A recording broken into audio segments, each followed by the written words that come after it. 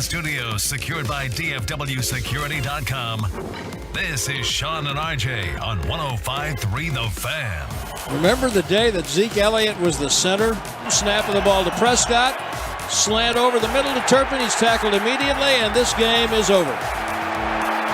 And the San Francisco 49ers have earned their way back into the NFC Championship game next Sunday in Philadelphia by beating the Cowboys today 19-12. Oh, wonderful. Great. Cool, Brad. Thanks. Good morning, Metroplex. It's the Monday edition of Sean and RJ on DFW Sports Station 105.3 The Fan. I sat there on the couch, same spot as last year. Totally different emotion. The wife is watching in the bedroom, and I'm sitting there on the couch, and she walks out probably after 10 or 15 minutes, and she's like, "How are you? What are you thinking? What are you feeling?" And I had a hard time coming up with the right emotion, the accurate emotion. I wasn't furious. I don't think I was totally in shock. Last year I was in shock, and I was furious that they didn't even get a playoff at the very end.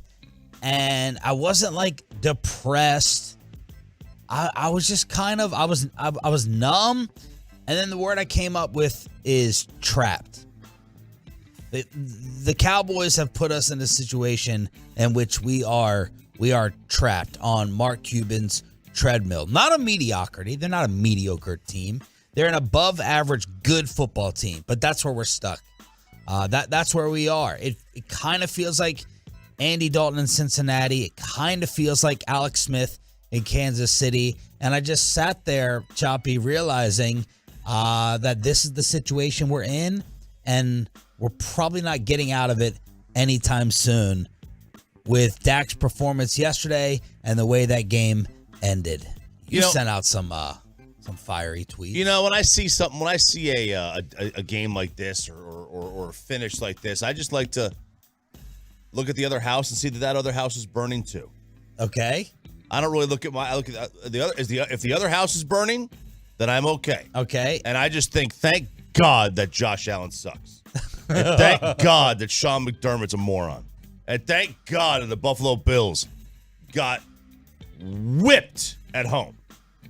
You think Buffalo's loss will save us? Oh, saved. It's not gonna save.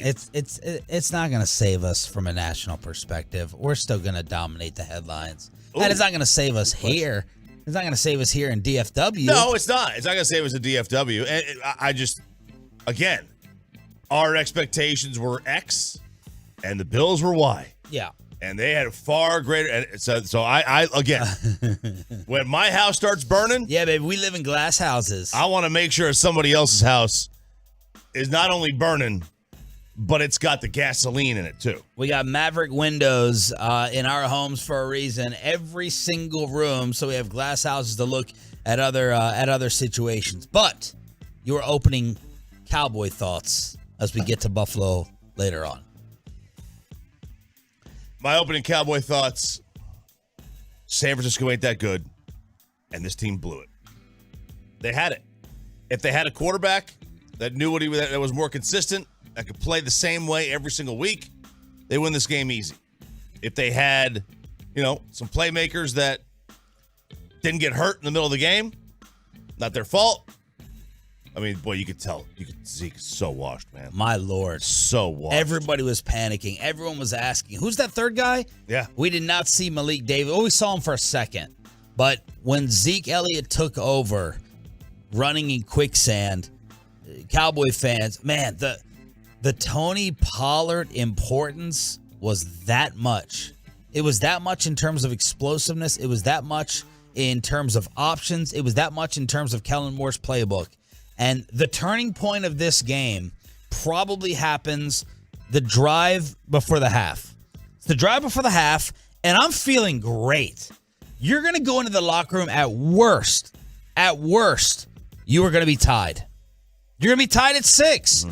And you're probably getting points. Very dangerous to use the term probable with Brett Maher in the way that freaking circus and roller coaster continued yesterday. And then Dak Prescott after throwing an interception already earlier in the game, ends up doing this. Empty gun for Prescott. Snap back. Well protected. Throws it out. Oh, gosh. Oh! It was intercepted. Warner got it. I thought the other defender had it. It's intercepted by Warner. That's how bad the pass was. Brad is exactly right. Yeah. I thought the other defender, that may have been Ward. I think it was Ward who was about to come up with it. He tipped it to Warner, but there were two guys right there. Boneheaded game management decision there by Dak Prescott, as you have to be safe in order to at least get a field goal attempt. Yeah. Right after that, Pollard gets hurt. Same drive. San Fran goes down and gets 3 with their lights out perfect kicker, and they go into halftime with a 9-6 lead. And I just felt, and I was texting you guys, I'm like, this is over. I know it was probably an overreaction. It's a 3-point reaction. There were other chances in the second half, but that was so huge in terms of feeling really good with the way that your defense played in the first half to go in tied, get the ball to start the third, or have the lead. You're in range. The Cowboys were on their let's see. They were on their 18. They were on San Francisco's 18-yard line. You're inside the red zone, and Dak has a horrific throw. An awful decision, and Pollard gets hurt. And that was a humongous turning point right there. Yeah, I mean, that was it. You had to come away with points there. And some of those, like, I don't know where he was throwing. Like, there was clearly a guy in front of him, in front of the receiver. And then, obviously, gets tipped up. I didn't see that thing. I mean, when he starts running away with it, I was like, wait a second. How did he get that ball? Yeah. I mean, he was behind 2 other guys. Like, how the hell did he get his hands on that thing? And then, just when you thought, and this is what Stephen A. Smith always talks about, and it's an easy take just to say, just wait, because only one team is going to be standing at the end. They'll figure out a way to screw it up, but it's really hard to make fun of Stephen A.'s Cowboy theory with the way this game ended. And just when you thought it could not get as bad or worse than last year, that absolute debacle, multiple debacles take place at the end of this. I don't even know where to start. I think we could go back and forth of picking a play of embarrassment. Like, if we just go 1-1, ping pong, back forth at the very end of this game. Oh, are you referring to being 70 yards from the end zone and throwing a 7-yard pass? Is that where you're going with? Well, with no timeouts? I'm gonna start off with what the hell Dak was doing, rolling right and almost taking a safety. He rolls right. He's clear. You've cleared the pocket. You can throw it away out of bounds.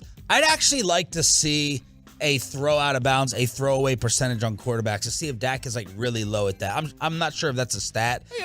Just get rid of it, throw the ball away, live for another down. He escapes, he rolls right, and he decides instead of just dumping it out of bounds to take on a D lineman straight up. He's lucky. I think it was Armstead that pulled up.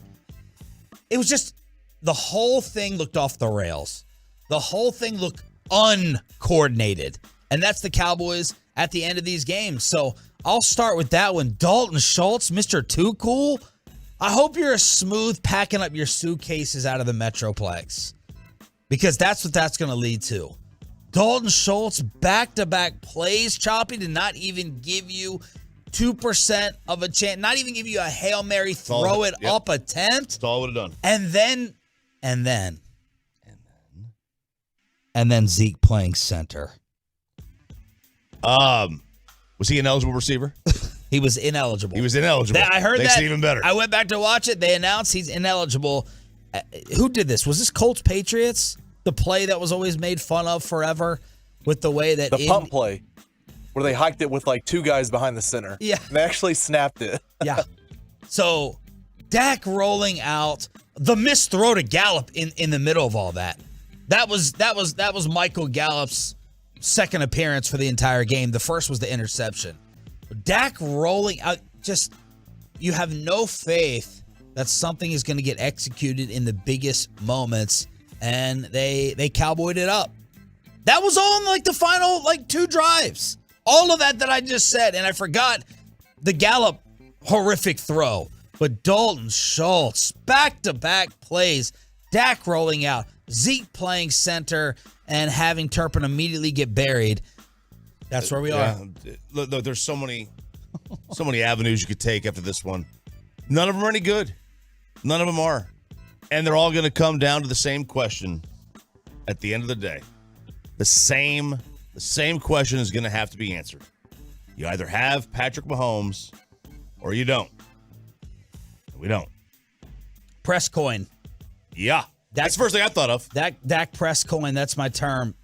You don't know what you're going to get. I knew that they were not going to score points against San Fran. God, they're not that good.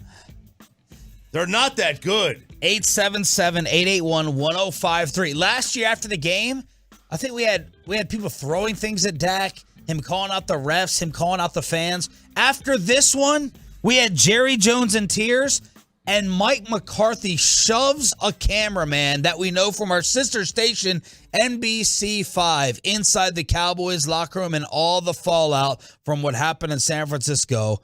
Next on The Fan. Coming up in the next.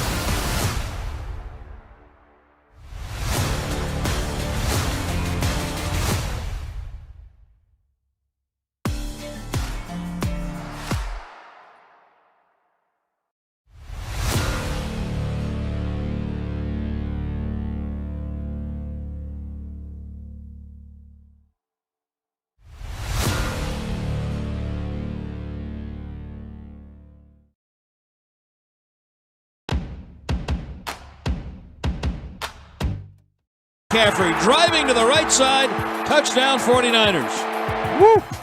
Cowboys defense just starting to get worn down. What an effort in the first half in terms of the physicality, flying to the ball, tackling, all the things I was worried about at the top of my list. Mike McCarthy emphasized it with us on Friday, and then Choppy, after a while, it just got to be a little bit too much. It is a Cowboys Monday. Truckwreck.com text line is open at 877-881-1053. Many are waiting for Bobby Belt's response to Dak Prescott's game. Dak Prescoin with the flip of a piece of metal to determine the Cowboys' fate. Is it metal? It is a type of metal. It's a type of metal. Yeah. What is it? What is a quarter? It's zinc. Is it zinc? Mine are silver and Rockwall, so I don't. Well, yeah. Texas Wood. I was in your neck of the woods house shopping the other day. Oh, did you stop by the crib? Don't. I'm telling you, man, you got to get in between the two cities. You got to get in between Dallas and Fort Worth. Otherwise, you completely make yourself impossible to get to the other one. You got to get in between them. You don't want to go out there. I'm telling you. Just get a car with good gas mileage. That's all you need. He doesn't have one. That's not the best selling point. Yeah, I definitely don't have one. You've got to get in between the two. I'm telling you. I've lived here 25 years. In between the two. There is no chance I would ever live west of Fort Worth or east of Dallas. Not a chance in the world.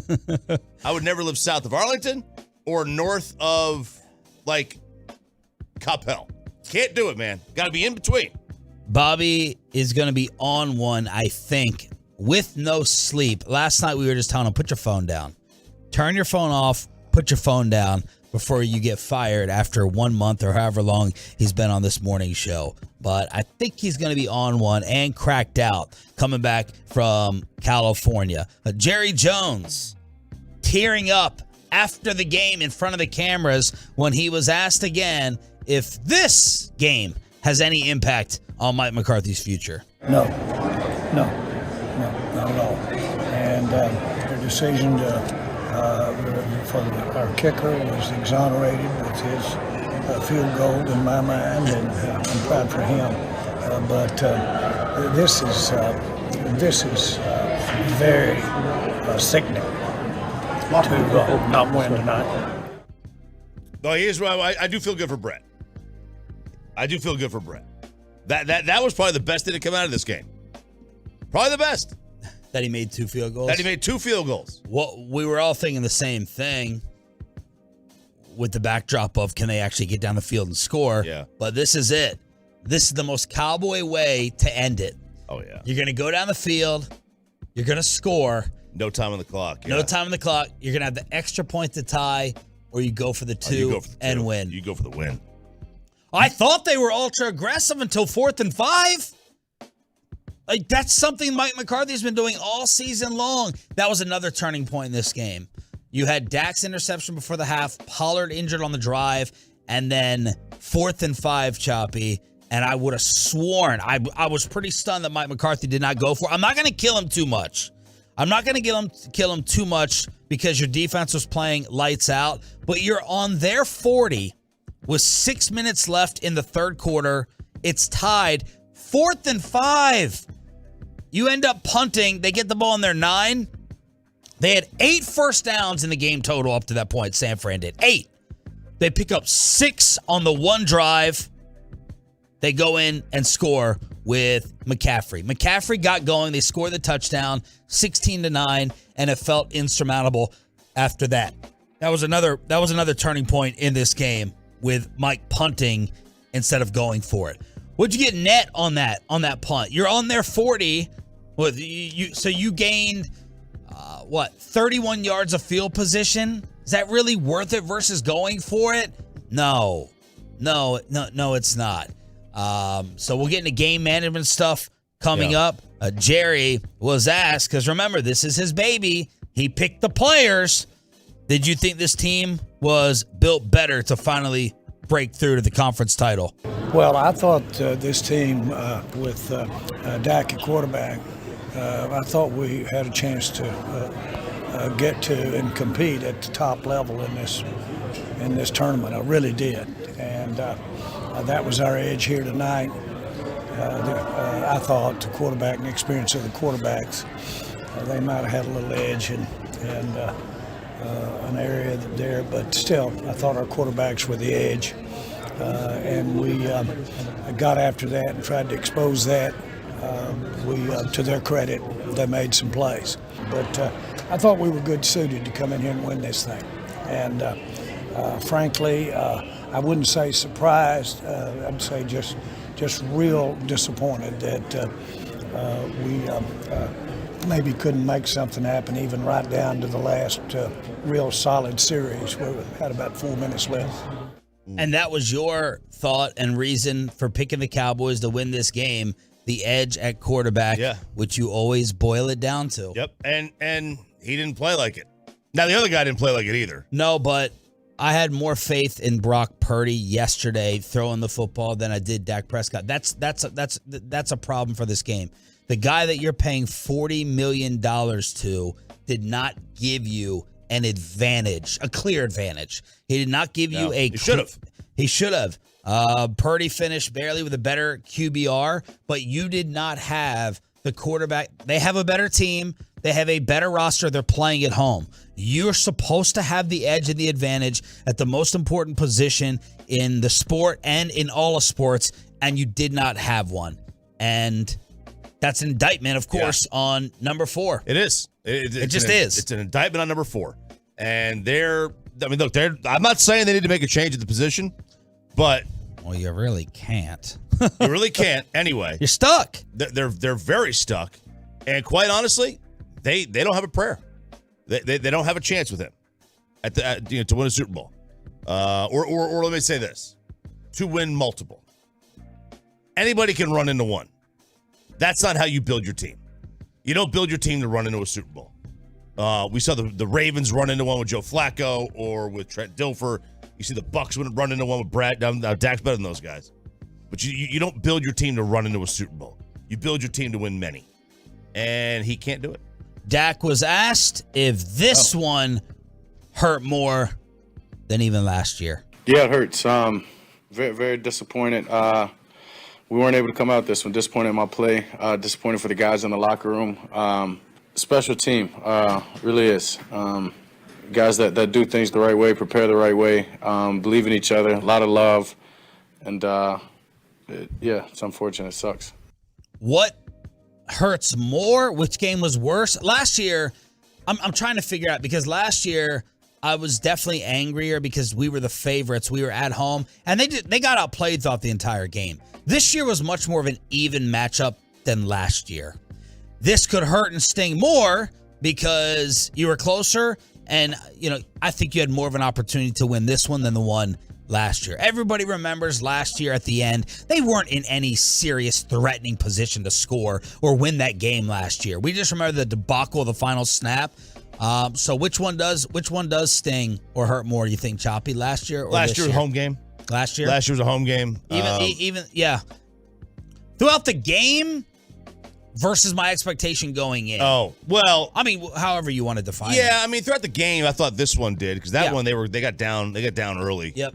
And it was just like, man, they're just not prepared. They were not prepared for that, the way San Francisco style play was last year. This year, San Fran had the road, had the home field advantage, but I think the road to the Super Bowl was better, was really, really better this year. Peyton then sends me a story afterwards involving Mike McCarthy and Noah Bullard, who is a cameraman from our sister station, NBC5.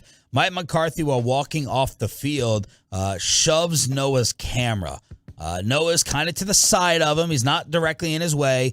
McCarthy's just disgusted. He's walking off, and he pushes his hand out to the right, and you see Mike's hand right in front of the camera screen. Noah tweeting afterwards, "Thanks to everyone that reached out regarding the McCarthy incident. I can see how the photo appeared like he pushed me, but it was more of a hand to the lens. I did meet with Coach McCarthy privately in his office, and he did apologize." So that fallout, after the Cowboys get eliminated, he just walked in, and he looks grumpy. Bobby Belt joins us for Star Up, Star Down next. You can wait 24 hours. You can wait 24.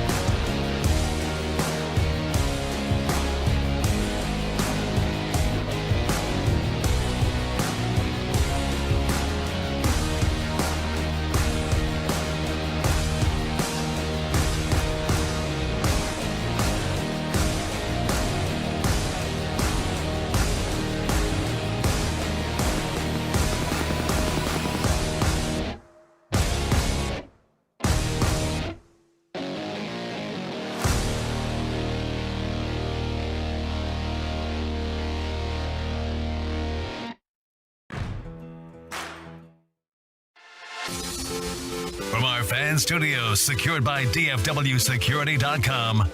This is Sean and RJ on 105.3 The Fan. Prescott back, double team on the left, deep out to the left. It's intercepted at the 30-yard line. He underthrew the ball, and it was picked off by Diamador Lenore. Supposed to be their weak link in the secondary. Brad Sham with the call. Sean Sharif, RJ Choppy, and now Bobby Belt on a Cowboys Monday, where, of course, the season ends in San Francisco. Dak Prescott's 6th multiple interception game this season, and his interceptions resulted in 6 points. I mean, that's just what it equated to.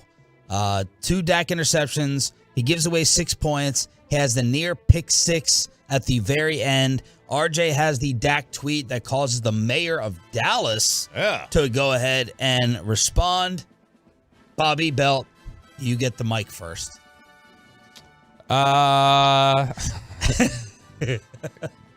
Quarterback wasn't good enough. Offensive coordinator wasn't good enough. Head coach wasn't good enough. That's where the game came down to me. Okay. And for the love of God, get a second receiver in here. Okay, well, let's divvy up that pie then. I'm not going to let you off that easy. Okay. Divvy up the pie of coordinator, weapon, coach, quarterback for yesterday. Weapon is more just kind of a generalized, you need to get another one. I'm not, we're what, this is game 20 or week 20 of the NFL season? Like, I mean, that's just in general a gripe that's existed all season. So I'm not going to like blame that for yesterday. I'll go... I think it's pretty close, 33. Wow. Okay. Wow. Probably a little more Dak. Okay. Little more Dak, but very little. How could McCarthy be equally to blame than the way Dak Prescott played? Because the game management was awful in the final 20 minutes when you needed it the most. It was bad. You go for it on 4th and 5. You go for it on 4th and 8. You maybe go for it on 4th and 10 before the 2-minute warning. The 4th and 5 is ridiculous. You're right there at the 40. Go for it. You need it. Pick it up. Score. 4th and 8 was unacceptable too, and that one didn't get talked about at all. But you kick it with Brett Maher to make it 16-12. I don't care that you got points there because you come out of it, and what do you still need? You still need a touchdown. Whether you make the field goal or miss the field goal, you still need a touchdown in order to do anything. So why not get the extra crack at a touchdown? Go for it on 4th and 8. It was just bad game management. I think it's my personal pie chart. You can have yours. 85, 10, 5. I mean, come on. This can't be equal to the coordinator and the head coach with the way your quarterback I mean, plays. he had the second interception was awful. That was an awful pick. And the first one? Yeah. The first one, I First think one was great. one of the best interceptions ever. Someone else's fault. Someone else. What the Gallup's fault. It's like, yeah. Why the F is Gallup stopping on the route?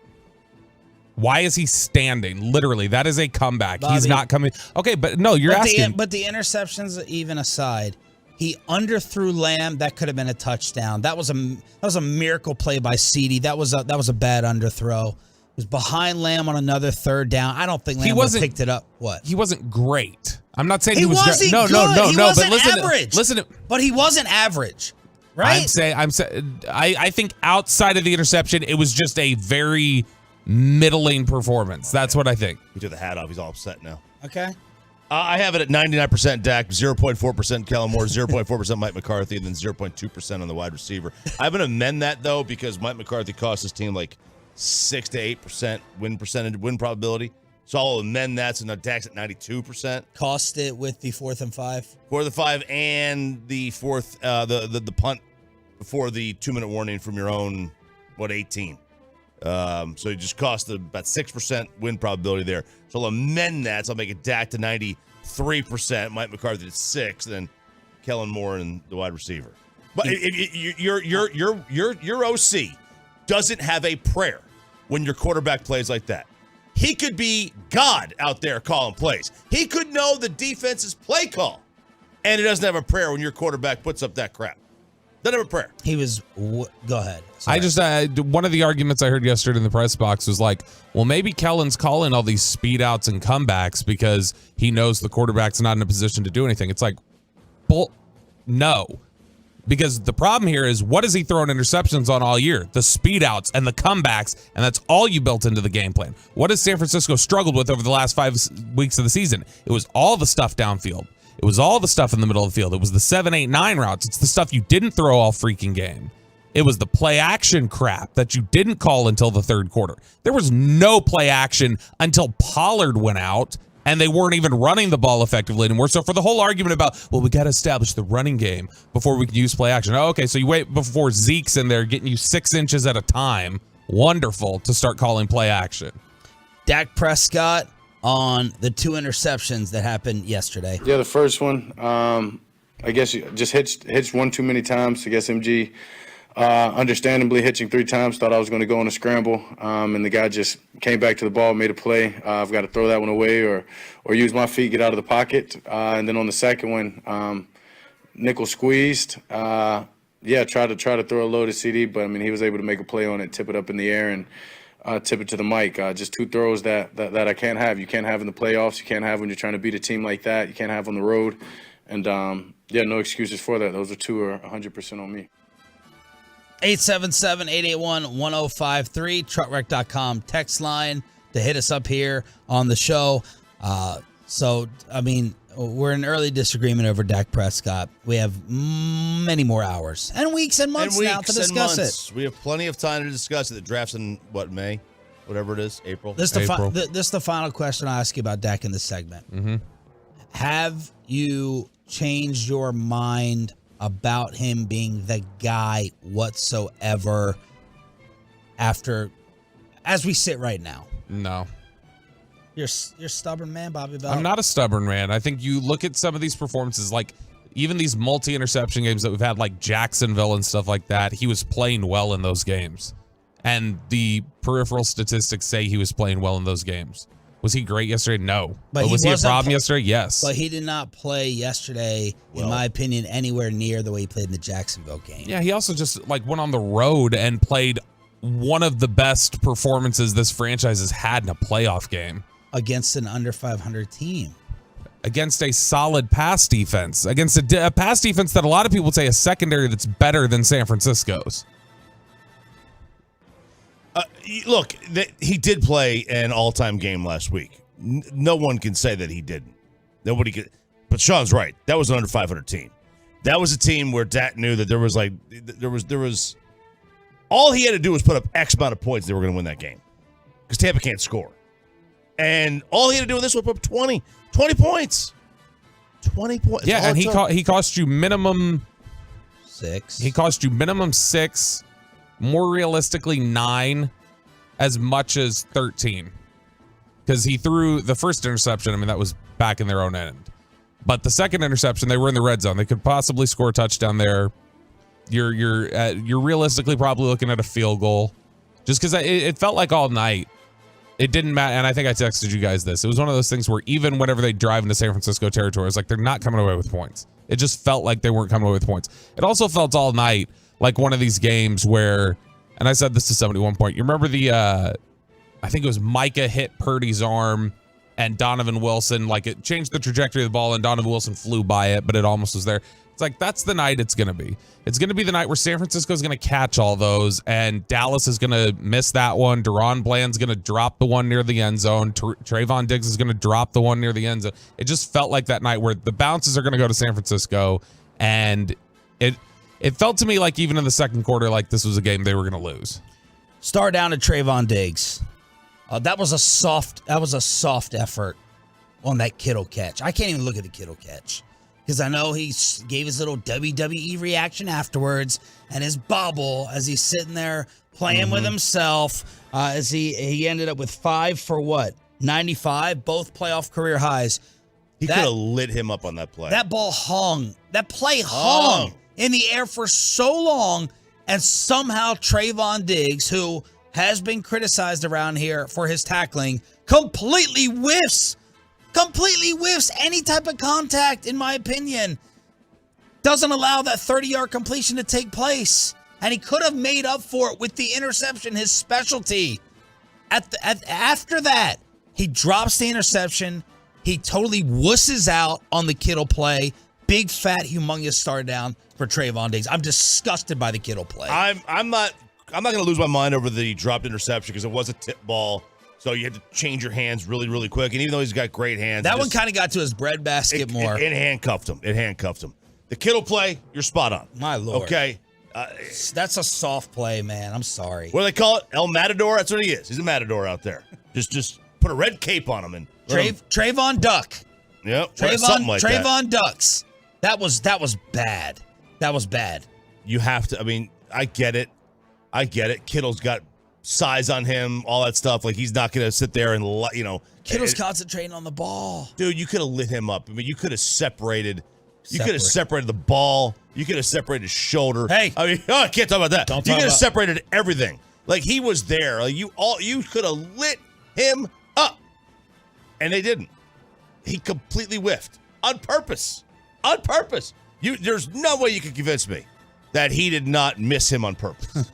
Not a chance. That was a football play.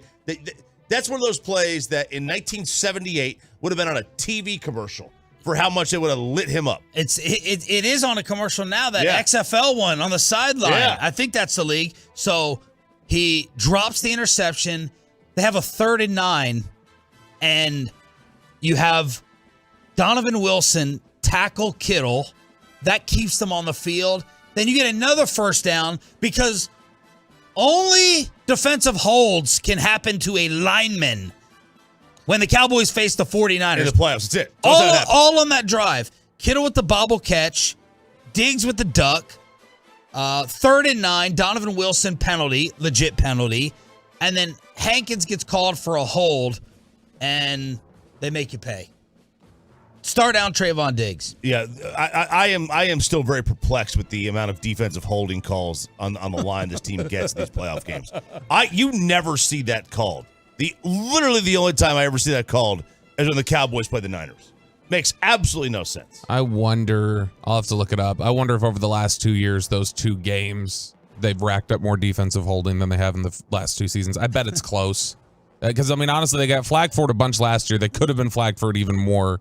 And I'm sure it doesn't make anybody feel better, but just as context for what it was like post-game, Trayvon Diggs was the most depressed in the locker room, for what it's worth. So, again, I know that doesn't make anybody feel better, and the fan text probably lights it up with, well, he should be depressed, blah, blah, blah. But he was incredibly down after the game. How else was it in there? It's funny. I saw Mac Engel, and Mac was saying, and the entire time I've been around the Cowboys, he's like, this is the fastest a locker room has emptied out. I followed Jerry with his walk-off. We saw you on TV. And by the time I came back, the locker was empty except for like Dak and Zeke. And Dak was going to go to the podium. And so it emptied out really, really fast. But walked to the locker, everybody pretty stoic. Diggs looked flat out depressed. Diggs was at his locker depressed. Zach Martin was interesting because he was kind of tearing up. He looked kind of emotional and like hugged one of the coaches on the way in. And that was the only sort of emotion you saw. Is he ever like that? No. He's usually very just. You think he's gonna retire? I don't know. It's weird. He I don't know what it was. It's just it was a very weird reaction. It may just be I'm a veteran. I don't know how many years I have left, and this was I thought we had a really good shot. And it's just it was kind of an odd reaction. He looked like he was tearing up, and that's not like him. Why is the mayor responding to RJ choppy, and which ending was worse? Last year or that absolute train wreck that happened yesterday? Your star up, your star downs for the 6 a.m. club with Sean and RJ on the Fan.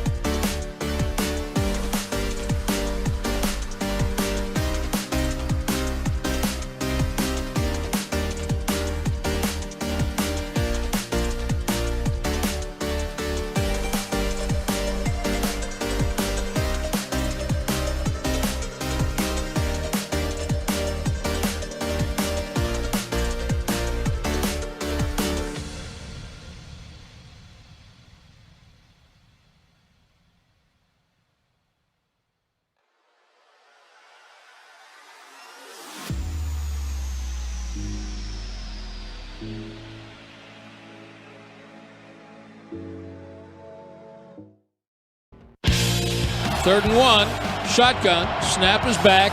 Prescott throws it outright, caught by Schultz for a first down. And, clock is running. Oh, they're not giving him the out of bounds. The clock's running at the 24. Good Lord. Dallas Cowboy brain farts. Just the smallest details in the biggest moments, they always seem to butcher it. Brad and Babe with the call. Sean Sharif, RJ Choppy, and Bobby Belt here with star up, star down as the Cowboys get eliminated. This is Dalton Schultz twice as they're backing off and giving you some easy yardage to try to get in Hail Mary range. And Dalton Schultz doesn't realize the forward progress rule going out of bounds. As soon as he got hit, I knew the clock was going to continue to run. As soon as he got hit. I hate that, by the way. I'm like, if you're out of bounds, the clock should always stop. I'm not crying and bitching because it happened to the Cowboys. Just in general, like, I got to go out of bounds moving forward versus moving backwards. But Dalton Schultz lightens up.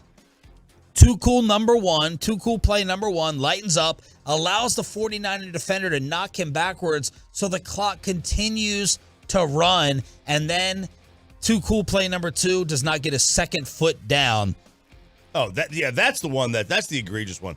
The first one, the ball was at your 24-yard line instead of the 39-yard line after he didn't get both feet down. It puts you in a position to throw a Hail Mary. I mean, Dak can make that throw. Yeah, like that. That's the egregious one. Like when a guy gets hit out of bounds and his progress goes backwards, I don't always blame the player, the ball carrier on that one. Because sometimes you just get hit. Sometimes you get hit in the right spot. My problem with that, and this is it's a small detail, but it cost them. He clearly pulled up, with the defender there, and that allowed his momentum to get pushed backwards, and the referee kept the clock going, but not having the second foot down. The second foot is inexcusable. It's such a lazy play. You could easily make that and get that second foot down. Easily done it. Now, I get it. He thought that the foot was down when he caught the ball, right? The back foot. And then he just kept running. He wanted to get out of bounds as quickly as possible. I get it. But you got to be more aware. He just looks so nonchalant sometimes. And that's what infuriates me, when you just look nonchalant while doing it. And again, the ball is at your 24 instead of the 39-yard line. And that sets up whatever that was, with maybe Zeke Elliott's final play as a Cowboy getting blasted and put on his rear end as he's playing center before Turpin catches it and immediately gets buried. You didn't even get a lateral off. You didn't even get one lateral off at the end of that. Not that you were going to score anyway. Sorry. This is like how they got cued at the end of the Buccaneers game in the opener last year. Remember that weird play they ran there where Micah was on the offensive line and Van Der Esch, and they ran this weird, snap the ball, start running, and we'll just, pitch it. Steve Smith eliminated Kellen Moore from Panther consideration after that play. He goes, we interviewed this dude, cancel it. Cancel it. I don't know what else you want. I mean, they didn't have much to do with that. That was an awful play. The other thing, Dalton Schultz is clearly a spy. He's got to be a Niner fan. He went to Stanford. He probably was, playing for them yesterday. And wouldn't surprise me if he goes sign with them tomorrow. Did he talk afterwards? I don't know, because I stayed with Jerry. So when we finished up with Jerry, by the time we got out, that's how fast the locker cleared. Was we got back and there was nobody in there. How does this ending compare to last year? Like, which one is more painful or embarrassing? Just with the mechanics of everything. I think there's a little revisionist history on both, in that you had no shot. After you got stopped, I think before the 2-minute warning, that was the end of the game. And similarly, the year before, there was the whole wow, we should have been able to get off another play on the Dak draw. Even if you get off another play, okay, then you throw a Hail Mary that doesn't get completed and you lose. I don't think either game was realistic on the final drive to win it. Right. And so to me, I kind of shrugged my shoulders. In terms of which game overall was more painful, to me it's this one. Because last year, we all knew how physically imposing San Francisco was, and that Dallas, it was one of those games where we're talking David Hellman, we're like, we'll know 10 minutes into this game if they're going to lose. And 10 minutes into the San Francisco game last year, we knew they were going to lose. This one, it was into the third quarter, and you were like, they can win this. Yeah. And they blew it. They did. They didn't get the right amount of. They didn't get the play for the quarterback they needed. The defense was fine. Defense was fine. Defense was outstanding in the first half. It was outstanding. But then you had that. See, this end is the worst thing that could happen for us for the national shows. Like, we know it was basically game over, but this is joke fodder. This is material for your Stephen A. Smiths and everyone else. Just like last year, the game was over, basically, and then the way it ended just gives the national shows all the material they need. Here's McCarthy on the end. Well, I mean, it didn't really it didn't get going. So, yeah, I really don't want to get into the detail of it, but that's obviously wasn't the plan, So, it's obviously a gadget player or whatever. It's a last play situation call that we practice. My other star up, star downs, I thought, man, this is why we love sports, because it's the last thing that you could ever predict. The last thing that anyone would say would determine who wins this game on the road. Kelvin Joseph was going to be a hero. Anger to punt. Kicks it away. Whoa. Low, very low. Grabbed by Ray. McCloud, fumbled the ball. It's rolling around at the 20-yard line. Cowboys think they've got it. Van Der Esch and Overton say it's the Cowboys' ball, and I've never known either of them to lie.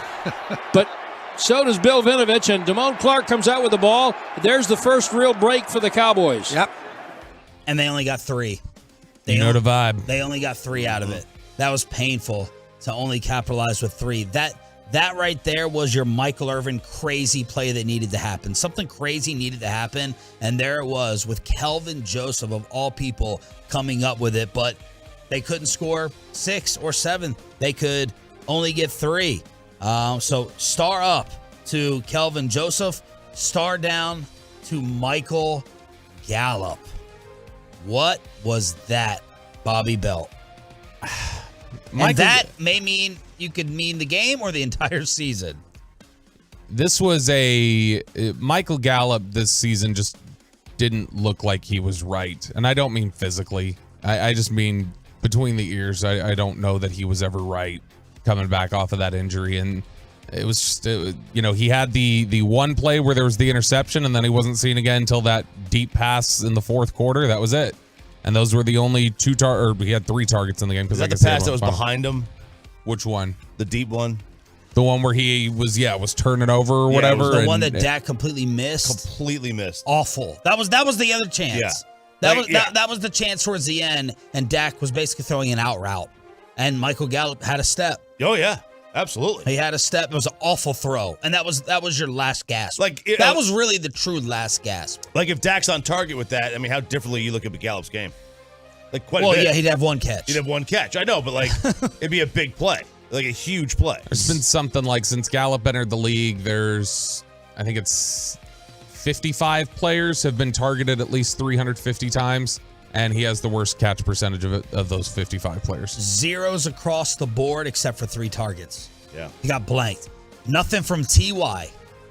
Amari Cooper's trending this morning. It was basically the first completion of the game. Yeah, he had one. He had the first catch of the game. And the overhead views, very, it's easy to do this stuff, right? On every throw you could do it. The play where Dak was trying to find Lamb again with Warner in coverage, they went and found T.Y. running wide open down the middle of the seam. Oh, the one where CD was behind the linebacker. It was the linebacker on CD. Warner. That one. Yeah, that was T.Y.'s only other sighting of the entire game. But the reason that Amari Cooper is trending is because people are observing the lack of, it felt when Pollard was gone, that was your offense. It was CeeDee Lamb on dump-offs and nothing else. Nothing. Zip-0. Yeah. Period. I mean, CD had a game. He played tough, man. Yeah, he had a really good game. They were trying to punish him. They were trying to hurt him. They were. They absolutely were. So CD is absolutely a legit number 1. Yes. There's no doubt about that. But yeah, I mean, Amari Cooper would have helped. There's no doubt about it. Although, actually, I shouldn't say that. He wouldn't have. It's a road game. Stop it. He wouldn't have showed up. 877-881-1053.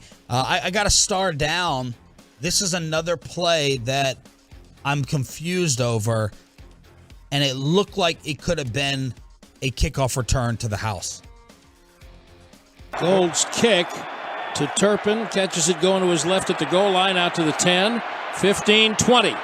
Beat a man, got a block. He backed into the kicker. He did. At the 43-yard line. What is he doing? If he cuts right, I mean, I was ready to say it's a touchdown. I mean, when he got to the 30, I said, this is a touchdown. He's getting a block on the right side, and he cuts right back up into the kicker. And he tried C.J. Goodwin's getting him a block over there on the right side. Really good block from Gifford. Then Goodwin gets the block you're talking about. I mean, far be it from me. I'm never returned a kick in my life, but wow. I thought, oh, he's going to go right, and he's gone. I am totally with you. I don't know what the hell he was doing there. This is perfect to have Bobby there in the press box with the overhead view. It looked like he spun back to the middle of the field where there was some traffic. We were all watching it and starting to like, oh, he's got it. And then he spins into it, and everybody collectively went like, what is he doing? Like, it was, I mean, I don't know what it is. This is all season, to be honest. And look, he's been really good for them as a return guy, for the first 10. Like, with the first 10 defenders on there, he's really good. And then with the 11th defender, he turns into Trent Richardson Vision. And I don't have a clue why. That's it. He's 11th. That's his nickname, because the 11th guy is always tackling him. He's never getting past him. The one of the Twitter accounts that always hits us up at Not to Be Trite says Turpin closes his eyes when he runs, and he does. He closes his eyes when he runs. I can't. I don't know how the hell. Like seriously, he literally spun and backed into him. Like he was trying to dance with him. He was throwing that butt in a circle, as the song would say. How many times did we see him do this year? Hold up to like this close. About to. I don't think we should criticize. No, he's giving you production and explosiveness in the return game. Okay, he's not breaking the final piece of it. But I mean, yesterday that was a good game from him. Sure, it was a nice return there.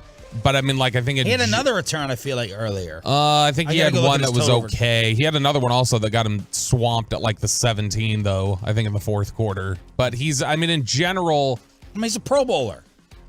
And you just give it to him. Yeah, but I mean, it is one of those things where. Listen to me. What? You're not going to have a better return season from someone that you had or that you're going to have next year. You're being a little bit. I think you're being. No, part of me is also highly acutely aware of how close he got, how many different times because of Jared Sandler. That's part of it. Oh, the bet you lost. Yeah. Turpin had 4 for 120 with the long of 44. He had 80 other yards in returns besides that one. Yeah, I mean that's like 26 a return or whatever it is, which is okay. But I mean, the whole point is how many times he was incredibly close all year. Now, like I said, he was a good returner. I'm not that frustrated with that. It's just it's annoying that there were probably 5 times this year where he was close to getting a touchdown if he just doesn't bizarrely turn into a kicker or something. Tell me the reactions that everybody had during the ride of Brett Maher. The Brett Maher ride at Six Flags, and I know that, Bobby calls me out for teasing too many things and not delivering. Finally, RJ versus the mayor when it comes to number 4 in Dak Prescott's play. Plus, Dan Orlovsky is trying to, jump on the show. That's not going to happen. They're torturing Bobby in the press box in San Francisco. A dreary, frustrating Cowboys Monday continuing right here on The Fan. But did you celebrate it yesterday?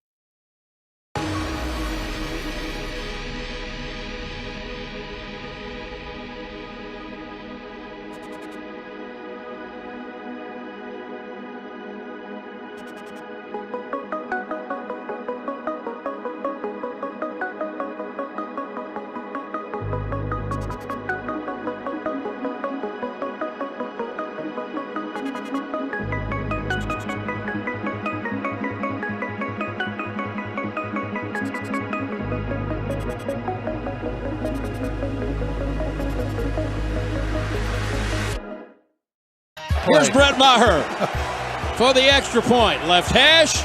The kick is blocked. Oh, dear. Oh, boy. But I don't know that that's his fault, but still, you don't know. That kept it 6-3. Peyton was the first one to hit us up. This was quick reaction by you. Peyton goes, I don't think that was going in anyway. And I was like, what?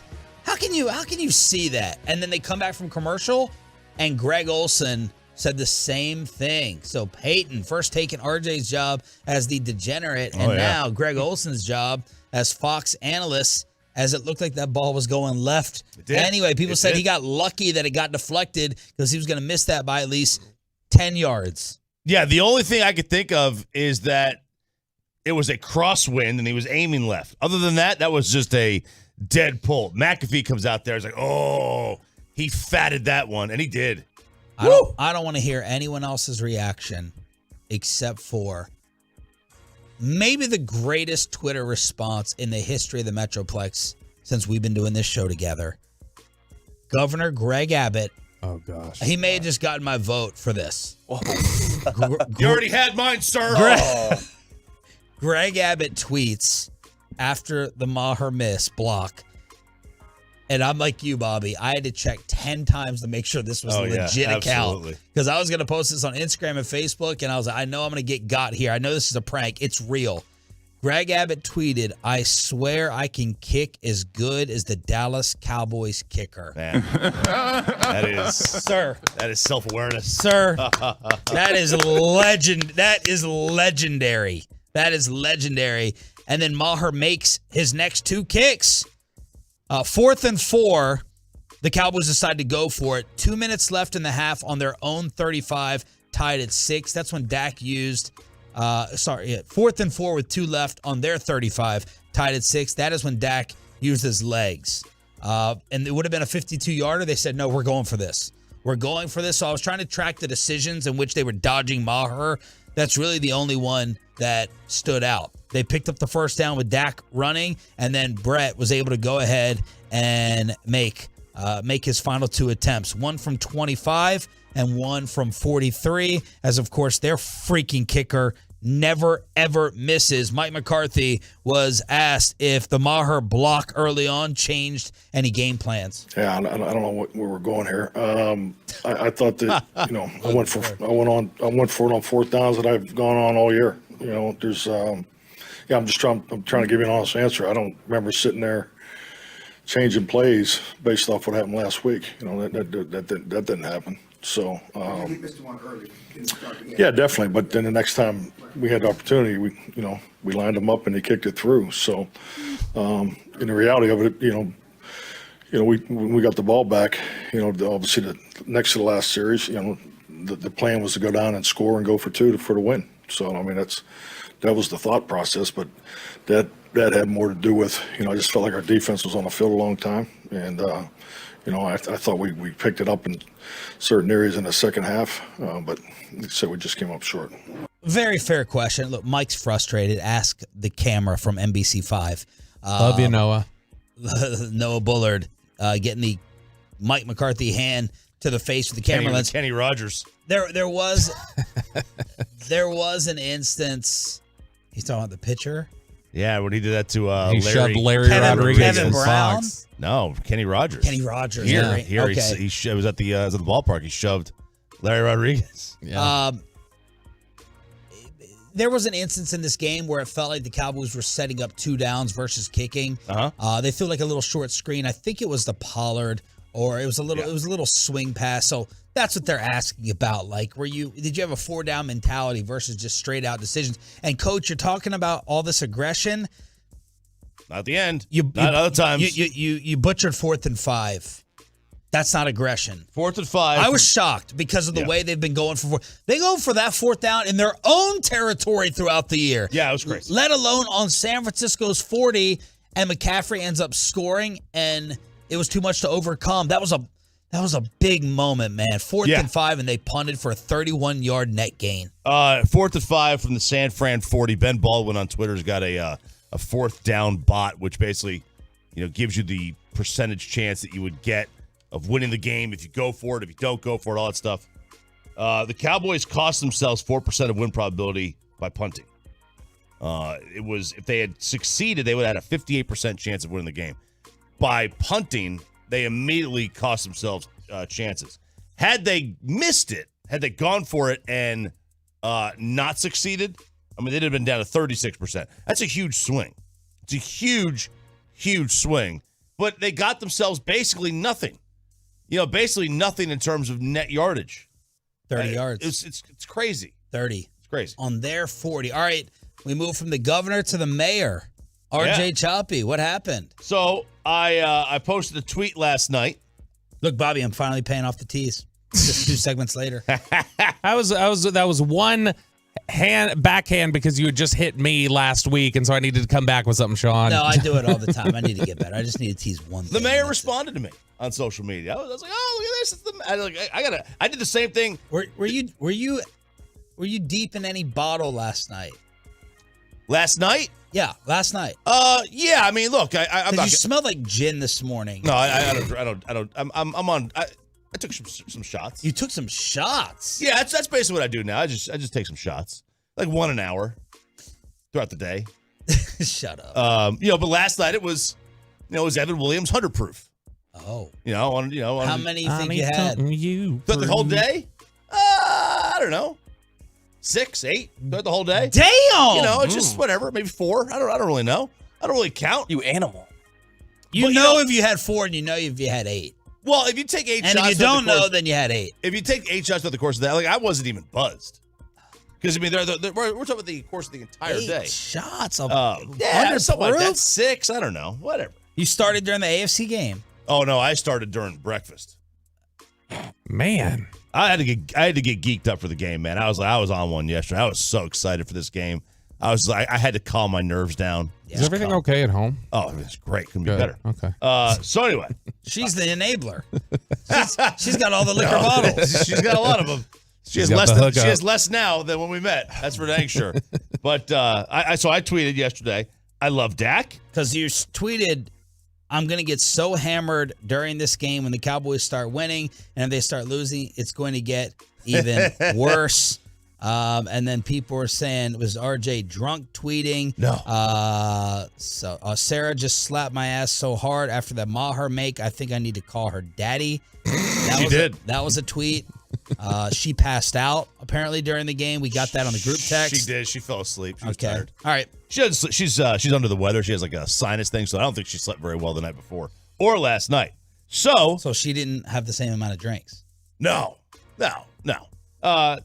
because I had some when she was still trying to take a nap and whatever.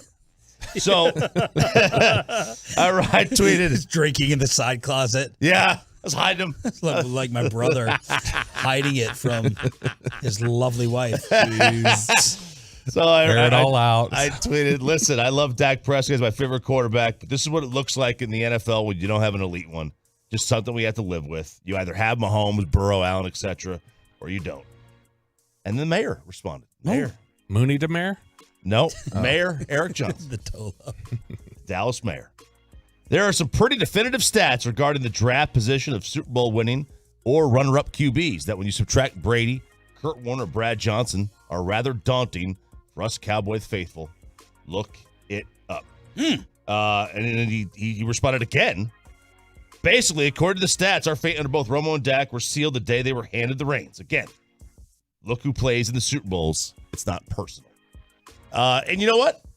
Look, the Cowboys... And look, for a lot of the NFC teams, look at the NFC teams that were in the postseason. Outside the Giants, Cousins was a late-round pick. Dak was a mid-round pick. Jalen Hurts was a second-rounder. Purdy was the 7th rounder, right? The AFC is gone where they're getting I mean, everybody there is like a first overall pick, second overall pick, 10th pick, 6th pick, whatever. Like they're up and down the line, just young blue chip quarterbacks. And then the Cowboys are sitting here. Look, and this was posted earlier to another listener said this. Like the Cowboys have basically got 20 years of look what I found at quarterback. And that's what they've done. Yeah. It's criminal that they have not taken a quarterback in the first round since Troy Aikman. Like that is criminal. That was 32 years ago. Like that is insane. And that's what's going to happen. And that's where they are. They're sitting on this hamster wheel of look what I found at QB. And look, Joe Burrow and Patrick Mahomes are going to be in the AFC Championship game for the next 10 years. Not Josh Allen? No. Oh, okay. No. The new Jim Kelly. Dak was 23 of 37. Well, at least Jim got there, right? 23 of 37 for 206, 5.6 per pass, 1 touchdown, 2 interceptions, QBR 51.5. Yeah, and if you take away the Lamb completion, it was 4.4 yards per attempt. Oh, my Lord. Oh, God. Oh, my Lord. Because everything was at the sticks, Chop. Everything was at the sticks. So you're telling me that the entire so if I were to go watch the all 22, no which you receiver, wouldn't do. No, I wouldn't. No receiver ran routes downfield. Pretty much all night, yeah. We were talking about it in the press box. Everything was short, everything was under. It was all speed outs. Why would you do that? I don't know. Because it was maddening. The OC does not dictate where the ball goes. The quarterback does. Right. He does. But it's like when we used to criticize Linehan for you're running 4 stop routes. What are you doing? Like it's the same thing the receivers used to criticize him for, where it's like, are we even going to try and challenge him? There was just not a lot. There were a couple different times where, and this is also partially on Dak, where they lined up and they had like, okay, you've got Lamb and you've got Brown over to the left side of the formation. And the only safety on that side of the formation, there's one safety on that side of the formation. There's only safety help for one of these guys. You've got, just by the way the cover, like pre-snap, it'd be really difficult for them to get in a position to roll double coverage or you're going to get single coverage on one of these guys. So there's 2 approaches, right? And Shady McCoy was applauding the Cowboys' game plan. Keep it close. If I told you it was 6-6, 9-6 heading into the 4th, would you be happy with that? Keeping it close and conservative and needing a Turpin play or needing a Lamb or a Gallup play to happen to steal the win, or we're coming in high octane and we can score 30 on you as well. That approach. 2 different approaches. They took what you're saying is very conservative. Let's keep it close. Let's keep this within 6, tied a 3-point game, or let's go wide open, spread this thing out, and let's go try to score 30. Which one's a smarter approach? Always try to score 30. Okay. That's always you got a quarterback who is addicted to turnovers. I'm just giving you both sides. I get you. You got I have someone at wide receiver and nobody else. I have no explosion. I'm gonna invite Nick Bosa even more if I drop back and pass. I'm just looking at these 2 approaches. Did the style of game they want work out, and the couple of plays just didn't fall in their favor versus trying to score 30? Why the lack of play action? Why none of that? Like basically the entire first half, there was almost none of it. It did. I'll have to go back and look, but I don't remember it feeling like they were doing much to try and get Dak on the move. Like a lot of those patented boots and waggles that we see him run so often with Dak. I didn't see any of that. But look, we talked all week, like the one vulnerability San Francisco had shown in recent weeks was they were giving up stuff downfield. And you didn't even challenge it. And the couple times you did kept challenge, talking about number 2 corner. The couple times you did challenge it, CD did make a big catch. There was another one that was close on CD down the middle of the field. The one that he was Warner. Yeah, the one he was trying to grab and it got knocked away. There was obviously the Gallup, but I mean the couple times they tried to push it downfield, there was a shot on all of them. DK Metcalf went off against the 49ers. Look at the game that Geno now had compared to Dak's game. That's how bad Dak was. Oh, yeah. That's how, Geno, no one said, well, but Geno played well, and now it feels like he played so much better than the $40 million guy that we have here. Headlines, the Mavericks got out of the Cowboys' way. They played earlier yesterday. It did not help as they're trying to survive without Christian Wood. And is it going to be Joe Burrow against Filthy in the Super Bowl? Headlines to recap the entire divisional round weekend and everything else you need to know in the Metroplex. Next on The Fan.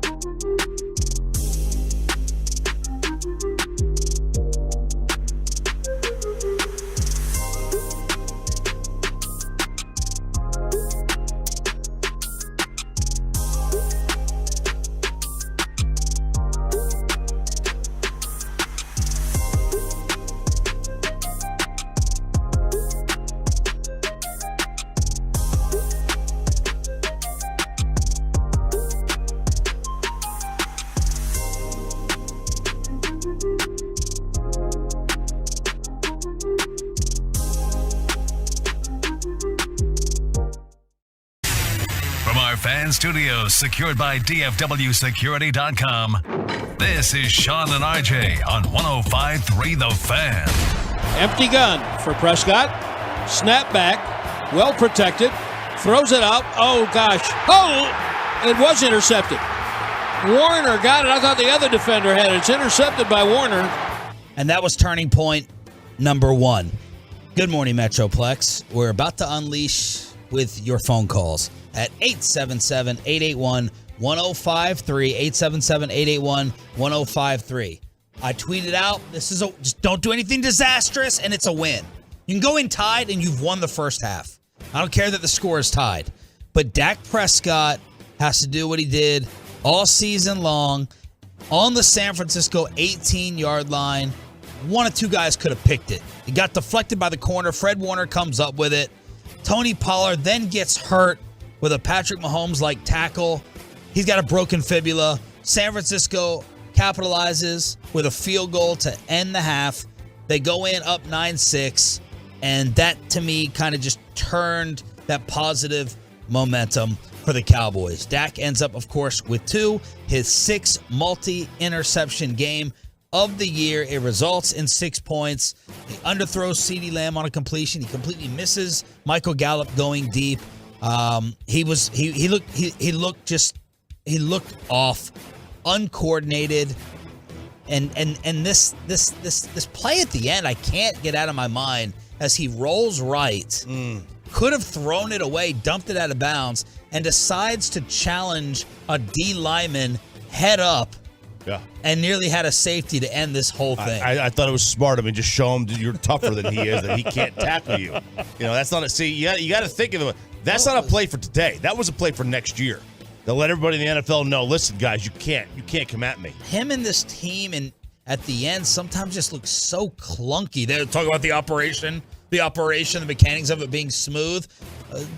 There's a lot of oil leaks. There's a lot of transmission issues in some of these big-time moments. Dalton Schultz, Zeke playing center at the end, the little small things. That's part of Dallas Cowboys football, coming up short in those areas. They just ain't it, man. Trayvon Diggs, dropped interception, whiffing, a soft effort so soft on the Kittle play. They just had the little opportunities that you need to capitalize on, scoring 3 after Kelvin Joseph has the strip. It's really, the annoying thing is that, like San Francisco, they're just tougher than we are. Yes. Their Niners are just tougher. Yes. That's it. They are. They're just tougher. And I'm glad to hear you say that because a lot of times I think you roll your eyes at that. I do roll my eyes at toughness. In general, I roll my eyes at toughness. A tough guy. A meathead like you rolls your eyes at toughness? I roll my eyes at tough guys. The guys at the bar. If somebody's like talking to their girl, they bow up. What are you talking about a woman for? A tough guy like that. Dude, Every time Fred Warner was coming over to tackle, man, it like felt painful. Nick Bosa just teeing off saying he handled Tyron Smith. So Dak Prescott was bad. And it doesn't give a lot of hope. This is a discussion for later on. And it just doesn't give a lot of hope that we can get out of this level. I feel trapped as a Cowboy fan. I'm not furious. I'm not depressed. I'm not just devastated. I feel trapped. And a lot of it is because of the quarterback situation. Dak, on how the interceptions just never stopped throughout the whole year. Yeah, it's very frustrating. Something I've got to get in the offseason, take a look at all of them. As I said before, they all have their own story. But 2 tonight, as I said, unacceptable. I can't put the ball in jeopardy like that. Whether they're tipped up in tight throws or whether I'm late on a stop route, just can't happen. And the number that it's gotten to is ridiculous. And I can promise that the number will never be this again. I can promise that. Stop promising. Stop. All year long, it'll stop. I can promise you that. It won't happen. Just stop. Good gosh. I can promise a number. Well, you didn't even play the full 17 games. I wouldn't make that promise. And now we're sitting here in the offseason. And it's a long one. It's not as long as it could have been. Thank God we got an extra week out of this. Thank God. An extra 2 weeks, really. But it's going to be a long offseason because there's questions to be answered. Whether those questions involve look, I don't think there's going to be a coaching change. I don't think there should be a coaching change. But, people are going to talk about it. Yeah, people were tweeting it yesterday. I was like, y'all, that was done and over with last week. Trade Dak is trending on social media. That's not going to happen. Dak for Lamar. That was being thrown out there nonstop. Yeah?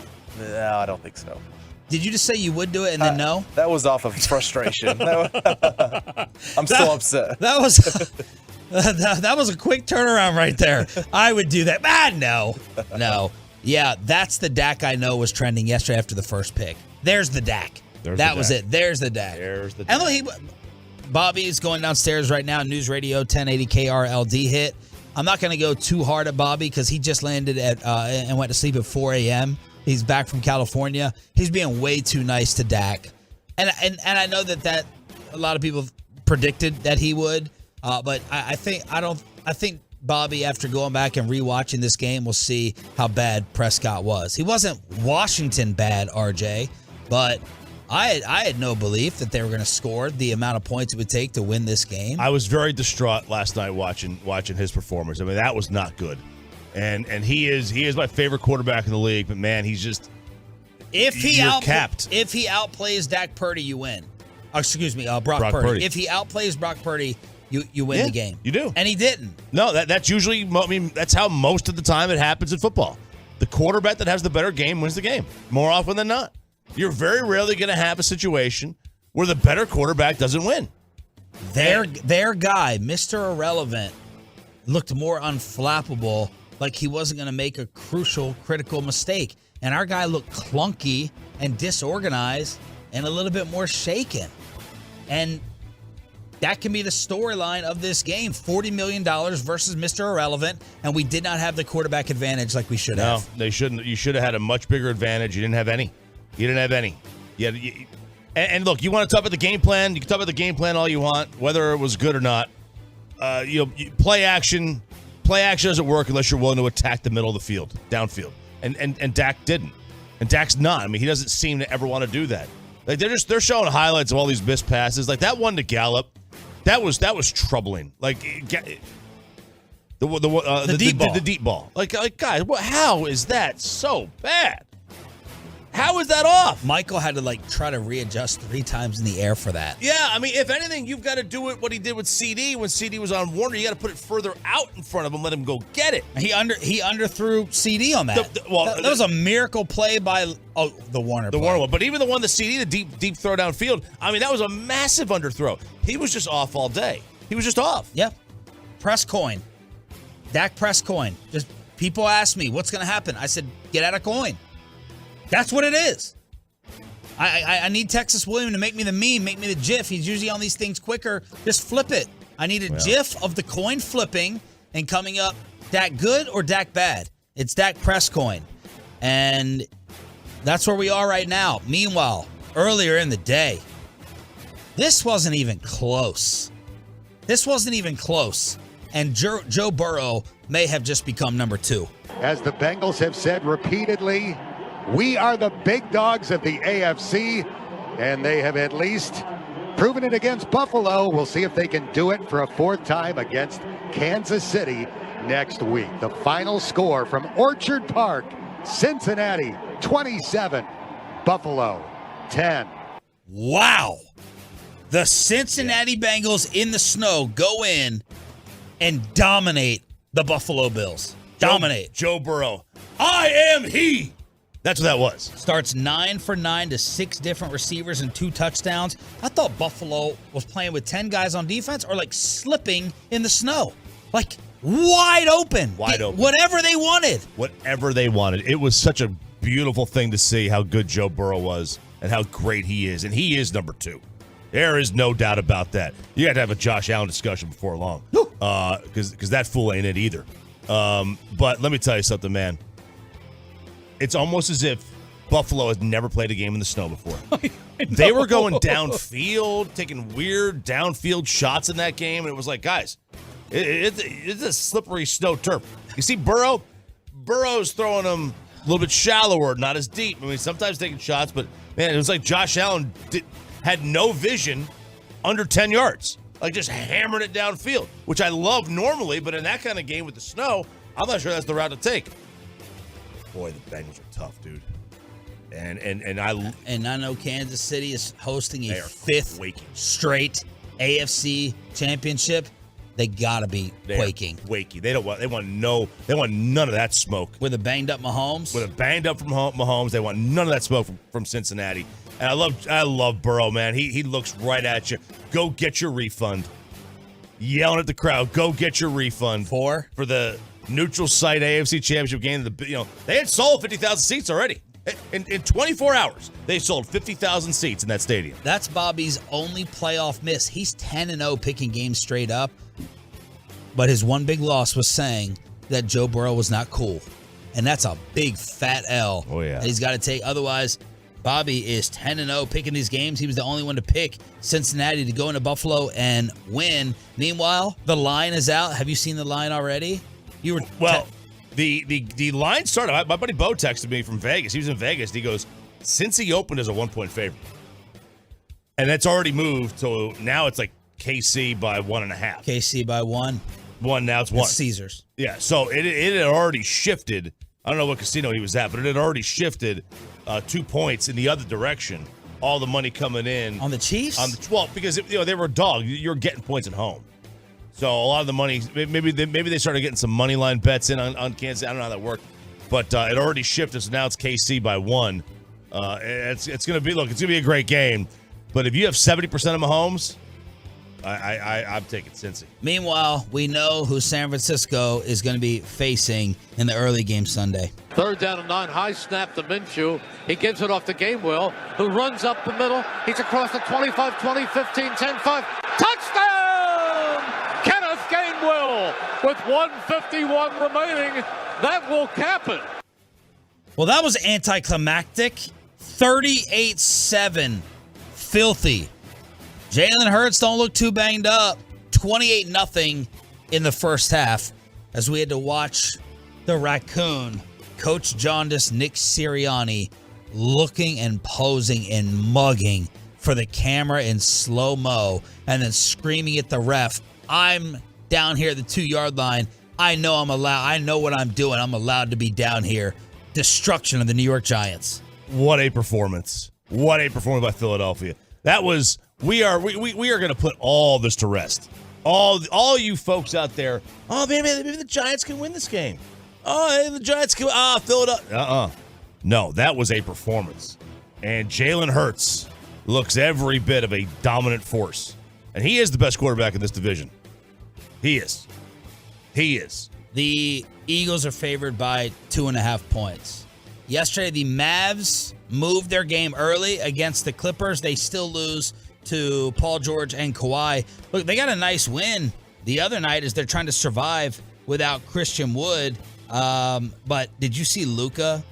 Do you think that was a diss of Cuban? Did you see the Luka high five? Yes. Because I try not to overreact to all these. They beat the Heat Friday night by 25, but it looked like Cuban got ghosted. It did look like a ghosting. I'm with you. I don't like to read into it. Yeah. I don't like to look at but although people were right about Luka KP's body language when Porzingis was here. Man, I hope it's legit. Luka's he's got some cold-blooded in him. Hell yeah, he does. He's surly. He will cut a friend out. I don't think there's any doubt about that. He will. What did the Stars do? The Stars won 4-0 over Arizona. Otters saw 33 shots, and he stopped all 33. That was the first of 8 straight at home, and they played tonight against Buffalo. I want to start getting the Tolos in here. Y'all have y'all sat around long enough. You've listened to us fools talk long enough. It's time for you to unleash. We're going to do calls early today, right now. 877-881-1053. 877-881-1053. Your Tolo Cowboy phone calls after the season ended yesterday. Next with Sean and RJ. But let's get you over to the greatness of Diamond.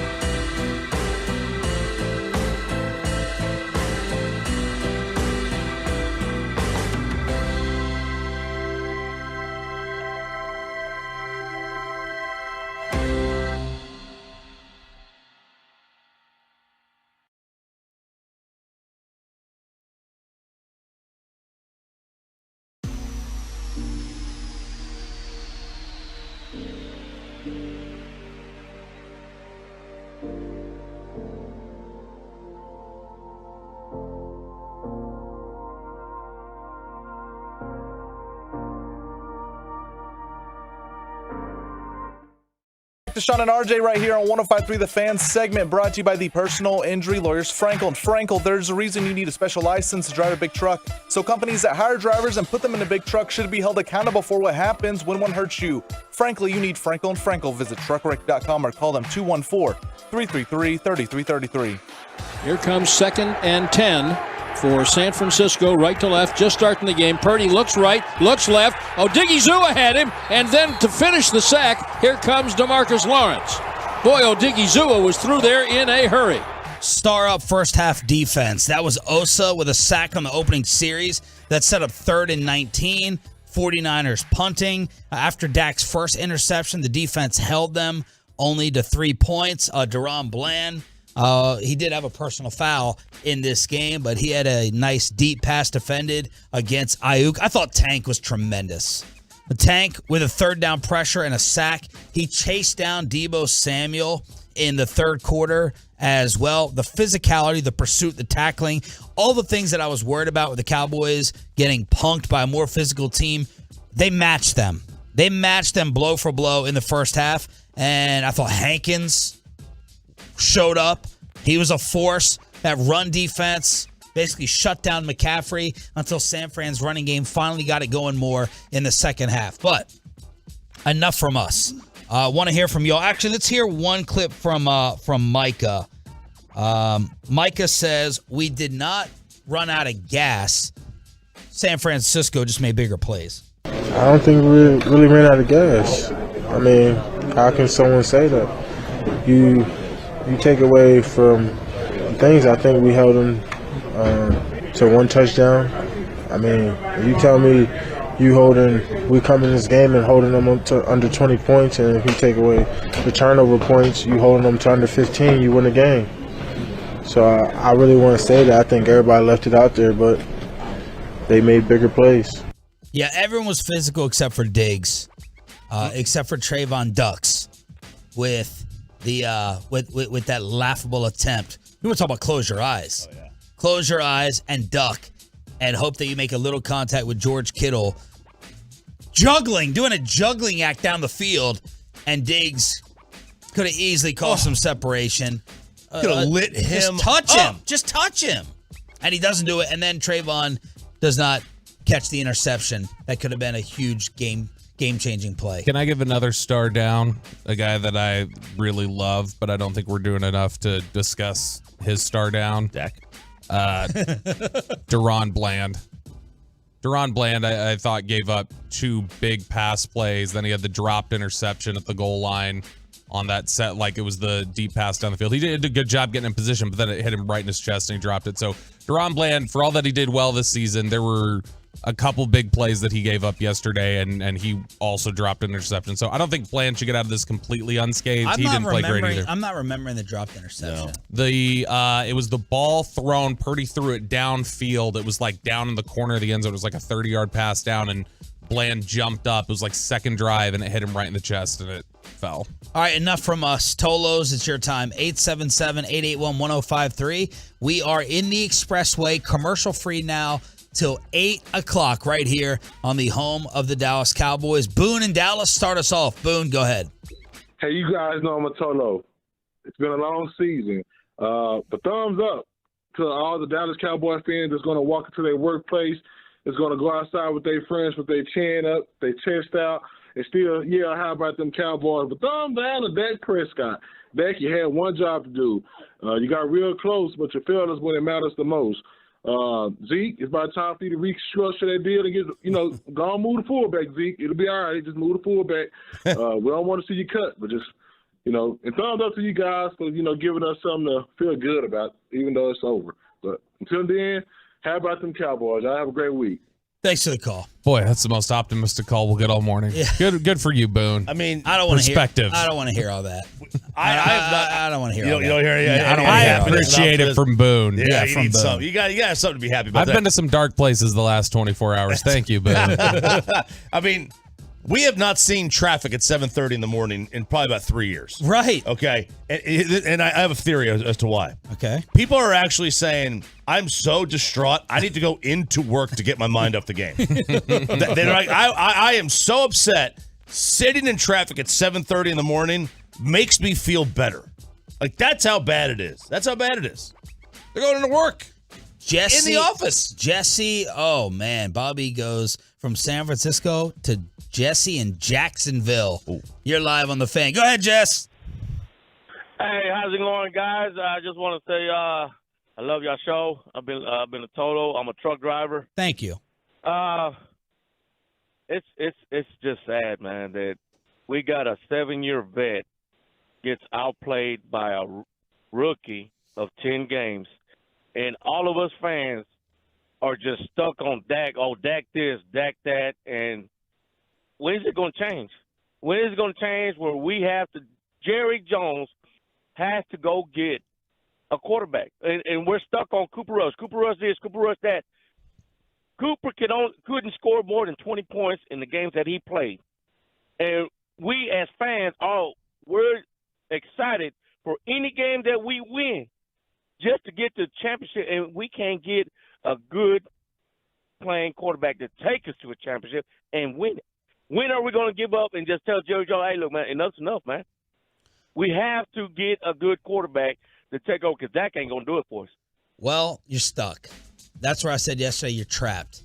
You are a good team, and he can play great in moments. I knew that the Dallas Cowboys offense was not going to light up San Francisco's defense. I just knew that.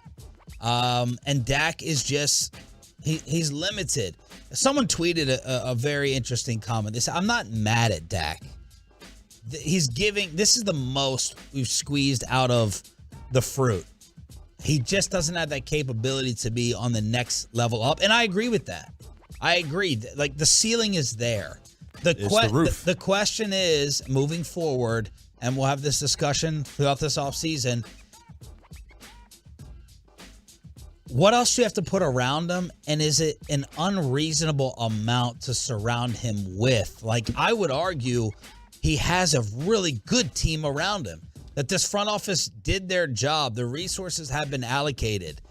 But if it's still not enough, is Jerry Jones really going to risk irrelevancy if you miss on a quarterback unless you try to trade for a bigger name? And this is why Sean Payton's name is going to recycle this morning, because what else can get Dak to another level? Your last prayer, shot in the dark, maybe a coach who's an offensive genius. That's why yesterday people were mad at McCarthy all over again, even though I'm for McCarthy staying. I think, I don't know. I think Walchuk said it best a couple weeks ago, where it's like, Dak, I don't know that you can say Dak can't do this or Dak can't do that. We've seen over the years he can absolutely do these things. It's just he's not doing them consistently. Yep. That's the biggest problem. It's not that it's not within him to do some of these things. It's that it's not to this point shown that it's within him to do it consistently. The best he's ever played was the 5-game stretch leading into him breaking his ankle. That was the best we've ever seen him play in terms of just consistently being able to do whatever he wanted against secondaries. And since then, the consistency just hasn't been there. I mean, he was really good last year at the start of the season when they were 5-1. Yeah, and then he with the calf. Yeah, had the calf injury. MVP-esque. Yeah, look, this is just what he is. He's a good quarterback that's going to have some stinkers. And the problem with him being a good quarterback is you're paying him like he's great. Yes. And you're not going to be able to put everything around him.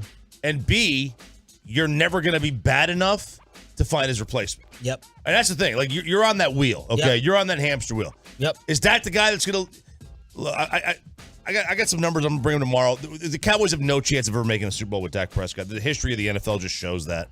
It just shows that you have no chance. And look, is he good enough to keep you in the discussion? He absolutely is. Does Jerry want to go and restart and tank? So you're really going to have 2 lost seasons, because the season that you're going to tank, and then probably the first year when you had that new quarterback. I mean, even Trevor Lawrence, they were terrible last year, right? Joe Burrow wasn't great his first season. Josh Allen couldn't get out of his own way his first season. So you're going to really have 2 lost years. Jerry's not going to do that. Javier and McKinney. Javier, you're next up with Sean, RJ, and Bobby. Go ahead. Good morning to all my Cowboys fans. We're on our way to work to forget about that dud last night. I understand how you guys feel. Look, that's enough positivity. I heard a lot of good stuff today. The Cowboys are a great organization. They're the greatest professional sports team in Texas. They're a class act. They're the best. But look, man, at what point are we going to start trying new things? It's been 25 years. I'm 28 years old. I still haven't seen the Cowboys win. And here I am telling my kids, come on, let's go for the Cowboys. You know, I feel like a sucker. I'm spending all my money on this Cowboys team just for them to get punked every year. It's just ridiculous, man. I feel like I'm getting cheated on. What do you want them to do as the big change? Look, we're stuck with Dak Prescott. Well, you can't do much, okay? Well, I think what we need to do is we need to bring somebody outside from the family to be a GM, somebody who's scared to lose their job, somebody who has something to lose, so he's going to try his hardest to put the best team around there. I think right now we got too many emotions involved with the team, and it's getting in the way of doing good business, which gets in the way of the final result. Thank you for the call. I mean, look at the roster. You have a defense that's a little bit worse than San Francisco, or that performance. Look, they have holes, but you have a good defense. You have a good football team. I find it hard to blame the front office a ton right now this morning. Yeah, they have a good team. The front office done a fine job. Like they hit on a lot of draft picks. They nail their first round picks every year, it seems. You can blame them for Amari Cooper. That is something today you can blame them for. And we did. And we have been for several months. That is one they messed Zeke, up and they didn't find a replacement for. Continue to put Zeke. Yesterday, the amount of quit you could feel from the fan base when Zeke took over for Pollard. Oh, totally agree. Absolutely. It's like we were trying to put this wounded horse out there for his last run around the track. Like he was going to give us some miracle Willis Reed story. People were screaming for Malik Davis. I think Malik Davis got 1 carry. 3 snaps, 1 carry. There's just no burst. It's like, come on, Warrior, carry us. Carry us your last gasp. Warrior. Your Warrior mentality. That's what it felt like. That's it. You're right. No. Adam in Fort Worth. Adam, you're next up on the Diamond Factory hotline. Go ahead. What's up, guys? I just want to say that Dak Prescott, it wasn't his fault. He's a good quarterback. He's better than Matthew Stafford and Kirk Cousins and all these guys. And we're going to keep riding with him. You happy, Bobby Well? Does that make you feel better? It doesn't bug me either way. I mean, it's not going to make me feel better or worse what the fan base says about it. Like, I mean, just objectively speaking, he's one of the better quarterbacks in the NFL.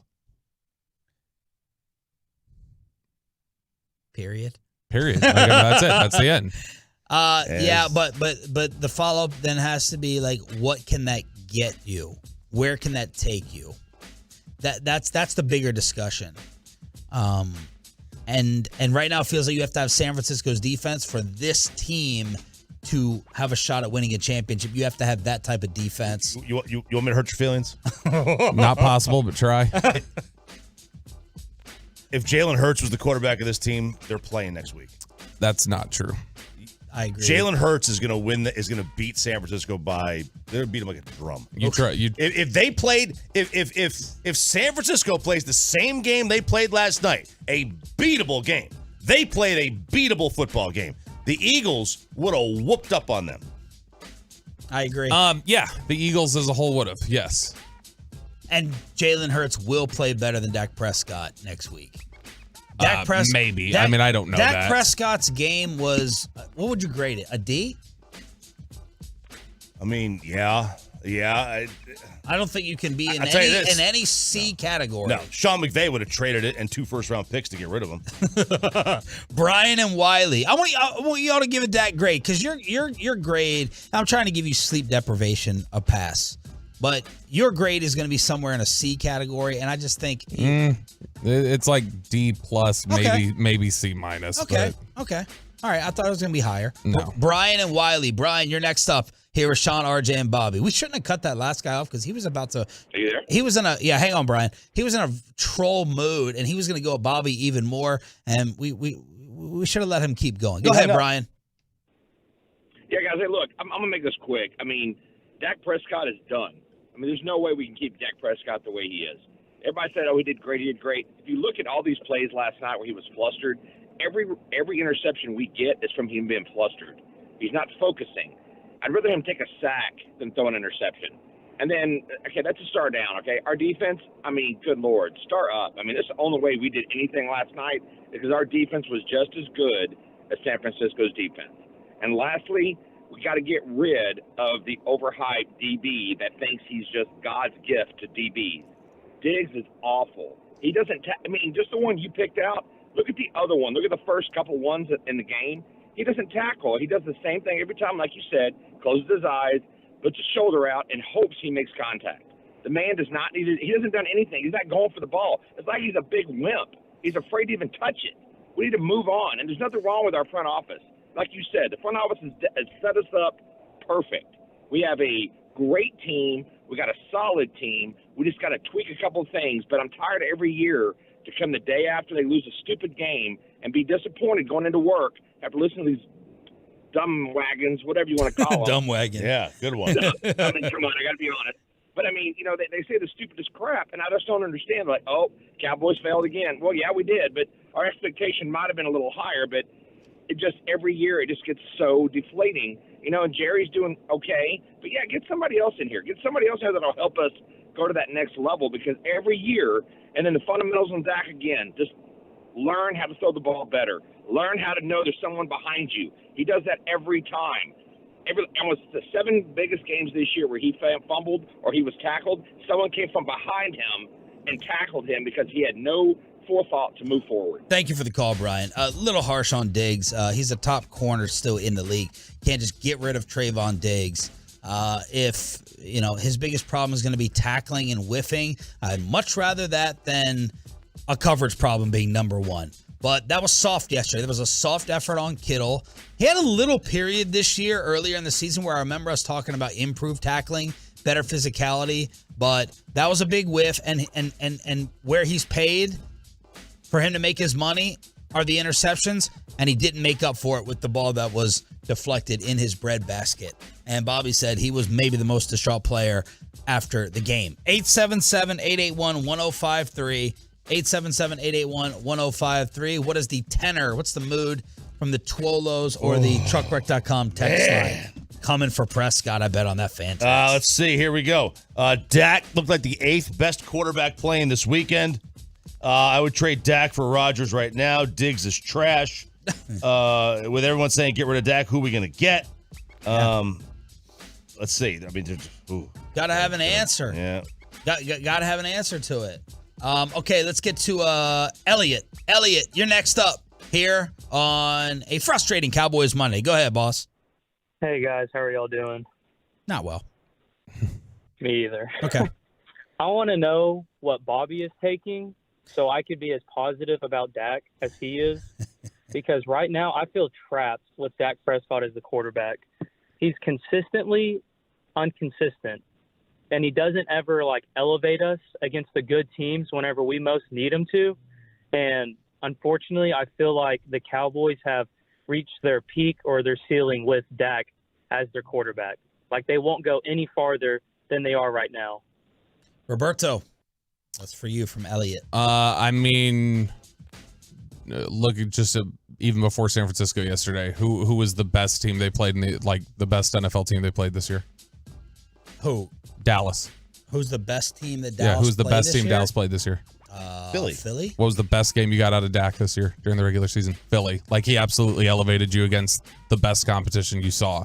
So, I mean, that's not true that he never does that. He absolutely has done it. First playoff game on the road, he did it. So, I mean, he absolutely has done it this year and has done it several times throughout the past. That's just not an accurate representation of who he is. And look, there's so many things about see, this is just 7 years of this. No, this year's been very different in terms of everything else we've ever seen from Dak. He has not been this hot, cold week to week like this throughout the 6 other years that he's played. You mentioned he had the 6 multi-interception games this year. The first 6 years of his career, he had 13 total. He hit half that total this year alone. And he played, 14 games? There's just there's been a lot this year that's just been off. But in general, even some of these games where he's had 2 interceptions, for instance, Jacksonville, Tennessee, things like that, he still plays overall really well in those games. I don't care about the interceptions. I mean, half the time his interceptions are tip balls anyway. I don't care. I'm totally cool with the quarterback being aggressive and throwing picks. I don't care. That's not it.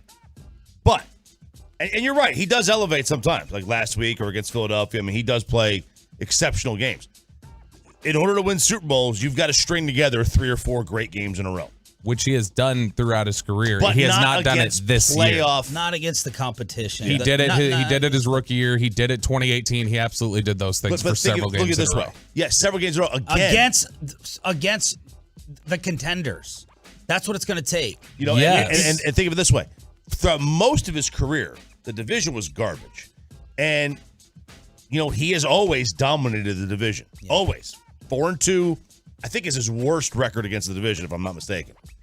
And then the rest of the time, it's, you know, just a little bit above 500. That's okay.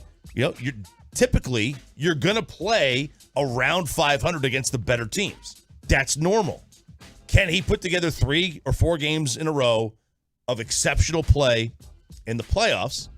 Probably not. The problem is he's going to always get you there. Yep. Like, this quarterback's always going to win games. He's a good player. Yep. He's always going to have you in the playoffs.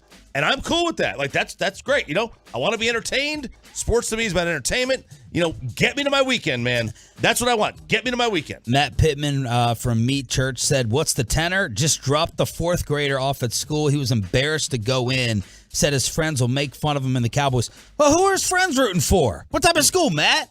You better pull that tuition, boy. You better pull that tuition out of there, Meat Church. Man, I know you got enough money of it. You better sell some more rub. Kids don't root for teams anymore, man. They haven't done that in years. They root for players. Yeah. Look at Manning's kid, for crying out loud, a little fair weather bandwagon fan. Peyton? Dude, he was in a Hurts jersey. His dad took him to the game. Then the next day, it was a Josh Allen jersey in Buffalo. Ruben in Dallas. Ruben, you're next up here on Sean, RJ, and Bobby. Go ahead. Good morning, fellas. Good morning. Real quick, just appreciate you guys for everything y'all do, man. Thank you, man. I was just wondering why we don't use Turpin as much, man. Why we didn't get him the ball as much yesterday, man. You know, he's explosive in that open field, man. Well, we asked McCarthy this, like, Bobby, why no Turpin touches with the offense? I don't know. Just height? I mean, honestly, size? I get why they don't. Now, the request some people have had of, like, we'll send him on vertical routes. That's not easily done when he's his size. That's just really difficult to do to stress DBs downfield like that. But in terms of why he doesn't get the old school, like, Lucky Whitehead role or whatever, I don't know. Like, I don't think there's a great reason for that. I've said pretty consistently, end of halves, whatever else, don't just take a kneel down. I would put Turpin out there every time at the end of the second quarter and just put the ball in his hands and see what happens. And so I don't know why they didn't do that. Palmer says, RJ says Hurts wins that game last night. I agree. This is the question, fellas. How many NFL quarterbacks win that winnable moment for Dallas last night? Either conference, I say 7. It's hard. It's hard to predict how someone's going to respond in that type of moment with the pressure and in that environment. But it looked too big for Dak Prescott. It just did, man. Zach Wolchuk, I felt bad for Wolchuk last night because him and Corey are probably the 2 biggest, like, fans in the building that work here.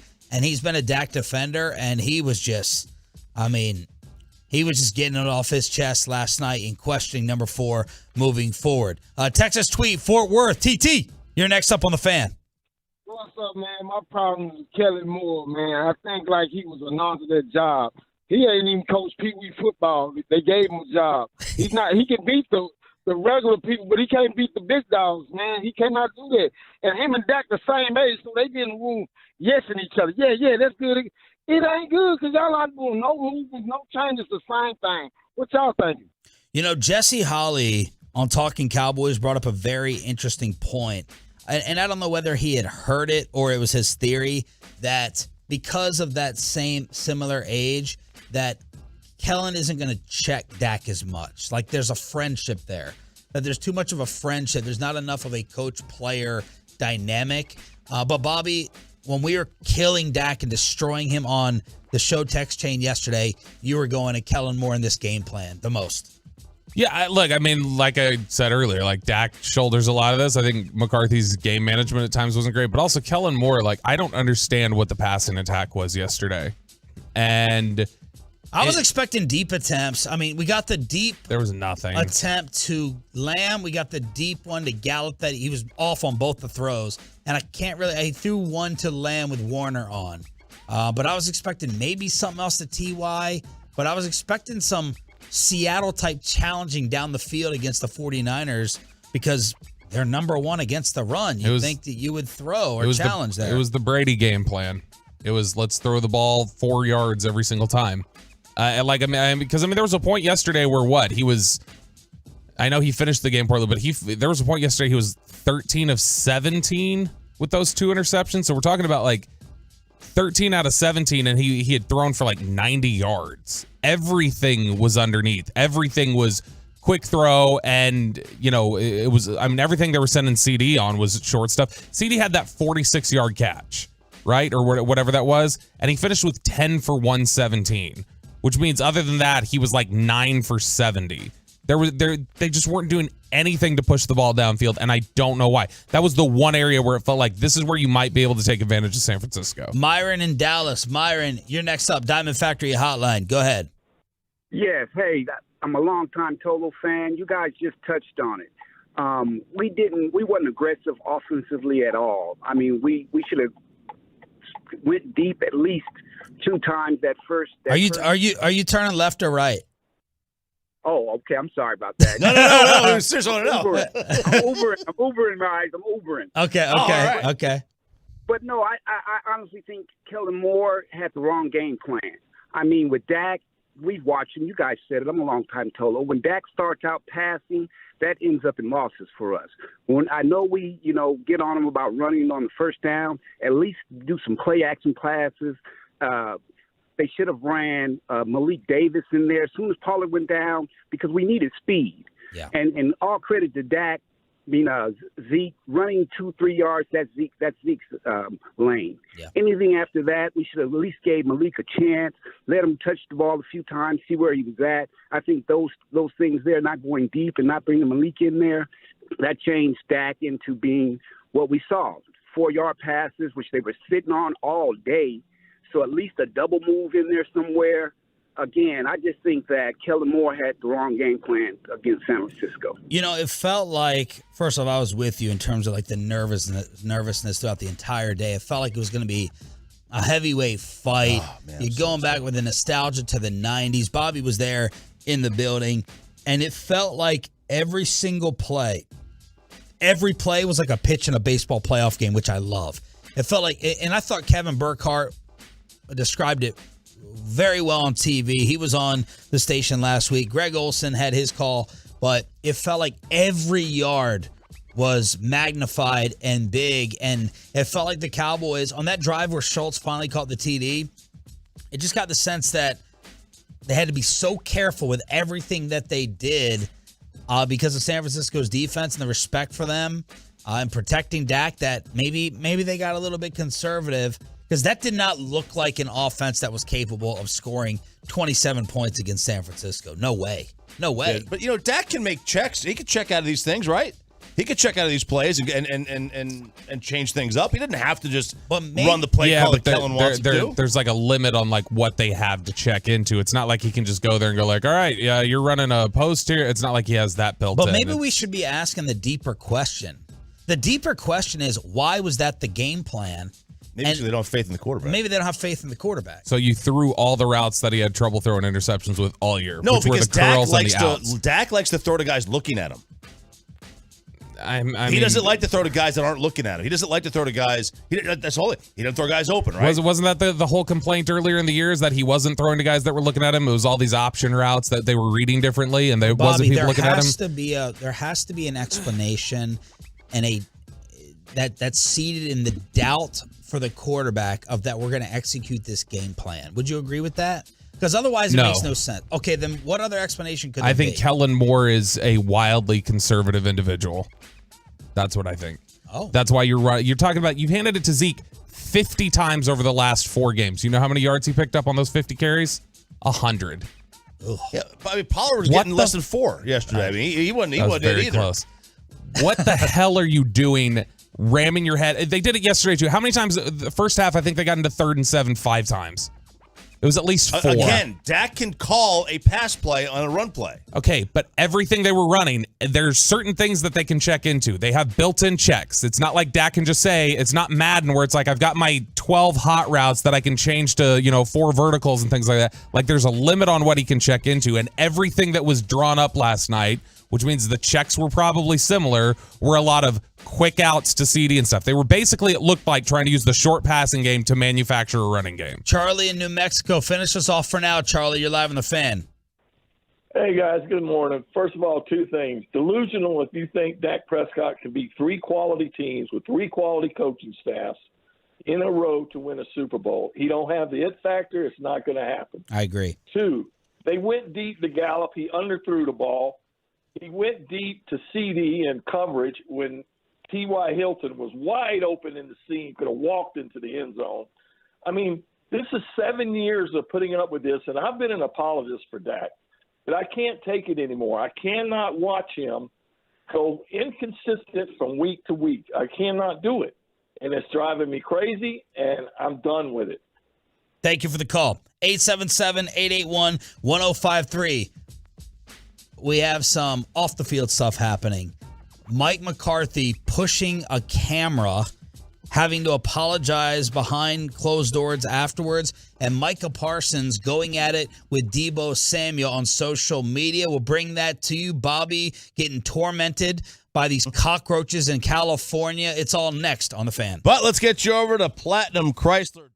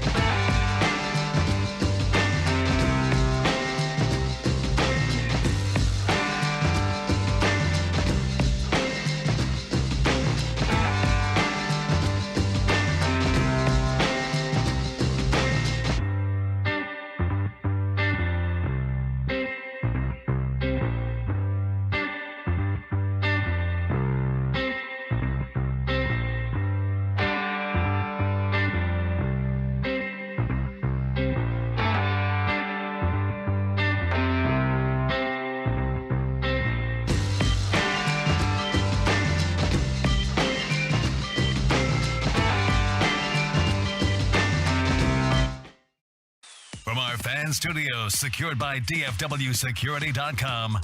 This is Sean and RJ on 105.3 The Fan. This crowd's reacting like they know what kind of week he's had.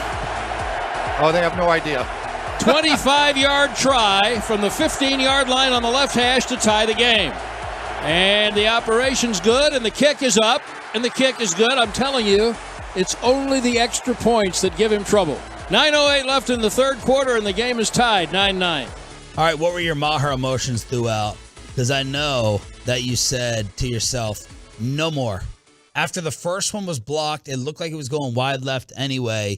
Many people paid to talk about this for a living said it has to be 2-point conversions from here on out. Mike McCarthy trusted him 2 more times, and he came through for 6 points. Yeah, I said, I posted on social media, I'll give one more chance. The block was, screwed me up, right? Because initially it was like, can I really kill him for the block? But as Pat McAfee, pointed out, he fatted that one. He did not hit that one clean. He was like, this guy's he's done. He's broken. He looked terrified after. He looked terrified. He looked like he saw a ghost. Bobby, take us through your video that blew up pregame of Maher and Jerry and Trent Williams and Debo and all that mess. Yeah, that was a weird encounter. So, generally a lot of guys will kick both directions. That both teams will come out there, they'll kick this way and that way, especially if it's outdoors, because you're going to be kicking both directions during the game.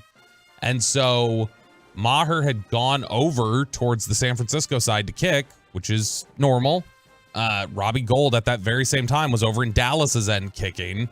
And I guess the issue was, I don't know if anybody was asked about it post game with the 49ers. I guess their issue was they felt like they were still going through Purdy's routes and stuff, and he was in the way of that. So the receivers that he was working with started kind of walking in front of Brian Anger, Brett Maher, like getting between them, and then Matt Overton, the long snapper. And Jake McQuaid, the injured long snapper, was throwing his hands up and was like looking around like, is somebody going to do something about this? Yeah. Like, the hell's going on here? And then that's when you started hearing a little bit of chirping. Trent Williams came over and got right down towards Brian Anger. Tough guy Trent Williams, talking real tough to Brian Anger. And Bones Fossil. Yeah, and Bones Fossil. And they were having a dispute. Jake McQuaid came over, talked to Trent Williams. Trent Williams threw him an elbow. Yeah. Shot him with that. And it didn't get broken up until Robbie Gould came over and told them to move. Like, guys, come on, like, just let him do his thing. Yeah. And so finally it got broken up, but there was a good 5 minutes where it was like, oh, are we going to get a fight to happen here? Yeah. And then Maher, of course, goes back down to the other end. I guess missed a couple kicks, and then that's when Jerry came out and gave him a quick pep talk, pat on the shoulder. Then he made 3 in a row, and then he knocked him through. That's what it takes. Jerry's got the magic touch with these kickers. So it was wild though watching the pregame interaction where it's just like, what is their issue? Guys kick on this side all the time. Somebody on Twitter, and I asked other people in the press box if they remember this. Nobody did. Somebody on Twitter was trying to say last year during the playoff game, the cheerleaders walked through the 49ers kicking. And I don't remember that. There was some team that always maybe it was their kicker or someone else who would always warm up like with the cheerleaders warming up. I don't remember the cheerleaders running through someone else's routine, but someone would just practice no matter what, even with the cheerleaders there. I love the suggestion the most that Maher still just should have kicked it and taken off Trent Williams' head. Like, kick it and right at his face, right in front of him. That would have been the best. But may have started a fight. May have started a fight. A fight you couldn't win, too. Definitely a fight you couldn't win. He'd have gotten pancaked. But isn't this what Trent Williams does, too? Remember, he just picks on the guys that are smaller than him. He smacked Richard Sherman at the end of a playoff game. Look, and I have to be honest, and I hate Trent Williams presently in the moment. That's the type of nastiness, man, that you do want. That's the type of thuggery I want on my team, because he's the bad dude on the block. He was last year, along with Debo, with their little jukebox coming to the stadium, and I hate that. There's a bully aspect to where it feels like he's the baddest dude out there, man. I hate admitting it, but I want that thuggish behavior on my team. You need a bully. You need to have several bullies. I've always said I want my defense. I want my defensive players to be borderline crazy. Borderline crazy. Like they might be really nice guys, and they might also do something that's gonna like, whoa, really? Yeah, like I want Kelvin. I want someone who's a little nuts Sam on the Williams. defensive side. Yes. Yeah. Yes. I mean, honestly, you do need Sam Williams' edge. That's why you live with the occasional dummy penalty. Like a big teddy bear, but also somebody that could just like go off. What's going on with Micah and Debo? So, talk about two alphas. Yeah. So Debo, I guess yesterday on Instagram had posted a couple images, and one of them was the Micah quote, like Bleacher Report. They're stylized like Micah Parsons. It's like San Francisco's who we wanted. And Debo had posted something up there. What was it he said? Something to the effect of like, be careful what you wish for, or something like that. And Micah Parsons didn't like that at all. In fact, what Debo had said was, don't poke the bear, put that in quotes. And then Micah Parsons said, LOL, what did you do today, fam? But congrats on the win, but don't put me in this weak ass slide. And so Micah didn't appreciate that. Micah was pretty frustrated after the game and mentioned during his media availability that like, hey, we took Debo out. Yes. Like we would expect that we should win a game when we take care of him. Yeah, McCaffrey and Debo were limited. It was Kittle. Kittle was the one that killed him. Dude, San Fran did nothing offensively. Nothing. I mean, they were not running the ball like they had been all year. No. That was since Purdy entered the lineup, that was their worst rushing performance. This was this is a kick in the pants. This is such a winnable game. And this game's going to sting more than last year. I think when we get the further we get away we get from it. Yeah. Because this was such a winnable football game. Yes. The only thing last year was a home game. Yep. This one was a much more closely contested game. The Cowboys were in this one. The Cowboys should have won this game. Micah Parsons afterwards talking about all these factors. You know, going to this game, we understood that they wanted to get their players out to open space. We contained Debo. We contained McCaffrey for the most part. But, like I said, they made more plays. We limited, we tackled, we ran, but they made more plays. So that was Micah afterwards. Mike McCarthy afterwards put his hand on someone's media equipment. Noah Bullard, who, when you go on with Pat Doney, a lot of times NBC5, Noah will be his camera guy, and Noah is standing there filming McCarthy walking off the field. I would say he's angled to his right? He's not directly in front of him, and McCarthy is having none of it, puts his hand up, and pushes the camera backwards. Did not look like he put his hands on Noah individually, but put his hands on the camera, kind of pushed it back, and Noah afterwards says McCarthy got him in a room and privately apologized. Situation addressed. It's got some Randy Johnson. Yeah. Get that camera out of my face. Yeah. Or some Kenny Rogers with Larry Rodriguez vibes. Yes. Maybe not quite, but it's never a good look. By the way, the worst take today is the morons on Twitter who are jumping in the replies and going, get out of his way, maybe? Oh, yeah. Get out of his space? Right. Screw you. Okay, like this is like normal. Every coach deals with that, and none of them do it. That is literally where the league wants them to be. So take it up with the NFL if you think he's in his personal space. Everybody has to freaking deal with it, and they don't put their hands on the camera every single week. And so the fact that Mike McCarthy apologized, told you he thinks he was wrong. So if you're arguing the opposite, you're an idiot.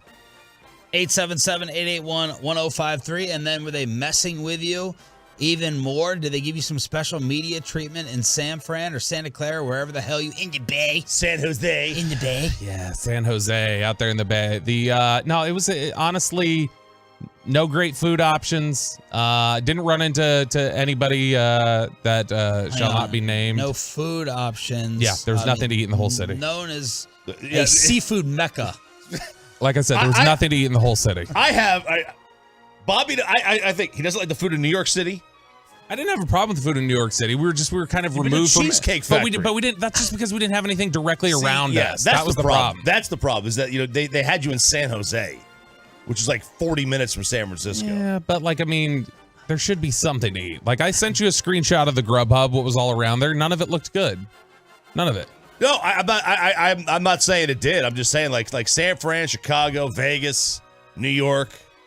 These are like your Chicago. Like these are like your top 4 or 5 food cities in the country. I ended out Grubhubbing 5 Guys and spent $40 on a burger, fries, and a drink. From where? Hopefully my wife's Five not Guys. listening. 5 Guys. 5 Guys you bought? Mm-hmm. What was I supposed to order? We have that here, Bobby. A bread bowl. Oh, you know, some chowder. Bread bowl. chowder. I don't even know what that is. What is that? we are going to choose for you what you will eat in Phoenix. He won't. I've learned he won't even go along with it. He'll just won't show up. He'll bail. That's not true. I'll bail. Stop. I'll show up. You said you might not go to the media party. You bailed on the Jerry part. So you don't eat sushi at all.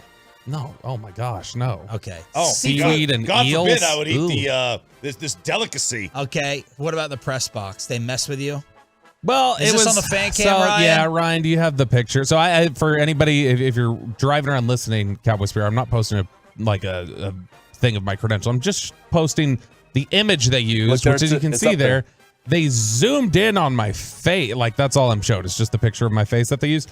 They cut out the background and it's like you can't even see my hair. It's literally this. It looks like something that I would do to screw with David Hellman on Twitter. Like take a picture of his and just zoom in on his face and reply with it.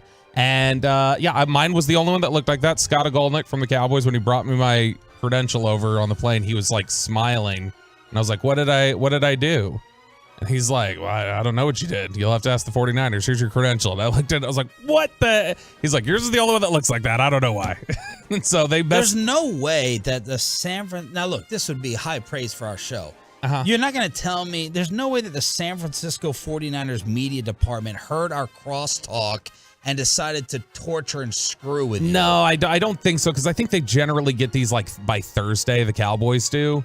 But I don't have an explanation as for why mine is the only one that looked like, because I looked at everybody else's credentials. They're all cropped the way they should be. Mine got the zoom in treatment that was just screwing with me. They made you look like Haywood from Major League. when that John Machota, when he saw it, he was like, he's like, my eyes gravitated straight towards this. He's like, what is this? What did they do to you? I was like, I don't know. I made somebody mad, I guess. I'm keeping the credential though. Like most of the credentials I get, I just like I kind of toss. Really? Yeah, I don't keep them like everybody else does, but I'll keep this one. I used to have like a nice little. I had it like all displayed. Now I gotta find them. When I got divorced, they all got put into some little box. There was somebody, I'm trying to remember who it is. Maybe it may have been Chris Hanks from Fox, but somebody recently told me, I know Joe Trahan said the same, that when they get the final credential they're missing for like going to every stadium, that I guess some media people do is they'll make it like a coffee table out of it. Like they'll get it, like they can get them like put inside to where it's like your credentials is like a table, like a little like side table or whatever. Like under the glass or something. Yeah. And so neat. I guess that's something that some media people have done. And so I'm not like that. Cowboy fan representation. Solid 15-20% probably. Better than I thought it would be. Better than Tampa. There was more representation than Tampa. They had, I would say the upper level behind the Cowboys sideline was a majority Cowboys fan. Not heavily so, but it was probably 55-45. So they showed up well. All right. Anything else from the trip? Notable? Stood out? You shaved for it. By accident. Saw you last night on NFL Network. By accident. It wasn't Jerry. on purpose. So I was trying to shave because it was just getting too long. And I thought I had grabbed a 5, but it was turned around and it was a 2. And then I like immediately realized what I had done, and then I was screwed and had to go down. But I sent you guys the mustache picture, which I just shaved down to show the wife. I like that. Yeah, I thought it was a good look. Yeah, you should have kept it. I wanted to show Peyton what a real mustache could look like. Was one. You had like 6 years to grow it, Bobby. It doesn't count. No. Okay, I'll grow it out for 3 months again, and we'll show you. Are you in a miserable mood right now? Are you tired? What's your misery / irritable? I was more irritated when I got in here at 5:45. Not being in here. It was just in general still from last night. At this point, I'm a little distracted by it. When we get out of here, I'll probably be a little bit more irritated once I start thinking again about last night and everything. But I'm okay. I'll probably need to go home and nap, but I'm not dazed or anything. Okay. 877-881-1053, truckwreck.com text line to hit us up here on the show. Let's talk about the other games. Let's take a little Cowboys break. Brad Sham at 8:40, and the latest on Aaron Rodgers leaving Green Bay, Tom Brady definitely leaving Tampa Bay, and Dan Quinn's third job interview. That's all next, right here on The Fan. But first,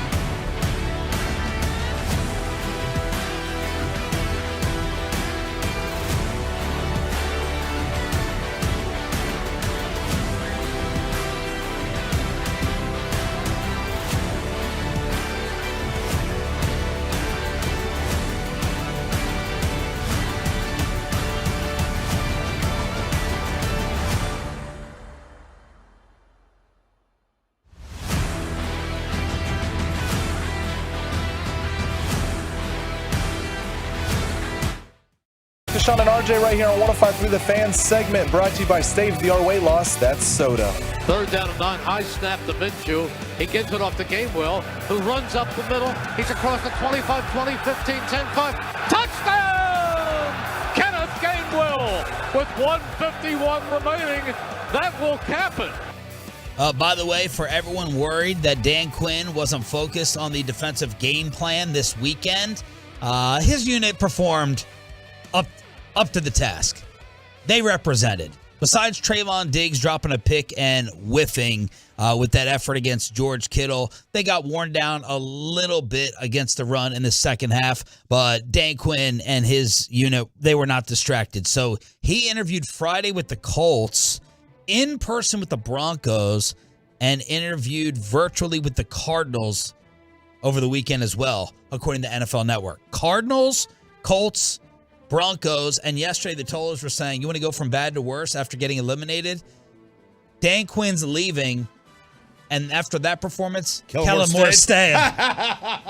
That's what the totals were pointing out and tweeting to me. Man. Yep. No, you're right.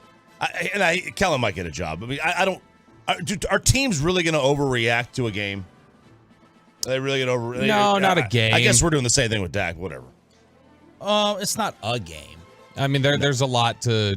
He threw multiple picks. He threw a lot of picks. Yeah, I mean, look, it's he wasn't was game. Yeah, he was not good this year. He was not good this year. He was fine this year. He wasn't great. He was fine.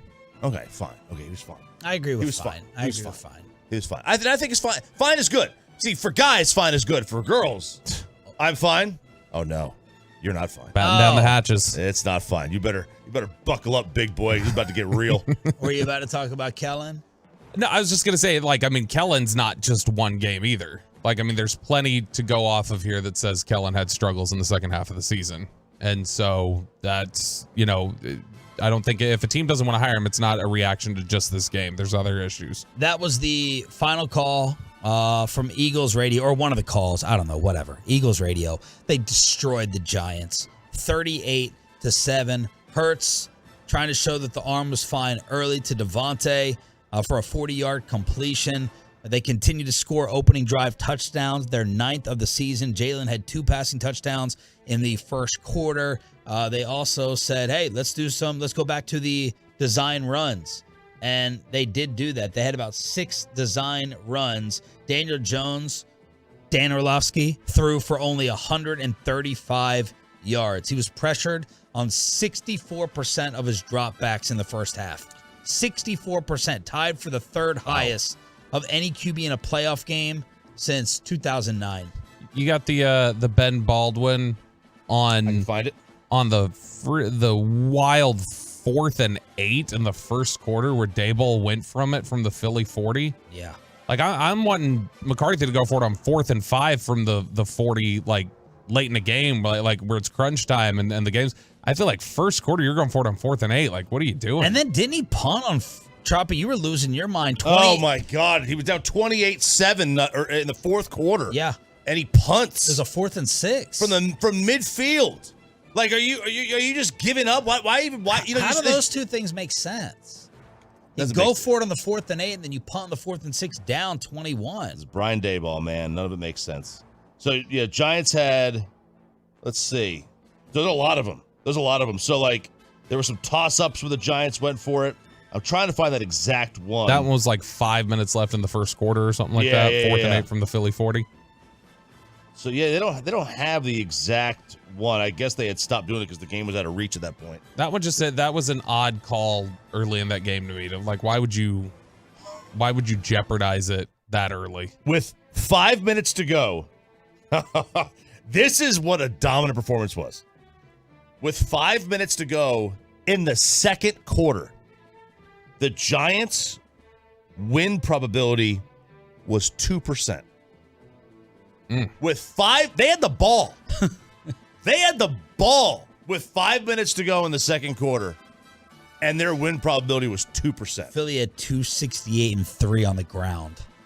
268 yards and 3 touchdowns on the ground. 6 design runs for Jalen Hurts in the first half alone. Yeah, I know we had all said. Sorry, MJ. Yeah, I know. I think we had all said this. M Jalen Hurts. I know. I think we all said this on Friday. If the Cowboys win in San Fran, they would win the NFC. Yeah.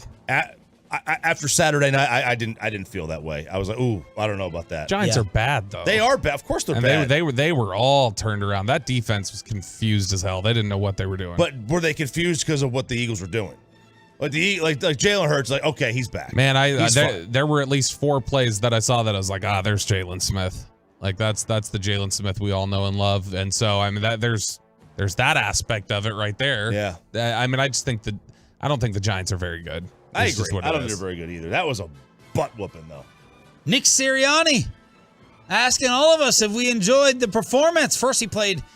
Oh God. My question throughout the week, my very difficult question to answer to myself is, who am I rooting for? I have my early candidate on who I'm rooting for in the NFC Championship game if we have to pick, and we are going to have to pick. Sirianni played Eminem before the game, and the message was, he played 8 Mile. The message was, let them talk. We will show them who's the toughest for the longest. Did we cover the Giants talking trash last week?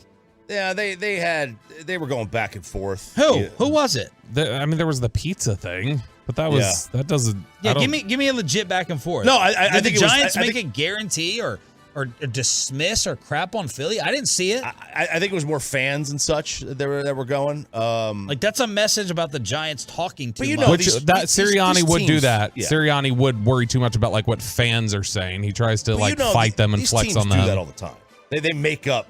Teams love to make up. He's so cringy. He did that slow motion into that camera. I'll never get that out of my mind. Oh no, I know. I'll never get that out of my mind. That slow mo nod into like that 5K camera. I know, and I know it's unpopular opinion, man, but I am all in. I love that dude. God, you're a douchebag. You're a douchebag. Goated. You are a douchebag. He's so great, man. Oh my God. Oh, I love it. Oh my God. I wish he was here. Here's Sirianni after the game about his quarterback. Hopefully that's the biggest respect I can pay to him, comparing to his ability to being on the field to a Michael Jordan type. This guy leads, he brings this calmness to the entire team.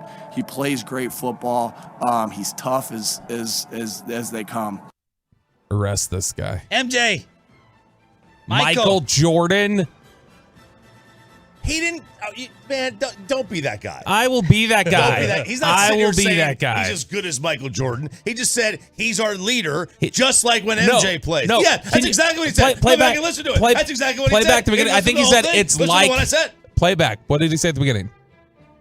Hopefully that's the biggest respect I can pay to him, comparing to his ability to being on the field cut out the to a Michael Jordan type. Okay, stop. No. He said comparing his ability to be on the field to a Michael Jordan. That's absolutely comparing him to MJ. No, because you missed the beginning of it where he said, I shouldn't even go here because I don't really mean this. I'm just saying it's like having Michael Jordan out there for you where he's your leader, and when he's there, everything is better. Fact. Because Jalen Hurts is probably the 3rd best quarterback in the NFL right now. Because he's better than that bum in Buffalo. That's for damn sure. Segue as Bobby Belt picked against his Buffalo Bills. Told us they were the best team all year long and then stabbed him right in the Bengal back on Friday. Ended up being right. 10-0 with his playoff picks.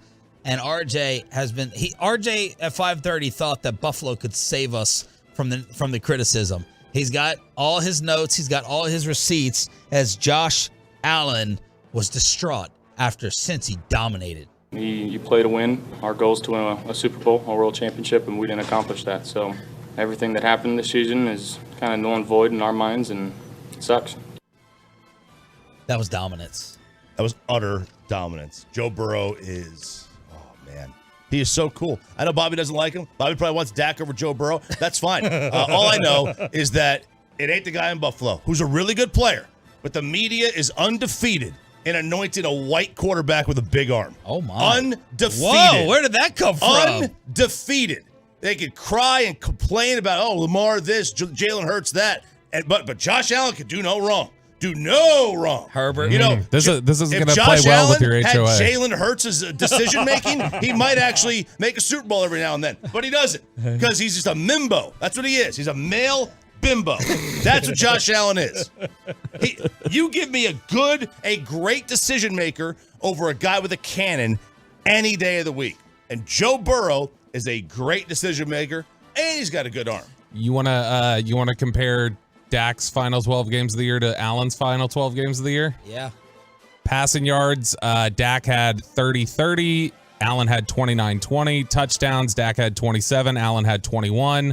Interceptions, Dak had 16. Allen had 13. Yards per attempt, Dak was 7.4. Allen was 7.1. Completion percentage, Dak was 67%. Allen was 60%. Wow. Passer rating, Dak was 94.7. Allen was 86. That was over 12 games. Man, and right here on the Truck.com text line, someone on TikTok said Josh Allen's the white Jameis Winston. Good Lord. That's Matthew Stafford. It might be. He might be. He might be. It might be Matthew Stafford. How about Pac-Man Chop? Pac-Man. Right. Oh, yeah. Pac-Man being Packy. Yeah, we were buddies. We were in studio for 3 hours one day. Scared out of my mind. Pac-Man Jones going after Josh Allen.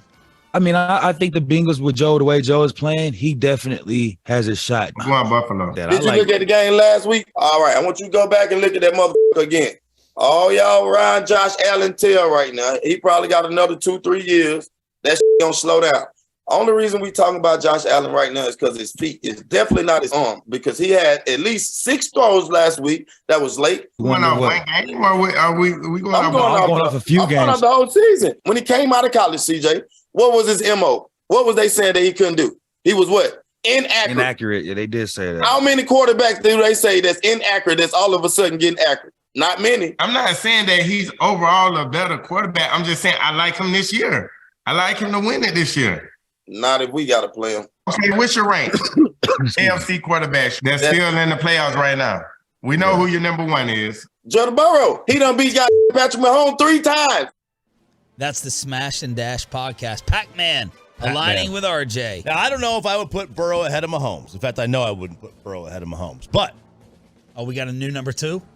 I had him number 2 in my power rankings this past week. Burrow over Allen. Oh, but so we already had a new number 2. Okay. And Bobby, we got a new number 3 too, because it ain't Josh Allen. Oh my God, are you gonna put Jalen? It is Jalen Hurts.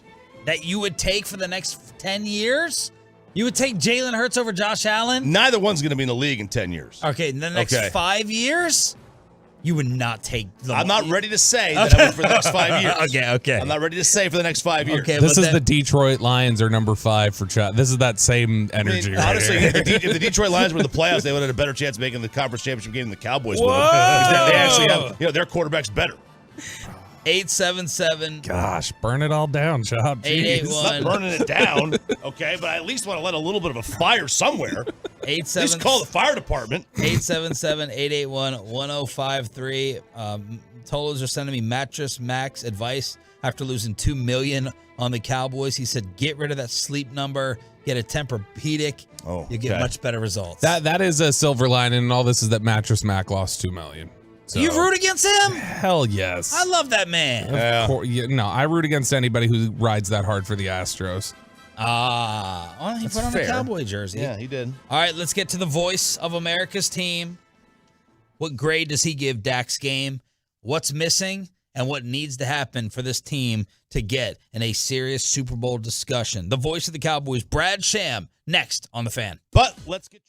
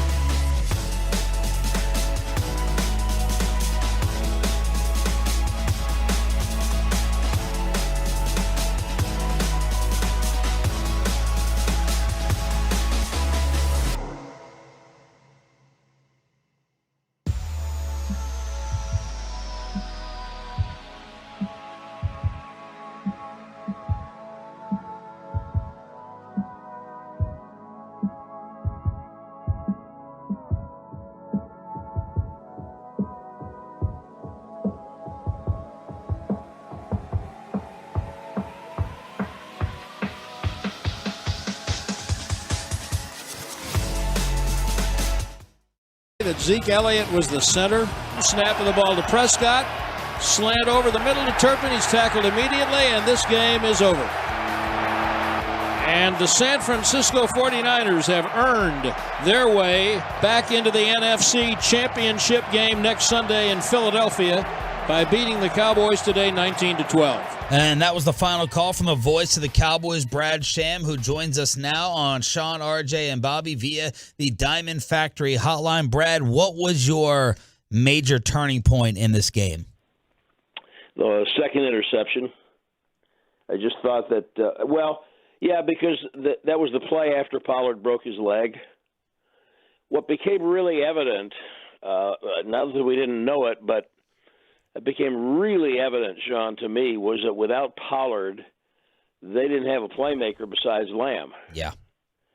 And so the second interception was one that I don't know what he thought he saw.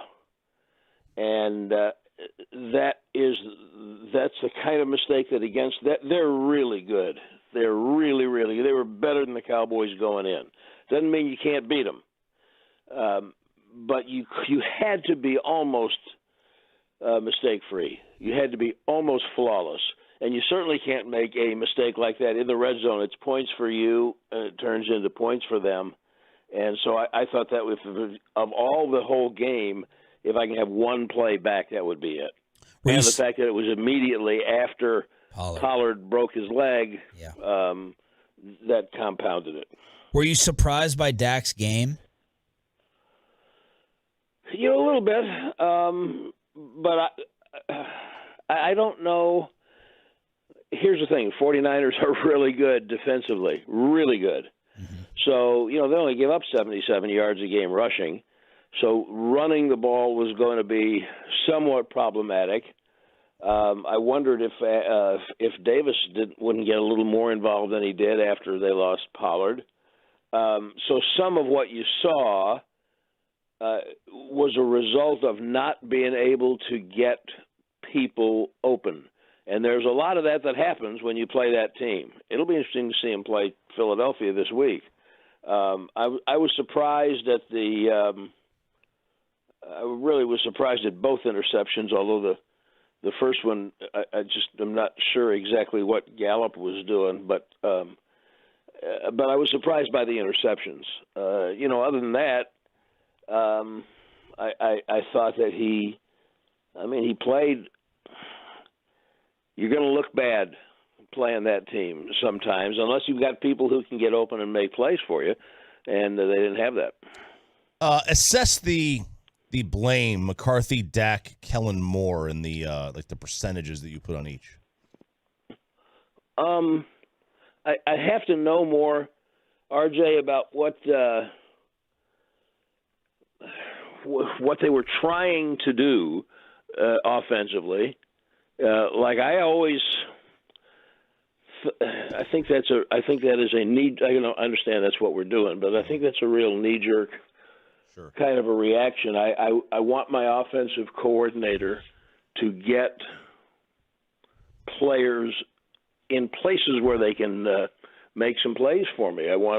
They didn't have Hendershot, and I think he's a guy who can get open down the field a little bit. So, you know what? They only threw at Hilton once. Some of that is Dak. I do remember one play that he threw the ball to Lamb, and it was incomplete, and we thought we saw Hilton open down the left hash mark. So some of that's Dak, what he sees, but it's really hard to be accurate in assessing responsibility when you don't know what he was told and what they were trying to do. But I'm gonna put it on. Ultimately, the head coach is responsible for everything, and the quarterback's going to get blamed. But I would like to see what they were trying to do to get creative offensively.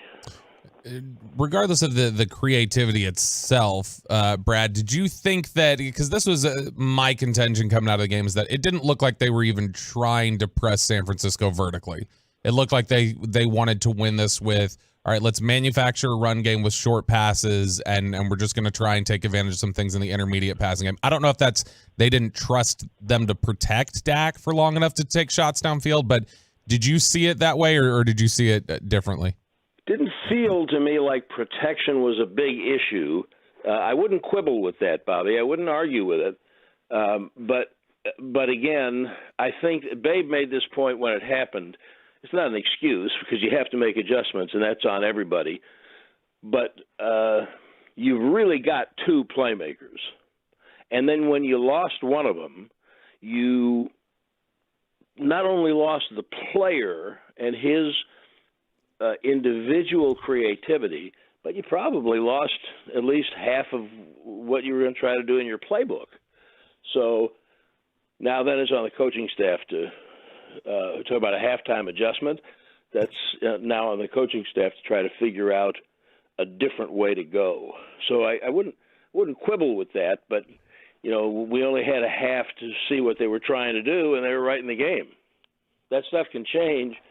When you got a wide open game and you got a whole second half, you may get to some different things that it doesn't look like you were trying to do, if that makes any sense. Brad Sham, Diamond Factory Hotline after the loss in San Francisco here on 105.3 The Fan on DFW Sports Station.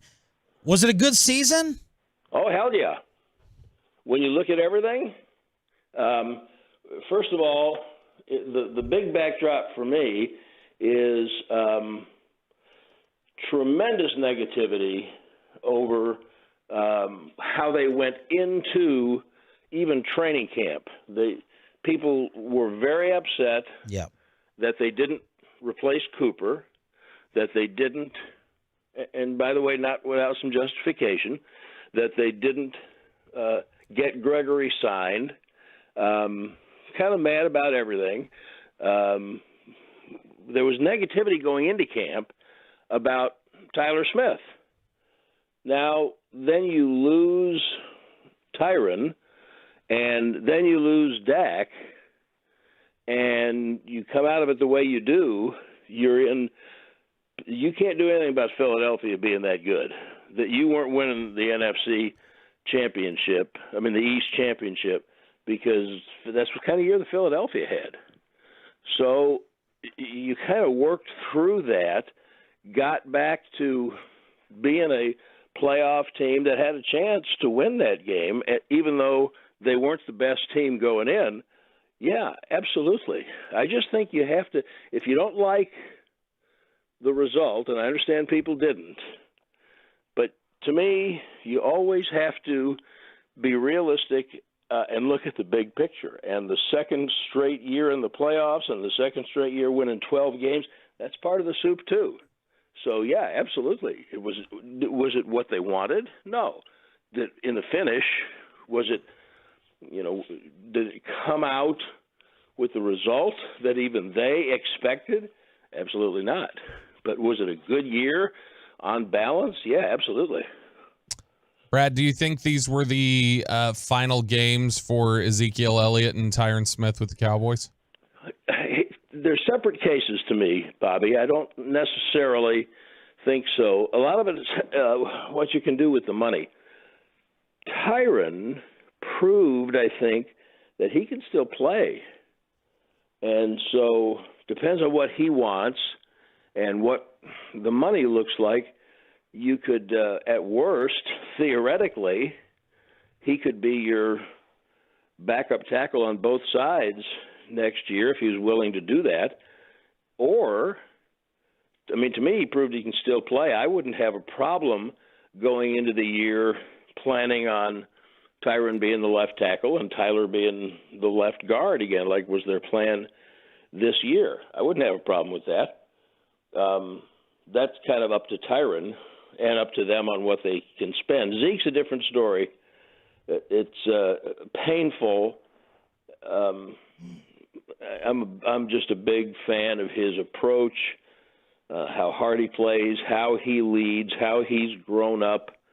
But it's obvious that he's just not the player that he was, and it's going to be hard to figure out how they're going to make the money work and what role he would have. Even if he would play for whatever you wanted him to play for, what would his role be? Because I think we've seen over almost half of the season that he clearly doesn't have the explosion that he did before, and it's hard to figure out what his role would be. I wouldn't say absolutely he's done until I knew a little bit more about that. There's a place for him, but it's harder to find what his role to productivity would be. I want to bring this up. One more note about the game, because Peyton said you had a similar reaction to us. What were you and Babe saying about the Turpin kick return? Can't figure out why in the world he didn't score. It looked like he got up to that last level, and it's like he turned around and backed into the kicker, like he was trying to spin out or find a different lane. And that would have been a big play psychologically, because it is a way to score. And I was really surprised that he didn't score. It looked like he had it. For the second straight year, we're talking about end-of-game operation. What did you think of that series of plays yesterday, from Dak taking on the D lineman to the back-to-back Schultz plays to Zeke playing center? What did you think? Well, I don't know what that was. The last play, that was something I can't even begin to talk to you about that. Never seen anything like that. I mean, I'm glad I lived long enough to see that, but I don't expect that there's. We could ask, and they could, if they were completely honest, say, "Look, this is what we were trying," and you could look at it and say, "Oh yeah, okay." That was just a last gasp. I'd like to have seen. It wasn't going to make a difference, I don't think, ultimately, but I'd like to have seen Schultz get his foot down, drag his feet there. But I just wish they had used the tight ends more consistently throughout the year. I thought they had 3 tight ends, including Hendershot, even McEwen a little bit, but I thought they had 3 tight ends available to them most of the time, who could be bigger weapons than they were. I don't think any of them's Kittle, but I thought that they had tight ends who could be more weapons. It didn't seem to be what they wanted to do, how their offense was constructed. So I'd have liked to have seen a little bit more out of that. I mean, you have to understand some of it in terms of criticizing the late game operation. You have to define late game, and you have to just understand what the whole game felt like. 7-point lead never looked so big, but there were things. I think there were things they could have done from the middle of the fourth quarter to help him out a little bit more than they did, I think. Any more player shows? We've got a final show tonight, but I don't believe it'll be a player show. I think it's supposed to be Will McClay tonight. Oh, okay. Put a little bow on it and see if he'll tell us what some of their plans are. Yeah. And what they think they need. Thank you for joining us all year long. I'm not going to make it some grand goodbye because we're going to keep bugging you consistently. You know where I am. Thank you, brother. Okay, fellas, have a great day. The great Brad Sham Diamond Factory Hotline. Let's catch up with how the rest of the country is laughing at us here in DFW. Final hour, Cowboys Monday after this. Let's get you over to QC.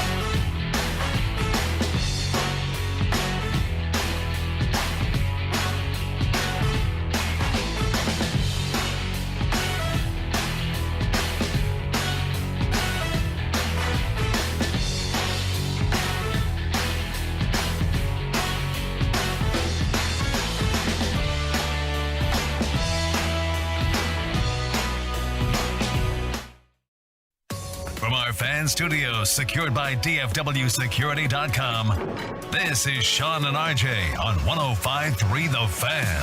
3rd and 1, shotgun, snap is back. Prescott throws it outright, caught by Schultz for a first down. And, clock is running. Oh, they're not giving him the out of bounds. The clock's running at the 24. Man, end of game operation. You can fist pump if you want. Sean, RJ, and Bobby here on DFW Sports Station, your home of the Cowboys, 105.3 The Fan. First Take is doing another scene, I think, from next Friday with Pinky. Turn it up. Are they singing? La la la la, la la la la. We ready for y'all. Okay. So there's Michael Irvin on set. What is that on his head? I think he's wearing the pinky wig. Is that what it is? He looks like the Deal era babyface is what he looks like. So end of game operate.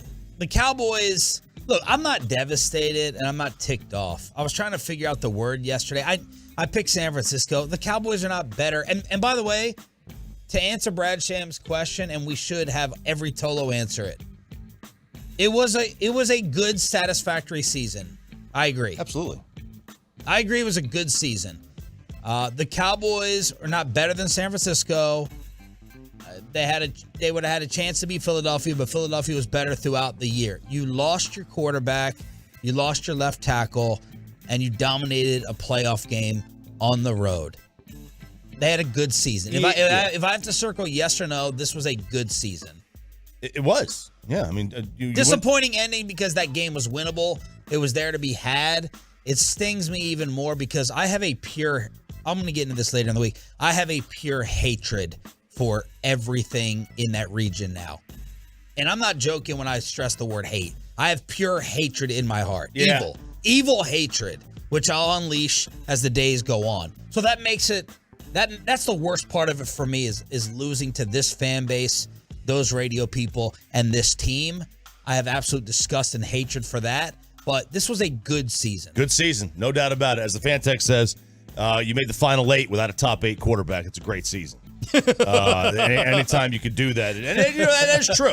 It is true. They made the top 8 without a top 8 QB. He's number 9, 10, 12, 14, whatever. He's somewhere in that 9 range. But so you're off. You've jumped. You're off. You're no longer riding the Dak. Yesterday, your tweet blew up. I'm riding the Dak, just not his. Yesterday, I was not expecting that response. Yesterday, you said, I know 2 things from this game. Dak ain't it, and neither is San Francisco, as the Dallas mayor responding to your tweet with a lot of research. But that is a very bold statement and proclamation from you that your Dak ain't it. So you've made a decision. You've changed your mind. Look, I think he's a really good quarterback. He's a really good quarterback. If you could go back and do the contract, knowing what you know. He'll do it. Okay, but that goes against your team building. That goes against everything that you say. If you really had the stones, you would not sign him to it. You said you got it. You cannot pay. You can only pay elite, and if you're not going to get that, you got to keep finding it. And that's where we're at. He's not elite. He's not elite. He's not elite. He's not elite, and I'm fine with that. But you're right. And you want to win multiple championships, not one. Yeah, if you want to win, look, if that's, there's a couple of ways you can do it. But this team won't do that.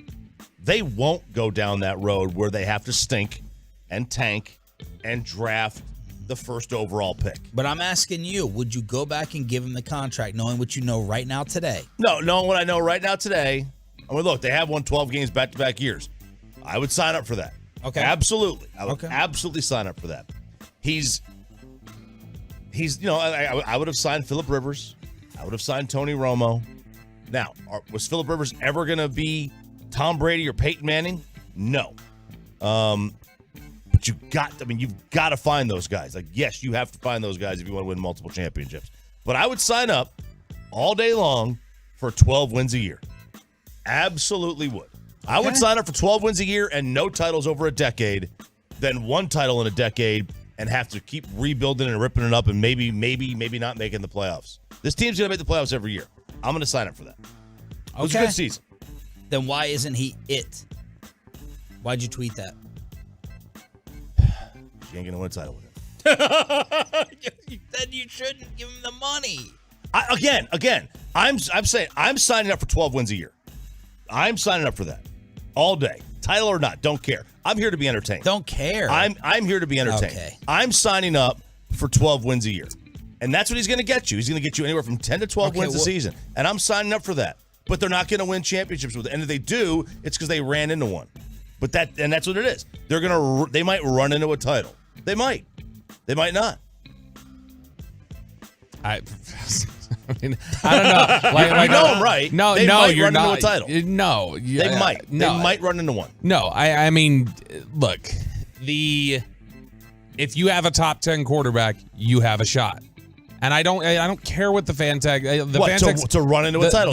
No. Yeah. If you have a quarterback between number 3 and 32, 3 and 10, you've got a shot just to run into one. Green Bay ran into a title, and they had one of the top 3 quarterbacks for a decade. Like they won one, but that's not running into a title. It is. It is. We're talking, two different things here. Philadelphia with Nick Foles ran into a title. Did you not just say that with Dak they could win 11 to 12 every year? They'll be in the playoffs every year, right? Yeah. So then if they win a title as a perennial playoff contender, that's not running a title. That's literally Aaron Rodgers' resume. Look, Aaron Rodgers, do not insult Aaron Rodgers by putting him in the same conversation. Okay, I understand you want to shut it down with that conversation because it goes against what you just set up as the parameters. Aaron Rodgers is an elite quarterback. But you set up the parameters as if you win 10 to 12 every year, you're a perennial playoff contender, and then you win one, that's not just running into one because you just said it wasn't for Rodgers, and that's exactly Rodgers' resume. 10 to 12 every year, and he won one. It's the same resume. Will you say that the two are not in the Rodgers is better. Absolutely. Baltimore. That's not the point, though. The point is perennial contender and won one title over a decade. That would be the same setup as Rodgers, and we wouldn't call that running into one. The difference is that Aaron Rodgers and the Green Bay Packers and Brett Favre of the Green Bay Packers grossly underachieved. This team hasn't underachieved. Like, running into a title is the Ravens in 2012. They just ran into one with Joe Flacco. They were always in the postseason. And the Giants titles. Yeah, and the Ravens were always in the playoffs. Okay? Always in the playoffs. I disagree that the Cowboys haven't underachieved. They absolutely underachieved in 2019. They underachieved as the team that they were, especially in the second half of last year. They were underachieving. You think they were better than the Rams? No, you're thinking that 2019 was there. They didn't make the playoffs. They were the first team in the history of the NFL to have a point differential of like 150 and not finish above 500. Yeah, yes. Now I'm talking about in the postseason. Like they underachieved in the postseason last year. Dak Prescott how the interceptions never stopped. 6-game of multiple picks for number 4. Yeah, it's very frustrating. Something I've got to get in the offseason, take a look at all of them. As I said before, they all have their own story, but 2 tonight, as I said, unacceptable. I can't put the ball in jeopardy like that, whether they're tipped up in tight throws or whether I'm late on a stop route. Just can't happen. And the number that it's gotten to is ridiculous. And I can promise that the number will never be this again. I can promise that. Okay. You've been promising all season. Jerry asked what he made of Dak's performance. Well, I think that turnovers, we got a turnover back. Turnovers, we're going to make the difference. I think we maybe 1-2 in the top 3 getting turnovers. And actually, if you looked at the score and looked at all the stats and looked at everything, the extra turnovers, probably the difference. Our penalties were seriously up, and you guys know all the stats. But our team is one that could have handled the situations on anything we had tonight. We came up short. We're sick. Just sick. And Jerry was all teary-eyed in one of the responses saying Mike McCarthy's, actually, let's just play it. Mike McCarthy's job status, is he still good to return next year? No, not at all. And sorry, hang on, stop. I didn't set that up correctly. Let me get it exactly. Does this loss have any impact on McCarthy's job status? No, not at all. And the decision for our kicker was exonerated with his field goal in my mind, and I'm proud for him. But this is very sickening to not win tonight. Man, RJ Ochoa tweeted this. This stings. Last 3 quarterbacks the Cowboys have beaten in a playoff game: Matt Stafford, Russell Wilson, Tom Brady. Last 3 quarterbacks they've lost to in a playoff game: Jared Goff, Jimmy G, and Brock Purdy. Oh, that makes no sense. That don't make no sense. And Dak Prescott was bad yesterday, and he's the number one reason that they lost. He cost them. He's the number one reason, and in my opinion, it's not even particularly close. I mean, the interception for the half was so bad. So bad. You screwed your team over. You cost your team 6 points in the first half. Even the completion to CD Lamb was an underthrown ball. It was a miracle play by CD. He had just busted up his pinky. He gets interfered with, and he still adjusts to the ball that was underthrown. He was behind CD on a third down. That weird play, rolling right, trying to take on the D lineman. You could have thrown the ball away. Like, what are you doing? What are you thinking? He missed Gallup. That was the last chance. That was the opportunity. That was the last chance. Michael Gallup, they finally saw that he was on the field, and he finally realized he was on the field. Dak missed him there. The execution at the end was clunky. It was broken. It looked uncoordinated. And here we are, sitting here today. Dan Orlovsky chiming in, didn't have the guts to tag any of us, but he tweeted, maybe I should call into a certain radio station. A lot of things said by a lot of folks. Excited to recap the weekend. And finally this morning, after enough Tolos tagged me, and they're like, he's got to be talking about you all. I wrote Dan and I said, I don't know what you would be coming on to brag about. I don't know what your flex is. Dak already annihilated your QB list in week 1. You had Daniel Jones ranked higher. Daniel Jones played worse than Dak against Philly. The guys you also had higher, Herbert, out, had one of the biggest choke jobs in the history of the league. Tom Brady was awful, maybe done. Geno's gone. Cousins is out. And Trevor Lawrence had a little bit better QBR against the Chiefs versus Dak against the best defense in the league. So shut up. Weird flex. Shut up. You can't even keep track of your opinions when you throw against the wall. So I don't know what you'd be calling in here to brag about. No one gave you the phone number anyway. So you don't have some open line just to call in whenever you want.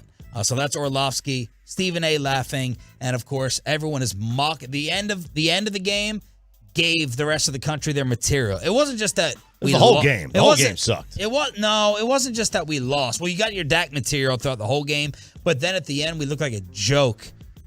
Yeah. With those final couple of series.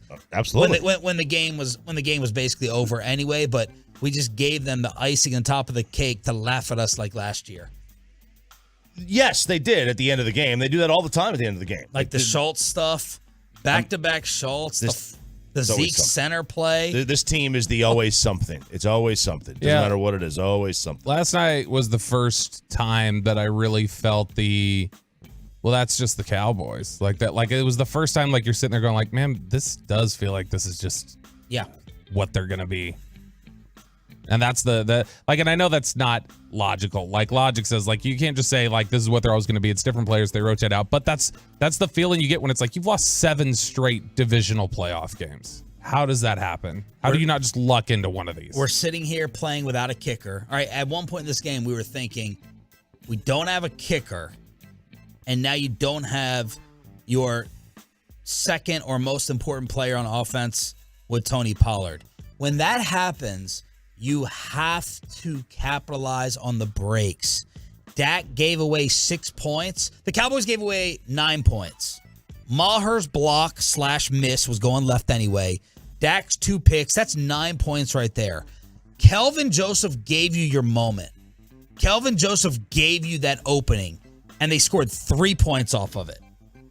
3. Yeah. Trayvon Diggs was scared. Trayvon Diggs wussed out. Kittle goes down the field. He's juggling. It's a juggling act like we're at the circus, and Diggs closes his eyes and whiffs. Yeah. Then he drops the pick. And then Donovan Kittle should not know where he is right now. Like that's no seriously. Hey, don't wish that. I'm not wishing that. That's not a wish. Don't bring that up. Okay, that's a football play. Steve Atwater, Eric Turner, any safety in the history of the league would have put him in a position to where he's still trying to figure out where he is. Should have been smoked. Should have been absolutely smoked. And Diggs, soft. That was a soft, ridiculous effort. And then he dropped the pick on top of it when he could have made up for it. Donovan Wilson, third down penalty was a killer. Oh, yeah, especially because you could have let him go. He was already sacked. Third down. He was already sacked at that point. Third down. A defensive hold? Somehow, defensive line holds get called when the Cowboys take on the 49ers. That's it. And that was a weak call. Wait.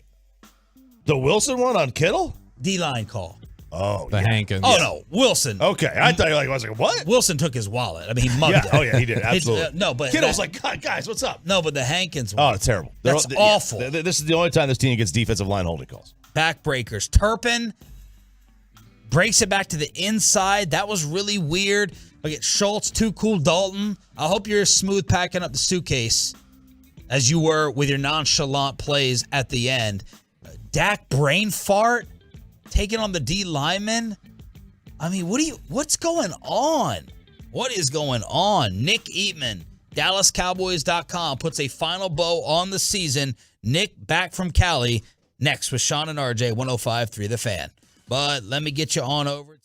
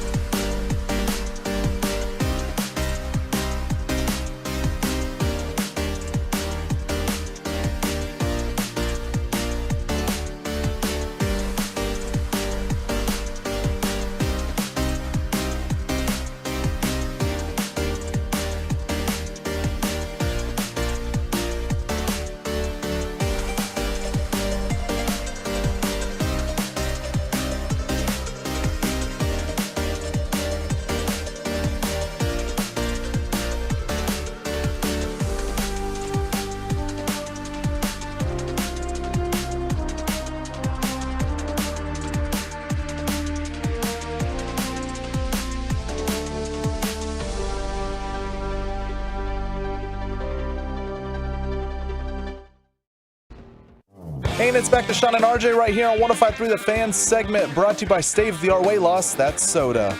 He is under center, and he's going to fake it to Elliott and step up and go deep. Oh, he's got Lamb down the left side. He got pushed, and he reached up and caught the ball at the 45-yard line of San Francisco.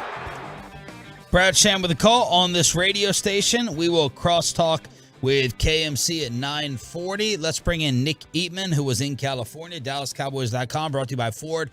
Built for Texas, built for you. What was your headline for this one?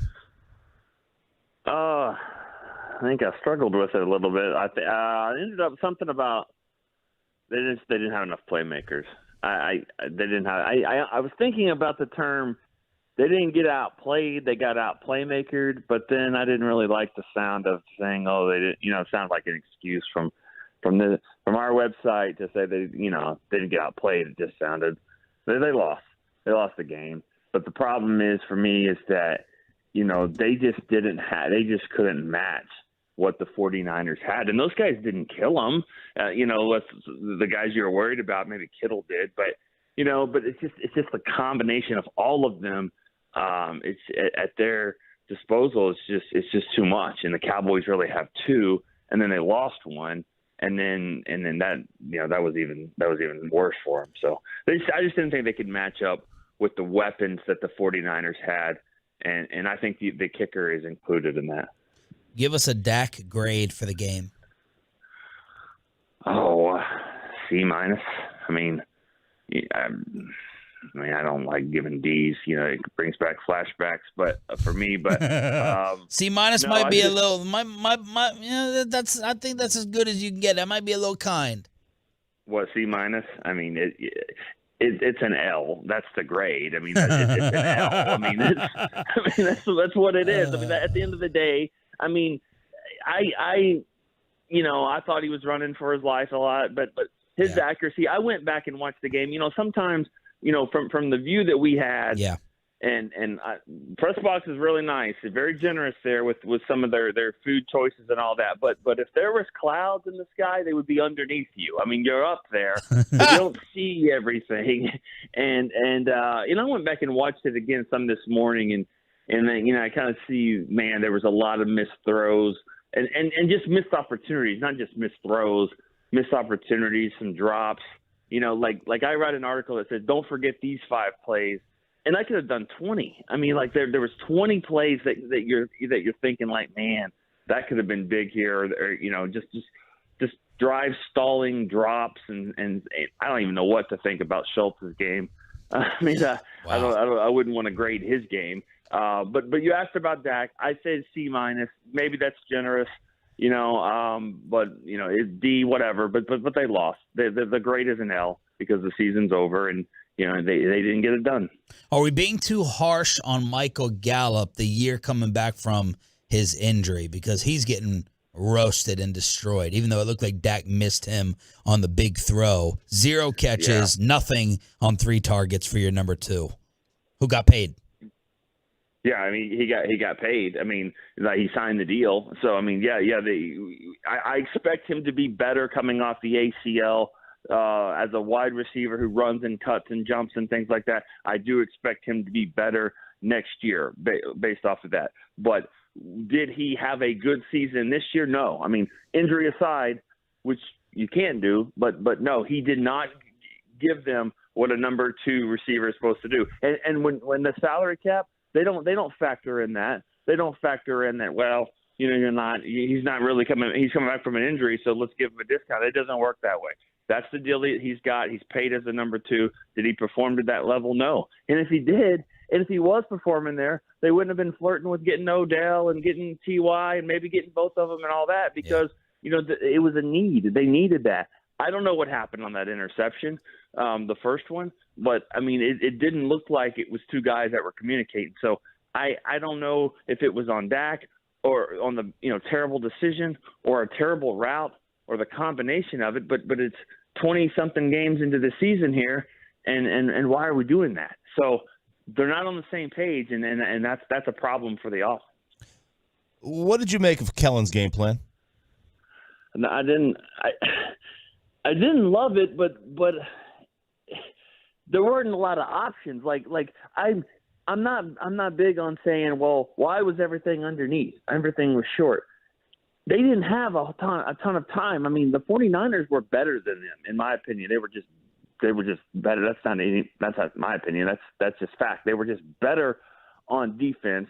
They beat them up front, and what the game plan was funnel everything to underneath and just see if Dalton Schultz can break a tackle and see if Noah Brown and CD can break tackles, and they really can. I mean, you got to give credit to the 49ers for how they funneled that. But I didn't hate the game plan, but I felt like they kind of took what they gave you, and the 49ers don't give you much.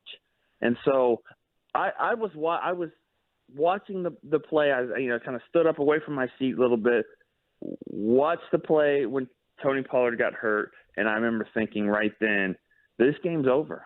It's over, because that's a broken leg, and I initially kind of thought that was a dirty play. Yeah, I'm going back on it now.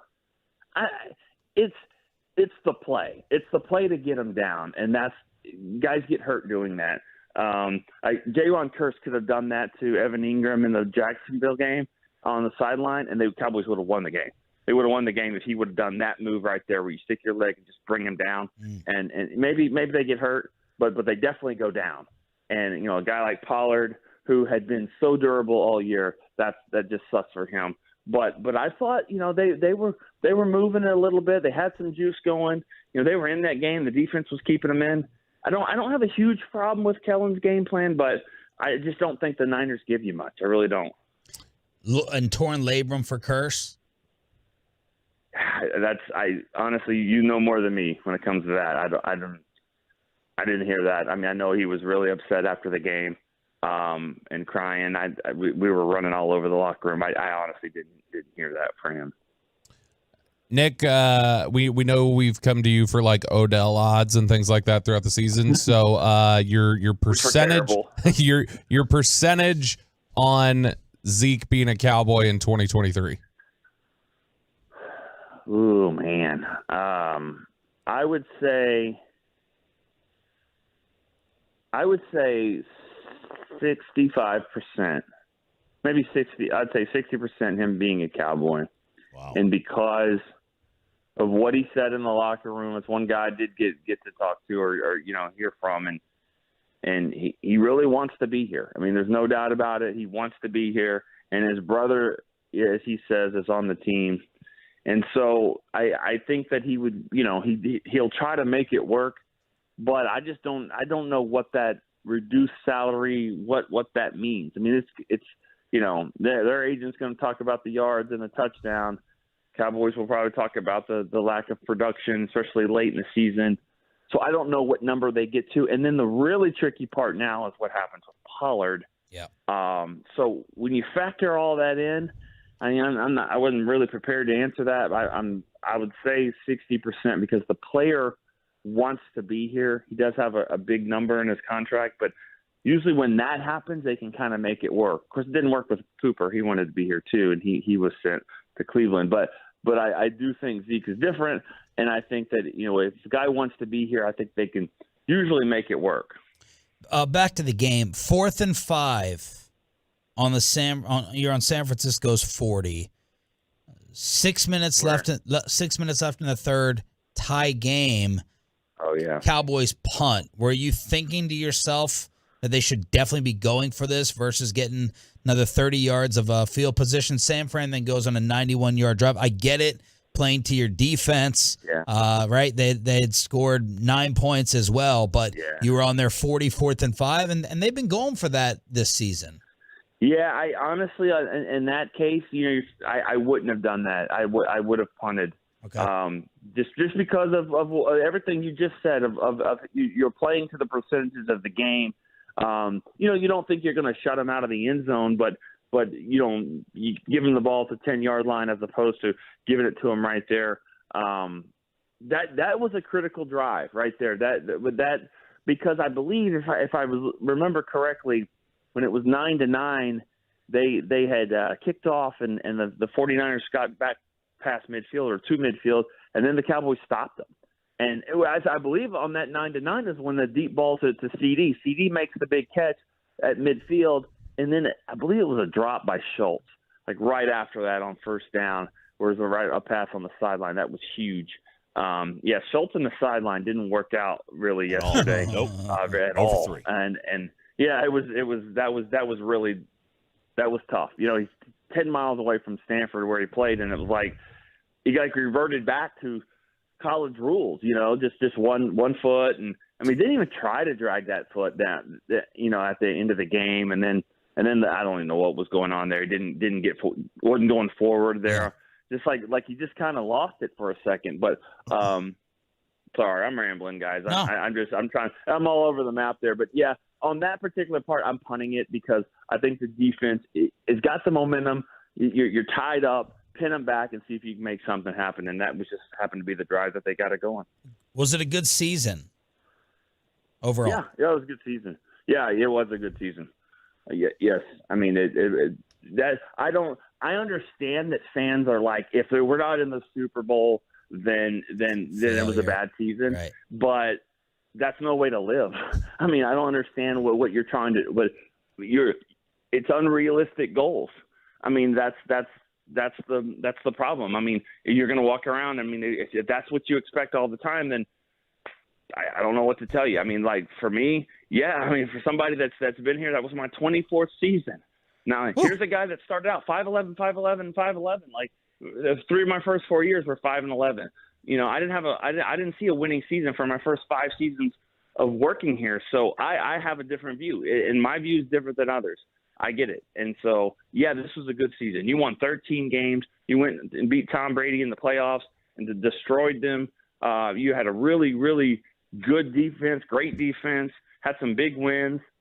Yeah, I mean, I think it was a good season. Went to the divisional round, Final 8, didn't make it. I mean, you know what? Get mad today, mad tomorrow, feel sorry for yourself, pick it up and get ready to play next year. I mean, that's what we do.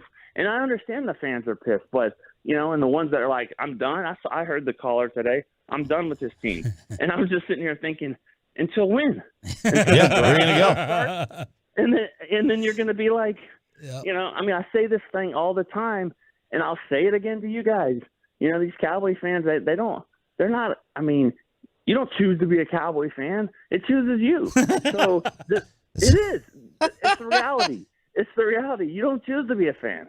And so you can be pissed. You should be pissed because it was a heartbreak because, I think the Cowboys had a shot. They really had a shot. And I got myself thinking, man, maybe this is it. This is the year. But, you know, the 49ers, they had a better offense. They had a better defense. They had a better special teams. I think the missed extra point lost the game for them. I really believe that. When they missed that extra point, I think it lost the game because you should have kicked a field goal at the 2-minute warning. And any other time, Maher had 9 field goals of 50 yards or more that almost set the NFL record. And so they tried 50-yard field goals. He would have tried it if he had confidence in his kicker. He also would have kept his running back from suffering a broken leg. So that right there, to me, was a huge, huge turning point in the game. The fact that he didn't make that extra point and then how they had to play after that. Fantastic stuff. Get some sleep. We'll catch up with you soon. Nick Eatman here, brought to you by Ford, built for Texas, built for you. Crosstalk with KMC next. But let's get you over to the all-new.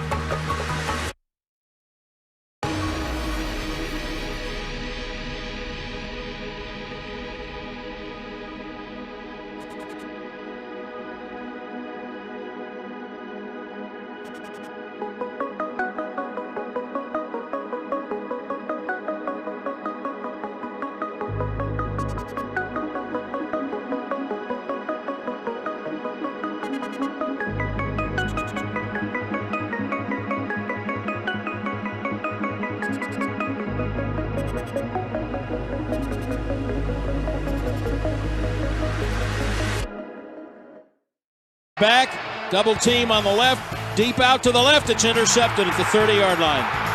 He underthrew the ball, and it was picked off by Diamador Lenore. Supposed to be their weak link in the secondary. Brad Sham with the call. Crosstalk with KMC, Kevin Hagland, Mike Bassick, and Corey Majors on 105.3 The Fan. Corey, what's coming up? Good morning. Show. We have to do a show today.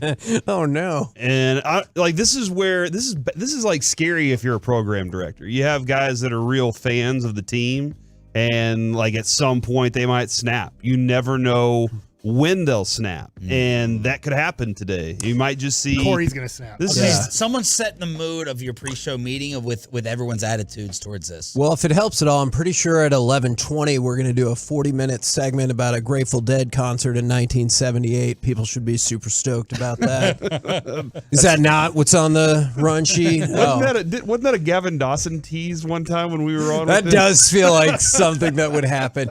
And that's what I was really curious. Are people mad, numb? I think I'm sad because, like last year, I watched that game and I was like, yeah, the refs didn't spot the ball, blah, blah, blah, blah, blah. You were not as good as that team. No. I do not walk out of this game yesterday thinking, you're not as good as that team. Clearly you lost, so they're better and they moved on. But I didn't feel that way during the game. So how is Mike and how? Let's start with Corey. Give me your Corey temperature, mood temp.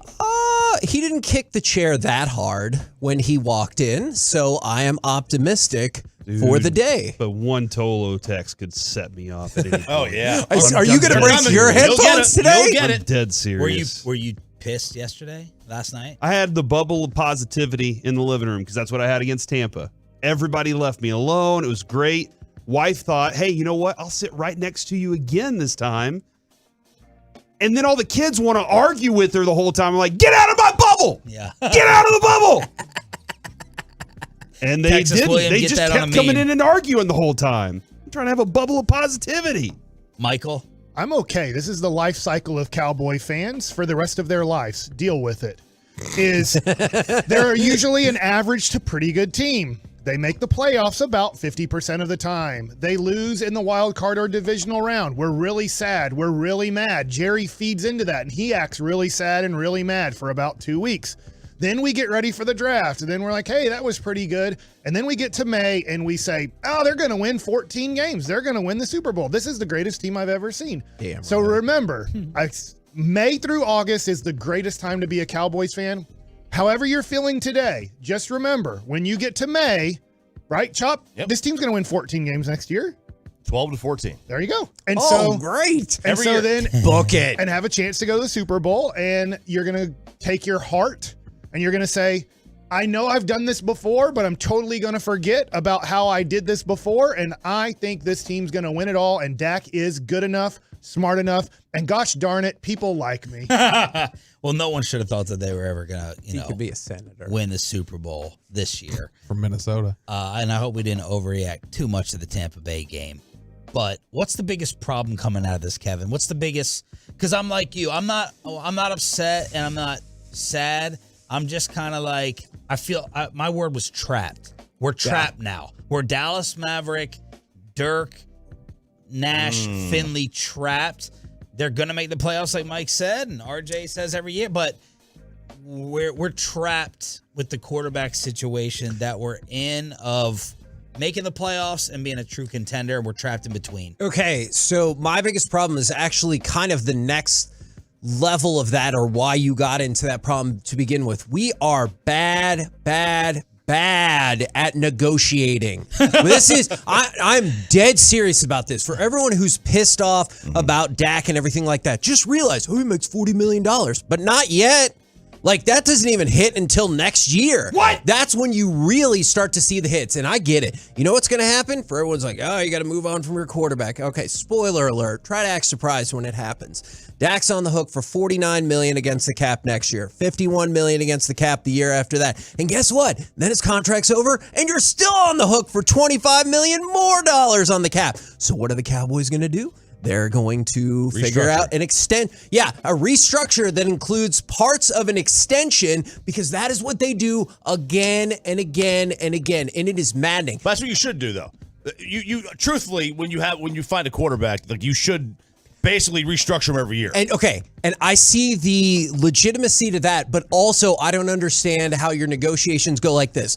$32 million, no deal, too much. All right, terrible start to the season, and he got hurt. We will give you $40 million. That's a terrible way to negotiate. Same thing with Michael Gallup. I'm probably going to be looking about $12 million. Ooh, got hurt. Probably going to have a rough season. We will give you $13 million. That is the biggest issue. It's not the personality of the Joneses. It's that we are bad at negotiating. 3 out of the 4 teams that are in the conference championship. I know it's not a perfect example, but they decided not to keep going with Carson Wentz. They decided to not keep going with Alex Smith. And they decided to not keep going with Jimmy Garoppolo. They went and got the 3rd pick. I know it didn't work out, Trey Lance, and they had to go back. But if you look at 3 out of the 4 teams, they had Dak is better than Jimmy Garoppolo. Dak is better and was better than Carson Wentz. Yeah.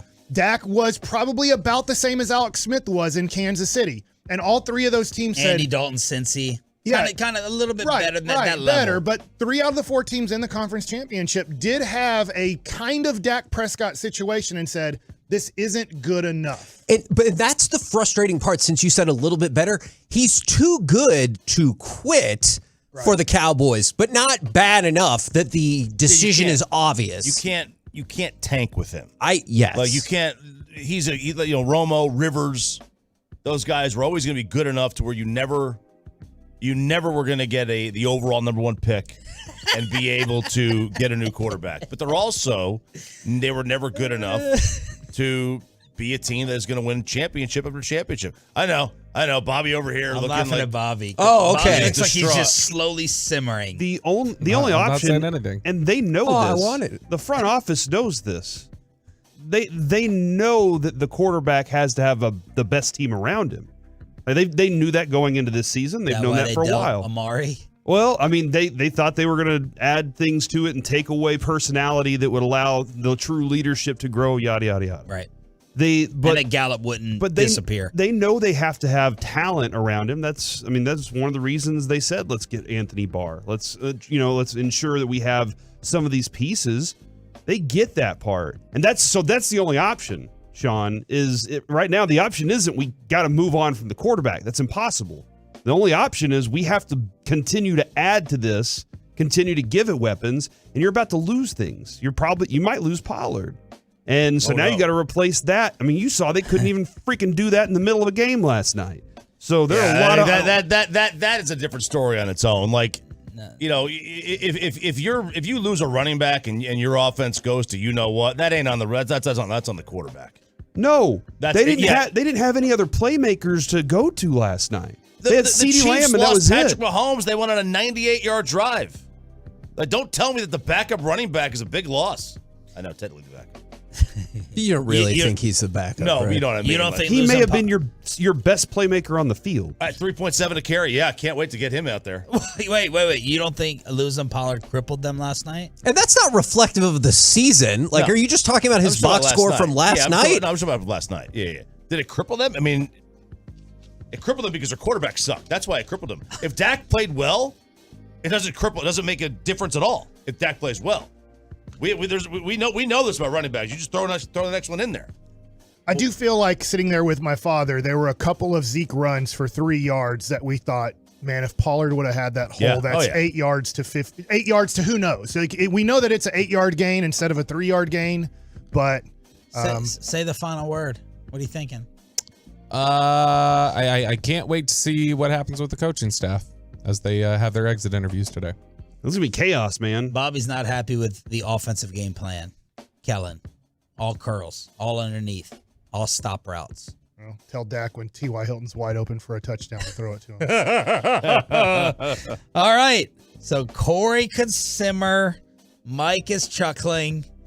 Kevin. I think Mike's chuckling is what pisses me off. Mike's tough day was Saturday. That was his tough I've done the right thing. I've moved on from the Cowboys. As I still cheered for them yesterday, but my heart will not be broken by them, and my heart won't be satisfied by them either. They're another team that I'm like, hey man, go get them. Hope you do good. If not, no big deal to me. So you didn't buy. You didn't. You said he was. kind of getting close last week. I thought you were buying in, and if they would have won, I would have been curious. But obviously, you know your emotions and heart far better than I do. When you talking about Luka dissing Cuban that I sent you? Yeah, we'll talk about it later in the week. Did you think that was legit? I don't think it's that big of a deal, but it's something to keep watching because he stared him down in another game. Yeah. I don't know if he ever really looked that way to really diss him, but. Did you hear what he said the other day? If Luka leaves, he's done with him, man. I'm done with him. Mike? Yeah. If let's say 2 years from now, Luka demands a trade, I'll be like, I'm done with them too until Cuban sells the team. Running out of teams, Mike. Yeah, you are running out of teams. Well, it's just fine. I do feel like as I'm getting older, I'm kind of. He'll go to Luka. He'll go to the like in baseball. team. Yeah, I cover the Rangers. I would like for them to win. The Rangers winning and losing doesn't really do anything for me because it's just like once I played for other teams, it kind of I was like, it's not That's an MLB flex. as big of a Do you deal. even live in DFW? All Come right, on. Corey and Bassett coming up. No offense, but I think there. I get it. I think can Mike. How early can Mike troll Corey? The KMC masterpiece no. is next on the Fan.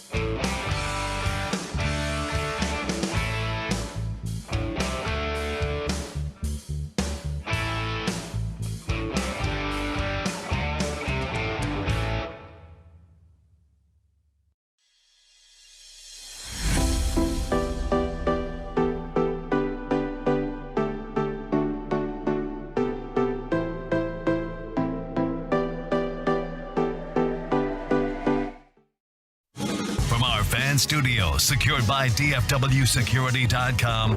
It's the KNC Masterpiece on 105.3 The Fan. Remember the day that Zeke Elliott was the center? Snap of the ball to Prescott. Slant over the middle to Turpin. He's tackled immediately, and this game is over. Well, everybody asked for Turpin to get involved in the offense, and I guess that maybe is not what everybody had in mind. So you used the word, Mike, sad. I think that's where I'm at. Cowboys fans, 877-881-1053. How we feeling? Is it angry, sad, numb, or something else completely different? I know how you feel, Mike, and I definitely understand your process of getting there. I have to admit, I was, and probably still am, sad about that game, because I didn't walk out of that game being like, well, now I feel dumb because they had no business being on that field. But that wasn't that game. Like, you were 100% look like as good of a team as the San Francisco 49ers yesterday. You lost, so you're not. But it looked like you belonged in the same league as the San Francisco 49ers. And that's why I think I was sad. And me and Brandon, he was on one couch, I was on another. We just kind of like laid around, and I think we flipped on South Park or something because they needed like something else that was not post-game. I immediately turned off the game, didn't watch any post, and turned on Netflix to finish Kaleidoscope. I was that's how indifferent I was to the outcome, because Mike, it was as it went on late in the fourth quarter, it was a slow bleed. Like, that's all it was. You could just see the team was exhausted. You could see they didn't have the life that they had early in the game, and they didn't have the plays left in this one. I asked you guys on text because as the Cowboys were getting the ball back with approximately 3 minutes to go, I asked you guys, if they drive down the field and score a touchdown, do you just go for two and say, look, if we score a touchdown from the 2-yard line with, let's just say, a minute to go, screw it. We're going to take one play from the 2-yard line, because I did think the Cowboys defense at that point was dying and fatigued. And because they carried the team on their back the entire game. And now I'm going to ask this question, which I didn't ask on our text chat. What was your confidence level when Dak got the ball at the 17 or 18-yard line with 3 minutes to go that he was, for the first time all game, going to drive the ball down the field for a touchdown? Look, this is the delusional part, and we do have some Mike McCarthy audio about like what they would have done if they would have scored, if you want to hear that. But this is the delusional part of fandom for me, is I was like, this is the time, despite all evidence in the game to the contrary. For most of the game, it was a back and forth affair. And I was like, got to get a stop here, or we need a first down right here. Is in the back of my mind, I'm like, I know probably they won't, but you know what? Maybe they will. So that was my like straight up fandom right there. And then Corey threw a pick six, which luckily was dropped. Then Gallup got open for a 30 to 80 yard play, because if he throws it in stride, I don't know. Gallup's not that fast right now because of still his kind of recovery from his knee injury. But if he throws the ball out in front of him and leads them the way great quarterbacks do in those situations, or you can be Jimmy Garoppolo in the Super Bowl and totally miss Sanders for the game-winning touchdown, or totally miss Gallup, and then you have no chance to come back. And that's kind of the category Dak is in, is like when you need that big throw, he's probably going to F it up. Is after those two throws, I was like, we're screwed. Like, he literally threw a pick six, and then we did get a guy open for a 30-plus yard play, and he didn't come close to completing it. Yeah, that throw was miserable. More than anything, there are three outcomes that could happen with that one specifically, and two of them are positive in your way. Incomplete or interception is like, I count as one. The catch downfield, awesome, could happen, and then you're also really hoping you get a pass interference call.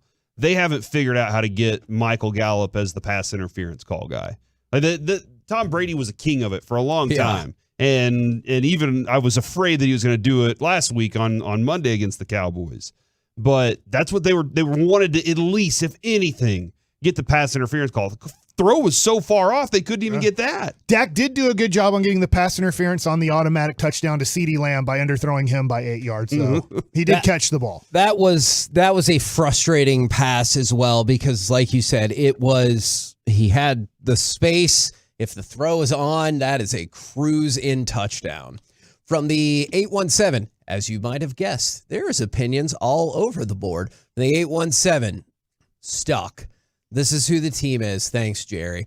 From the 214, us Cowboys fans feel jaded. From the 682, yeah, I'm probably just indifferent now. And from the 817, somebody said F Dak. And then from the 210, Kellen Moore needs to go. And from another 214, too many bleeps if I called in and said how I felt. We are going to do a call in later. I don't know. I will tell you that segment will end as soon as the curse words start flying, which I am definitely concerned about. Embarrassed, disgusted. It feels like it's tipping more mad as opposed to sad, because I don't think I'm mad. I think I'm still sad. Yeah, I think the tough part is going into the game, you thought, all right, we do have a 7-year vet versus a guy making his 7th or 8th start in the NFL. I think 7th.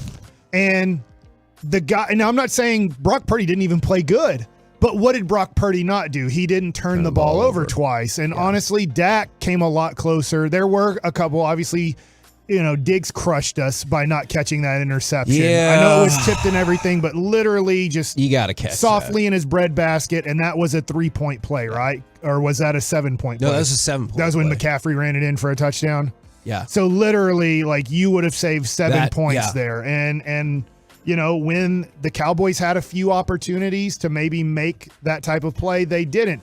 And honestly, San Francisco probably had 5 interception opportunities and only caught 2 of them. I feel like the Cowboys might have had 2, one of them being Diggs. There was another one that my mind's blanking. Maybe Cowboy fans with a better memory of last night. I thought there was another one. There definitely was. I thought the Cowboys had a good chance at an interception. So the Cowboys went 0 for 2 on their interception attempts, and San Francisco went 2 for 5 on their interception attempts. From the 303, I'm radio edit ticked off about this game. I appreciate that. From the 469, this is what they do. Very disappointed. From the 817, indifferent is a good word. And from the 937, absolutely furious. Dak is effing terrible. And I have a feeling, I think we all had a sense that you would get a lot of that today, because in yesterday's game, he was terrible. Terrible. You got potentially one of the best defensive efforts, except for the interception that should have been. Yeah, one of the best defensive efforts I think you could have possibly asked for. Every time that they said, hey, we're about to break loose on a 40-yard play for Deebo Samuel, Cowboys stopped him in the backfield. Every time the McCaffrey was supposed to do something massive, they stopped him. Last week, whenever we were talking, I said, Kittle, I'm afraid of. He makes the play, then he flops. I'm still going to call that one a flop. Fox was afraid to show the replay and how good he flopped on that one.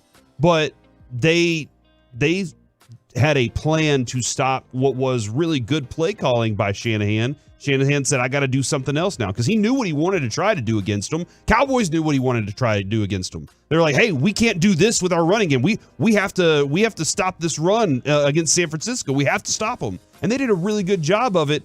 And then because the offense couldn't keep their side up, they got gas, man. In that second half, you saw the drive happening. As it unfolded, you were like, oh, crap. Elijah Mitchell's running over us right now. You saw they couldn't stop it. They were exhausted. They've been on the field too much, and it turns into a touchdown, and it shouldn't have been. You're spot on about that. Diggs had 2 plays, 2 chances to change that drive into a positive for the Cowboys. The second the ball gets touched, you can smash the hell out of that receiver. He didn't do it. He didn't make the pick. I am exceedingly frustrated with him on that drive. But you're right, Corey.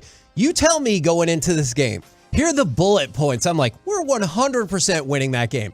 Christian McCaffrey, total yards from scrimmage, 57. Deebo Samuel, total yards from scrimmage, 56. And we give up 19 points. We're winning that game. I thought the defense was phenomenal. I thought the offense was a major, and Dak was a major letdown, but that's not any great shakes. Anyone who watched that game, you know that. After the game, Micah said this, according to Clarence Hill. The Niners made more plays than they did, but he also added that giving up the just 1 touchdown and getting Deebo and McCaffrey in check should have been enough to win, especially if they don't have the 2 picks. Can you fire off cut 22? Because I want to see if that's in here. Okay, if that's his inflection and how that sounds. This is Micah Parsons referencing what you were just saying. You know, going to this game, we understood that they wanted to get their players out to open space. We contained Debo. We contained McCaffrey for the most part. But, like I said, they made more plays. We limited, we tackled, we ran, but they made more plays. Okay, so he doesn't throw the offense under the bus, but I mean they needed an interception. They needed something big to change that game in their direction. But I also, Mike, I'm kind of curious if even the offense could have done anything with it. They were on the 21-yard line after the muff punt, and they were on the 21-yard line, and they still, all right, you know what? Let's kick it. Like that's at least he made it. How nervous were you on that one from 28 yards or whatever it was? Especially after that blocked extra point. And I was like, good night. At that point, I was like, I don't care why it didn't go in. Get him the hell out of there. And then you showed the replay, and then they were like, well, it probably would have been off by 10 feet. I said, oh my goodness. Are we just done? That's why, going back to your point, I would have, if they would have scored a touchdown, I was 100% going for 2. Here is cut 12. This is Mike McCarthy on if Maher's block changed any game plans going forward. Yeah, I don't know where we're going here.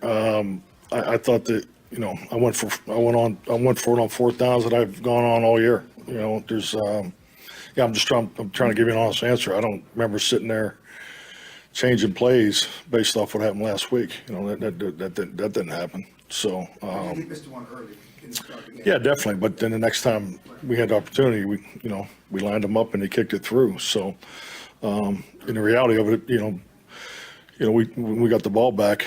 Obviously next to the last series, the plan was to go down and score and go for 2 for the win. So I mean that was the thought process, but that had more to do with, I just felt like our defense was on the field a long time. And, I thought we picked it up in certain areas in the second half, but like I said, we just came up short.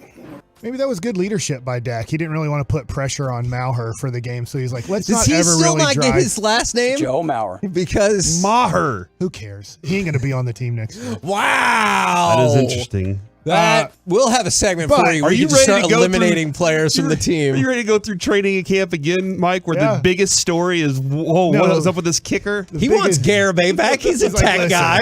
If there's one thing I did as quarterback of the Cowboys, I made sure that our kicker didn't lose his confidence too much in that game. Yeah, a couple people Even when we got in field goal range, I was like, hey, there's 2 guys covering CeeDee Lamb. Let's see if they both become invisible. This is an interesting text. And it's less about the Stafford thing. But somebody said that Dak has reached his ceiling. Is his ceiling what we saw at Tampa Bay, but he can never do it consistently? Like, yes. He can have that game. 1,000,000%. But more likely than not, in big games, it's going to look like this. Because that's the talent level of the opposing defense. That is what I think is, and that's what we said in Crosstalk. Yeah. It is an agitating position to be in. Dak is too good for you to be like, we need to tear it all down, but not good enough to say he will lead us to the promised land. I get the counter argument is, how many quarterbacks out there will lead you to the promised land? Maybe only 2? Kind of on their own. I don't know. It's really tough, Kevin, because I think he's better than these guys. He's better than LA Rams Jared Goff, and he's better than Andy Dalton's Cincinnati Bengals. Yeah. But he's kind of that guy. He shows signs of being better than that, but you know that he can never be at the level that Joe Burrow is showing in his 3rd year. He can never even come close to Patrick Mahomes. Never come close to like a Hall of Fame quarterback. He's never going to be that. And I know this is a long time ago in different sport, but he's kind of like Mark Aguirre of the Dallas Mavericks back in the 80s when the Mavericks like, this is this up-and-coming team. They might be the team to take over the Lakers. And you're like, Mark Aguirre has way too many faults to ever really lead a team. And that's how I feel too, because I think it was in the Washington game to end out the regular season. Brandon asked me, we were talking about like the peak of Dak and how good that was. He said, I just wish it wasn't mixed in with all the mistakes. And I said, I hear you, but that's what makes you elite. And I don't think he can do that. That's who he is. I know that like Bobby Bell, I love Bobby and Kyle Yeomans. I think it was this year during the training camp, Corey, that they're like, why don't you think Dak can be an MVP? And my response is, he can't play 17 weeks of MVP football. He's going to have bad stretches. That's who he is. And to win an MVP, you can't have 4 or 5 bad games in a season. And he always does that. And now he gets hurt too, but he's always going to have 4 or 5 bad games that takes him completely and totally out of that race by the end of the year. And unfortunately, come playoff time, Troy Aikman never won a football game in the playoffs playing average or bad football. Even Troy Aikman, with the team that he had, if you want to say how great he was, if you go watch all of his playoff games, if he played bad, let's say against the Carolina Panthers in 96, they lost. You have to play good as a quarterback. It's almost impossible to really play bad as a quarterback and your team win a playoff game. And Dak has to do that for 3 or 4 straight games. It's impossible for Dak Prescott to play against that level of talent and actually play 4 straight good games. And I see multiple people asking about Stephen Jones. Well, programming alert is Stephen Jones has dropped out of our interview today at noon. I don't know the scheduling or logistical reasons, and we're trying to find out if we're going to make it up, but he will now not. Player acquisition is a 365-day process, Kevin. Yeah, that's great. I will tell you, I do not believe that is the reason, but I don't know the reason. Execute at the end of the day. Yes. I already know the answers. We will find out if we will get that rescheduled, but he will not be on today. We're the K&C Masterpiece right here on 105.3 The Fan. Coming up next, we will talk with our Dallas Cowboys insider, Mickey Spagnola. Plus, if you need to vent more, go ahead and vent. I'm here for it. We'll do it next right here on The Fan.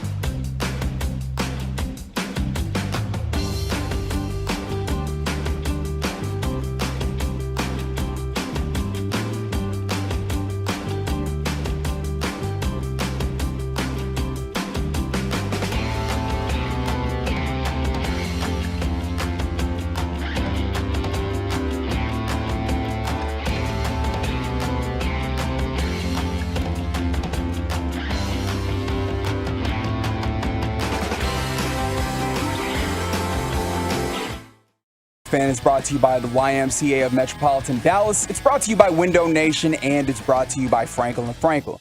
There's a reason you need a special license to drive a big truck, so companies that hire drivers and put them in big trucks should be held accountable for what happens when one hurts you. Frankly, you need Frankel & Frankel. The consultation is always free. Visit truckwreck.com. K&C Masterpiece back here on 105 through the Fan right now, brought to you by Ford. Built for Texas, built for you. It is our Dallas Cowboys insider, Mickey Spagnola. Good morning, sir. Good morning. So, your thoughts on Dalton Schultz? Where do you want to start? Okay. Corey brought it up. Your thoughts on Dalton Schultz. You can take that in whatever direction you would see fit. Yeah, I don't know that was the topic of the game, but pretty darn soft. Oh, would you like? Yeah. Did he not know what he was supposed to do to get out of bounds? No, he's got to know. Okay, they know that. Yeah. He just seemed really like the word I used before the show was malaise. Like whether it was not dragging the foot or not getting the forward progress to stop the clock. I'm not saying like they would have won and made the 2-point conversion, but just for such a key situation or set of situations, he seemed like largely indifferent to what was happening. I would not argue with you on that in one bit. The quarterback. Yeah. Everybody's mad at the quarterback today, Mickey. Which goes with the territory. Yeah. I mean, that's the low-hanging fruit, right? Mm-hmm. Offensive line wasn't very good. And we can start right there. To me, that was one of the big difference in the game. They had the hat going. Offensive linemen lead the way. Well, they didn't lead the way. You can talk about the quarterback who was under quite a bit of duress, by the way, and the running game. They basically did not threaten them with the running game, especially after Pollard went out. Which, by the way, he fractured his fibula, left leg. He's going to have surgery, and then they're going to have to check out the ankle to see if there's any significant ligament damage. Yeah. So they lost kind of that push. And that might be for another day, Mickey, but I feel like that might complicate or muddy the water even more about what to do with him going forward from a contractual standpoint. It muddies the water for him. Yeah, I would think. I mean, that kind of messes up your free agent market, right? I would think that. Didn't mess up Gallup's. Yeah, that is true. Yeah. But I think that but I don't know. I just don't know how they're going to look at that one at this point right now going forward. So, but, they couldn't run the football. And I figured out they were 3 of 15 on third down. 8 of those third downs were 3rd and 5 or more. So they just were first and second down. They weren't very good. And, credit to San Francisco's defense, right? They weren't the number 1 defense in the league for nothing. They weren't the number 2 rush defense for nothing. They were pretty good. But this game just came down to when you need to make a play. And they made their play. The Kittle bobble, juggle, 31-yard catch down the middle that wasn't even supposed to be a play thrown to him. And the Cowboys couldn't make one of those. And, that to me was the difference in the game. You miss you get an extra point blocked, which I think was going to be a miss anyway. Yeah. You have 2nd and 2 at the 18, so you got a field goal there, if nothing else, but you get intercepted. And not only do you lose those 3 points, so that's -4 at this point, they go back and score a field goal that they should have never had the ball with that much time left in the half. So that's another 3 that you lost. You're 1st and goal at the 9. And you kick a field goal. That's -4 to me. Yeah. So there's like 8 points there, however you want to look at it, 11. They only lost by 7. So in playoff games like that, you cannot make mistakes and give away points. You've got to score, especially against a very good defense that was giving the Cowboys' offensive line trouble. not only with their front four, but with a lot of their pressures. They were rushing 5 and 6 because they understood to control this Cowboys offense, they had to control Dak Prescott. They couldn't give him time in the pocket to just kind of sit there and look around. They got after him and forced him to be very uncomfortable once again.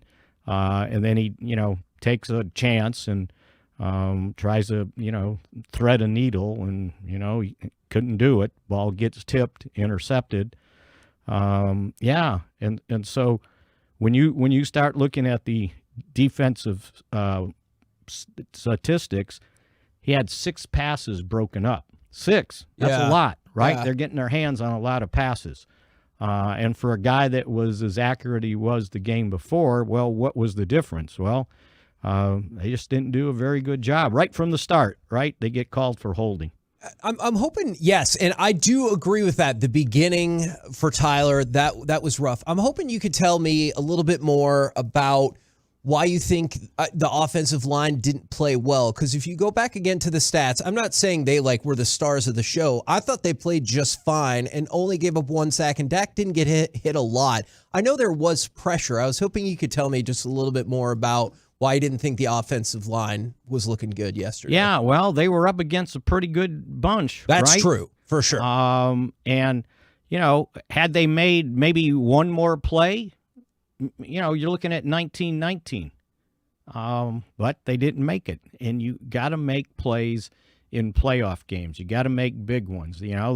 Dak has Gallup on the deep ball, and he throws it inside instead of outside, and it was a little bit short, and Gallup almost made the catch. Well, they didn't almost make the catch. They made the catch, right? Yeah. The Cowboys didn't.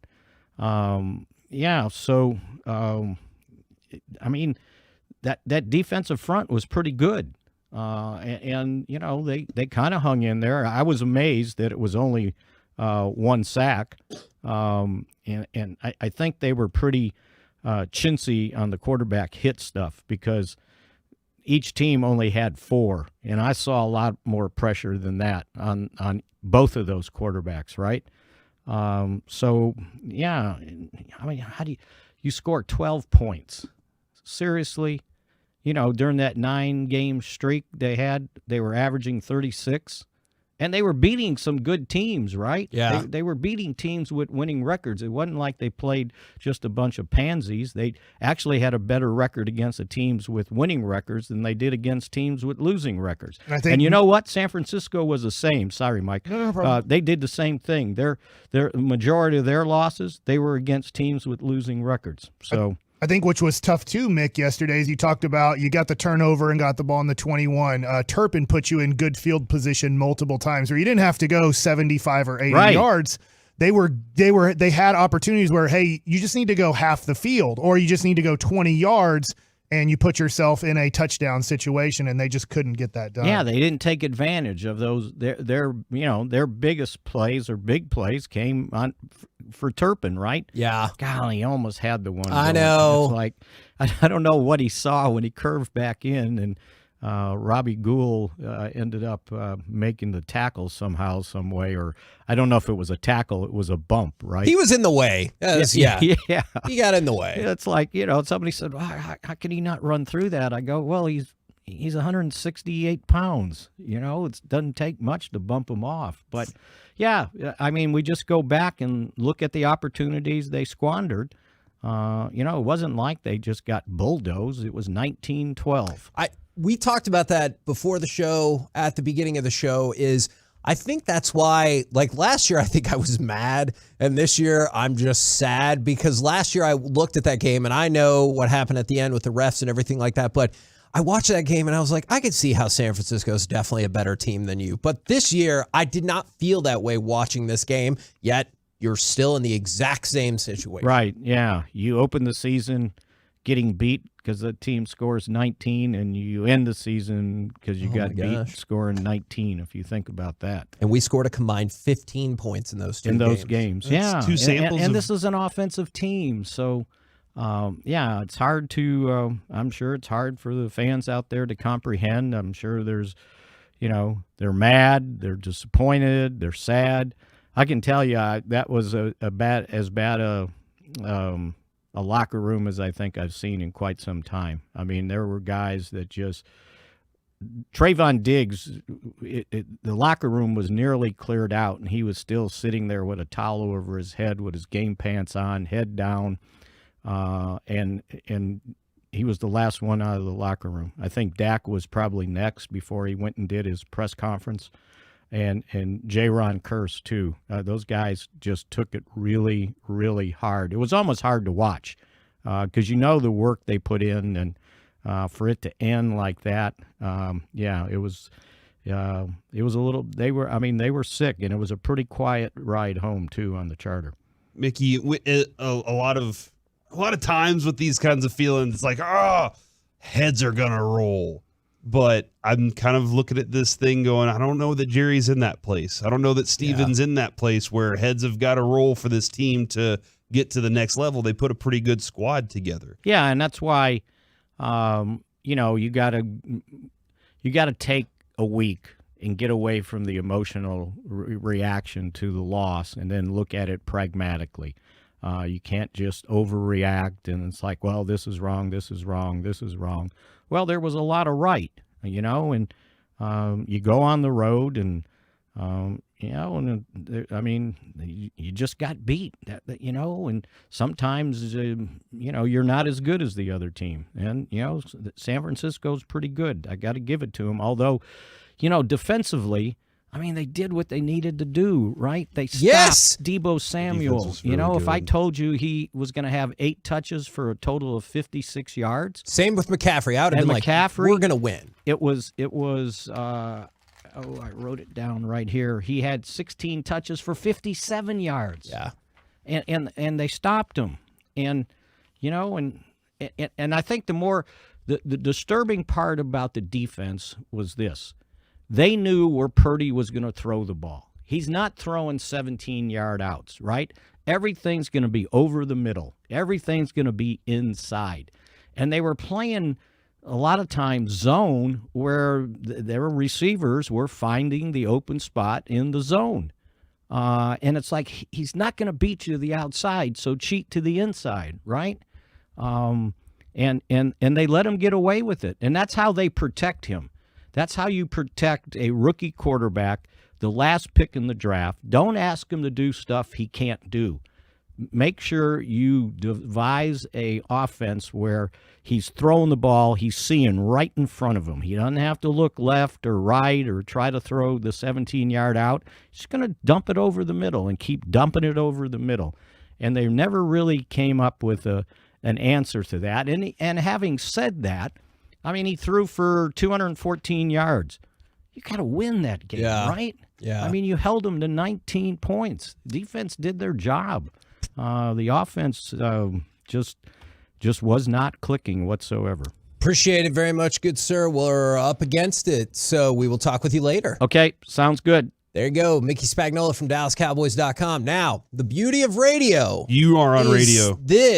So are you. You just said that to me on radio. What? Mickey said, take emotions out of it, wait a week, all right, and then figure things out. Let's do it. But we don't have to do that at all. See you tomorrow. Coming up. No, next you have to week. keep doing the show. You have to keep doing the show. Coming up next. Best of. Hit the button. Who is the one player, coach, whoever? Man, Reggie would be like, thanks for listening to the Get Right. Boom! Best of is we don't have to wait. Coming up next, if you want to text in, 877-881-1053. Who's the one player, coach, whoever on the Cowboys you're done with, and you're done with them now? We'll do it next right here on The Fan. Coming up in the next G-Bag.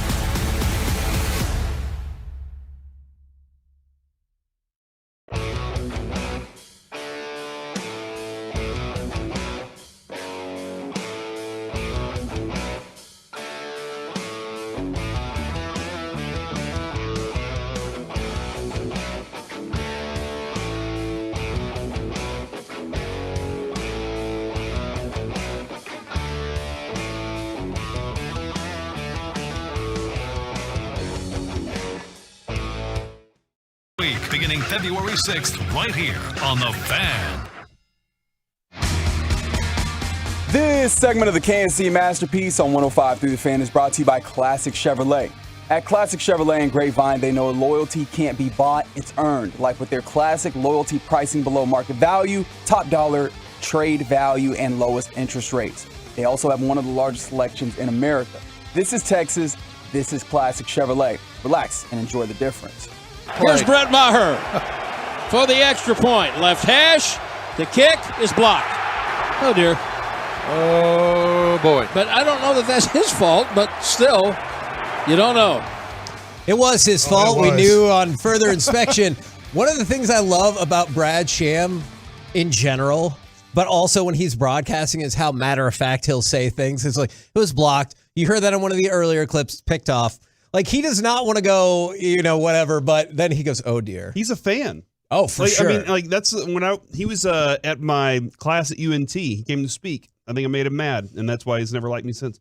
But one of the first things he said was, I get just as ticked off as everybody else out there because I've been a fan the entire time. Yeah. And he's rooting for these guys. He's not rooting against them. Sure. He wants them to do well. He gets to go to, call more games, and that's a lot of fun for him. But I think he's just like all of us. You can hear it a lot of times in his disappointment with some of these guys. Now, Mickey said the Cowboys as an organization will attempt to do their exit interviews, not make any decisions with emotion. That's probably smart if you run a football team. However, we can do whatever the hell we want. So if you want to text in 877-881-1053. See you later. Who is the one person with the Cowboys you're done with? You're like, I'm out. From the 817, Prescott. From the 682, Diggs. From the 806, I think we all know where this segment is headed. Dak, if you're listening, turn off the radio. For the 817, it's Zeke. From the 901, Dak. Mike, I'm going to start with you. You have the ability to just be done with one person on the Cowboys. The Whopper commercial. Yes! I would lean towards Dak because that's the person who can make the biggest change, right? I personally don't think, and I understand if you do think he can do this, I don't think he can have 3 good games against 3 playoff teams in a row. So I do think he was great against Tampa. Tampa, they did make the playoffs, whether you think they're good or not, because they're not, but they did make the playoffs. Yeah. And he can do that. But if you're asking Dak to do what we've seen now Joe Burrow somewhat 2 years in a row do, if you're asking him to do Jalen Hurts, it's too early. He's only won 1 game, but the way Jalen Hurts just demolished New York, and Dak did the same thing against Tampa Bay. I just don't trust that Dak is ever going to be good enough. To me, done with is tough, but it's just, I know that he's not good enough. Here's my point here, Corey. I think if he was drafted by the LA Rams, that Sean McVay would have done the same thing to Dak as he did with Jared Goff. I can see that. Jared Goff pushed him to the playoffs every year. Jared Goff wasn't not making the playoffs. Yeah. He was making the playoffs, and he said, it's just not good enough. Jimmy Garoppolo made the Super Bowl in 2019. They traded for him, made the Super Bowl. And after 2 to 3 years, I can't remember his 3rd year, Mike Shanahan said, this is not good enough. I'm trading up, and I know Trey Lance hasn't worked out, but he just said, this isn't good enough. Andy Reid said, Alex Smith is not good enough.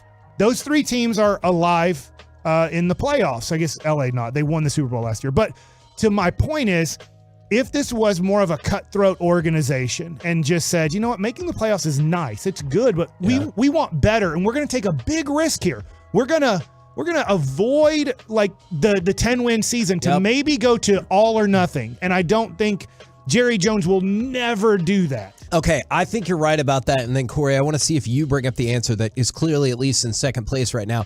I didn't ask for this audio because I didn't think about this ahead of time, but it was a couple weeks ago when we interviewed Jerry. It was going into the Tampa game. It was the Friday going into the Tampa game. Jerry was like, well, let's not skip over and ignore how great our regular season success has been for the last couple of years, which he's right, but I know that's not what a lot of Cowboys fans want to hear because it feels like your participation ribbon. And that's why I think you're spot on, Mike. But that's why I think that the Cowboys don't have the stomach for any of that. So, Mike, I want the pedigree is the wrong word. I want the caliber of a first-round pick quarterback. That's a guy that's seen everything. He knows how to win, all those great things that come along with it. Jake Locker. A first-round pick that I would take in the draft. I think I was very open about neither one of those being sufficient. But I'll Baker Mayfield? Nope, I didn't like him either. Right. I get it. Like a lot of times you draft a garbage quarterback in the first round. Oh, okay. Trevor Lawrence, how about that? I want a caliber of that. He seems good. That works. Patrick Mahomes. However, the reality is that can't happen. Yep.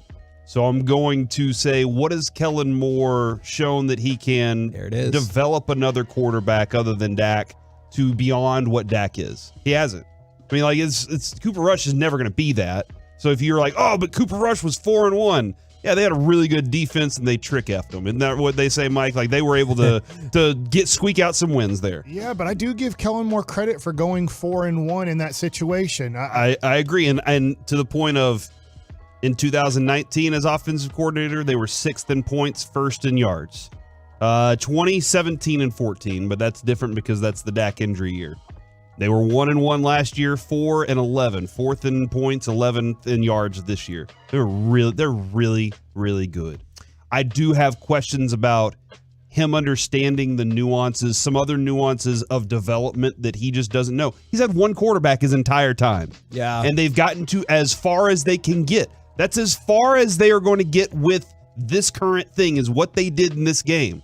So I am saying move on from Kellen Moore. I hope they can find another brilliant mind that can do all these things.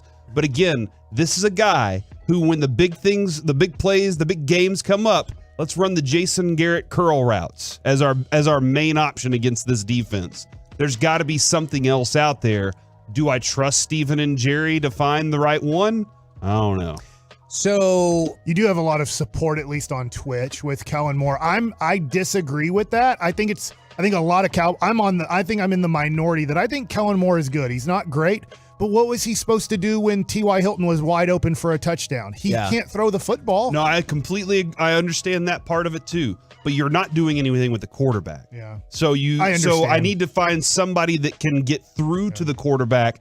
Here's what you need to learn. Because I still think there are things unlearned by Dak. I'm with you. I just think that most coaches that have a Dak Prescott say he's not good enough. And I think that we're limited. I think any coach, whether it's Sean Payton, whether it's Sean McVay, whether it's Mike Shanahan, they would realize after working with Dak Prescott, I'm limited on what I can do with this guy. And to get this job, every single one of them are saying, I can coach that guy. To get a job, they're all going to say they can. So I agree with you, Mike, because your dad, hey, that guy is going to be a star. That kid can't play. Y'all have seen it. Y'all have seen the pros enough. I think that they're going to look at him and go, there might be one coach or a few of them out there that are like, he needs this. And then they might get frustrated when they get in the room and they're like, oh, he can't do it. But they're like, oh, he needs to be able to see it this way. Maybe they can teach him. And to Corey's point, obviously, Sean McVay's better. Obviously, Mike Shanahan's better. I would say Philadelphia is proving that they have better offensive coaches, right? So to Corey's point, there are teams that you can look at and say, boy, they seem to be getting more out of their situation than possibly what the Cowboys are getting out of there. So I don't want to completely say he's a great coordinator. I just think he is limited by what his quarterback can and can't do. So you brought up the Twitch, the fan text mirrors that. Dak is number one. Kellen Moore is a strong number two on here from the 4-6. Well, that's gonna damn it. From the 469. You don't got to write that down, Reggie. From the 469. But I choose to. Yeah, Kellen Moore needs to hit the road. From the 510. Fire Kellen. From the 940, please get rid of the overrated Jason Garrett clone, stupid Kellen Moore. And from the 321 Kellen. I'm going to go in a different direction. I'm going to go with the easiest to achieve because not only does it make sense, it makes dollars. I appreciate what you've done here. Bars. It's time to move away from Zeke. We're done. All right? We are done. Because the thing that is agitating, and it's not Zeke's fault. This part's not Zeke's fault. Him being on the team sometimes I think makes the Cowboys lazy. And it might just be the way they talk about Zeke that has me feeling like he makes them lazy, is because they're like, oh, we got Zeke. Zeke's the best. Sure. Let's take a look. This past year, 10th most carries in the league, yet had the 22nd most yards, and yet had the 42nd best yards per carry average. Like, you know what it is. If I need a run in from the goal line for 1 yard, Zeke's our guy. Awesome. Next year, he counts $17 million against the salary cap. And here is where it finally makes sense. It's taken a while to get to this point after that absurd extension they gave him when he still had 2 years left on his deal as a running back. Your dead cap for next year, if you were to move on from him, $11.8 million. What do the Cowboys love to do? They love to make that post June 1st, and they love to split that in half. That's $5.9 million. He counts 16.7 against the cap. You cut Zeke, and they split the cap the way they love to do, you will save $10.8 million. The difference in the past was, like, just this last year, if you would have got rid of Zeke in the same manner, you would have saved $3 million. Is Zeke worth $3 million? Sure, probably. Is Zeke worth $10.8 million? No. And so that's the one for me that I think is the simplest and the most likely. I'm not disputing y'all's choices whatsoever. I totally get them. For me, I think the Zeke time is over unless there was a this time DeMarcus Lawrence-esque team-friendly restructuring of the deal. I'm 100% with him. And I didn't give you a solution to offensive coordinator. Sure. Can you give me a solution at running back? Yeah. Yes. It's heartless. It's cold. It's ruthless. But this time, it sucks that you lost. It sucks that Tony Pollard got hurt. That is not your fault, and you do not have to reward him for that, right? So for once, take advantage of the situation. Again, it sounds ruthless and mean, and we've had Tony Pollard on our show multiple times. He can be rewarded for what he's done but more importantly, you reward players for what you think they're going to do. The Michael Gallup contract to this day drives me crazy because they gave market rate, maybe slightly above market rate, depending on your feelings about Michael Gallup, to somebody that you knew would be potentially hobbled going into the season. And you can tell me that Tony Pollard is going to make a full recovery. He's going to be 100% what he was. The market will not bear that out. The rest of the NFL will not say you get the same deal because you broke your fibula and you're going to be out for months and months at a time, and we just believe. So if you want to go with Tony Pollard, I'm fine with that, but just this is a time when the contract is different. Or you go out and draft a lower round running back and see if you really can just plug and play for 3 to 4 years at a time and move on and never pay a running back. Those are my solutions. I think when you have a good team across, like if you have a good team across the board, you can do those things. Yes. I think whenever they were re-signing his contract at the time, they were like, he makes us a good team, as opposed to our team is good enough that we can do a lot with other things. And at that time, they could have gone with Pollard, and they could have said, hey, this is going to be our guy. He showed in preseason games he was good. And then they were like, nah, let's go ahead and ink the deal because this could be the Super Bowl. My biggest fear is that Tony Pollard gets the, let's just say, 5 for 65 extension with whatever the guaranteed money is, $35 million. Let's just something like that. And it's because he's going to be the same back. And I'm like, you don't know that. Like, the doctor can tell you this, he can tell you this, whatever. You don't know that, man. And that's what I'm afraid is going to happen. Well, you know, they just did it last year. You mentioned with Michael Gallup. So they're going to do it again. Tony Pollard's going to get a deal, and we just have to hope that he comes back healthy. And yes, people are going to be mad at me for this because of the first round draft or running back strategy. If for some reason, because mock drafts are all over the place with him, if Bijan Robinson is there when you pick, I select him. That is who I want on this team. He won't be there. Let's trade up. No. Okay. We'll figure that out later. We're the KNC Masterpiece right here on 105.3 The Fan. I always knew Kevin was a Texas fan. Appreciate all the feedback for sure. Coming up next, I cannot wait to see what the feedback is on this. What was the single biggest play in last night's Cowboys loss? One play. What was it? 877-881-1053. Want to text in? We'll do it next right here on The Fan. All right, man. Let's talk about men.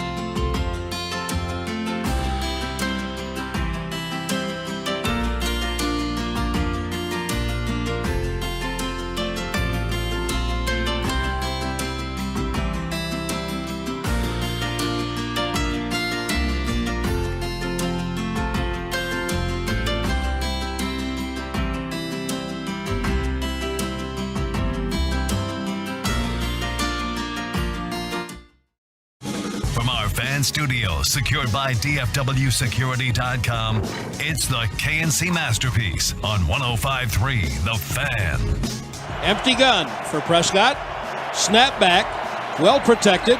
Throws it out. Oh, gosh. Oh! It was intercepted. Warner got it. I thought the other defender had it. It's intercepted by Warner. Ward tipped the ball. That's the guy I thought had it. Ward reached in front of Lamb, who they had double teamed. Yeah. Tipped the ball, and Warner picked it out of the air and ran it back. That really hurts, too, because it wasn't, I thought the Cowboys had it. It was, I thought the other defender had it. So we're asking the question, what was the single biggest play in yesterday's game? Who would like to start? I will. It was not Kellen Moore. It was Tony Pollard getting injured. And man, dude, if you watch a lot of that game, the Niners are pretty dirty. They like to roll up on people's legs a lot. Tom Brady dirty. Not just their defense, but their offensive linemen like to just roll around into dudes' knees and stuff. But that's been the Shanahan Kubiak running scheme for a very long time. But when Tony Pollard got hurt, that changed your game. Brad Sham said it this morning with Sean and RJ, and this is why you got a Tolo, man. He was right. I was thinking it, but when he said it, it really solidified that thought to me. Is that was half of your playbook was, all right, we're going to go CD, we're going to go Tony Pollard. We're going to go CD, we're going to go Tony Pollard. And then whenever we need short yardage, we have a lot of specialists, right? Hey, this guy's a specialist at this. You don't need that specialist. You need dudes that can do lots of different things. And Tony Pollard could do a lot of different things. He could catch the ball for you. He could run the ball for you. He's a playmaker in your offense. He opens things up. And whenever you took him off the field, like, go count them up. Go put them on each hand. You had Kittle, McCaffrey, Debo, Ayuk. Those are 4 playmakers for San Francisco. Man. You had CeeDee Lamb, and that was it for the Cowboys. And I just want to say something real quick. Like, I know he had a couple of catches, but there were times when you almost forgot that Brandon Ayuk existed. And he's a damn good player as well. His downfield blocking has always been one of his keys, too. But, yeah, man, like, you count them. They had more playmakers. I will give a ton of credit to CeeDee Lamb for playing like a wide receiver 1. Like, he came up big in that game. He had some really big plays. There was one catch I would have loved to have had, but oh well, it didn't happen. But man, he played really good. But losing Tony Pollard, that was the game changer. That was the biggest play of the game.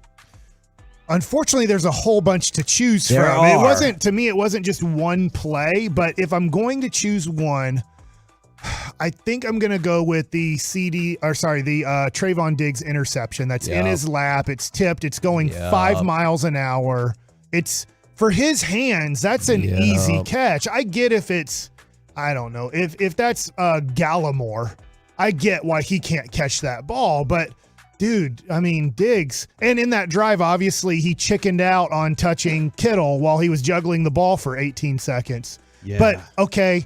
So that play happens. That stinks. Because look, I would play football the same way Trayvon Diggs played football, but I'm not getting paid money to play football. Dude, at some point you do have to, there are moments where you can save your body and there are moments where you have to put it on the line. And he seems like every moment is, I'm not putting my body on the line. It doesn't make him a bad player. A lot of business decisions. Which we talked about last week. Very little, but it broke us this week, man. But that would have saved the touchdown. That was the moment where they kept intercepting Dak. Like Dak had, the other one was thinking, Dak, we have points on the board, and Dak throws the highlight we just threw where he threw it to 2 49ers. And that's what Diggs missed that interception that would have stopped that touchdown. That came up from the 2-4, the interception right before the half, took points off the board, let San Francisco get points. But Mike, I agree with you. That was my play as well. And by the way, there was a multitude of terrible plays in that same mix. Is right after that dropped interception, which I do want to focus on. You had back-to-back penalties, one of which could have forced a field goal. So, like, you could have given up 0 points, then you could have given up 3 points at a time when the offense stunk all night, but at a time when the offense was it just felt like they were like, please help us. We have nothing. We need something. And then you're talking about the holding call on Hankins, where he was also being held. Yeah, at the same time. And they were like, "Don't worry about that. That's not a hold." It's the Trayvon Diggs interception, because that is an interception he has made time and time again, and it was at a time when the defense is like, "We have carried this entire game. We need something." They ran out of steam, yeah, too. And you needed a splash play. I thought maybe Micah strip sack or something like that, but you got it. You got it. It was in Trayvon Diggs' hands, and he dropped the ball. I'm not saying that the Cowboys would have immediately gone on, a 93-yard drive or whatever the hell it would have been, but you would have kept San Francisco from scoring right there. The game still would have been tied, and you would have had the ball. Advantage Cowboys, even though the offense hadn't played well. And then that advantage spun away so fast. I'm with you. I think Trayvon Diggs. So when Mickey was talking about Trayvon Diggs was there with the towel over his head and everything, he knew he played like doo-doo. Yes. And you can look at that play and be like, he cost his team. Yes. And then the other play that y'all brought up is... I wanted to hit something real quick because it is involved in the Diggs moment. Mike, the The moment where he decided to tackle air, and you're like, how did he miss it that bad? You can't miss it that badly. Yeah. You can't. The only person I've ever seen miss that badly, another Diggs falls over him and runs for a touchdown that puts them in a big game. That's the Saints game. Other than that, I've never seen anybody miss that bad. When you close your eyes and duck your head, it's tough to hit your target. And I don't know how you can stand up after that moment. You're right. Closing your eyes and missing the target. I don't know how you can stand up and look at Neville Gallimore, who was chasing Kittle down the field. Neville Gallimore's in coverage right now, busting his ass down the field, and you whiff on that play. You can't look your teammate in the eye and say you're giving everything. You didn't. And that's exactly what happened, man. I can't believe Neville Gallimore decided, you know what? I went all the way this way on the play. I turn around. I see a wide open tight end. Somebody's supposed to be covering him. I guess I'll do it. And then he runs and tries to chase him down. When you're getting that much effort out of everybody else, you can't be that guy that's going, man, I'm the star, but I'm not here today. It probably won't surprise you to know, especially with that level of passion right there, that is number one on the fan text. I don't know if Twitch is any different. Interception or him kill. The bobble, the bobble no hit. Because as soon as that player makes contact with the ball, you can hit them, and that would have blown that play up. If he keeps his head up, so chin up, eyes open, he can even slap at the ball or slap at his arms, but he got so scared. I get it. I'm scared of playing football. I don't want my kids to play football. I love watching football. I'm scared of football because of how bad you can get hurt playing that sport. But Diggs shouldn't be that scared. Diggs is more scared than Dion ever was. I get Dion made a whole bunch of business decisions too.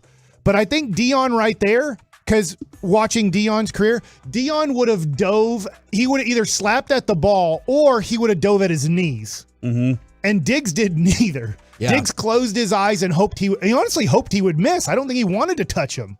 He just wanted to look like, hey, look, I made an effort. But we all know that it was a PU, you know where I'm going, effort, because that's what he decided to turn into there. Kevin, his contract, according to Spotrac, he was making $600,000 this year. Is that right? So in the $600,000 range? Is that just the base? No. He's making 1.5 this year. That is less than Kelvin Joseph this year. And so I see the business decisions happen multiple times in playoff games. Do you get paid extra for playoff games, Mike? Is it just baseball that you don't get paid extra? No. All these sports, you don't get paid extra. Okay. It's all the NFL's making all the money. So you win the Super Bowl, like every player gets about $400,000 bonus. It might be a little bit more than that. If you make the Super Bowl and lose, it's like a $200,000 bonus for playing in the playoffs. Probably each Cowboy, Jesse Hawley or Patrick Creighton, who we know, would probably give us a good number. I'm going to get maybe Isaiah Stanback. Yeah, Stanback. Probably. He'll be on at 1 o'clock. Maybe each Cowboy got $80,000 because they made it to the second round of the playoffs. Maybe he's looking at the Jair Alexander $21 million and going, I'm not making that yet. I have no doubt about that. And if that's the case, I'm not saying this, and I'm not ready to say this, but if everybody in the locker room felt that same way, then it's time to move. I'm not saying you cut him or anything like that, but it's time to find out what you can get him for that. If you're like, yeah, winning would be neat and all of that, but I want to win once I'm getting paid. I don't know that to be the case, but not surprisingly, from the 6-8 to the Kittle's catch, where Diggs once again made a business decision and was scared to tackle. From the 2-1-4, that big play when Diggs dodged Kittle. Never seen a DB avoid contact that well. From the 8-1-7, Kittle's bobble catch. From the 2-1-4, Kittle's catch changed the whole flow of the game. And you see it again and again and again. And with most of those texts, it's Kittle's catch / Trayvon Diggs, no contact. Yeah. Single biggest play in the game. And I think that's where the defining moment is, Kevin, because everybody was hoping that was going to be the drive, that they could get the ball back into the offense's hands and say, okay, can we squeeze this a little bit more and overtake them, take the lead and move on to this thing? But they couldn't even do that. I'm not gonna blame him for this. I know. Actually, I want to play this cut first. I haven't heard this, but I want to play cut 33 and see the corresponding audio if they call him out for this, because I thought Turpin made some huge plays, but let's play this one right here. This one felt pretty big too. Gold's kick to Turpin, catches it going to his left at the goal line, out to the 10, 15, 20. beat a man, got a block.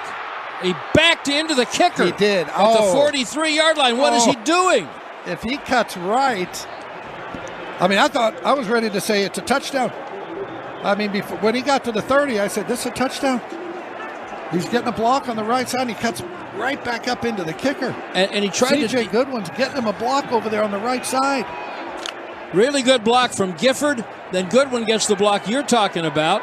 I mean, far be it from me. I've never returned a kick in my life, but wow. I thought, he's going to go right, and he's gone.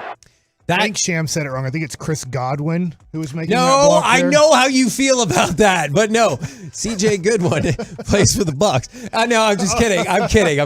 Is that was the same thing. I realize I'm just sitting there watching TV, and you have like a different aspect of the whole field, right? But my immediate thought was, oh my gosh, why didn't he cut back to the right? Because he needed Trayvon Diggs in his body. Avoid all contact at all situations. If that was Diggs, he would have scored. But Kevontae Turpin's like, the hell with it. I'll just go right into enemy fire. And Gould just kind of threw his body out there. I immediately thought, if you cut back to the right, you're faster than all of the people who are trying to chase you. And even if you didn't score, which I think he would have gotten way further down on the field. But like the reason why it's tough for me to say like that was the biggest play. I think that was a huge play at a time when the offense struggled. That's probably in my top 3. I just put the Diggs interception above there because I thought it was an easier play. Like Turpin did still have to cut around to the right side, get past 2 people. I think he would have done that. Yeah. But I think that was a tougher play than Trayvon Diggs. There's no better way to catch the football. And still, Corey, a positive play. He did get it to the 43-yard line. He did. From 1 yard in the end zone to the 43-yard line is giving your offense a very good opportunity to score. And then we did with it again. I know you guys are interested in hearing this, and maybe you already knew this information. A Brock Purdy gold mosaic rookie card autograph sold on eBay yesterday for $10,000. So we still didn't dispel the myth of Purdy? All right, cool. No, you didn't. And you better rest assured. I'll tell you this, Reggie. I'm not saying it's fact at all. If he wins 2 more games, you won't hear an end to the Tom Brady comparisons. I guarantee it. But at the card show, at Dow's Card Show, I talked with some of our good buddies from Texas Roadshow. Yes. And they sold some Brock Purdy cards in. I hope they're okay with me saying this. One of them's like, oh, yeah, we're totally fine with riding that wave and getting all the money we can out of it and then getting out of that business. There are people who are 100% convinced that this is the dude. This is the next dude. Forget Trevor Lawrence. Forget whoever your young quarterback of choice is. It's Brock Purdy, and they're putting all their money in it. And plus, Brock Purdy doesn't have as many cards because he was so lowly drafted as like your Lawrences and everything like that. People are going all in on it. For anybody that may have just tuned into the show, we spent the first hour of the show going over the problems that Dak had. So, we're not going at Dak in this segment, but we did it for an hour of the show. Even with Mickey, we were discussing how poorly he played. So don't text in if you just hopped in. Upset that we're not killing Dak. That the rest of the game, there was other stuff that happened. Dak didn't play great at all. And he even in this segment, we said the second interception. Yeah. So somebody texted in the second interception, and that was a huge play. The Tony Pollard play when he got hurt, what happened right after that? Dak pick. Yeah. And that's when it just felt like everything came unraveled. Defense saves you, and then the second half happens, and the defense wasn't there anymore. We're the KNC Masterpiece right here on 105.3 The Fan. Coming up next, how about a little playoff porridge? Believe it or not, there was other NFL football this weekend, too. We'll do it next right here in The Fan. Be a part of the show.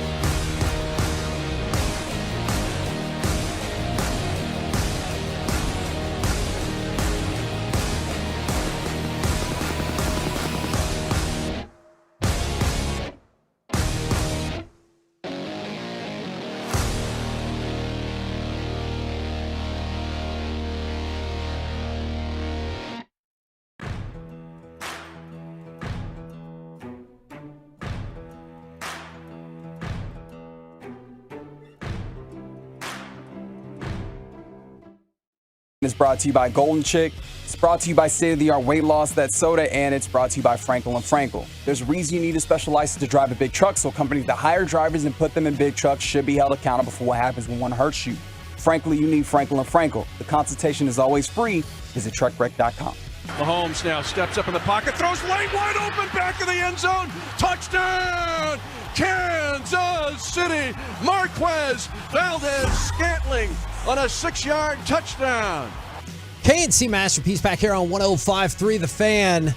We'll get back to the Cowboys in just a minute, or maybe I'll sprinkle more of that right in this segment. But it's time to do some playoff porridge, because there was other football going around. And by the way, since we played the Chiefs-Jags, we will have the co-owner of the Jacksonville Jaguars, Tony Khan, on with us live tomorrow.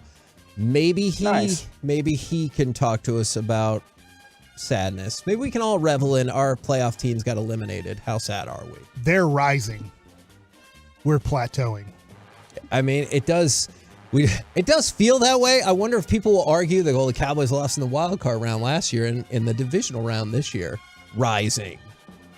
I don't know if I feel that way, but Pete. I mean, can you add anything to this team? I know where we are, but can you add anything to this team that's going to get you further? Bijan Robinson. Listen, this segment is about the other crappy football games that happened this weekend. Yeah! All right, which one would you like to start with? Would you like to start with Jags, Chiefs, Eagles, Giants, or Bengals, Bills? I guess the Jags-Chiefs was the most competitive game of the week. It was. And man, it looked like...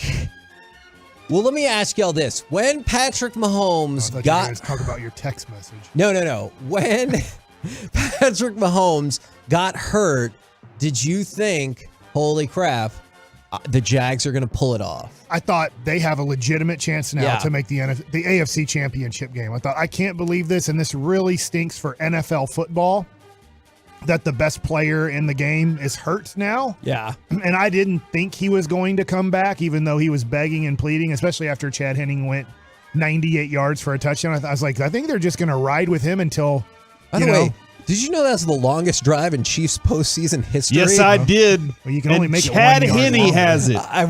It's going to be in the books until Patrick Mahomes goes 99 yards. It'll be in the books that Chad Henne constructed the longest drive in Chiefs history. I can't remember who it was, but part of it was because some dumbass decided, hey, man, let's get in a free hit here for a 15-yard penalty. And I'm sorry I can't remember the Jaguars.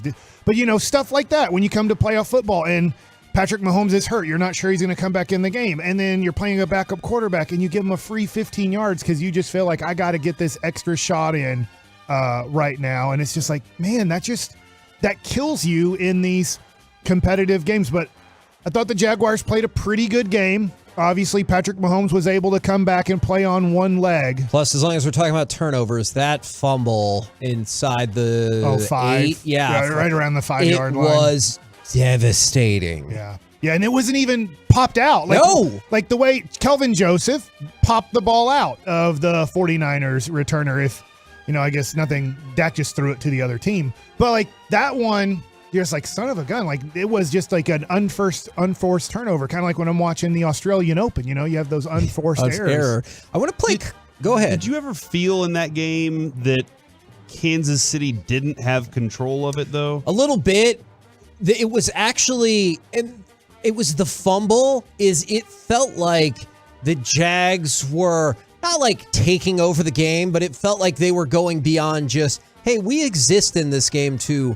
We're going to try to go win it. Yeah. I mean, I know everyone's trying to win, but I mean like really, really like we're going to take this game. I guess because like they scored their touchdown in the first quarter, and then it took a really long time for them to find that kind of rhythm again until late, obviously, when things are in that place. But I just always throughout the game I was feeling like, man, it's too much. Even if it was a 3-point difference, I was like, it's still too far away for them. But I think the great things about it, Mike, you're talking about rising. I thought Trevor Lawrence had a great rising opportunity. Like, this is something to build on. When you talk about Dak and like, okay, that's it. We've seen 7 years of this and it's time now. Like, and fans are like, well, hold on. The contract is what it is. You saw Trevor Lawrence and that team go from what it was last year, which was a garbage hole of Jacksonville, they are going to be going in the next season as looked at as the best in their division and potentially AFC championship contenders. Couple things about that. The Jags are the first team in the Super Bowl era to win a playoff game the year after they had the worst record in the league. And the number one thing I saw about Trevor Lawrence, did you see after the game was over? Yes. He ran ahead of almost everybody on the team so he could be in the tunnel and shake hands, hug, whatever, with every coach, player that came by him. I thought it was really cool. You know, Mike, the one thing that we know about Trevor Lawrence is that he's got great leadership. He can lead a football team, and that's for sure. I agree with you. And if we're comparing him to He can also Dak, make throws. that's the thing, is when you look at Peterson and you look at their offensive staff, when they're in the offseason, they're not limited. They're like, our guy has unlimited ability. He can throw the ball. There was one play. Did you see where he almost hit Christian Kirk? That was a 75-yard pass in the air. Like, the thing was about Dak is even when you thought that ball was complete to Dalton Schultz till he didn't drag his toe, he can't throw the ball that far. So we still weren't even close enough for Dak, who was going to have to throw it about 65 yards to get it to the end zone. He can't throw it that far. And so that's one of those things where I know it's not just distance, but when you have Trevor Lawrence, you're unlimited in what you can do play-wise. You're very limited in Dak Prescott. I want to play cut 26. This was the only infuriating part of this game for me. This is in the post game. Chris Jones and Frank Clark, who, remember, play for the number one seeded, favored by 9 points, Kansas City Chiefs. This is them in the post game. When 15 goes down. Again! The Sharks attack again! That's what we do, baby. You know we do stagnation. Go ahead, what's your sign? We in this thing! AFC Championship, they doubted us. We got the Shark healthy. The Shark is back, and we smell blood, baby. All right. Who doubted you? You're the number one seed. Who's they? Man, his mom must not like him. Is this a Miles Sanders situation? Yeah. You were favored. You had the biggest point spread of the weekend. You're the number one seed in the AFC. I don't think I saw anybody pick Jacksonville. There was even a contingent that was like, I think the Giants could win. I didn't see anybody picking Jacksonville. Who doubted you? Settle down, Georgia. Nobody doubted you. All right? You're the favorite. Calm down. They're favored against Cincinnati on Sunday. What? But their player just said that everybody was against them. Well, that was Chris Jones. Oh. Is it maybe possible that he was talking about the Kansas City defense as a unit? Okay. I'll listen to that more. I got your unit right here. All right. My goodness, it is 11:30 in the morning. Like a defensive unit. He's talking about defensive unit. He just said it. Oh, I thought he meant something else. Even if he's talking about private parts, we all have units. I didn't know that was a term for that. All right, so on the Chiefs front, since they won the game, I'm proud of them for that. Do you want to talk about Andy Reid or Travis Kelce, or do you want to say the hell with them and move on to another game? Andy Reid. Hold on, Mike. Before we go further on Andy Reid, did y'all find it weird that here the Eagles are? They had two coaches in the AFC in that game. Like, Peterson won a championship. Andy Reid's still a great coach, but won a championship with the Chiefs. And those were two former freaking Eagles coaches. Okay, well, this is your fault. They ran now, them out Corey. of town. This is your fault. We will move to the Eagles. Is your boy Mike Nick Sirianni said when Jalen Hurts scored all those touchdowns, he goes, it seems like the old Jalen to me. It's like having Michael Jordan out there. It was weird because it was weird because he was like, I don't want to go too far, but it feels like we had Michael Jordan out there. I was like, what? You're going too far. Oh, well. Look, but here's the deal. But he said he didn't want to go too far. But then he said it anyway. It's like when somebody goes, look, I'm not trying to offend anybody. Then just stop talking because they're going to say something offensive. That SOB has such an easy path to the Super Bowl. The Giants are who we thought they were, a non-contending bad team. There were 3 teams in the NFC all year long, probably in order: Philadelphia, San Francisco, and Dallas. And they got to play the chump Giants, and they showed up as chumps. And there are 3 teams that we thought could do something special in the AFC. And there's 4 teams left that can do it, but he's going to get to play. We just saw Brock Purdy, dude. Like, it wasn't good. And the Cowboys didn't even really come that close to beating them. if Brock Purdy, I thought they came pretty damn close to beating. Okay. If the 49ers play the exact game they played against the Cowboys, the Eagles will win by 10 or more points. I could see that. And the Cowboys lost by 7 and really should have lost by 14 when Dak said, hey, I thought 57 was on our team to finish the game. If that is the case, I will make alternate timelines where they should have been even closer, but I hear you on that. All right. So the Eagles and the 49ers in the NFC Championship game, the Bengals and the Bills. This game is fascinating not only for the result. Are you more interested in just the result or the Stephon Diggs mini drama going on throughout and after the game? There's a mini drama? Oh, yeah. I'm big on mini In fact, his brother was so upset he decided not to really play in the next game. That is not related. That is a fair point. They are related. But no, I meant that you're right. I meant those two things are unrelated in terms of the play. Is Stephon Diggs, the report was Stephon Diggs hustled to the locker room, almost like Trevor Lawrence, but he hustled so he could get his belongings before most of the coaches even made it to the tunnel, and he took off. Whoa, really? Didn't somebody catch him and then bring him back, and then he left a little bit after that? Yes. Yep. He was furious on the sidelines late in the game. With Josh Allen, and I get it. And, like, I understand. I'm telling you, I understand. Think he likes living near his brother? In our world, I mean, that would be great. In our world, the Cowboys had the most devastating loss of the weekend. But make no mistake about it. In the NFL, the number one biggest loss of the weekend, it was the Buffalo Bills, without question. Yeah. And Josh Allen's going to take a pretty big hit here. At least he should. That it's not Mahomes and him. It's Mahomes and Burrow. And then you can start talking about other people.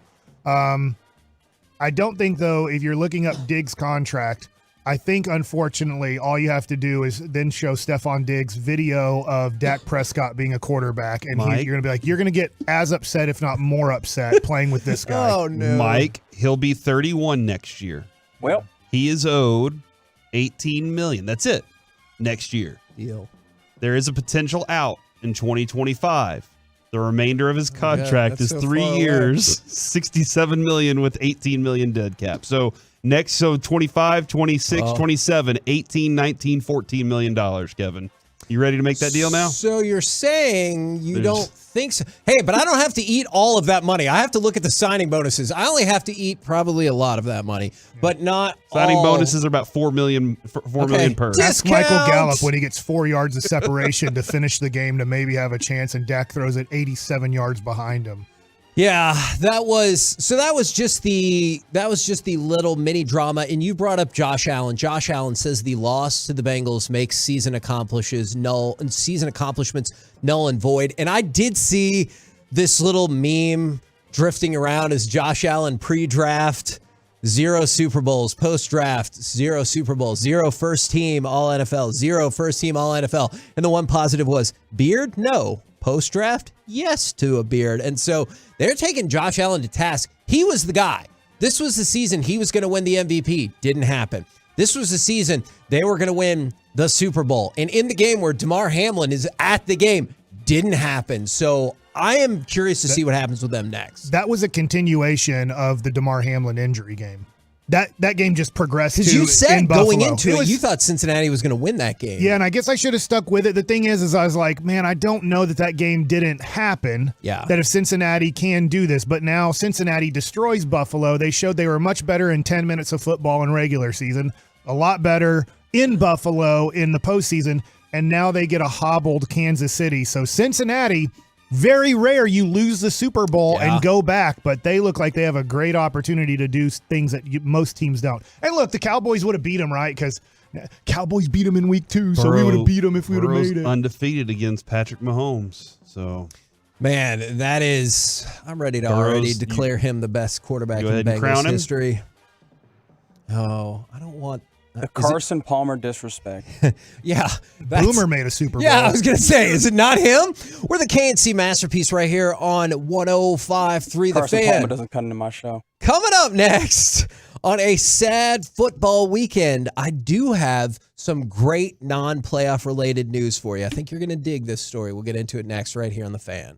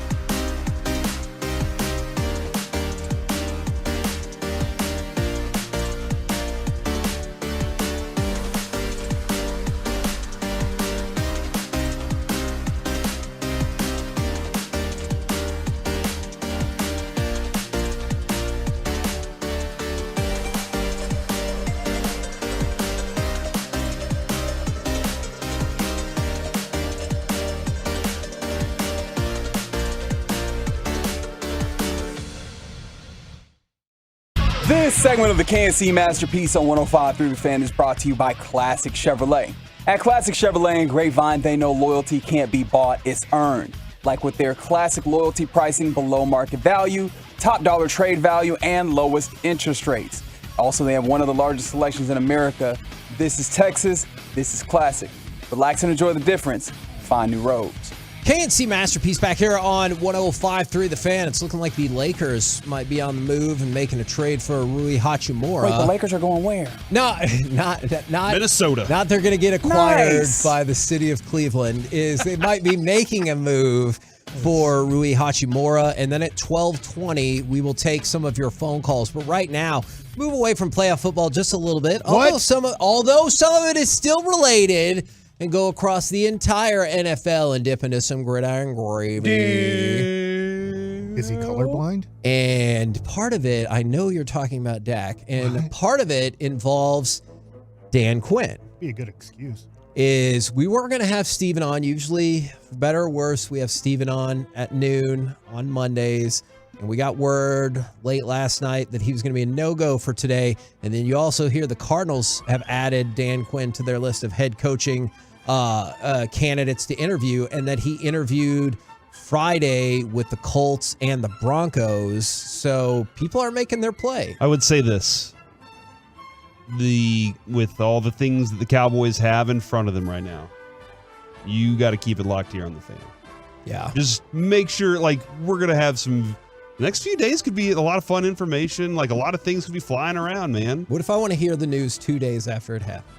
Then listen to our podcasts on the Odyssey app is my approach to that. Okay, good. But man, there's a lot of fun stuff. I do notice a lot of our segments when I'm going to YouTube to search different things to look at. A lot of our segments are on YouTube. Yeah, yes, they are. Carter does a great job of getting our stuff on YouTube, especially our Mike interviews. being a team player. Yeah, How about that? Do you remember Carter, or were you going to give him the credit? Yeah, OU kid. Yeah, OU kid. That's right. He's a man. He's an adult. It's a miracle that Mike remembered OU, all right? You got to grade on a curve. I still think Maher's kicking for us. Yeah, he does. I Joe Maher. I don't really care to get his name right either, just to be honest. You're talking about Brett Maher, not Carter, right? You'll get Carter's Carter, name. I got his name right. Carter Freeman. Oh, wow. Look at you. There you go. I know. All right, so this is a cool story, and I have a good update for you. Because remember a couple weeks ago, the saga of Peyton Hillis, the former running back. Oh, yeah, Madden. He's on the Madden Exactly. Is cousin of Parker Hillis. I don't know if that is the case, but it could be.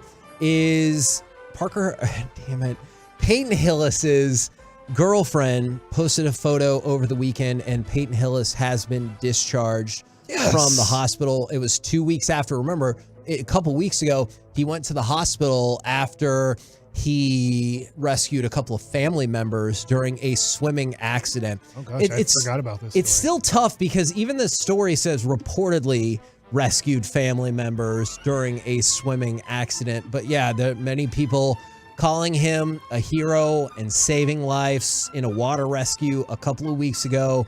And the paramedics saved his life, heroes there as well. He has now been discharged from the hospital. He was on a ventilator until last week. So amazing story across the board. Super excited to see that Peyton Hillis discharged from the hospital. Congratulations to him and the next step in his recovery. You going to call him a hero, Kevin? Yeah. That's a heroic move And right if there, you bro. go out and save some people's lives, that is a heroic thing Absolutely. that I would aspire to do. Congratulations. That's amazing. Do you want to just be in a place, or do you want superpowers so that you can hear that somebody needs it see, from far away? I told you the moment I thought I was going to get to be a hero, but then trained professionals showed up and common sense. Yeah. It was when we were doing one of our shows until 1 a.m. You're driving home, going down 30. Usually traffic is very, very sparse. But I look up ahead and there's all kinds of red brake lights up. And so you slow the car down and everything like that, and you're thinking maybe there's an accident or there's some lane shut off or whatever, and slow my car down. All of a sudden, I see this lady pull her car to the side of the road. She gets out of the car and starts running, and then I see a car is on fire. And so I have no idea how long it had been there, but it was like legit on fire. I pulled over, got out of my car, and at that point... Started blowing on the fire? No, not that. At that point, I thought, okay, I need to help. I pulled my car to the side of the road, and then a fire truck pulled up, and eventually cop cars pulled up as well. And you were like, what can I do to help? Yeah, I thought what I could do to help was get the hell out of the way and let the professional people do their professional jobs. But I really thought that was going to be my shot at being a hero. Reggie, why are you looking at me like that? Everybody's wanted to shoot a trank gun at least one time. At who? Doesn't matter. No, be honest with yourself, me. maybe. Who do you want to most shoot a trank gun at? Do you want me to do that segment tomorrow?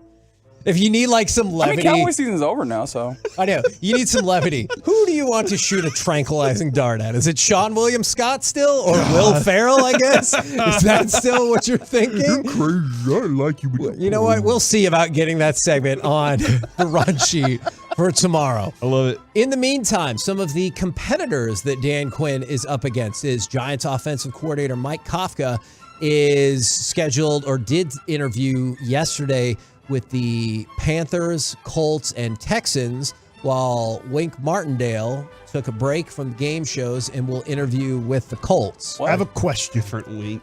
Oh, is it not the same? Okay. Are Giants fans blaming the offensive coordinator for Daniel Jones' play on Saturday night? Man, if they're doing that, then are they giving him also the credit for what he did in the first playoff game? Like, that's the balance that you got to figure is which one is which. And that's why I think they're not blaming him, because they might feel like their quarterback overachieved, whereas I don't feel like most Cowboys fans feel like Dak overachieved. Yeah, I think, like, Mike, when it comes to Kellen Moore in this instance, I think a lot of it does have to do with Kellen Moore's had 4 years with this quarterback. And they can't do anything with the quarterback. Yeah. So so maybe it's time to move on from that for this. With Daniel Jones, this is the first year Daniel Jones has looked good. And I mean, you could say it's Dave's. Yeah. You could say it's the offensive coordinator or whatever. But this was his first shot at it. He's back to Dave's for the offseason. He lost. How? Why? Because it's offseason time. That's how it works. Because you could say he lost a game. He won his season. He got his team to the playoffs. They should have been a 4-win team. Okay, what is this, an after-school special? They triumphed over their season? No, Corey's just moving the goalposts. Yeah.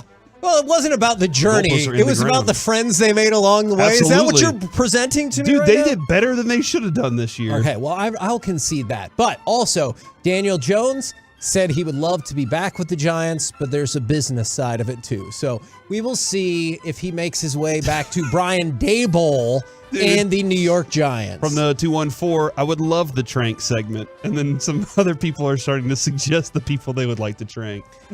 I feel like that's a segment that's going to hurt people's feelings, but we'll probably do it. You got to give the Tolos Maybe what they that's what want. happened at halftime. Maybe Dalton Schultz took some NyQuil. Maybe he wasn't feeling well, and then it started kicking in the fourth quarter. He's like, I'm kind of sleepy. Why is the Q so big on that bottle?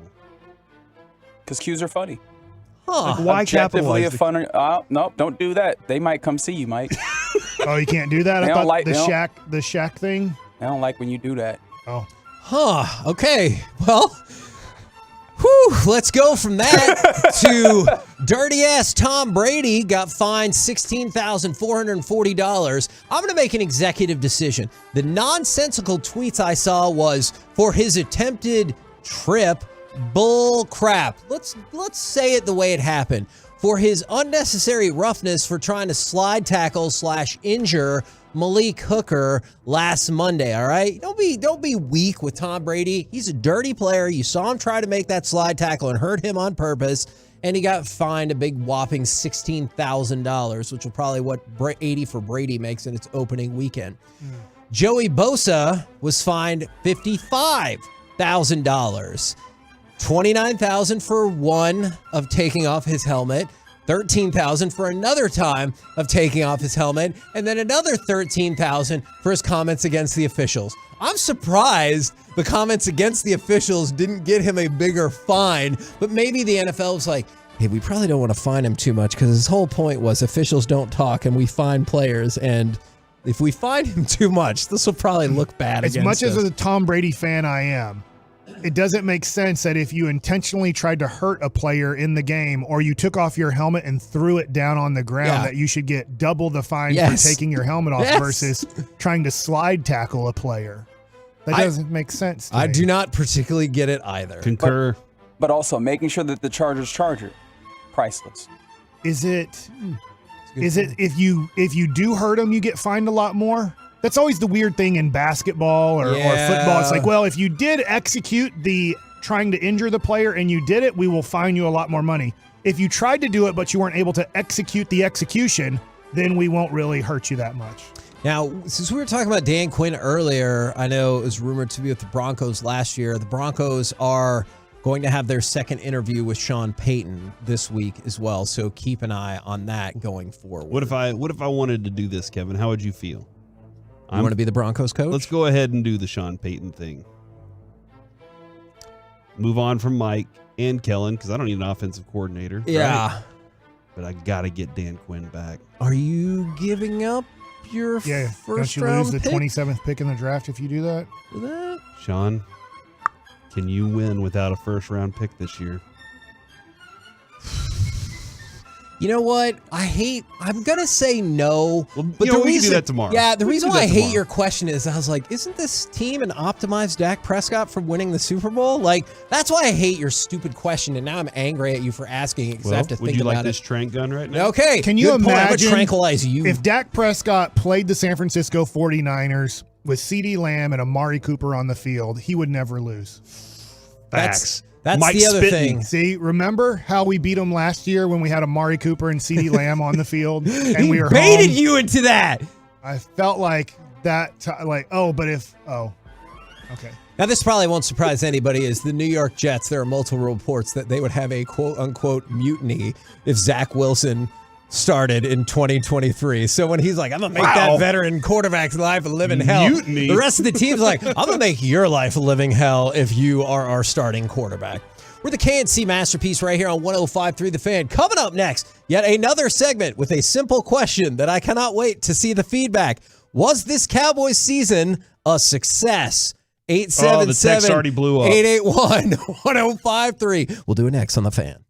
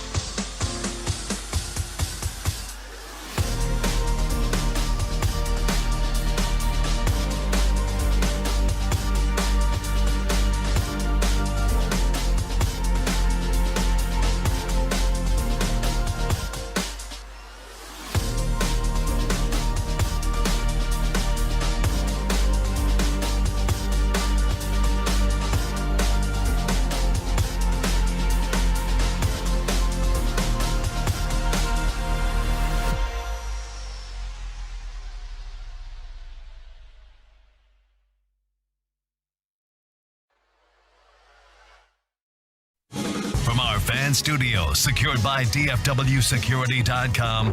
It's the KNC Masterpiece on 105.3 The Fan.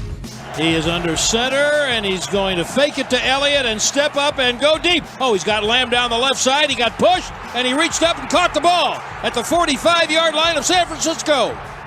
KNC Masterpiece back here on 105.3 The Fan. What a pass. It was underthrown, but what a catch from CeeDee Lamb. We're going to ask the question, was this Cowboys season a success? 877-881-1053, but also... Let's give something away! All right.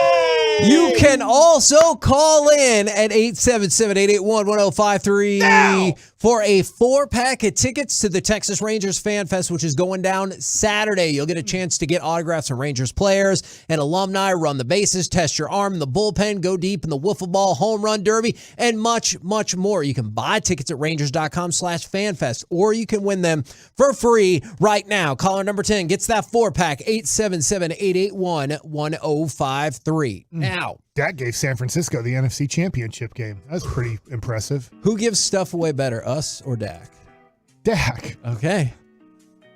We will be doing that giveaway all. And he gets paid way more to do that it. Is this year he definitely was true. good at giving things away. We will be doing that giveaway all week long. Did you see the Cowboys website headline on that, by the way? No. Let me see if I can find this real quick, because it's along the lines of Dak Prescott gives away two balls like in the game, and like the headline was pretty damning. And I think Bobby Belt. Let me go find this real quick, Kevin. As I think it should be. So my question for y'all is, and I am honestly, I think it will lean more towards no, but I'm not quite positive about that, because from the 817, considering after week 1 with the terrible loss and Dak getting hurt, everyone thought the season was over. So I would say it was a success, because no one thought we would even make the playoffs this year. And then you see more from like the 417. How can you call this season a success when we just keep coming up with the same BS results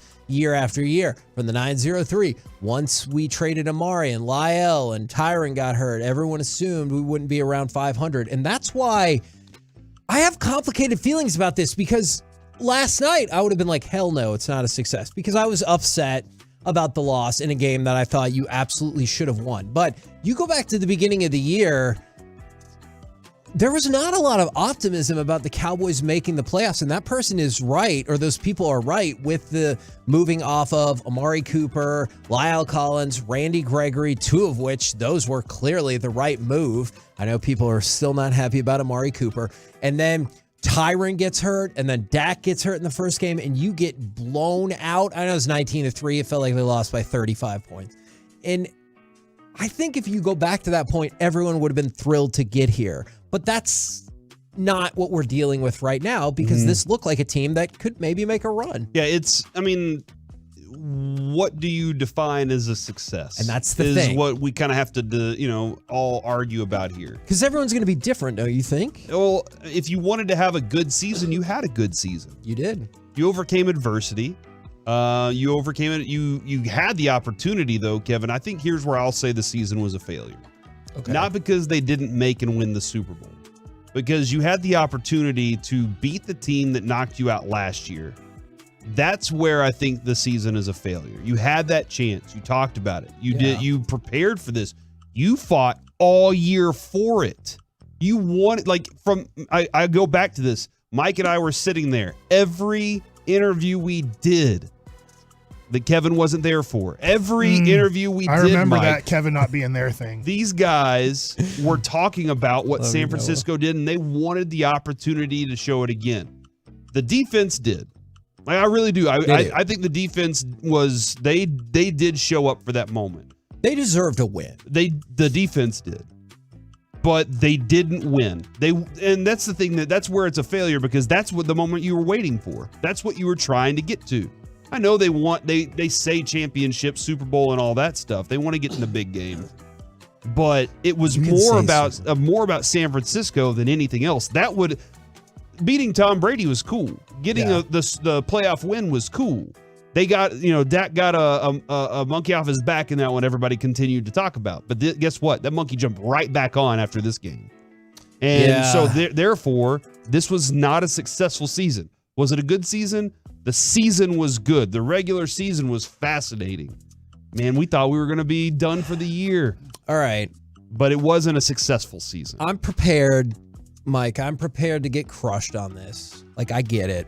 I do. I'm going to say that this season was a success. Wow. I know. Charmin. I know. But you're gonna Charmin me too, because I agree. I think I don't like the way that sounds. If you're, I think if you're judging off of the reality of the last generation, as opposed to the idealistic way this team could be, then I understand why people say failure. I say success. It's been 15 years since you made the playoffs in back-to-back seasons. Just think about this. 15 years since you made the playoffs in back-to-back seasons. You did that. It's been, I believe, 26 years since you had 10 or more wins in back-to-back seasons. You did that. You finally won a postseason game on the road for the first time in 30 years. So you broke streaks of 15 years, 26 years, 30 years. I will say that this season was a success. Did it end where I wanted it to? Hell no. But in this generation Cowboys performances, this is a great season for the Cowboys. I get it. I lived through those 90s Super Bowls too. Based on the best it can be, this is a failure. But you haven't been there in a really long time. This is a successful Cowboys season. I think after looking at the team going into the season and them being able to play 12-5 football, having the Dak injury and going 4-1 with a backup quarterback, winning a playoff game on the road. I know it was against a bad team, but they did beat them. The Tampa Bay Bucks won that division. That's the team you had to play, and you destroyed them. Now, I think it's as far as you'll ever go as long as Dak Prescott's the quarterback of this team. I think this is the peak. The Super Bowl is the divisional round. I think it's going to be very tough with Dak Prescott being your quarterback to ever get further than making the divisional round and winning a playoff game in the wild card round. But I do see this as a successful season. Unfortunately, I can't ever predict they can get any further than this with Dak Prescott. You'd have to have like a major injury. Like, a team that's a good team would have to be like on their third string quarterback, and you kind of... I see what you're doing, Mike. That's what just happened. Oh, well, then maybe this is the ceiling of the Dak Prescott Dallas Cowboys. But it was a good year. You played well over 500. You were the third best team in the NFC. And one of the 6 best teams in the NFL, and nobody can change my mind about that. Yeah, Buffalo, Cincinnati, and Kansas City on their side. And then the 2 teams that are playing in the NFC Championship and I think those were the 6 best teams. You were probably 6th out of the 6 teams, but you were one of the 6 best teams in the NFL. I thought Tony Romo made a good point when he was talking about the games going into Sunday. He was like, the teams that lost on Saturday, those were probably the 2 teams that least belonged in this group, in the Jags, in the Bills, at least for this season. So I get it, Corey, and I'm not trying to be a weak ass fan, but I understand what the expectations are here. Just the more reasonable expectations are that this was a success. From the 817, the Cowboys haven't won S in almost 30 years. The notion that it's Super Bowl or bust, it shows the stupidity of Cowboys fans. I think that's too harsh, because I think that's fans almost everywhere. Is like, that's why everyone's like, you go into spring training, everyone's excited for baseball or whatever. Is like, in the back of your mind, like, this probably ain't the year, but your expectations are there. I don't think Cowboys fans are unique in that. It might be unique in terms of how far you have to go for it to be a success. What did you learn this year about this team? I learned, I told you, I thought that this season and this postseason was going to be probably my bottom line on who and what Dak is. And who and what Dak is I still believe, I'll prepare to get crushed again, I still believe you can win a Super Bowl with Dak, but you have to have a stacked roster to do so. And my mind can no longer be changed. Dak is not elite and will not be elite. He's still good. I still absolutely think he's good, but he's not going to be... There's a difference between elite and for good. sure. And I wonder if Buffalo has the same questions about Josh Allen. I'm not saying they're the same, but I wonder if Buffalo has the same questions about Josh Allen today. But because there is a select group of elite quarterbacks, and Dak's not in it, and I feel certain about that. I also feel certain that I want to keep Dan Quinn and that this defense is still a damn fine defense. I think, Mike, I learned that the identity of this team and the culture of this team for the next 5-8 years, depending on how contracts go, is Micah. Like that's the identity of this team that's going to lead to success. And you got to have everybody kind of vying the way that he does for things, approaching the game the way that he does. And if you don't have a quarterback that can play at that level, he's going to be pointing. Like I feel like fingers will be pointed at some point. Now, that's not that he's going to be going, hey, that guy. But there's going to be this, hey, man, we're keeping up our end of the bargain. What's going on here? And that's going to happen. So I think the identity of this team, that's the one thing that I learned. Because I didn't learn that you're better than San Francisco. Nope. I didn't learn that you are a team that can compete with the top 4 teams in the NFL right now. That's something that I don't like. I like what both of you are saying, because maybe the future to the Cowboys being more successful in the playoffs is building around Micah and not building around Dak. Look, Dak had Amari Cooper and CeeDee Lamb last year. With 10 minutes to go in the game, they had 7 points. Yeah. So you had, if it's like, God, Amari Cooper should have been there, and yeah, he kind of could have maybe helped. Last year at home, you had 7 points in 50 minutes of football with Amari Cooper and with CeeDee Lamb on the field. I get CeeDee Lamb has become better, and Amari would have probably been about the same. But at the same time, I don't think you can give Dak enough to then make him a premium quarterback. I think you have to ease back Dak and go, if we're going to do anything on offense, we're going to try to build up the offensive line as great as we can get, and we're going to have a Derrick Henry-like offense. And we're going to have to tell Dak, don't turn over the effing football, because we're going to stack this team with a whole bunch of defensive players to try to do defensive and running game winning football. Which, for the record, if you look back at the best season of Tony Romo's career, which I know the counter argument was still ended in the divisional round, is him taking care of the football and leading on the running game led to an amazing 2014 for Tony Romo. And I've also seen a lot of people who are like, I learned that Romo and Dak are the same. And I know that infuriates people on one side or another. But from the 214, this is what I continue to go back to, is a success but disappointing. You know, like that, both of those things can be true. It can be a success but still disappointing. And from the 817, this is actually more even than I would have guessed. From the 409, good season. From the 817, we all thought this team would be below 500. From the 903, depends on how you look at it. I only had them winning 9 games. And so there's a lot coming in like that. Although the flip side is from the 832, absolutely a failure, 27 years on the books. From the 214, playoffs is what matters, failure. It's closer than I thought. I thought it was going to be maybe 80-20 failure, and it's closer to 60-65 failure to 35-40%. Here we're more successful, unless Reggie wants to make it 50-50. I say success. Kevin says success. Corey says failure. Reggie says successful season. I'm not going to get mad and argue about it.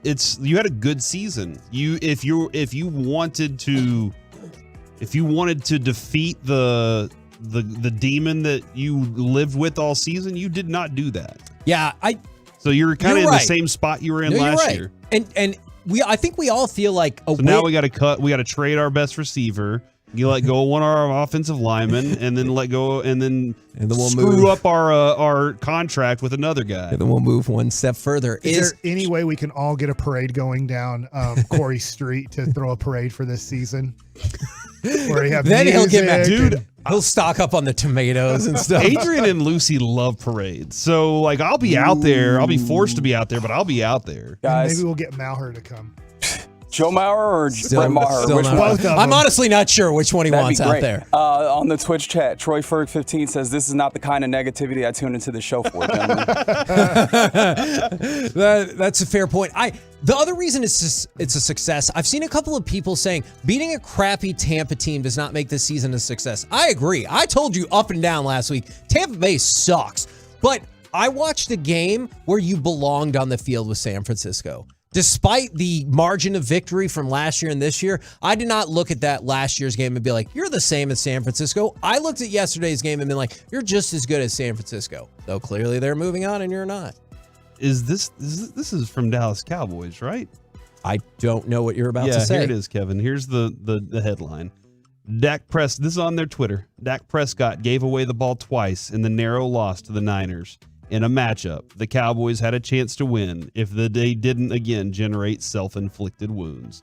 Very honest. Yeah. I mean, DallasCowboys.com tends to be like pretty honest. I mean, when Broadus was there, he told us all the time, right? Hey, they give me the freedom to be honest about things. Just interesting how they is it different because the Dallas Mavericks, but Mavericks unbelievably great and lost to the Clippers 112-98. You're like, I don't think they were great, Dallas Mavericks Twitter, but they're like, no, you should have seen these 3 highlights. Just forget about the whole game. And I promise for the people that are mad at me or us, I get it. I'm going to read you all of these.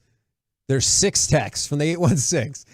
Hell no is not a success. You're part of the problem, Kevin. Are you not tired of mediocrity, Kevin? Hell no is not a success. Are you not tired of mediocrity, Kevin? I'm ashamed y'all are happy with mediocrity. I'll take it one step further, and I will say going 12-5 and being one of the last 8 teams, that's not mediocrity. Like, I hear what you're saying, that you still didn't win the championship. You are one of the better teams in the league. I get it. If you don't win the if you ain't first, you're last. And if that's the line of thinking, I understand. I always knew it was Kevin's fault. I would say most of the people that are really upset right now by June or July will feel like the Cowboys have the best team in the history of football. And Jerry will back it up at his press conference in Oxnard. This will be the greatest team he's ever seen in his life since last year and the year before that and the year before that. Hold on, Mike. Are you saying next year's our year? Next year's it. You just wait. Oh my God. Just remember, Cowboy fans, this is usually the worst moment of being a Cowboys fan. It happens every year. It's going to happen next year too, and the year after that. Okay, don't tell me that part. June through August is the best time ever to be a Cowboys fan. We're the KNC Masterpiece right here on 105.3 The Fan. And for everyone that is mad, or maybe you're just happy, either way, it is fine. 877-881-1053. Now is your chance. We will be taking phone calls. What do you got to get off your mind without swearing about the Cowboys today? 877-881-1053. You want to call in? We'll do next right here on The Fan. You can wait 24 hours. You can wait 24 hours.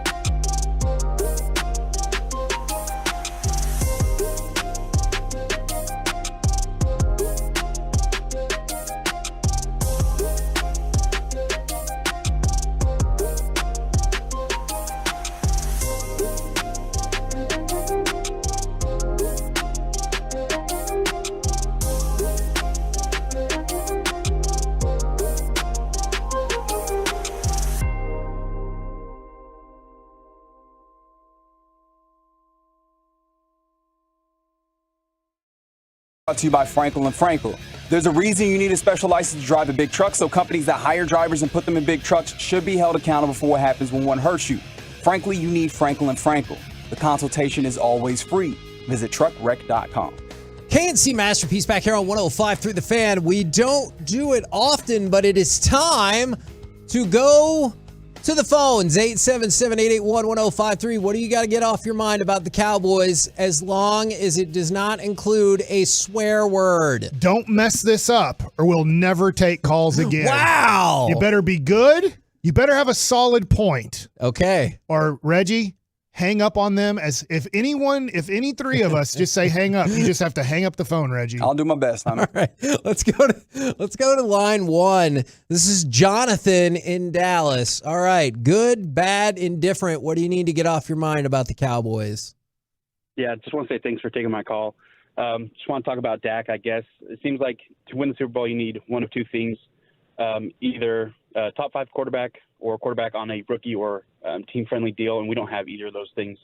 So as much as I love Dak and, what he does for the community and as a person, I don't see us winning Super Bowl with him, and I think we're in purgatory for the next, 4 or 5 years until we can develop a new quarterback or, what have you. And so just kind of hear what y'all have to say about that. Yeah, appreciate that. And I have a feeling that was somewhat nicer to Dak than I thought. That's what I was worried about, the swearing, is I think they're right. We talked about this before, and we can dive into this more tomorrow, the rest of the week, and however long we want going forward, is Cowboys have Dak under contract for 2 more years at a total of, I believe, $125 million on the cap. And if you think I'm wrong about that, go check it out, because they still owe him $25 million after his contract is up. So I think they will give him an extension to smooth out some of that money. And I think 4 to 5 years, maybe longer, is probably right. I completely and totally agree with that call. And I do think it's going to be at least 5 years. It's going to take a major injury, like obviously Tony Romo, major back injury for Dak's career to end here. He represents the city well. He represents the Cowboys well, and he wins enough. And that is perfect for Jerry Jones. Let's go to line 3. This is Douglas in Cedar Hill. Douglas, what do you have to get off your mind about the Cowboys? I don't think us fans see the team as mediocre, but I believe we see our quarterback as that. I mean, what are we supposed to do? Jerry sold us Dak during the offseason, and now we're here where the team fell apart when the backup running back goes down. We have 2 of the highest paid players in the NFL. What happens? So I think that's our problem there. I am with you. I understand. I will tell you this. I'm not saying that I don't think Dak is a problem. I think Dak is a problem, but I think Dak is a problem in the perspective of, I think it's the same problem that you ran into with Zeke, Gallup, and will probably continue to run into. I fundamentally, to my core, believe that the Dallas Cowboys are poor at negotiating. And that is what led to this spot. Like, you paid Dak $8 million than you had to coming off an injury season. You paid Gallup more than you needed to off of an injury season. You paid Ezekiel Elliott probably about market rate when he still had 2 years under contract and he couldn't do anything. Mm-hmm. That is my issue. Is I agree. Everyone who's complaining about Dak, I agree. Part of the issue is when you're like, well, surround him with better talent. We suck at negotiating, and that's why it's harder to surround him with that talent. Well, and I mean, when they say Jerry Jones sold us on Dak at the beginning of the year, he's a salesman. Him and Steven and every other person, Mike, will tell us what's the first quality they say about him. Leadership. They don't, and they never go any further than that. I guess Dak did say he can spin it like 85 times with Sean and RJ that one morning, but it's always leadership. The team has leadership. DeMarcus Lawrence was your leader yesterday too. DeMarcus Lawrence played a hell of a game. And so you have leadership on that team. You need a guy that can make big-time throws in the biggest moments. Man, I think if we can, we're going to get to more phone calls in 1 second, I promise. I just want to stop on that for a second. That might be my favorite point that's been made all day. Because for people who are Dak defenders, you hear it time and again this morning. Well, if Dak would have played better, we would have won. He's a good quarterback. Awesome. If Tony Romo was more clutch, we would have won the Super Bowl. Like, Corey is spot on. You can't tell me in these big games, well, if he would have played better in this one game, we would have won because he's so good otherwise. I don't care about the otherwise if when it's all on the line, you play like garbage. I think this, I don't know this, it's all a thought, is there's certain people that scare you on a scouting report. And I get quarterback is the most important position by far in the NFL. I just don't really think Dak Prescott on a scouting report I agree. makes defensive coordinators fearful. I think obviously Joe Burrow, Patrick Mahomes, I know that he had a bad game, right? And this is where Josh Allen is considered to me way better than Dak. I do think teams go, hey, if this guy gets going, if he gets in a rhythm, and then also the running attack and how big he is, we're in deep, deep trouble. I think teams are like, look, we have multiple ways to F up Dak. Let's go to line number 5. This is Dan in McKinney. Dan, what do you need to get off of your mind? And is your last name Quinn? Ooh, yeah. Are you going to stay here as their defensive coordinator next year? So I, unfortunately, will not be the defensive coordinator next year, but I think that going into today, the Joneses have to be a little excited, right? We're good enough to get to this point, and now all we have to do is figure out Zeke's not the answer. He can't do it without Tony Pollard. Dak may not be the answer. But we have to figure something out. They have to be a little excited to possibly go out and get a new offensive coordinator, potentially a new defensive coordinator if Quinn leaves. But let's get some stuff figured out so that we can go into a game against a team like the 49ers and give us a better shot. Let's put the right pieces together and figure it out. The defense can do it. Okay. A positivity call. Wow. Right there. Let's go to line number 2. Is this Polo? Is that right? What's up, man? What do you got to get off your mind? First of all, let me talk to Mike Bassett for a second. Mike Bassett, you hit the nail on the head when you said between June and August, we just the coldest team. We're looking forward for the draft, training camp. Everybody looks good. Dude, I'm 45 years old. We ain't won squat since I was a teenager. I do tattoos. People come over my house get tattoos. You root for the Cowboys? These people live in Dallas. Dallas Cowboys have nothing to do with Dallas. They train in Frisco and play at Arlington. They don't do anything in Dallas County, so we don't have any home base at all, period. It's more San Francisco fans at our stadium than it was at their stadium. Until Jerry Jones opens the roof and let God watch the team and put Jimmy Johnson in the Ring of Honor, we're not going to be squat. Dak Prescott was a fourth-round pick. We have horrible coaching. Dude, you need to start wearing your bow ties again and get Wade Wilson back here to be your quarterback coach because our coaching sucks. Why we want to get Sean Payton? The dude ain't did nothing. New Orleans had a good team. We're going to get Sean Payton. Why? We need better coaching, dude. Bye. Woo! Love it, Polo. Right. Unfortunately, Wade Wilson's no longer with us. Yeah. But I would totally do that. I would totally take that guy back. Less positivity right there. I understand. Why am I drawing a blank? He coached at Waxahachie too, didn't he? John Kitna? John Kitna. Maybe bringing him back would help out Dak in his turnover situation. He's got some stuff he's dealing with right now. Yeah, I thought maybe that was the case too. Got to go find ourselves a quarterback guru for sure. Like he's kind of caught up with stuff going on with his son right now. Oh, okay, sorry, I don't know his life situation. Quarterback guru is definitely like number one on the list. And if you're not doing that, you're doing Dak and the rest of your team a disservice. I do think on those two calls, guys, I'm kind of asking a question here. I do think that the Jones family, who have never tried to improve the team after a good season, it's almost like it was always good enough. For 25 years, if they made the playoffs, it's like it's good enough. We're not really going to make any changes. I do think the Cowboys are strongly considering changes today. Stephen Jones isn't joining us right now because I think this, guys, and I wonder this, are they looking at Dak Prescott going, obviously he's our quarterback for the next 5 years. They ain't changing that. We can talk all we want about Dak Prescott. I think you're right. He's our quarterback until he physically can't play football anymore. So are they looking at quarterback coach? Are they looking at offensive coordinator? Probably not head coach, but are they looking at two major positions right now going, Dak is failing as a great quarterback. We signed him to be great. He's not great. He's a little above average because he has great moments that you make think, ooh, can he do that all the time? Absolutely not. In 7 years, he's never proven to do it all the time. So I'm wondering, guys, do you think the Cowboys are strongly considering changing possibly quarterback coach and offensive coordinator to try to make Dak what they think he could be? Yes, and I think that they are. We go to line number 4. This is Joan. What's on your mind about the Cowboys today that you need to tell us without swearing? Oh, I'm not going to swear. Good. Thank you. I follow you guys all the time. And I'm actually a Browns fan, but I watch the Cowboys all the time. And I just don't understand all the turnovers on Dak. And that's why I have given up on him. Because I watch the Cowboys all the time. And I watch my Browns all the time. Yeah. But I don't understand all the interceptions.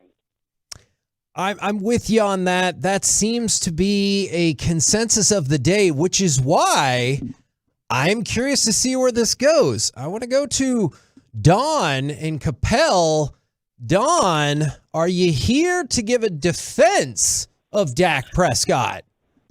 Yes, I am. Oh. And here's the reason why. A couple little points here. One, we forget about other quarterbacks that are around about the same level as Dak, if not least. Joe Flacco with the Ravens, Nick Foles with the Eagles, and did they win the championship? They did.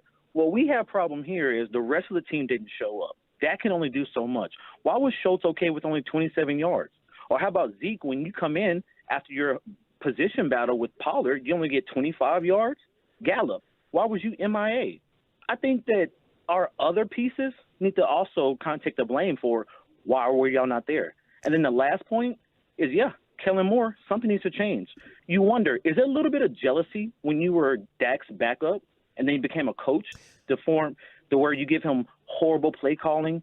You need to be a little bit more dynamic. Let me ask you something very close to Shanahan. Let me ask you a quick question. Why does Kellen Moore get the blame, but not Dak Prescott when he threw the interceptions and the underthrown passes yesterday? Because of the type of plays that he's calling. He's not calling dynamic plays. He's calling horrible runs on third downs and et cetera when you only have Zeke in there. Like, dude, wake up. Use more of your pieces. Be a little bit, like I hate to say, like Kyle Shanahan. Be more dynamic. Use your pieces to their full advantage, and he doesn't do that. I appreciate the call. Thank you very much. I want to discuss this with you guys here. Okay. Kyle Shanahan also didn't call any really dynamic plays for his rookie quarterback to control he knew at one point, how calm was he late in the game when there was a play, and I forget the exact down and distance, but Shanahan's like, no, don't worry. Looked at him, say, don't snap the ball. I got you. Let's just run the clock down. I'm going to call a timeout. I'm going to come over here. I'm not going to give you anything more than you can handle. I mean, it was for Shanahan, I thought, for the most part, very conservative game plan because he's like, look, I'm dealing with a dude who – this is a big situation. He hasn't been in many big games, obviously being a rookie quarterback, not playing the whole season.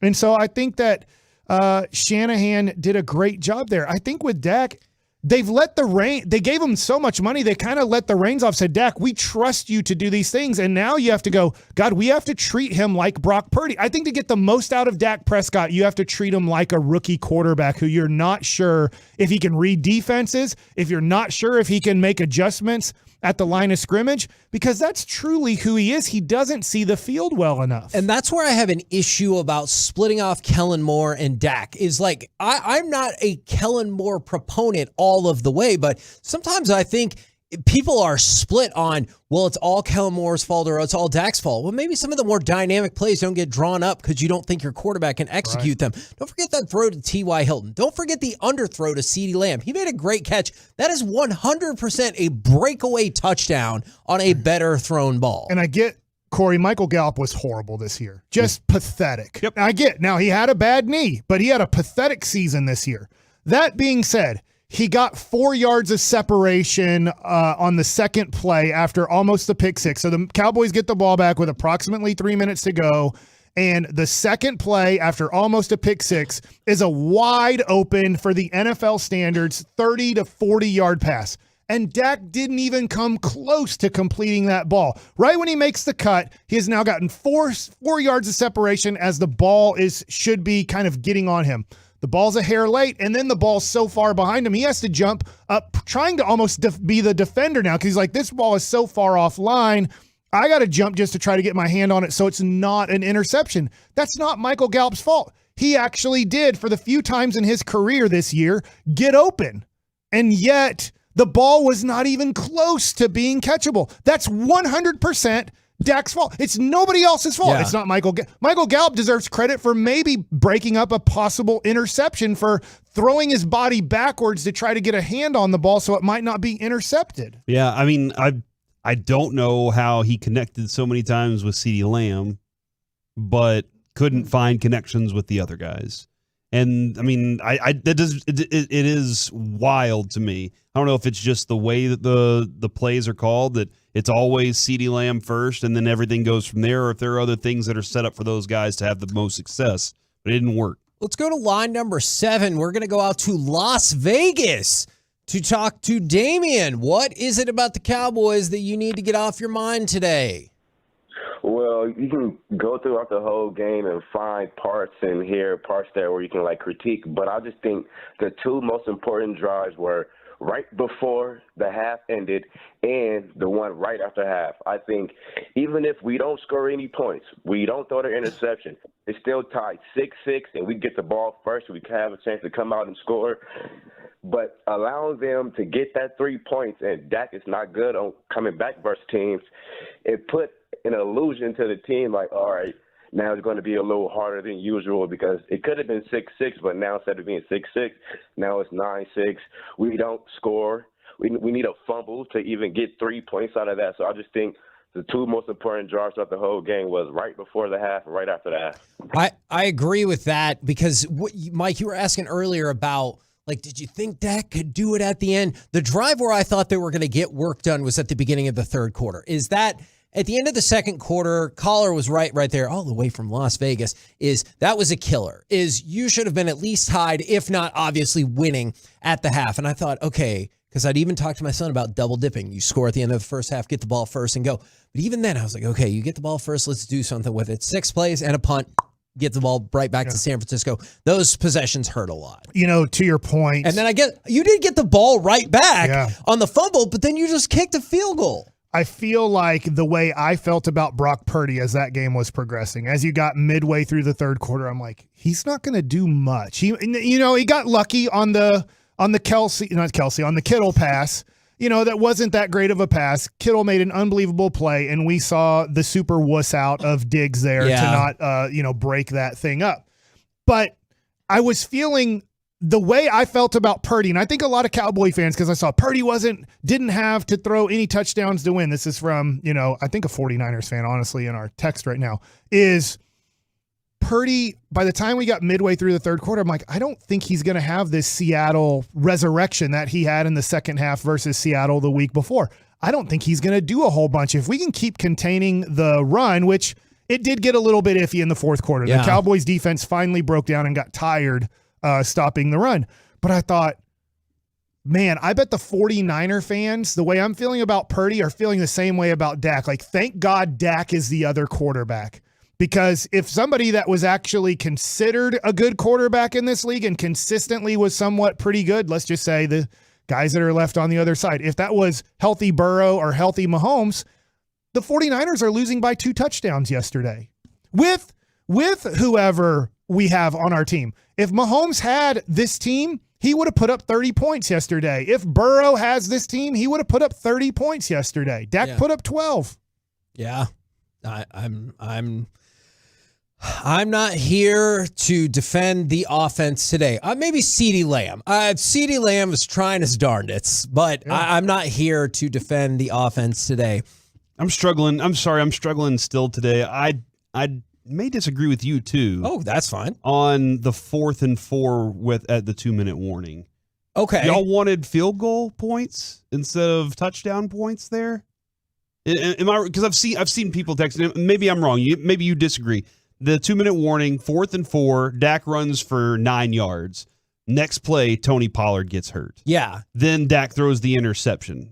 Did y'all want touchdown points there? Or y'all want field goal at the No. I wanted touchdown for sure. Okay. I think the point was you felt assured that you were going to get some points. I'm with you. We talked about before. This is a game where field goals lose you this game. Yeah. And I wanted a touchdown to be sure. What I hated the most out of that whole series, because I did in my notes, I wrote, this feels enormous. Then I changed my notes to this feels like an enormous moment. Because if you tweet this feels enormous, Kevin, you don't know the replies you're going to get. They're hilarious. But in that moment, I was like, okay, and then the Pollard injury happened. You have a month to draw up a play right there. Like Kellen Moore they had timeout. Yeah. They had all this extra time to go along with it, and they dropped the interception play. And that's where I was like, that moment right there should have been a touchdown for the Cowboys. Swing that around. They get the ball back on the other side of the halftime, and they add more points to it, and they stretch things away. That didn't happen, though. And that play call, that was the play you had for second down? Yeah. After all that, you could have...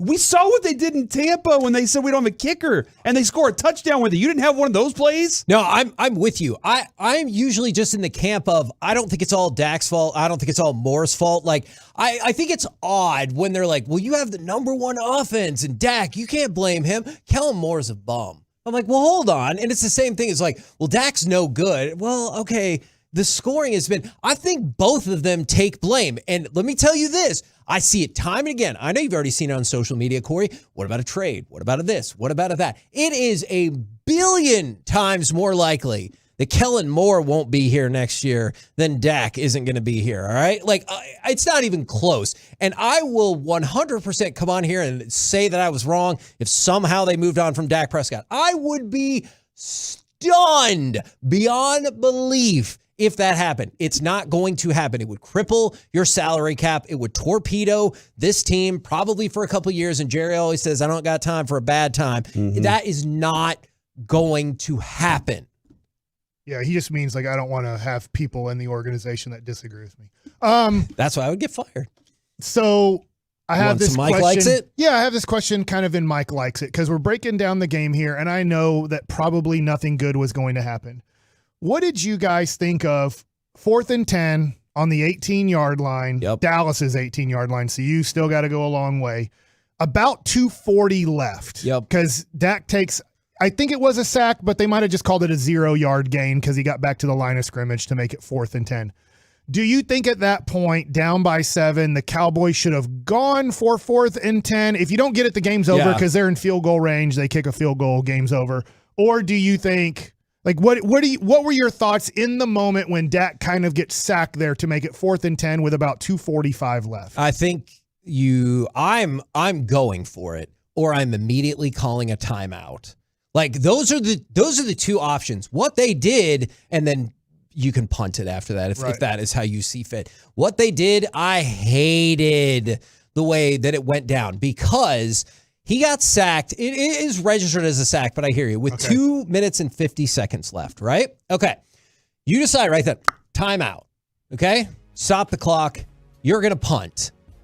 And you punt the ball away. Same basic line of logic is San Francisco now has the ball. You got 2 more timeouts and the 2-minute warning. So if you can stop them in that 3-play thing, which obviously they didn't either, is immediately you can get the ball back right at the 2-minute warning, and that's enough time. That is enough time. The worst thing that they could have done was hem and haw and stand around and think about it, because then I was worried the 2-minute warning would hit before the punt even got fielded. I thought the San Francisco player made an error in fielding that punt. I would have let it hit the ground and see if you could maybe get it to the 2-minute warning. But he decided to field it. I would have gone for it. I realized you prolonged the game. You got another shot. I was like, you got the ball. This is your stand for better or worse. Mike, I will get into that conversation momentarily. I just saw Sean post this on Twitter's. Sean Payton? Sean Sharif. Okay. Just from Sean Sharif's Twitters. Just got word that Jerry Jones will not be joining us tomorrow morning to recap the season.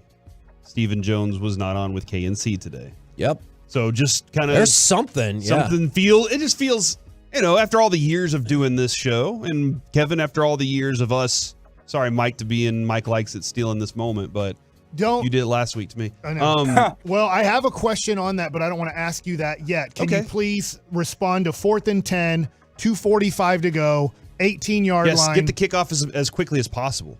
You wanted them to punt just like they did. Yeah, I can live with that too. I don't want and I think I texted back on this. It's a slow bleed situation. You're giving yourself any glimmer of hope that you possibly can make something happen if you can get the ball back. I was afraid that they would run it. I didn't like the field position that would put more points on the board for San Francisco if they just had to settle for a field goal and you went for it. So yes, I would have gone for it or I would have punted as well to try to get the ball back and have some hope of making some sort of play. And granted, I will add this.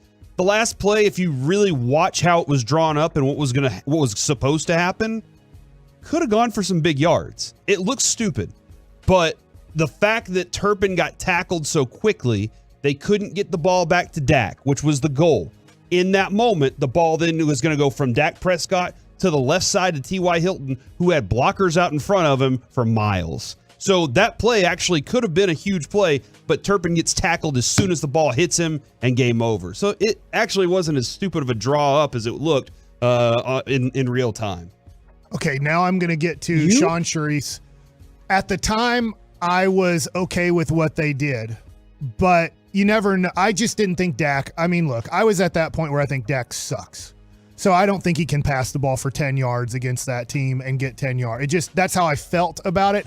That being said, I did hear Rex Ryan this morning, which makes more sense to me. At 250, your guy gets sacked. Immediately call a timeout. Go to the sideline, discuss it for a minute. Do we have a play that we believe can get 10 or 11 yards here? Yeah. If the answer is crap, the way we are playing right now, the answer is no with what defense they're going to show on 4th and 10 versus us. Then you punt, and then hopefully they catch the ball with, let's say, 2:45 to go. Maybe they have to run 2 plays, or you still have 2 timeouts, 2-minute warning. So probably running on the punt team, it lost you 30 seconds because they get time to then make their adjustment because you're changing personnel. So he's like, that was the worst thing because you ran 30 seconds off the clock there because to run your punt team on to allow the other team to make their substitutions, you lost 30 seconds with 2 minutes and 45 seconds left in the game. I agree. Okay, my next question based off of that tweet, which I had written down. Do you think Kellen Moore is out as offensive coordinator, and that's why Steven is not coming on our show today, and that's why Jerry Jones is not coming on the show tomorrow? All of my bones and the instincts, like I was saying, the instincts that I've had over this time is yes, that's going to happen. I also feel like the Dan Quinn move is imminent. And so they have to kind of make some decisions on the approach for the future there. So there are a lot of feelings that I have about this, but I think that today specifically, Kevin, it is coaching exit interviews, I believe. So that's going on today for one. And I think there are some very hard and difficult discussions that are you having that conversation with Mike on the flight, Mike McCarthy on the flight home? Where you're like, hey, we have to talk about coaches right now. Yeah. Or are you waiting until today to say, hey, here are our thoughts. What are your thoughts? Let's move. I think I do feel today would have been more productive, right? Because I don't know. I don't know if Mike McCarthy gets in that headspace of fire the lot of them. Right now, let's get rid of all of them. I take a little bit more time. I'm honestly not sure. The interesting thing about it is I know at least one of those interviews is not going to be rescheduled in terms of being on air with us. So part of it to me, that's the part that bothers me is it kind of just feels like some sour grapes is we lost, so we're not going to talk. I'm fine with the interview getting rescheduled because you're you know what, we got crap to do today and we didn't think the season was over. No problem. But if it's not getting rescheduled, you damn sure better believe they would have been on if they would have won. So I have this right. Doug Gussmeyer is the quarterback's coach. Nussmeier. He was the tight ends coach and then promoted to quarterback's coach. That sounds like you don't have a quarterback's coach. What do you mean? Is that not a natural? No, that's what the Joneses would. We got 4 former quarterbacks in there, you know. So Nussmeier's more of a quarterback's coach than a tight ends coach. What the hell was he doing? I don't know. Sometimes I think hey, Mike Bassick, former pitching coach, becomes the hitting coach or becomes the defensive shortstop coach. What the hell are you doing hiring Mike Bassick as the shortstop coach? Or what the hell are you doing hiring Mike Bassick as the hitting coordinator? Yeah. That sounds like a dumbass decision. maybe part of Dak Prescott, who I think is limited in how good he can be. I don't think he'll ever be great. Maybe you can get him back to being good and stop turning over the ball. But Doug Nussmeier, who I'm not sure, he might be a great coach, right? I hate doing this because, like, I'm talking about a person who, like, losing a job when I say fire him.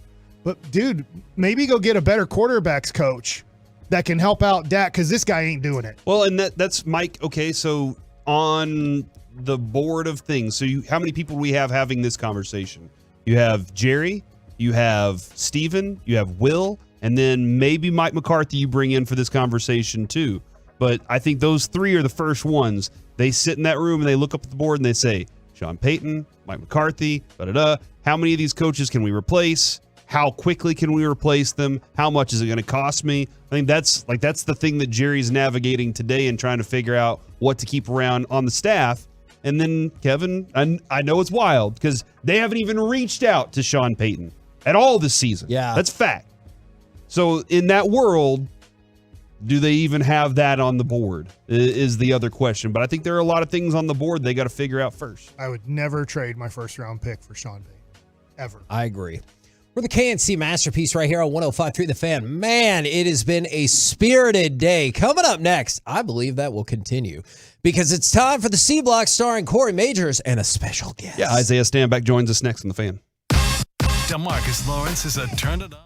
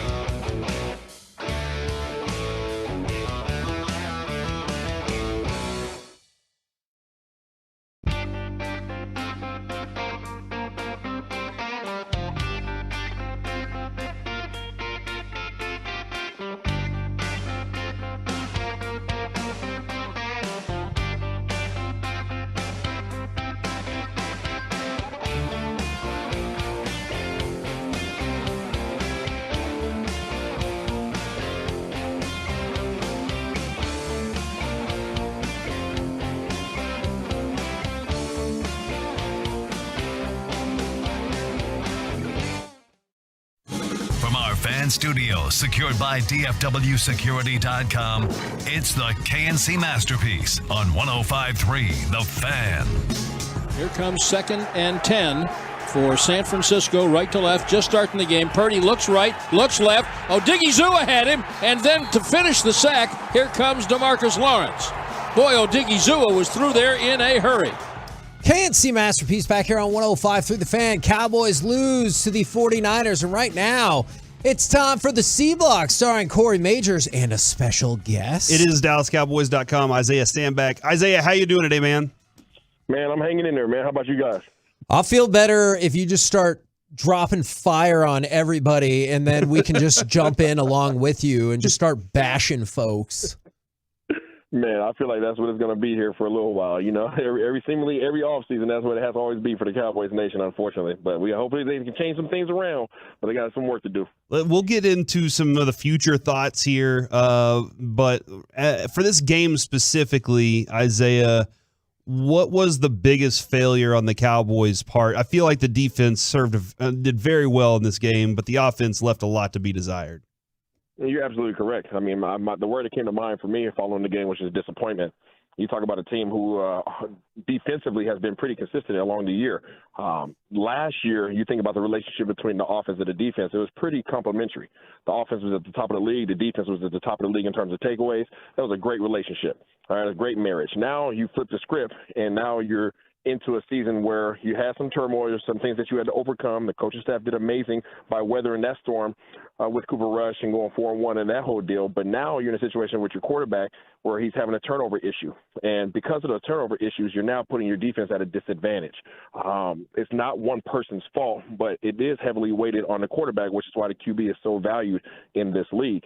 But to put yourself in a situation where you're turning the ball over frequently against teams that you can't afford to give more opportunities to, you can't expect yourself to win ball games like that. Nevertheless, ever try to bring home a big boy trophy. So I was disappointed in the inability for this offense to move the ball on a consistent basis. I was very pleased to see the surges, not even the resurgence, but the growth and development of CeeDee Lamb. You really saw his competitive nature come along. But we had an ineffective running game. Our passing game was lackluster. Dak was not on his game again, and that's been consistent all year long. That's the one inconsistency that has been consistent all year, has been the turnovers. And you can't afford yourself. You can't expect to win ball games like that, man. And it's really unfortunate that we're sitting here having this conversation again year after year. But it's always something different. Isaiah, you're playing GM for this moment, and you've been watching this thing as closely as you have. What is the thing that you can do without? The offensive coordinator, or is it the eyes and abilities of the quarterback at this point? Oh man, what can you do without? Well, that's a loaded question, man. It is. This team can necessarily. I don't think they can necessarily do without much. I mean, you know, one of my comments following in the postgame show yesterday on the Cowboys platform was, how many years can you expect to have a roster this stacked with a coaching staff this amazing and keep coming up short?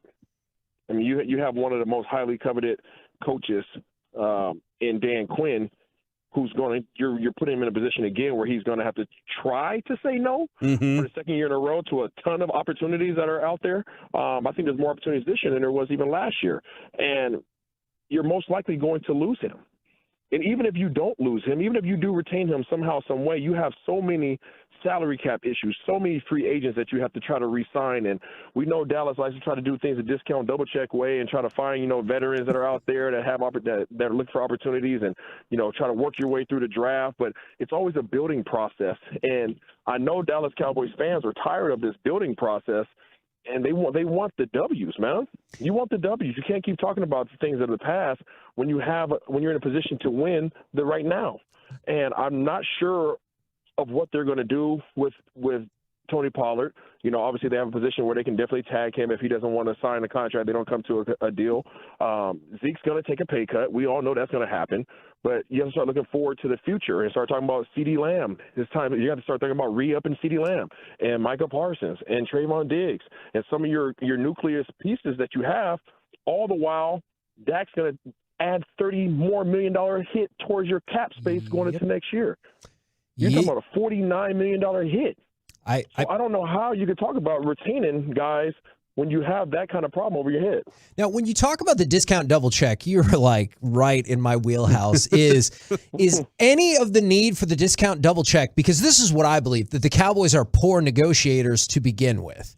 Like, I feel like you gave a at market rate or perhaps over market rate value contract to Michael Gallup, who was hurt. If they didn't franchise Tony Pollard, I feel like they would do the exact same thing with Tony Pollard. Dak Prescott got hurt and they gave him $8 million more than what he was asking for the year before. I feel like we are not good as an organization at negotiating with our own players, but we love it so much, and that's why we have to discount double check so much. I don't disagree with you. I do believe, and it's a positive thing, but it's a negative thing at the same time. You know, the Jones family, they're all about being loyal to their soil. They love their guys. If they've invested in you and you've been a great representative of their brand, they will give you every opportunity to come back and play for them. I respect them for that, and I love them for that, but at the same time, that can be their Achilles heel. Michael Gallup is not what he was last year. Let's just call a spade a spade. I mean, you saw it on his inability to come out of the route yesterday. That hurt them. You know, you also saw Dak compound that problem by throwing the ball that direction. So I think that some of this stuff is kind of on hope. And we all know that hope is not a strategy. They're going to have to find a way to be more aggressive, I believe, this offseason to get some more guys. But I honestly don't think that the guys are the problem. That's the thing. Everybody's going to look to the players. Over the last 2 years, they've had a stacked roster. The roster has not been the issue. The coaching staff has not been the issue. It's been the execution, and this year it's been the turnovers. With Ezekiel, because Tony Pollard goes down, that changed the game. Like that completely. You could pick up yards with Tony Pollard that you weren't going to quite get with Zeke. What is Zeke's role with this? He was not good yesterday, Isaiah. Yeah, I agree with you, and I think Zeke coming off of the offseason, I think he was explosive. I think he was agile. I think he was lighter. And then as the year progressed, he started losing some of that explosiveness. He started losing some of that burst. And then you saw what he was yesterday. I think that Zeke is still a very valuable asset in this league, but it's more so from the standpoint of his understanding of the game. It comes from the standpoint of him knowing the protections and being able to protect Dak. It comes from being a short yardage back, and that's really the role that he's in now because he does not have those same attributes as he once had. And he understands that. You can see it in his eye that he understands that. I don't think that's going to be an argumentative point for him going forward. It's just you're seeing somebody age. And people don't like to see their superstars age, but this is the reality of the league. You know, bigger, younger, faster, stronger. And unfortunately, he's just going the opposite direction in that regard. And, you know, when it comes to aging, a guy that will be a year older next year, but he still had a pretty good season. Dalton Schultz. Kevin said that he suffered malaise. Yeah, it's a combination of lazy and all these other things in that last couple of plays that he was disconnected in that moment. Yeah, I mean, no disrespect to Dalton Schultz. I think he's done a heck of a job with his time here with Dallas. I've never been a huge advocate of why they franchise tagged him. I was never really on board with that. I don't think that he brings enough individually to merit that amount. But they did. They saw the value in him, and he got his money, and good for him. But I think going forward, if you're going to invest that kind of money on a tight end, they have to be an impact tight end. They have to be a Kittle. They have to be a Kelsey. They have to be some of these guys, Njoku, some of these guys that can catch the ball, get some yak, and can sit in there and block. And I'm not sure that Schultz provides enough of a value so you can say, hey, I'm going to pay you millions of dollars to do something that I feel that Ferguson can still do as well. So Schultz, in terms of what everybody was expecting of him, he wasn't going to be effective yesterday because you never had a running game. And if you don't have a running game as a Dallas Cowboys, you don't have a passing game because your passing game comes off of play action. And where does the majority of Dalton Schultz passes come from? Just like you saw him yesterday, red zone touchdown, that's where he gets them, off of the play action. So that's the type of guy he is. He's a system tight end. There's nothing wrong with that, but that is what he is. I don't think you're going to ever expect Dalton Schultz to sit up there and block any of the best defensive ends in this league, nor are you ever going to expect him to line up and beat any safeties one-on-one. So from that perspective, I think he's a system guy. Would you be more interested in, like, I know that person might not like immediately be there, but I'm just saying in theory, would you be more interested in trying to make a run at a big money tight end who might not fit that system mold? Or do you like the Cowboys' ability to move on from Schultz and go with Ferguson and Hendershot on the cheap and see if they can be system tight ends for way cheaper?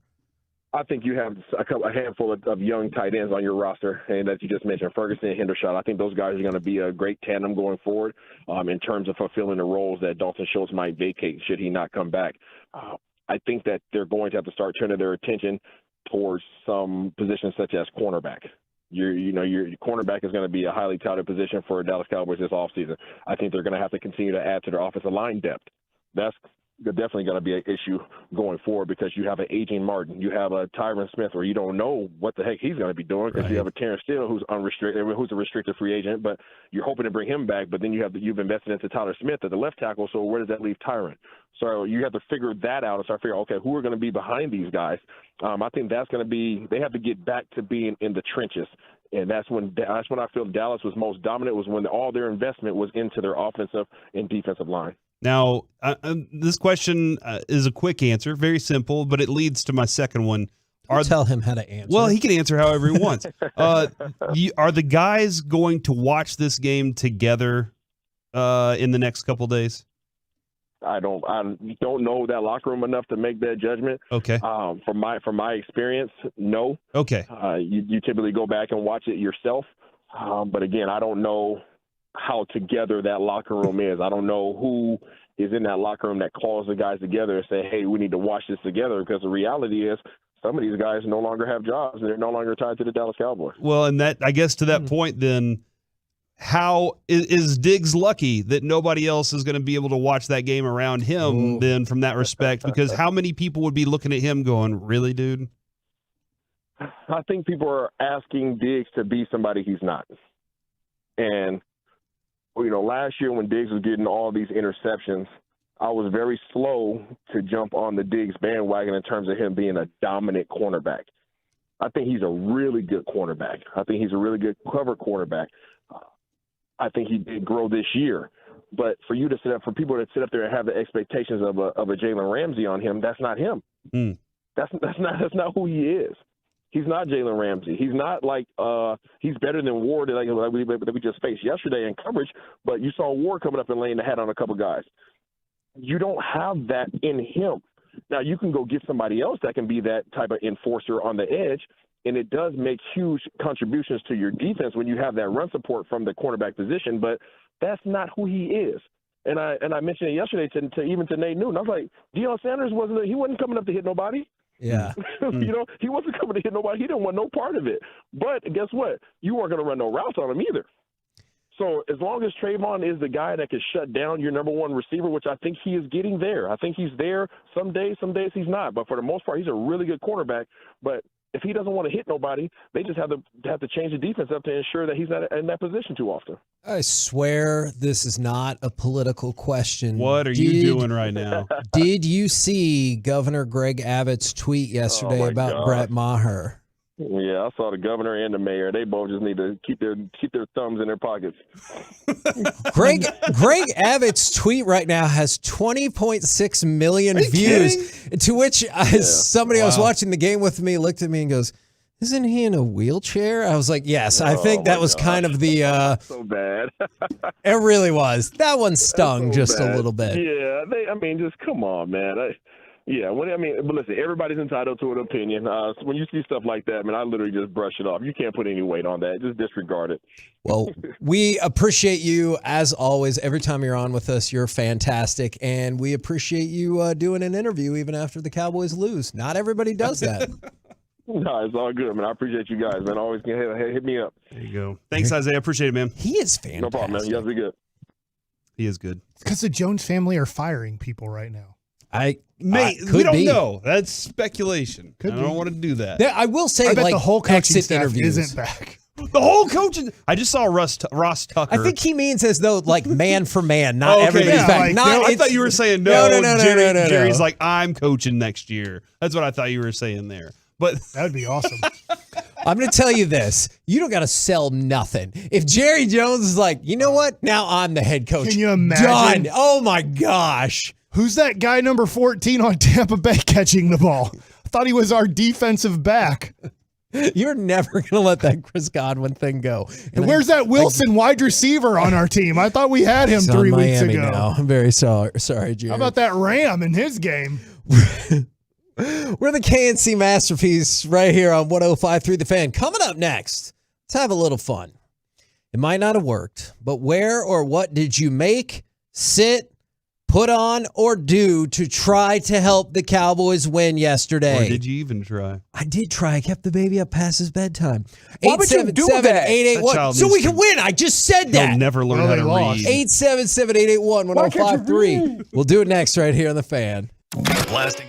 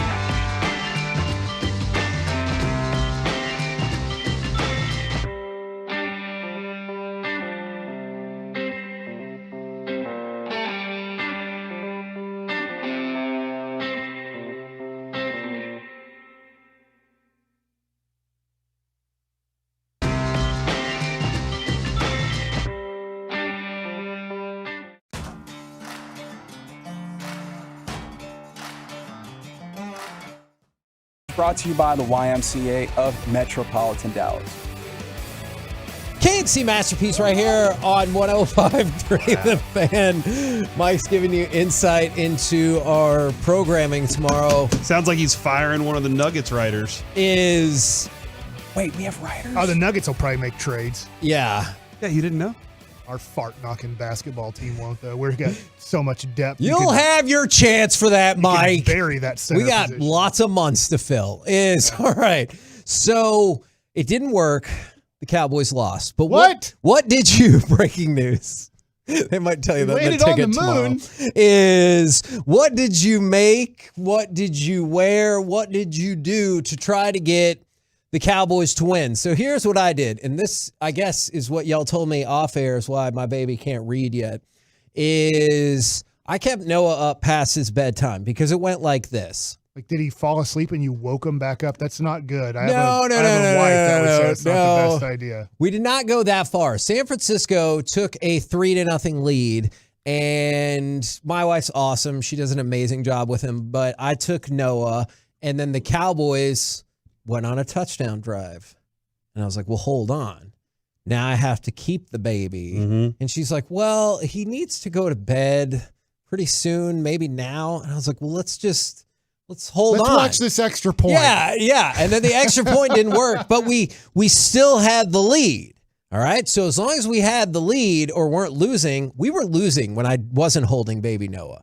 But when I was holding baby Noah, we weren't losing. And so even when it was still 6-6, I was like, let's keep this going. And then the crippling Dak interception, and then San Francisco scored the field goal. So now baby Noah's good luck had rubbed off. And so I handed him back to my wife and he could go to bed.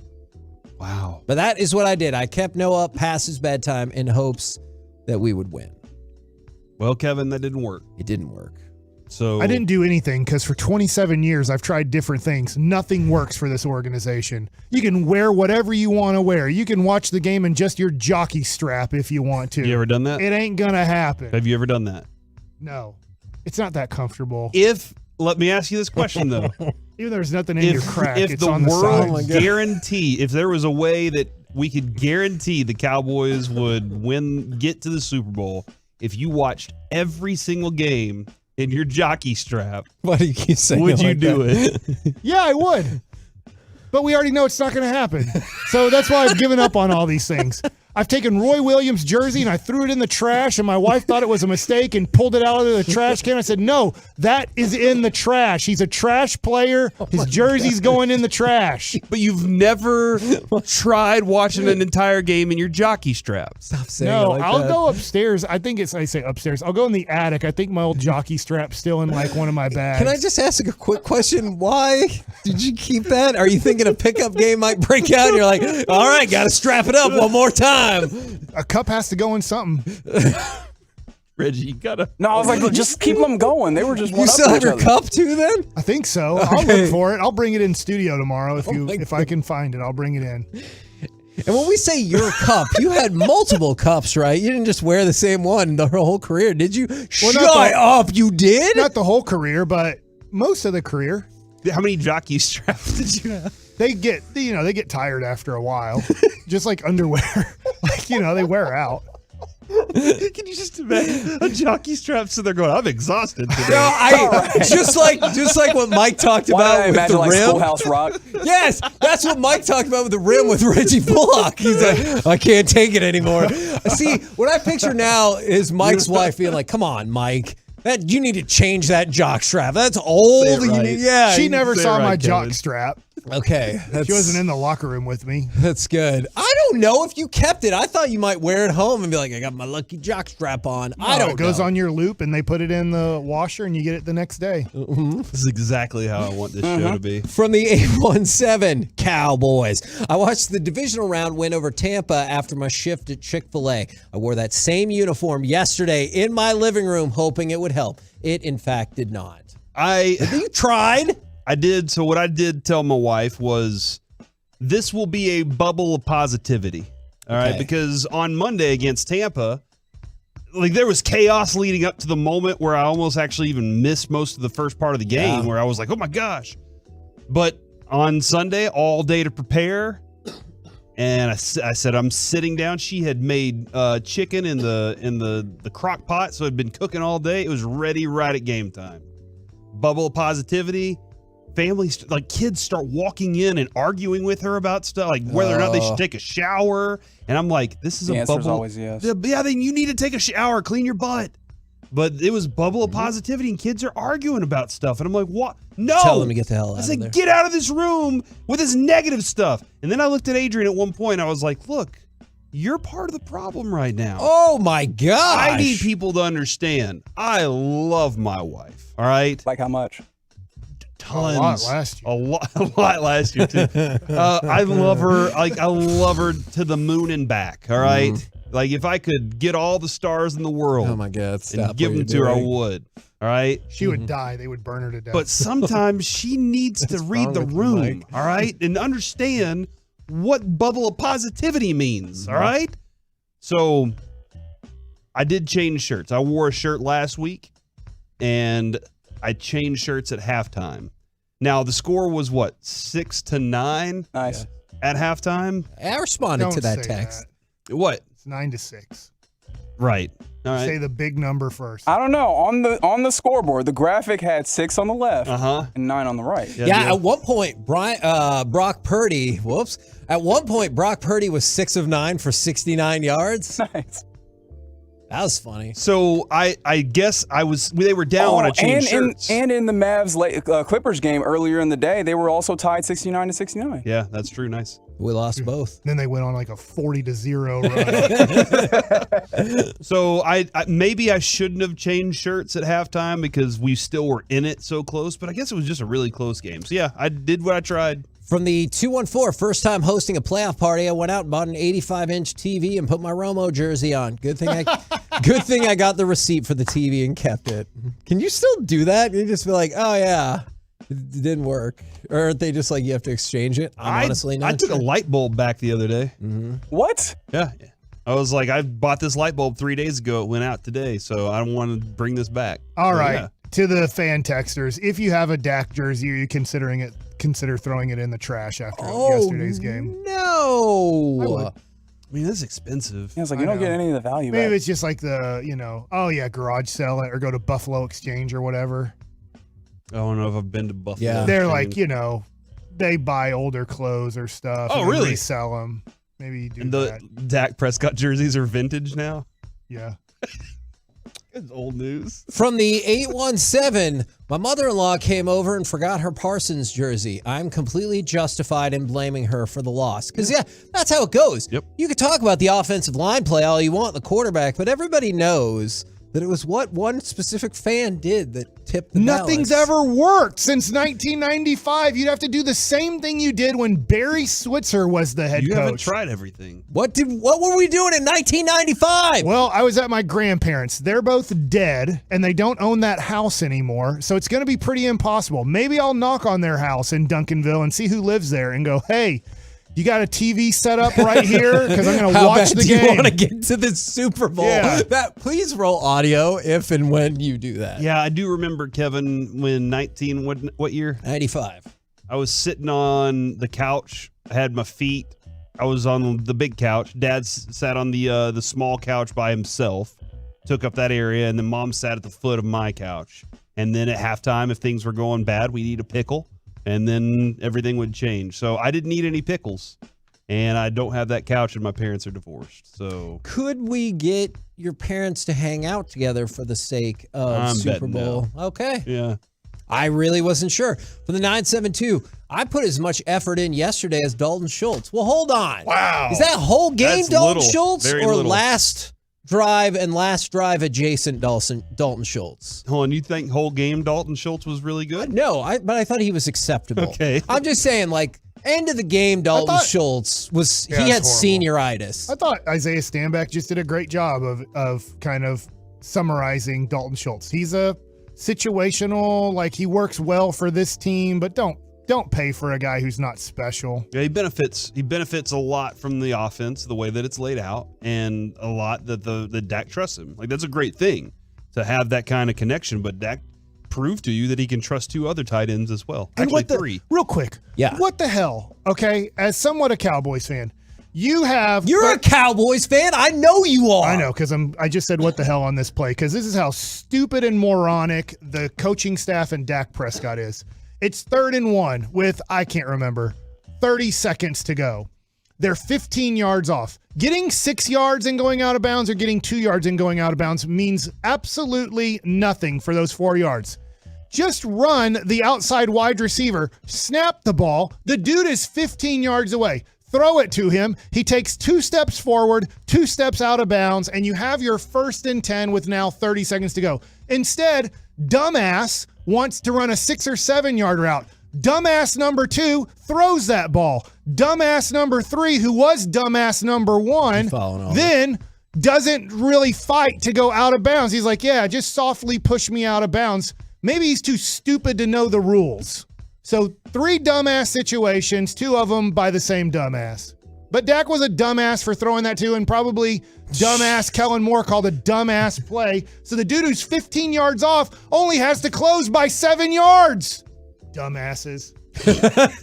I think I might have used the dumbass quota for like the rest of the week. Yeah, in case I haven't watched that 90s show yet. He just hit the right dumbass now, quotient right there. Lucius was giving you the, hold on. Yeah. What's this guy doing right now? Look. Whew. All right. I mean, it was really stupid. I mean, you couldn't be any more stupider than everybody in that situation. Kellen Moore, Dak Prescott, and Dalton Schultz. Can you be dumber? The answer is no. This is what the people have been waiting for. It really is. I'm going to go to the fan text for people inadvertently responding to one another. From the 469, already burned a Dak jersey. Thank you. And then from the 214, from the 817, I've never been able to afford a jersey, so if you're burning or throwing a jersey away, you're a punk. And so responding to one another, and this is something you brought up a long time ago. I think about this all the time since you brought it up after the Lumineers concert. From the 214, if sports makes you that mad, you should probably do them less, kind of like an alcoholic. I think about that all the time. Is whiskey a season finale of something, or a subpar episode, or Yellowstone putting on their 75th country music concert of the season doesn't make me as mad as sports does ever. And like you brought it up at the Lumineers concert, you don't walk out and you go, stupid Lumineers, they didn't play it. Yeah. You're just like, I wish they would have played this song, but it was okay. Yeah. More often than not, you watch sports and like you will feel one way or another about your day because of the outcome of the game. The Elton John concert at the ballpark, it was okay, but I didn't leave upset. It's just like, okay, he's an old man. He's still trying to play. He didn't get up and go, you can bet I got your money and walk off. Like that didn't happen. He tried. Yep. I think about that all the time, Mike. Yes, there are times when I'm like, why do I even watch the freaking sports anyway? Love it. Good catch. Nice play there. Yes, I did catch that. From the 254. Oh no, from the 469. We got to go back to watching on a smaller tube TV. Do you have a tube TV accessible to take in the... Yes. Wait, a big booty TV? Yes. Yeah. What? I found one at the in-laws the other day in kind of one of those storage areas up in the attic or whatever. And I was like, it's the exact same TV I had that I watched that game on as a kid. So maybe I'm going to steal it next year, watch the whole season on it. Next year. No, hold on. Next year plays out just like this. They make it to the divisional round. Okay. I need you to commit to watching the game on that TV. Now I'm changing the whole season. They just made it there without that TV, so I have to watch the whole season that way. They can't make it without you, Corey. What if you just put that TV in the living room in the corner so it's there? The tough thing is whatever you do in September and October, it's going to work. Wait, it just won't work in December or January for the Cowboys. Did Corey just say I don't have that many corners? In that room, I only actually have 2 corners. That's impossible. In that living room. No, it's not. Because it's an open. There's door frames at the other 2 corners. Yeah. So. Man, don't drag me into another stupid rectangle square discussion because I'm not here for that. We're the KNC Masterpiece right here on 105.3 The Fan. You are a genius, Corey. Coming up next, let's chit-chat with the fellas from the G-Bag Nation right here on 105.3 The Fan.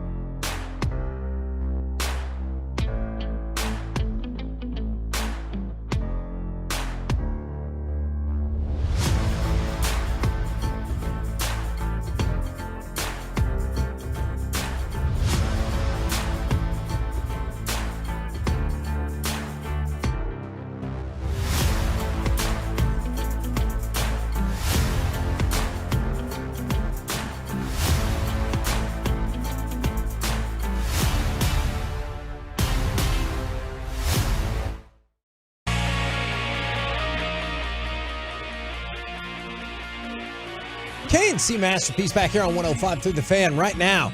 Brought to you by D&M Leasing. And it's time for our chit-chat with the fellas from the G-Bag Nation. Gentlemen, how is you today? Doing all right, Hagee. Hanging in there here as well. Mike's dumbass rant definitely cheered some people up. Well, there are other people who said they had kids in the car and they did not appreciate it as much, which I understand. We asked kids should be in school. Yeah. Yeah, maybe. I don't know how old that kid is, though. Could be 4. That's true. That's absolutely true. Could be 19. I mean, I have less sympathy for the 19-year-old, but your point is well made. Is if you had to boil it down to, I know there was a lot of things left on the field in a lot of different plays. If you have to boil it down to one play, you thought this is the single most important play that pivoted the game. What was it for y'all? Me, it was the Diggs dropped interception. It was Pollard's injury for me. The Kittle catch. Another Diggs because low there's some question whether that maybe that Kittle was a legal man downfield. Yep. And if you go back and watch the tape, they run an unbalanced line, which means they moved McGlinchey over to the left side. So they had both tackles to the left. And Brandon Ayuk, now depending on what the line judge saw, I think Kittle was connected to the guard by his alignment, and Ayuk was covering him. And I talked to some people at the Cowboys, and they, of course, they felt the same way.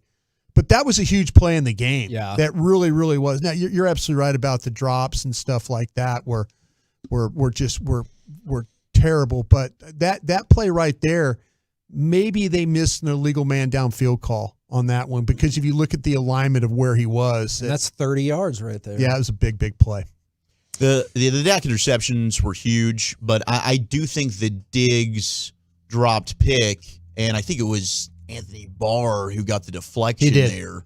But that was huge because it ended up being a 7-point swing. Yeah. You end up taking away the touchdown that resulted in McCaffrey, and then you also ended up getting him off the field with the sack on 3rd down, and Donovan Wilson gets called for holding. Again, that was the Kittle drive ultimately. Yeah. But you could tell the defense was real. The Niners line started to take over and dominate. And you had an opportunity, much like you got the week before against Tampa Bay with Curse getting a red zone interception. You're off the field. You saved points. And all of a sudden, that is a momentum-shifting type of play. And who knows what Dak and the offense do, but either way, you preserve points and your offense is on the field, your defense is off the field. To me, that would have been a game-changing type of play. Yeah, they were gassed for sure. Brought us real quick to go back to the Kittle play. Mm-hmm. Would you consider moving Neville Gallimore to safety now after you see him chasing Kittle down the field? I'll tell you what, it was kind of like he was like, "Whoa, bro, what are you supposed to be doing down the field? You're not supposed to be doing that."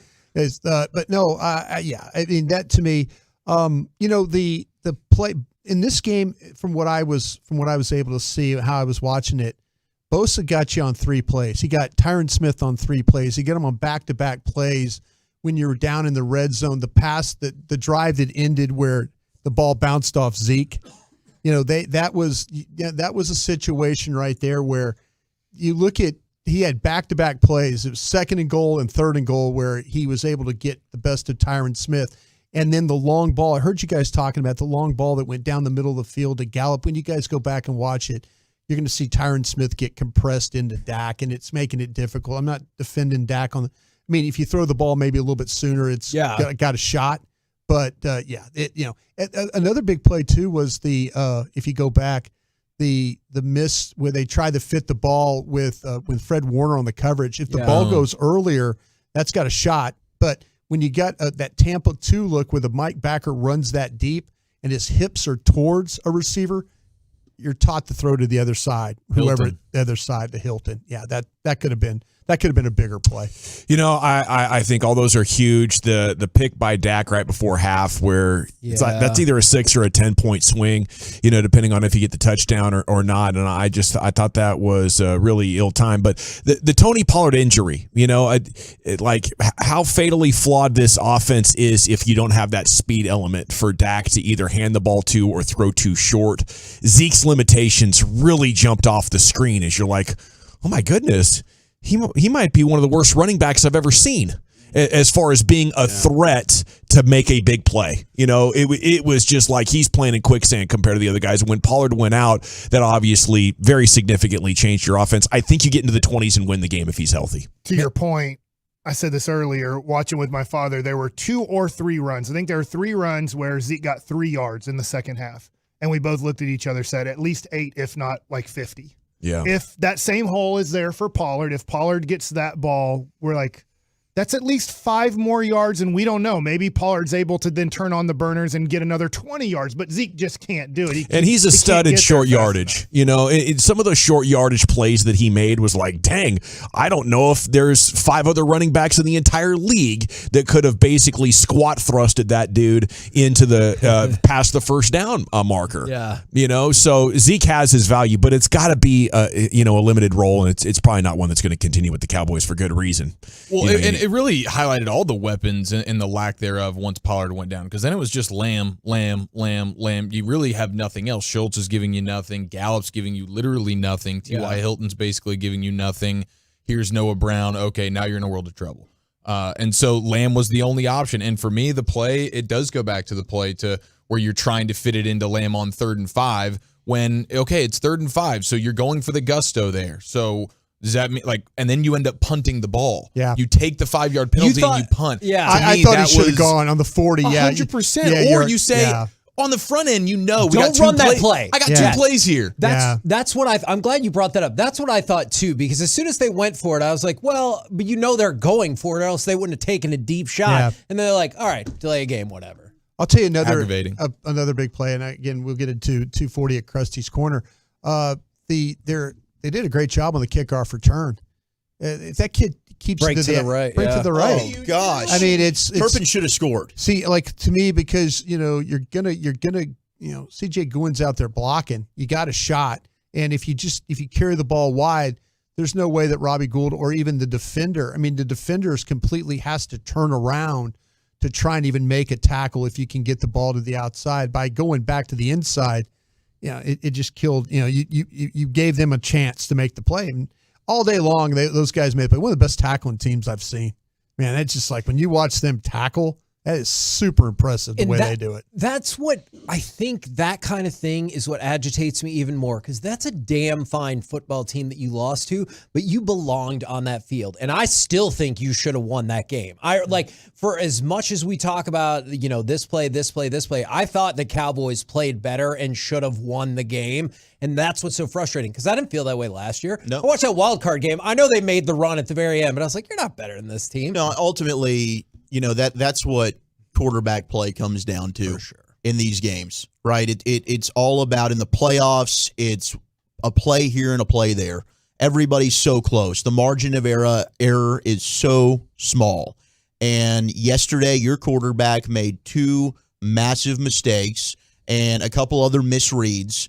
And it's to the point now where the inconsistent play, you can't defend him anymore. And the other gut check that I had yesterday, and I've wanted to believe in Dak. I'm a guy that thinks Dak is a good quarterback, but when he got the football back and that offense got the football back with 3 minutes to go, in my heart, and I wonder how many other Cowboy fans felt this way, did you believe they were going down to score? No. I did. But I'm not going to lie to myself and lie to the listeners. No, I didn't. But that's the thing, because I did lie to myself. I admitted to Mike I lied to myself, because I was also like, well, what's that based on? And I was like, I don't know. But so I went. And it was the worst 3-play sequence maybe we've ever freaking seen, other than the next drive that they had. It's how the playoffs started and how the playoffs finished for him.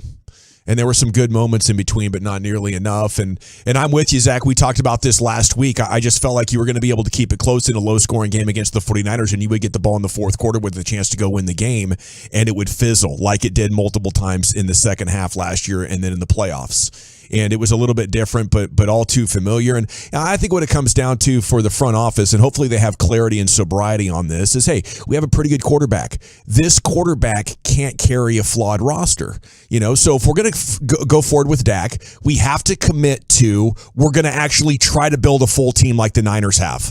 The Niners don't say, hey, we have a great defense, can't afford an offensive line, can't afford weapons. They get it all. Yeah. And we're like, well, we have Dak, so he can cover up. No, he can't. Okay, build a good offensive line, and then yes, every 3 years you're probably going to have to eat a bunch of dead cap space and be bad and reset your salary cap and then come back. But you have to commit to the up and down peaks and valleys if you don't have a Hall of Fame quarterback, and that should be so clear to the Joneses right now. My concern about that, because I'm with you, is this year, for everyone who complains about Dak's contract, which I get that as well, he counted $19 million against your cap. Next 2 years, he counts $101 million. So you get ready for that. So you got to restructure that. And that's what's going to happen. You got to restructure the hell out of that thing and keep throwing good players at him, okay? And if you believe Dak's good enough to carry a roster that's incomplete, you're part of the problem because you keep believing. That's what the Joneses are doing. They're building a good enough team to make you believe. You have to be smarter than that and refuse to believe, okay? Refuse to believe if they give you half a roster again. He's not going to be able to do it with a bad defense or a bad offensive line. Build the whole damn thing or don't believe. And then maybe you'll stop watching enough to actually propel the Joneses to change. What do you guys got coming up on the program? I feel like I got a pretty good idea off of that. Well, that's my thoughts. And we'll go around the room right out of the gates and get everybody's thoughts on why they lost and how they fix it moving forward. So right at G-Bag of the Day is coming up 2:30. All right, roll home with what is sure to be an explosive and informative edition of the G-Bag Nation. We have been the KNC Masterpiece. Make your way back with us tomorrow, 10 a.m. to 2 p.m. right here on 105.3 The Fan. Say goodbye, Kevin. It's not just good night. Okay, say good night, Kevin. Good night, Kevin. All day,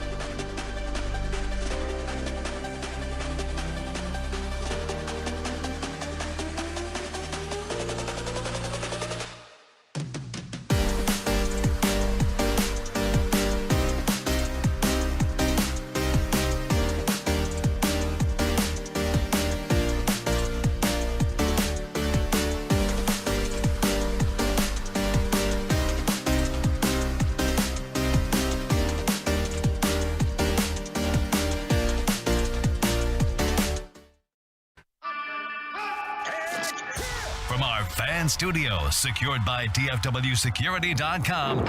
You're rolling with the G-Bag Nation on 105.3 The Fan.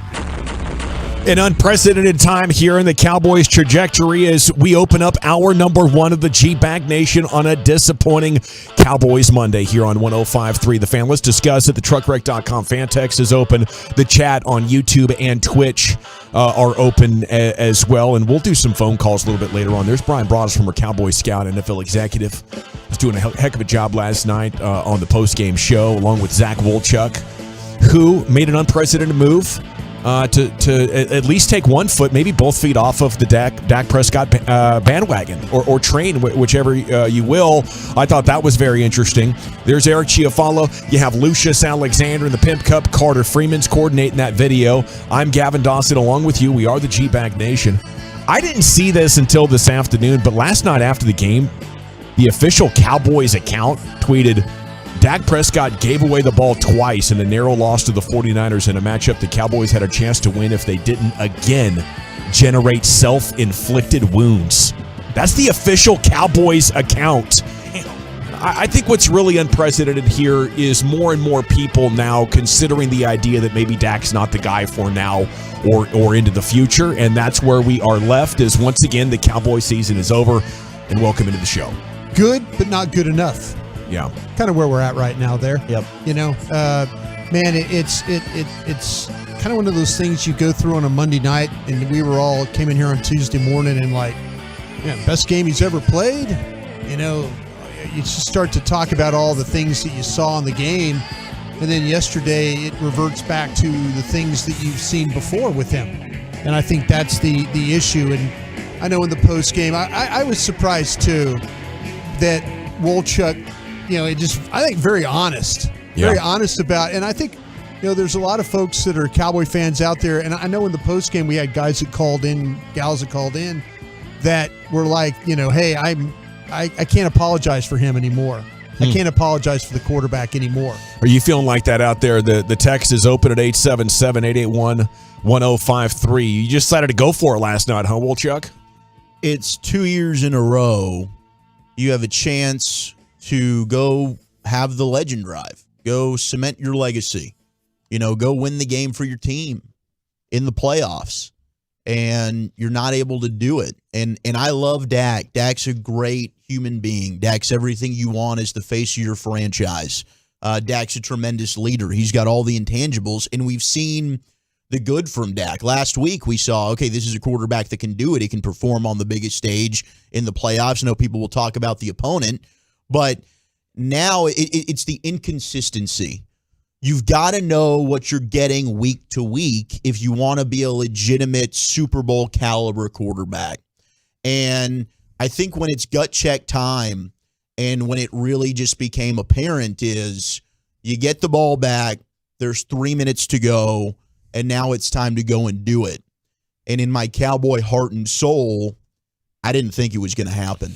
Boy, were you right. Yeah. And I had the same feeling. I was like, the entire second half, especially after Tony Pollard went out, it wasn't the same, sort of Cowboys offense that we've seen move the ball almost on command. You know, I also want to point at the front office. You know, the players, the front office, the coaching staff. They're all up for evaluation right now. I think the coaching staff did a good enough job for sure. I think the quarterback played, as about he's gone, throughout his career, but. Who do you have in the NFC title game? It's Brock Purdy against Jalen Hurts, and I'll take Dak against either of those guys. It is a team sport, okay? And I think the team is letting everybody down by not doing enough around Dak and playing this damn salary cap game. And before we get too far into bashing and talking about Dak Prescott's shortcomings, I just wanted to throw that out there. Yeah, and I hear you 100%, but here's the issue. Why I'm running out of those excuses. Is because he's had that at various stages throughout his entire career. Never has. You don't think so? He's never had a good defense and a good offensive line. At the same time? Yeah, so it's hard to find a guy that can win like that, right? There's only like 3 or 4 of them in the NFL at any given time. So if you want to try to win it without one, then you have to do more as a front office. Man. Right. Yeah. It's going to be damn hard to do that, to find a perfect team for you. At least this next year. Well, that's what it seems like the Eagles have found for their guy, and it seems like clearly the Niners have for their guy. The Niners have done a very good job. Yeah, and the Eagles have too. The Eagles have built a monster, man. Sure, the Eagles have, but you got to get a guy on your rookie contract then, right? Yeah.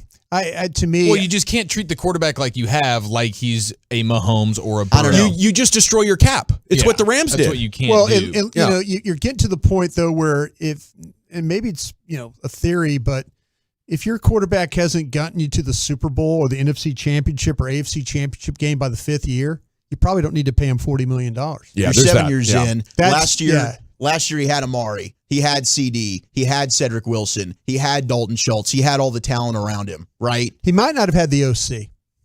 I haven't been a Kellen Moore guy. I'm to that next. I'm with you there. I'm to that next because I know cap-wise I can't move on from him after 2023. And I learned this, Gavin, from being on the show with you, 2-3 years ago. Like, when we started talking about the evaluation of his quarterback, I was saying, okay, 2022, I'm going to evaluate the coaches. Head coach looks like he's going to keep his job. I'm not so sure about the OC. And we'll get into that later, by the way, what some of the things are moving on. But I'm now to the point where I'm like, listen, I'm willing to say, give me a different OC. And if this OC does not get him turned around or a quarterback coach get him turned around, now you can move away from this contract because one of the reasons of him signing a short contract is you can now move on from it. See, so that's where and these teams after we've next seen. Season. Well, yeah, after next season, but we've seen these teams eat incredible amounts of cap to move on from a quarterback. Mm-hmm. We need a guy who can give him easier to hit targets later on in the play when things start to break down, or a great offensive line. I think either one of those things could provide you, but I don't think just another offensive coordinator who's about as good as Kellen Moore is going to help Dak Prescott become the player without more help on the football field. His rookie year, it was 4 picks, If you give him enough time to make a ham sandwich back there, he's not going to lead the league in interceptions. So I would just say to the Cowboys, if you want to continue forward with Dak, that is great. Please just go ahead and build everything for him, okay? And, last year, what happened? By the time you got to the end of the season, for some reason, they couldn't run the ball and they couldn't protect Dak. This year, they got better at it, and maybe that would have been enough if Tony Pollard hadn't gotten hurt.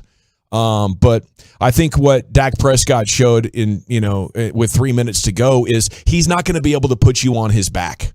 So, and maybe for a lot of you, it's gotten to a point now where you're looking to try something else because of what happens when you build around a just good quarterback as if he's a Hall of Famer. There you go. No other position in football you get paid like you're a Hall of Famer if you're above average. With you there. Yeah. And it's just huge. What it does to your team. And there's only so many of them out there. So hopefully the Cowboys are internalizing these lessons today and formulating a different plan, right? Mm-hmm. That's what we really wanted last year was a different plan. They gave us about the same thing, tried to execute it better, and ended up in pretty much the same place, losing to the 49ers. We do have a lot to talk about. What's your top explanation for why they lost beyond Dak Prescott playing? I mean, the defense played great. The injury happened. Trayvon Diggs dropped pick. There's a number of reasons it did not come together for him. I think the 3 penalties on the 49ers touchdown drive has to be about as big as anything. No, that was killer. I think they left some plays out on the field. When you start to talk about, we mentioned the kickoff return that probably could have gone for a touchdown. Oh, that makes no sense. Yeah. I mean, inexcusable. Everybody's looking at their TVs going, how would you not take that to the sideline? Yeah. Well, wait till you see the all-22, and you'll wonder that even more. Wow. But you puked this morning, didn't you? It wasn't easy to watch it. And again, you see guys like I know simple plays. There were 2 times that Dalton Schultz had opportunities, and they complete a huge pass to down to CeeDee Lamb, to get him out of the shadows of their own goalpost. And the very next play, they come back, they throw a pass to Dalton Schultz. It's going to be about an 11, 12-yard gain, and he just drops it. It was like right in his hands. He just drops it, and you're like going, that could have been 2 plays of about 60 yards of field position that you could have got right there. The 3rd and 5 play, that they tried to throw. If Dak throws the ball earlier, how about Mike McCarthy not going for it on 4th down there on the 40-yard line? That was another thing. I'm like, why? What are you doing here? You're going to, terrible, man. Go ahead. Go for it here. Your defense is playing well enough. Go for it here. And there's just too many things that happen in this game where it just sets you back. That you couldn't overcome them. Okay, love or hate Dak, says the 817. He's a top 10 to 13 quarterback in the NFL, but this is what happens when you don't have a Mahomes-ish quarterback. So only other option is to tank and try to get a truly elite guy, in my opinion. But that's not realistic, so what do you do? Well, I think it is. If you look at Dak's remaining 2 years on his contract, it's uncuttable, it's untradeable. He's going to be your quarterback for at least 1 year, probably 2 more years. And what they're going to have to do to stay under the cap is restructure the hell out of that thing to delay the big cap hits for later on. And they're going to create voided years at the end of this contract. They already have. They're just going to keep layering more and more money into that. So in 2 years, if you decide that, hey, this isn't our guy, we want to do something else, there's going to be a mega dead cap hit coming for you. And that would be in the season of 2025. And if you decide in that year, we're not going to spend that money, we're going to save it, then a top 5 pick is coming for you. A top 5 pick would be coming for you at the end of 2025. So if the Cowboys were looking at it like, hey, we want a different quarterback, or let's throw everything we got at it, let's throw the kitchen sink at trying to build the perfect team around Dak the next 2 years, and if that still doesn't work, then we know, right? We did everything for Dak. We built the best team money could buy, and we still couldn't get it done. Then okay, let him go into free agency, let the big cap hit come, have a cap hell year, and we will have a great draft picked opportunity to go find the next one. I think that's it. We spent a lot of time talking about the things this organization doesn't do right. What you can really boil down the last 25 years to me, is you didn't go find a Joe Burrow or a Patrick Mahomes or a Tom Brady or a Peyton Manning, right? You went with Tony Romo undrafted and 4th-round quarterback. And I would say the Joneses in the front office have been doing a hell of a job, especially since Will McClay. I mean, the last 8 or 9 years have been awesome job by the front office, other than people wanting them to be more aggressive in free agency and trades. They've outdrafted most teams. They've out-team built most teams. They even made the playoffs a bunch of times with Jason Garrett as their head coach. To me, like the deciding factor when you get to this point in the playoffs, and we're seeing it, is how masterful is your quarterback or how perfect is your roster. The Eagles and Niners have made this incredible roster, and the other 2 teams have GOAT candidate quarterbacks. Those are clearly, the 2 ways that you could get this thing done. And, so we'll see. We'll see how these next 2 years go for the Cowboys. Hopefully they have that vision of it right now, but you have to be thinking that over the last 10 years as well, their model has been this. So you're betting against like a decade-long streak of their team-building philosophy. Let's just make it good enough to get to the playoffs and hope the ball bounces our way when we get there. Right. They even say that. They say that on our radio shows. Like, we had a caller last night that called in and wanted to blame Jerry. The reasons in which he blamed Jerry were just not very good. That's a reason why, if you want to blame the Jones family, that would be a relevant one. They don't ever want to fully commit to a rebuild, or you give the resources, even though it doesn't seem like this is going to work out for San Francisco. San Francisco said, you know what?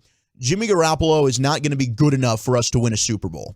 Let's go ahead and give up draft compensation to move up into the top 3, get a quarterback that we like, and they took Trey Lance. Now, it seems like they might have found a guy in Brock Purdy that fits what they like to do. Who knows if Trey Lance is the guy? But to your point, the Cowboys have never gone ahead and just committed to, we're going to be in a position to draft a guy number 1 overall or in the top 10 and actually go and get that franchise quarterback. And when you did have that chance, you took a running back at number 4. Well, the quarterbacks were gone. Yeah. Well, other teams traded up. You didn't even want those guys. You took a running back at 4. Yeah, you did. Why didn't Dak run more, the 2.54? That's the scary thing. He ran enough. He ran great, and the offense was still in concrete for so much of the day, and that stinks. Stephen Jones, no interview today with KNC, no presser for Mike McCarthy. Looks like Jerry's not going to be able to be on with Sean and RJ and Bobby tomorrow. Brian, usually they don't miss chances to talk.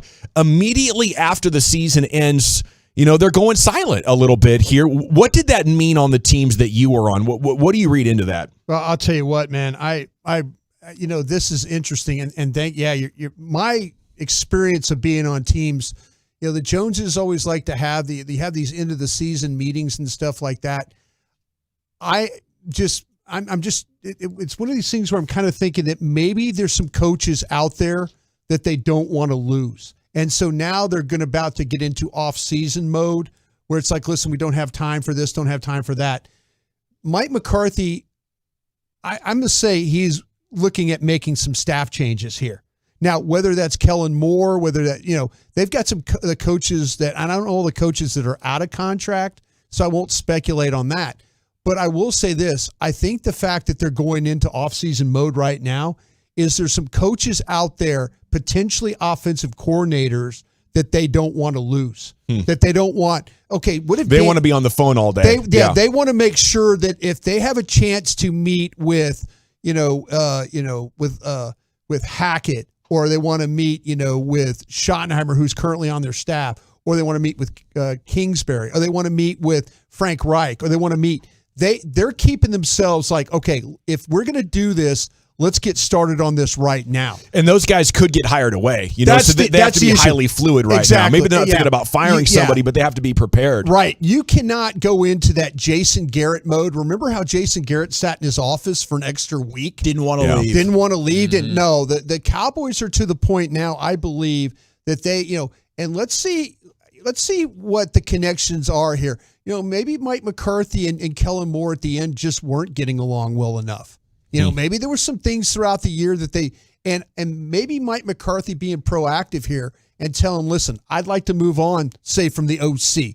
But he's got guys out there that he doesn't want to lose to other teams. So that's maybe why, and that's my experience from working at those teams. Okay, that is interesting thoughts indeed. G-Bag of the Day is coming up at 2:30. We're going sports hodgepodge with Chia follow next. And where are we going, sir? More Cowboys therapy, and a fan made the boldest of moves, and I really think it paid off. That's next. All right, let's chat Men's Tea Clinic, though. That paid off for me.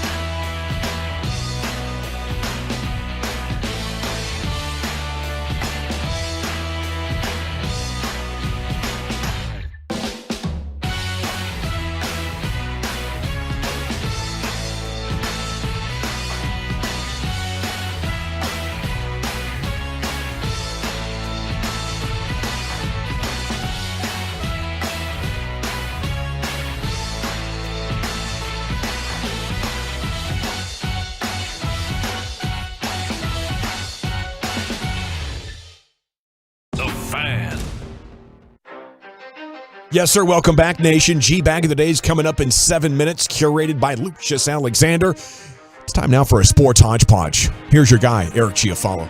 Okay, I was open and honest last week, and I was vulnerable, and I mentioned that there was a time where I had the habit of sneaking junior bacon cheeseburgers from Wendy's into my hoodie and into the movie theater. Very brave of you. Have you guys, is there something that you can remember sneaking food into something, carrying food in your pocket? This is like Napoleon Dynamite with tater tots in his pocket. Because we have an NFL fan who has now gone viral. Yeah. And this is pretty special. I snuck a case of beer into Texas Stadium one time in a pair of coveralls. Full on 6-pack? Yeah, this is that's 24. Yeah, this is before. Are you going 24-pack? 20. No, I took the beers out and put the cans in my suit. It was a cold weather game, Cowboys Texas Stadium playoffs in the 80s. Yeah. And I completely had the beers in it was like coveralls, like, when you go hunting, camo. Absolutely. Those big things. So I stacked the beers along the legs. You just clanking? I clanked it all in. Yeah, basically snuck a case of beer for me and my buddy. Look at you. And this was before they used to sell beer at Texas Stadium. Yeah. This is how long ago that was. There. Yeah. Wow. So you were the MVP that day. I was clanking along, though. You're absolutely right. Fantastic move. I snuck a few beers into a movie once. I was like 17 years old, and an older brother of a friend, Wade, goes, "Hey, Dawson, the nose knows." And I was like, huh? He's like, "The nose knows." I'm like, he could smell the beer, right? So he was like, "If you're going to be underage drinking, you need to go into the corner where nobody else can smell you." I was like, all right. That's amazing. That is really dangerous. It's a lifelong lesson. The nose knows. The I was like trying to figure out. I was like, okay, I'm trying to follow along here. I don't get it. That Makes is sense. fantastic. That does make a ton of sense. If there is a not an open bar at a wedding, I'm always bringing a flask with me. Always. Yeah, absolutely. No, that's a good call. Well, we have a Chiefs fan who was photoed during the game pulling out just a full-on baked potato out of her pocket. Epic. And chomping on that bad boy mid-game at Arrowhead Stadium. A baked potato? A full-on baked potato. I can't confirm that it was loaded or anything. That's what I'm saying. I would like Loaded? to say there was cheese and sour cream and all sorts of was plain. But you green onions. You could put that in foil, couldn't you? And who knows? Maybe she did. There's not a video of it, but the Twitter thread alleges that there was no wrapping involved. It was just bare naked baked potato into the left pocket of a female Chiefs fan. And at just throughout the game, it was just a bit of a snack. It wasn't even like she just shoveled it in. Okay, now I'm hungry. It's baked potato time. It's like it's a bite. It's back in the pocket. It's a bite. It's back in the pocket. And so it went viral. What the hell? And it's just. Did they have a lot of pictures of her taking these bites? They just keep a camera on her and There was one fan who was the main culprit. Yeah, he was a Jags fan. It was a Jags fan. It was a Jacksonville fan. There you go. And so, but then the potato girl, and she's now that on Twitter. She's KC Potato Girl, and she responded back to that fan with a photo because she was catching wind that this Jags fan down the aisle was snapping pics at her. So at one point, she's got her baked potato and she's like taking a bite of it, and she's taking a picture with the Jags fan in the background also. And she tweets that picture out and she says, "Hey, I caught you taking my photo as well, but I enjoyed a baked potato and a victory. How about you?" So she really ultimately gets the last laugh, but this is not something I'd ever seen before. And the baked potato in the pocket, I mean, it's pretty stealthy right there. I love it. The cost of admission, she was sitting up in the nosebleed seats, man. She was having to do whatever she could. So if that means I got to eat a baked potato in the pocket in order to get through this day so that I can be at the game and I can afford it, then so dang be it, man. That's brilliant. That's a real fan. Baked potato's going to keep you energized. It's going to help soak up some of that booze. Necessary it's going to sit carb. in your pocket. It's not going to make a mess in there.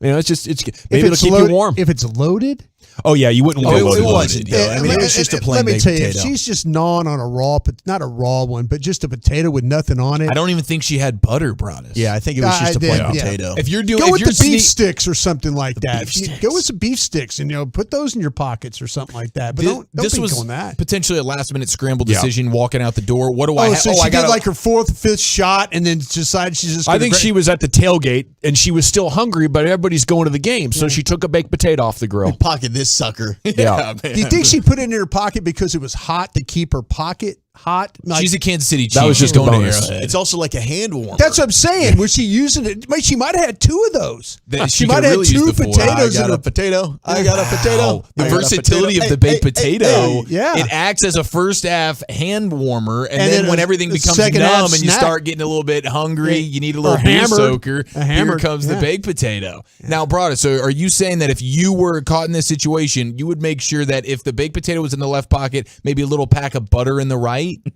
He's having it fully loaded, bro.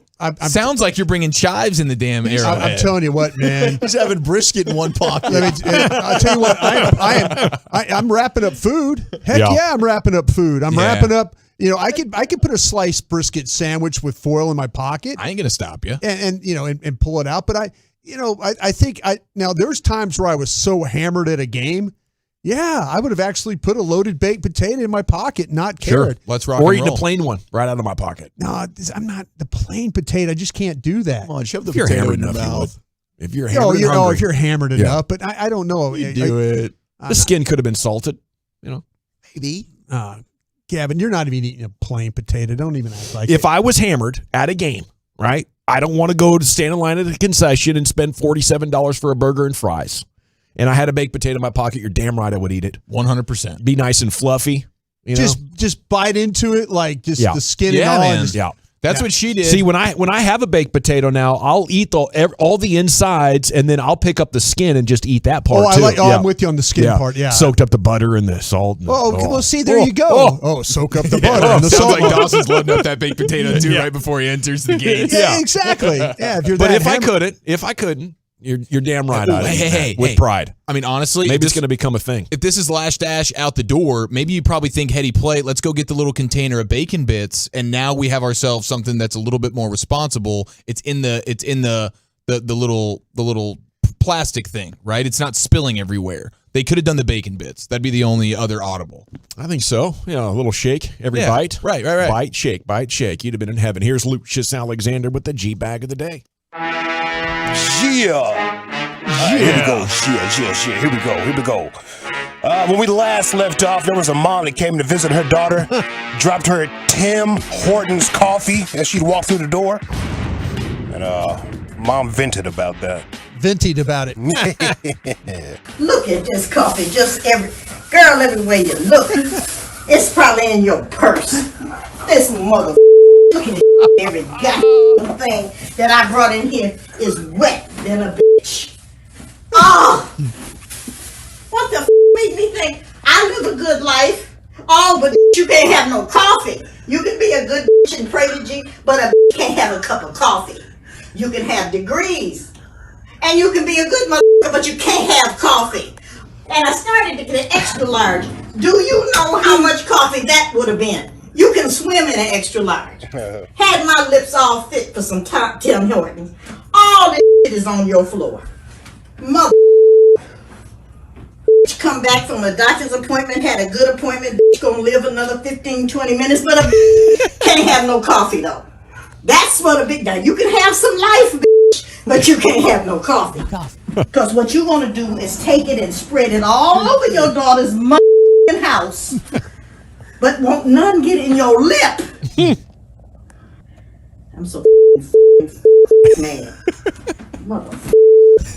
Have I said hello? I don't even know. Did I say hi? Hello. I love that lady. Jeez. That's the best my bad I've ever heard. I really do love that lady. Stir like MF and coffee. Yeah. Felt like that when I dropped a bottle of vodka in the middle of Aspen. In the middle, like we just walked out of the liquor store, spent about $100 on this bottle of vodka, and dropped it. And I sat there and I cursed the whole time just by myself. Anybody would listen. Sorry, brother. Man, it's tough. It's tough out there in the streets. It is. It is, man. It's tough. Let's go to NBC. Miss Maria Taylor. Where are the Chiefs located, by the way? Kansas City, Missouri. Missouri. All right. All right, so game 1 of the divisional round is done. The Kansas City Chiefs, they move on. Yeah. Still South Park bit. Potty mouth. Yeah. Imagine when a bulging disc situation arrives at the broadcast desk of Maria Taylor. Because that's way harder than Kansas City. Pause. Indeed. Let's see. Oh, yesterday was a church day. Look good in the beret, though. I've got the perfect church for our boss, Tim, to go to. Perfect church for this man right here. Listen to this church song. They're getting down. Bible, my mouth waters for the things of God. One taste. A lot of armpits being shown in the Yeah, buddy. These boys are rocking, man. God's word. All right. Yeah. My heart's burning. Yeah. Hot fire for God. Hot fire for God. You know they got the T-tops off when they listen to their church music. Oh, bro. yeah. Sleeveless as hell. It's Trans Ams, man. The only thing missing is the Marlboro Reds. A little bandana around the head. A little bandana. Yeah, man. Yeah. Let's see what else I got for you boys. Mirrored sunglasses. Yeah. Yeah, man. Those were cool. Oh, this is for the hockey fans right here. Oh. Vancouver Canucks. The Canucks. Not Canucks. Oh, no. Former Washington Capitals coach Bruce Boudreau has been fired by the Vancouver Canucks. The team announced the change Sunday, less than a week after President of Hockey Operations Jim Rutherford said major surgery was needed to fix the Canucks. Rick Tukid was hired as Boudreau's replacement. She got every name wrong. Everything was wrong. She missed every name. Rare offer, man. It was so bad. Boudreau. Hey, I can't laugh too Chuck. much. If you put me on a hockey beat, I would be much better. I would know Canucks, but not much else. Yeah, it's too many vowels, bro. Too many vowels. Yeah, what's going on? There's like 4 different languages involved. She missed every name. She did. What's the goaltender's name spelled R-O-Y, his last name? Patrick Roy. Patrick Roy. Brandon Roy's uncle, matter of fact. Yeah. Hey, that final play of the Cowboys. Oh, no. Final play. Mike Bassick had a rant about it earlier. But I also want to play like the TV audio of it because they were laughing as soon as Zeke lined up. And you know it's bad. Listen. They're declaring that Zeke Elliott is ineligible just by alignment, although they can laugh. You heard him laugh a little bit, but I can't believe they're doing that. They're declaring that Zeke Elliott is ineligible just by alignment, although they can lateral him the ball. Final play looks like barring a penalty. Prescott over the middle of the turf gets smoked right away. Yeah, it was unfortunate. Yeah, it was really unfortunate. Yeah, I thought maybe you could do that, but you would have to like start lined up fairly normal and then get out to that and snap the ball like in 4 seconds. But you gave him like 45 seconds to talk about it, right? Yeah. Because the refs wanted to do something. And did you like that at all, Brian? No, I was intrigued at least. I was like, wait, what's going on here? Yeah, what they were trying to do is spread everybody out. So, like, the last thing that usually happens is one of those linemen catch the ball. And so you just kind of have them like as blockers. So you want to make sure that you have all your skill guys, perimeter players, wide enough to maybe be able to throw it back and forth across the field. I do want to say A+ by Zeke snapping it. That was natural. And then he got blew up. Yeah. He did, dude. He got blew up. And then he That's the last play of his Cowboy career. And then he did his best Connor Williams. Do you think they put that still shot of Zeke on his back up in the star like they got the helmetless Witten running through defenders? That's awful, man. Maybe the snap, though. That rusher was like, boy, Zeke's been chipping me all game long. Yeah. I'm about to get his ass. That's my time. Jeez. Here's our very own Mike Bassick talking about those last few plays. Just run the outside wide receiver, snap the ball. The dude is 15 yards away. Throw it to him. He takes 2 steps forward, 2 steps out of bounds, and you have your 1st and 10 with now 30 seconds to go. Instead, dumb wants to run a 6 or 7 yard route. Dumb number 2 throws that ball. Dumbass number 3, who was dumbass number 1, then doesn't. By the way, I lost count on how many. It went long. Really fight to go out of bounds. He's like, yeah, just softly push me out of bounds. Maybe he's too stupid to know the rules. So 3 dumb situations, 2 of them by the same dumb. But Dak was a dumb for throwing that too, and probably dumb Kellen Moore called a dumb play. So the dude who's 15 yards off only has to close by 7 yards. Dumbass. Wow. You know how awesome it would have been if Mike hadn't started a family and like he went off and became a manager after his playing days. Oh, dude, him and like umpire 162 times a year, he did like a post-game press conference as like a baseball skipper. Dude, he'd have blown Lou Piniella out of the water. Absolutely, you know. Alrighty, there it is. Your champ and 5 challengers. Mom spilled her coffee. Maria Taylor, NBC. Perfect church for the Office Ace, Tim Cowlitz. Vancouver Canucks, final play, Greg Olson. Mike Bassick on the last couple of plays. That's going to be my vote today. And Broadus, we're going to swing it counterclockwise. You have the vote, sir. Yeah, I'll go with Mike Bassick on that one, please. It's 2-0, Wooly Bully. I got to go Baskey as well. 3-0, Lucius. Like, as long as they didn't do that play, would have been okay, bro. That play just made it look crazy. Yeah. I'm going to go with Mama and her coffee. Chief? I'll go Baskey. By a score of 4-1. And your new G-Bag of the Day champion, once again, Mike Bassick from the KNC Masterpiece, longtime host here in the G-Bag Nation. Okay, that's the G-Bag of the Day. Now it's time for Krusty's Corner, and where are we going with that, sir? Yeah, we had a chance to look at the all 22 of that one. I'll do my best to break it down for you. We'll do that next. Listen.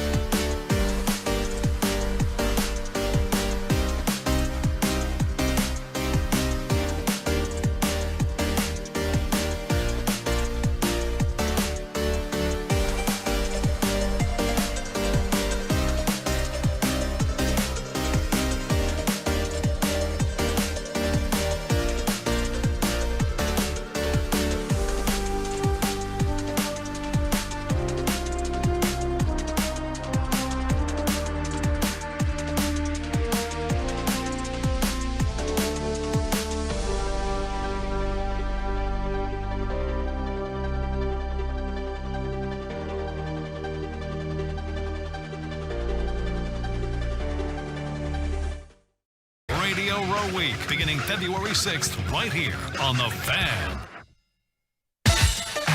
Classic Chevrolet and Grapevine knows you like buying to be easy. That's why they created the Classic Chevrolet Easy Pass online buying tool. Visit ClassicChevrolet.com to get started. Chevrolet, find new roads. Well, thank you very much, Lucius. It is the G-Bag Nation here on 105.3 The Fan. And it is time now for Krusty's Corner. Here's the king of the Krusties, Brian Broaddus. Thank you very much, General. Appreciate that. Bobby and I are doing a Love of the Star podcast tonight. So if I know Bobby's tweeted out, if you want to get your questions answered and all that, just make sure you tweet at him or me, and we'll see if you get your questions answered. But looking forward to that. We're going to keep that going through the draft too, by the way, the Love of the Star stuff. Heck yeah, that's awesome. Lot to get into on that, but appreciate everybody out there that listens to it and is a big part of that.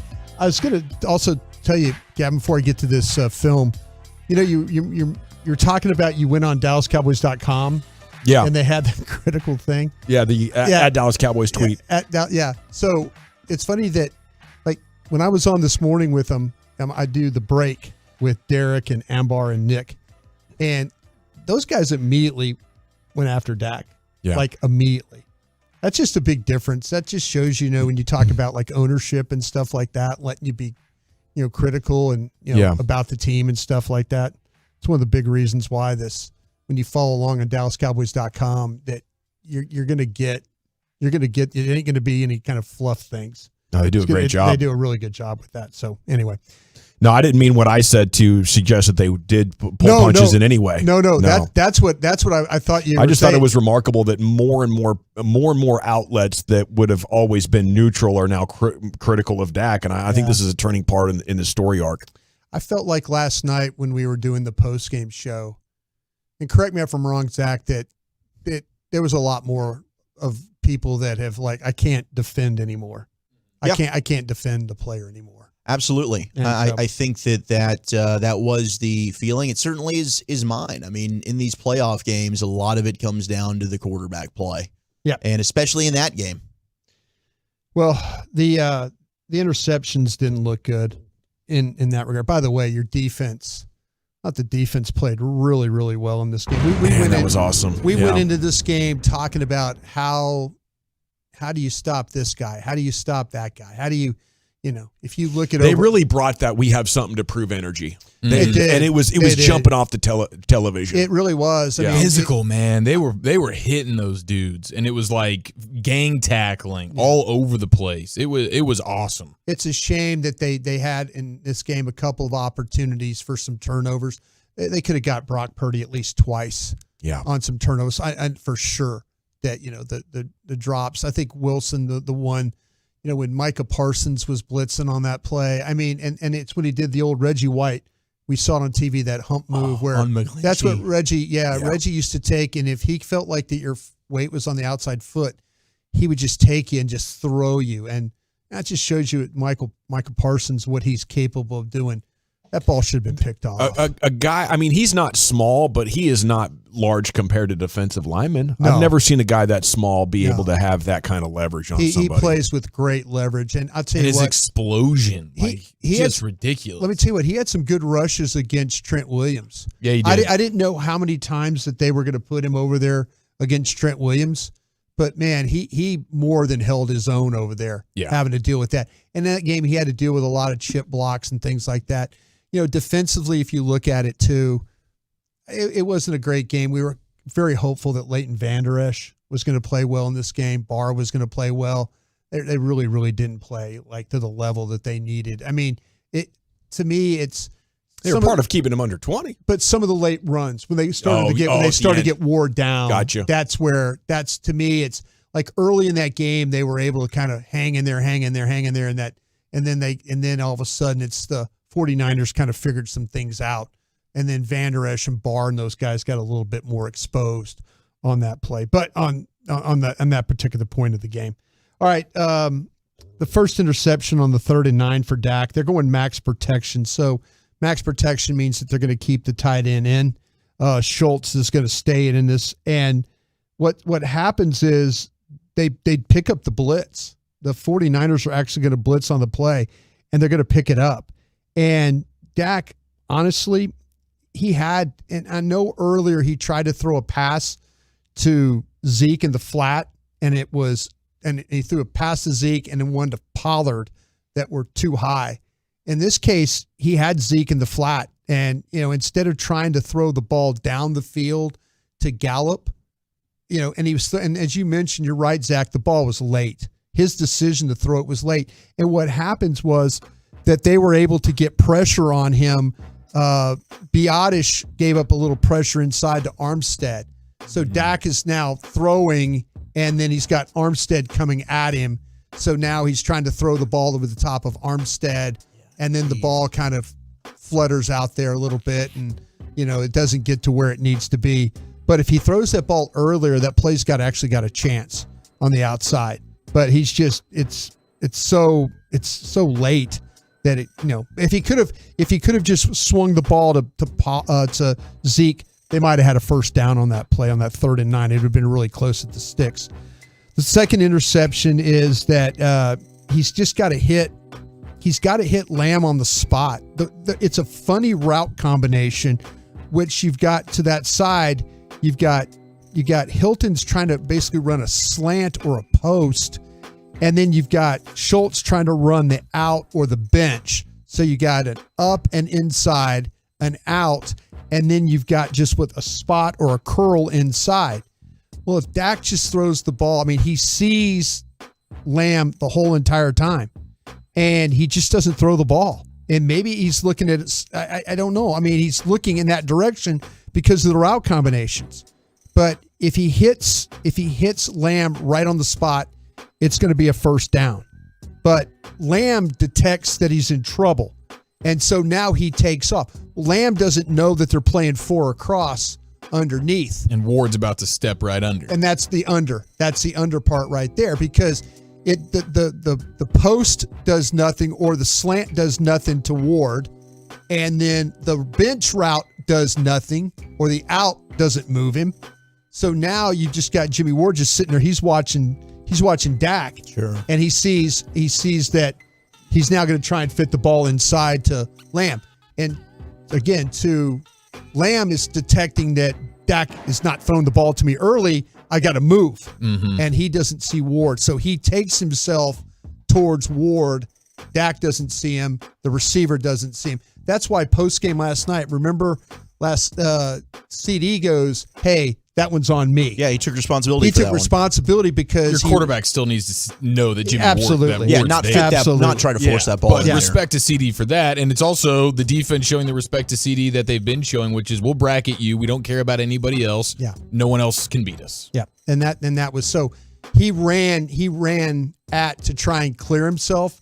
In a zone, you just want to sit down. You don't keep running in a zone, and he ran himself right into Ward, and that's how the ball got knocked up in the air.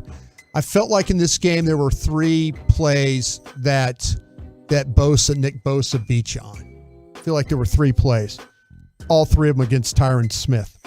And other than that, though, didn't feel like that Nick Bosa was a huge factor in this game. I know there were things they pretty much were able to kind of. The holds weren't against him? No. The thing about it is, though, I thought he did draw one on Tyler Smith. Maybe I'm wrong. Well, Tyler had the false start. Tyler had the false start to start the game, but he did draw the hold. Excuse me, I think that's the one hold he had. You're absolutely right. That about was early, yeah. And he had 5 pressures. I mean, Parsons had 8. Yeah, you can live with that. Could have had 10. To me, if you look at the plays that were just killer, they were 2nd and goal on the and this is in the 3rd quarter. 2nd and goal. And Tyron Smith, this is when they ran the ball. They tried to run the ball. They pull Noah Brown inside to block. And if Zeke takes the ball and runs it right at that hole, it's probably going to be the play's probably going to hit.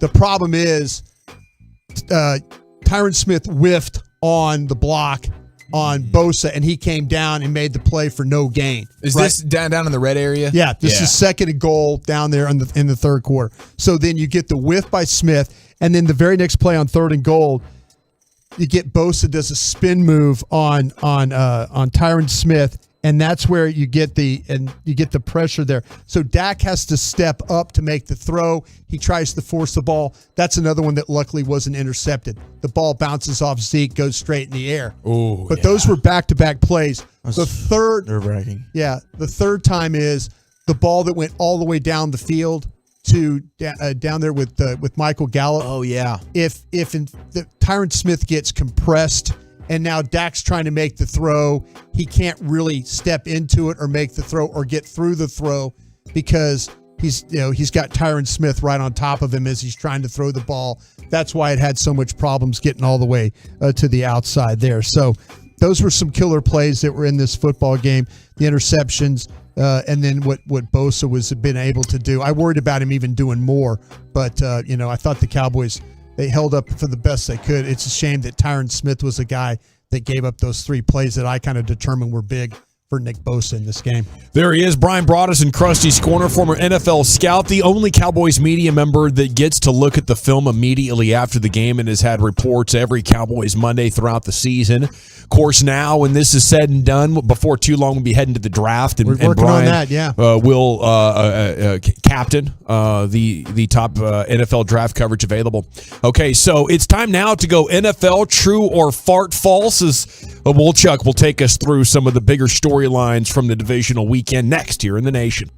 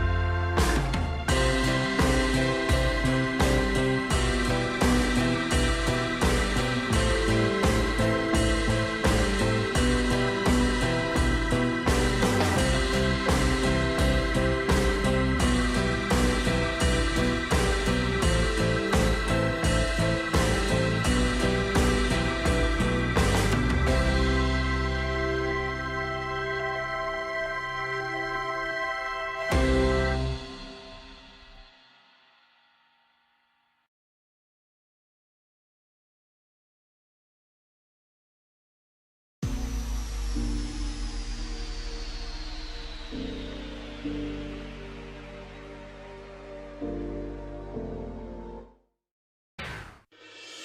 our fan studio, secured by DFWsecurity.com, you're rolling with the G-Bag Nation on 105.3 The Fan. Welcome to the Nation. Hour 2 of the G-Bag Nation here, 105.3 The Fan. Time now for Wolchuk to walk us through some NFL true or fart false. Oh, let's do it. We had a lot of action going down over the weekend. Unfortunately, not the result we wanted for our Dallas Cowboys, but let's talk about it. Robert Flores, take it away, sir. All right, we've moved to the red zone as far as the running back conversation goes here on this SportsCenter Fantasy Draft Special. True or false? Marshawn Lynch matches last year's production. I'm going to ask all of you the series of questions. You tell me whether you think it's true or whether you think it's false. And we will start with you, Eric Chiafalo. The Buffalo Bills just missed their best chance to win the Super Bowl. It's hard to say it was their best chance. You still have Josh Allen, and you had to go through quite the gauntlet. Joe Burrow, Pat Mahomes. I don't know that it was necessarily their best chance, but they blew one heck of an opportunity. You would think if Josh Allen gets the elbow right and gets back to being a superhuman quarterback, that they're going to still have plenty more good chances. So I'll say fart. General? This might be true. I think at this point, just like with Dak, you have to ask yourself, does Josh Allen have the requisite skills to be the money-making quarterback that can lead his team to the Super Bowl? Obviously, that franchise has been bad for a long time, but they have a different coaching staff now, good leadership that should probably give you confidence. Their best chance they've had in 30 years, yes. And I'm going to say that's true. You can't turn the ball over as much as Josh Allen does and as much as Dak did this year and make the Super Bowl. It doesn't happen. You don't lead the league in these stats and make the Super Bowl. And I don't know how that goes away with Josh Allen. I can hope it does, but I'm not sure it will. I'm going to say that's fart as well. This team, they lost Von Miller like in week 13. They sure did. And they didn't look the same playing defense. And I wonder, and Gavin, to your point, man, there's something wrong with my guy, Josh Maybe Allen. He's hurt. There's something wrong. Man, that elbow's not right. That's a good point. He did hurt that elbow. Yeah. They showed him yesterday, and he had blood on both elbows in that football game. Him and Diggs apparently got into it, and Diggs took off. He left the stadium early. He was not happy. Might be some friction building. I think Diggs is kind of a yay for me guy myself. Maybe not the best teammate. But I'm going to say that as fart because at least his brother, sticks his nose in there. Oh, yeah. He loves physical contact. Well, the thing about it is they got a really good head coach. They got a really good staff. Let's see if they lose Ken Dorsey or somebody like that. Why, they might fire him, huh? I don't know if they'll fire him, but we'll see. Josh Allen played losable football 2 in a row. Yeah, in the sure playoffs. Did. No, absolutely did. And that's bad. But I kind of feel like that they've got a really good front office. They've got a really good head coach. I think they're going to continue to, at the bottom of the board, find players and draft well. But can you spend again? Like getting Von Miller, I don't know if they can do that again. Paying all these guys that have been playing good football for them and continuing to add players is going to be very, very tough. They're a team that can let guys go and recoup through the draft. I think they're a team that when it's all said and done, they find guys 3rd, 4th, 5th, 6th round that can play. That's my belief in them. You're right. They've got a lot of really, really good players that they have to pay. Mm-hmm. But to me, I have a lot of faith.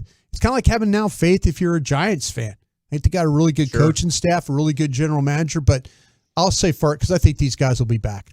I'm going to say fart as well because I think the Von Miller injury was huge. I think if you have him, it makes a difference, and maybe they're still going to be a good team. They're going to be in the mix. It's so tough in that conference because now you're going to have to deal with the Chiefs and the Bengals every year. But I think they'll have another chance to get at least right back to where they were, and who knows? Josh Allen needs to clean up those mistakes. All right, Gavin, let's go to you, and let's get to the Cowboys here. Our Dallas Cowboys will never win a Super Bowl with Dak Prescott at quarterback? I would say that's probably true because I think there's only 2 years left of it, and it would be hard to bet on any team for sure winning one, especially one without a Hall of Fame quarterback. So, yeah, I'm gonna have to, unfortunately, I'll be rooting for it. I believe it's possible. I just don't think that over a 2-year sample size that I would be willing to say it is going to happen. So I'll say no, it's not going to happen. And in 2025, maybe the Cowboys will be drafting Arch Manning or something. I think that's true myself. I do. I think Dak's good, and I think you have to be great to win these Super Bowls. And I said it earlier. I'm coming to the realization that if you haven't got me to a championship game or a Super Bowl within 5 years, I probably need to be finding another quarterback. So I'm past that expiration date with Dak. So I'm going to say you're not going to win one with him. Yeah, because if you have a renaissance situation, you could be a Matt Stafford guy and be really solid, but not really Super Bowl solid for a long time, and then you arrive at the Rams and they're ready to just throw all the money at a perfect roster with superstars all over the place, and you can figure it out. The Cowboys are not going to team build that way, and that's how you would have to team build. You would need, hey, Matt Stafford, you can come to McSex and company. We have maybe the best defensive player of all time, a great corner. We're going to throw all the money at this thing, and we'll go maybe win one. But the Cowboys aren't going to do that. So that's good. And you see it right now. You talk about Abradis. You want to see it in the first few years. Look at the quarterbacks that are in there now. Mahomes has been there since day one. Burrow has been there since day one. This is day one for Brock Purdy. He's there. This is early days of Jalen Hurts, and he's there. So yeah, I don't see the Cowboys doing a Rams-like spending spree that would allow Dak to propel into Super Bowl status like Matt Stafford did. So I'll say true. Yeah, I've wanted it to be fart false, but it's true, and I think that realization is just we've seen it. The opportunities have been there in front of him to seize that moment, to go be that guy. Right. And sadly, even with all the faith that I've wanted it to will it into existence, it hasn't happened. And we can use every excuse in the book, the talent around him, whatever you want to throw out. At some stage in his career, I promise you, that excuse that you're making for the now, he's had it at some point, and it wasn't good enough then. So you can keep making the excuses. At some point, it's on the player to get it done.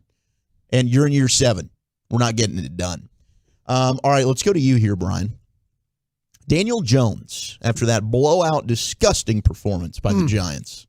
Got me thinking different now, I guess, huh? He will lead the G-Men back to the playoffs next season. I have a lot of faith in him because I have faith in the coach and I have faith in the general manager, and I think they're going to get him some help. I'm going to say that is true. I think that's true. I think that, to me, this team, when you watch, it's amazing that they were able to get there with the roster that they have. And that I just think there's so much buy-in. It's very similar to what happened, my own experience of being in Green Bay, when you have that first-year coach come in like a Mike Holmgren, and everybody, is like, wow, we're winning games. Why are we winning games? We got the same damn roster, And then, it's coaching. A lot of this is coaching. A lot of this is how they, the confidence that the players have in you. I think they're going to build themselves a better roster. And I think they're going to be a better team next year. Eric? I will say fart. They will not make the playoffs if Daniel Jones is their quarterback next year. I think ultimately Daniel Jones will show that when you are just a guy that turns the ball over a ton, eventually the ball's not going to bounce your way. They got lucky in a lot of different ways this year. They won a ton of close games. They had a negative point differential. And so they caught lightning in a bottle, and that's awesome. And I got a ton of respect for Dable, their coaching staff. I am fearful of them when they do get a quarterback, but that ain't Daniel Jones.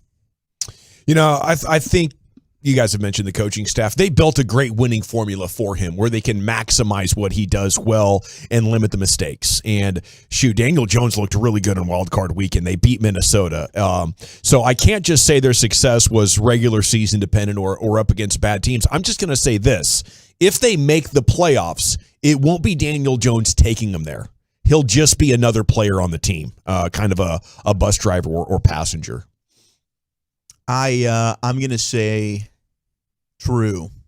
but I don't think it's more so, I think, that the coaching staff and what they're building there. I think they've got a really good roster, and I think that they're putting together quite a team that we'd also like to see. To Sure. where, they're kind of covering up a lot of flaws with the quarterback as well. I like what they're doing there with the Giants. I think if they have another good offseason, they could be a favorite to win the division, depending on what happens in Filthy. All right, let's go back to you here, Eric. Joey Burrow going for win number 4 against the Chiefs and Patrick Mahomes. It'd make him 4-0 against Mahomes if he does it. Joe Burrow is the best quarterback in the AFC.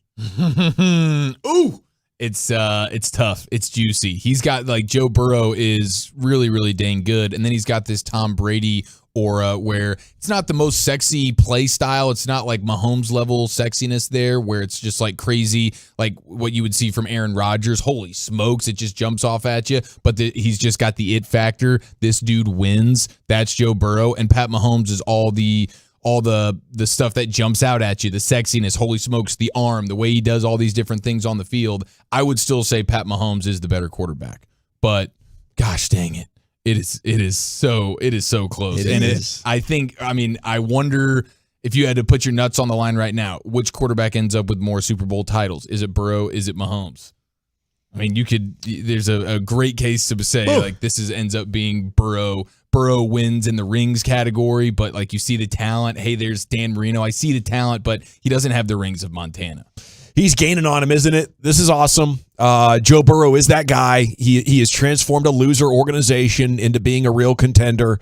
Is this, if he beats the Chiefs, he'll be the best, or he already is? You can right now, he's the best quarterback in the AFC. You know, it's just that some teams have your number, and that's what's going on with Chiefs-Bengals. You can't boil it down to just the head-to-head matchup. Can we wait until he actually wins a Super Bowl until we could consider these guys even equal, much less Burrow passing the greatest guy I've ever seen play the position? Sure.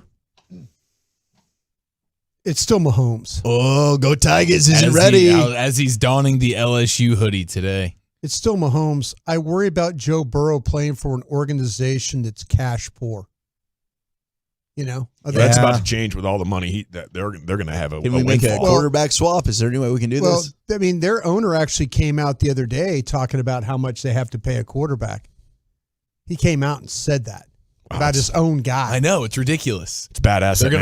They're gonna fumble the bag here, the Burrow bag. But that's a team that the Brown family that owns that team have no other business. So for them to have to outlay a bunch of cash in order for them to sign all their players, they do a great job at drafting. Let's be honest, because it's a very, very small staff, and their coaches have a pretty good understanding of who they want for their players. But when you talk about going and drafting Chase, T. Higgins, guys like Tyler Boyd, Joe. I mean, Joe Mixon was a second-round pick. Mm-hmm. They went out and spent some money, but it's with Trey Hendrickson. But they're not going to do that. That's not their MO. So it's always going to be about drafting to these guys. Yeah. So you wonder if they're going to be are they going to be able to keep their own? Once they give all that money to Joe, all right, Joe, I'm sorry, we can't afford offensive line. You just keep getting beat up. That's fine. I haven't really had much of one anyways, and we still went to the Super Bowl last it's incredible. year. Like, that's why he's so dang special. Just make sure I got my guy Jamar Chase. There's no and pressure. I'm fine. I might take 9 sacks in a playoff game. That dude. Find a way to win. But Mahomes is still better. Yeah, I'm going to go far, but just slightly. I think they're 1 and 2. I think they're the 2 best quarterbacks in the game right now. I love Joe Burrow. All right, let's go back to you here, Gavin. This will be the last one. We just saw Brock Purdy's Purdy. pretty good. I'm going to bring up Purdy here. We just saw your guy Brock Purdy here. 7-0, Gavin, by the way. But Brock Purdy's going to struggle against this Eagles pass rush in this conference championship game.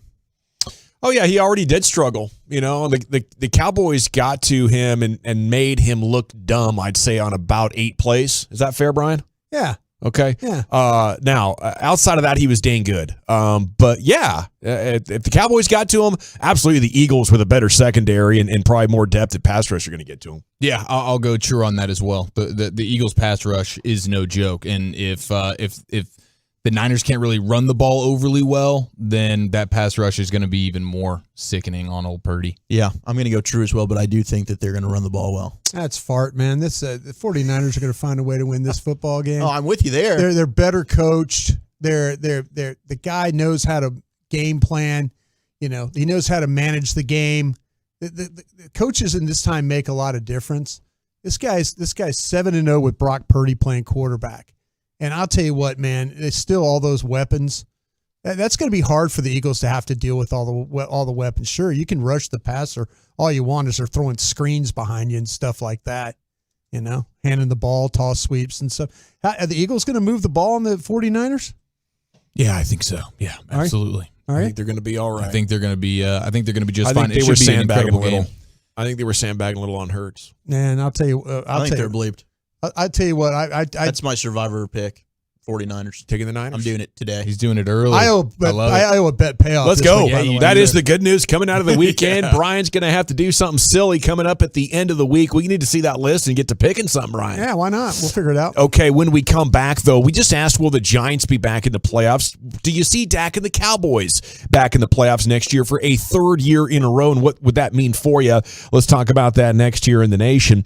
Got to chat about the Frankels, though. Okay, if you are hurt in an accident and it's not your fault, it absolutely is time to call the Frankels.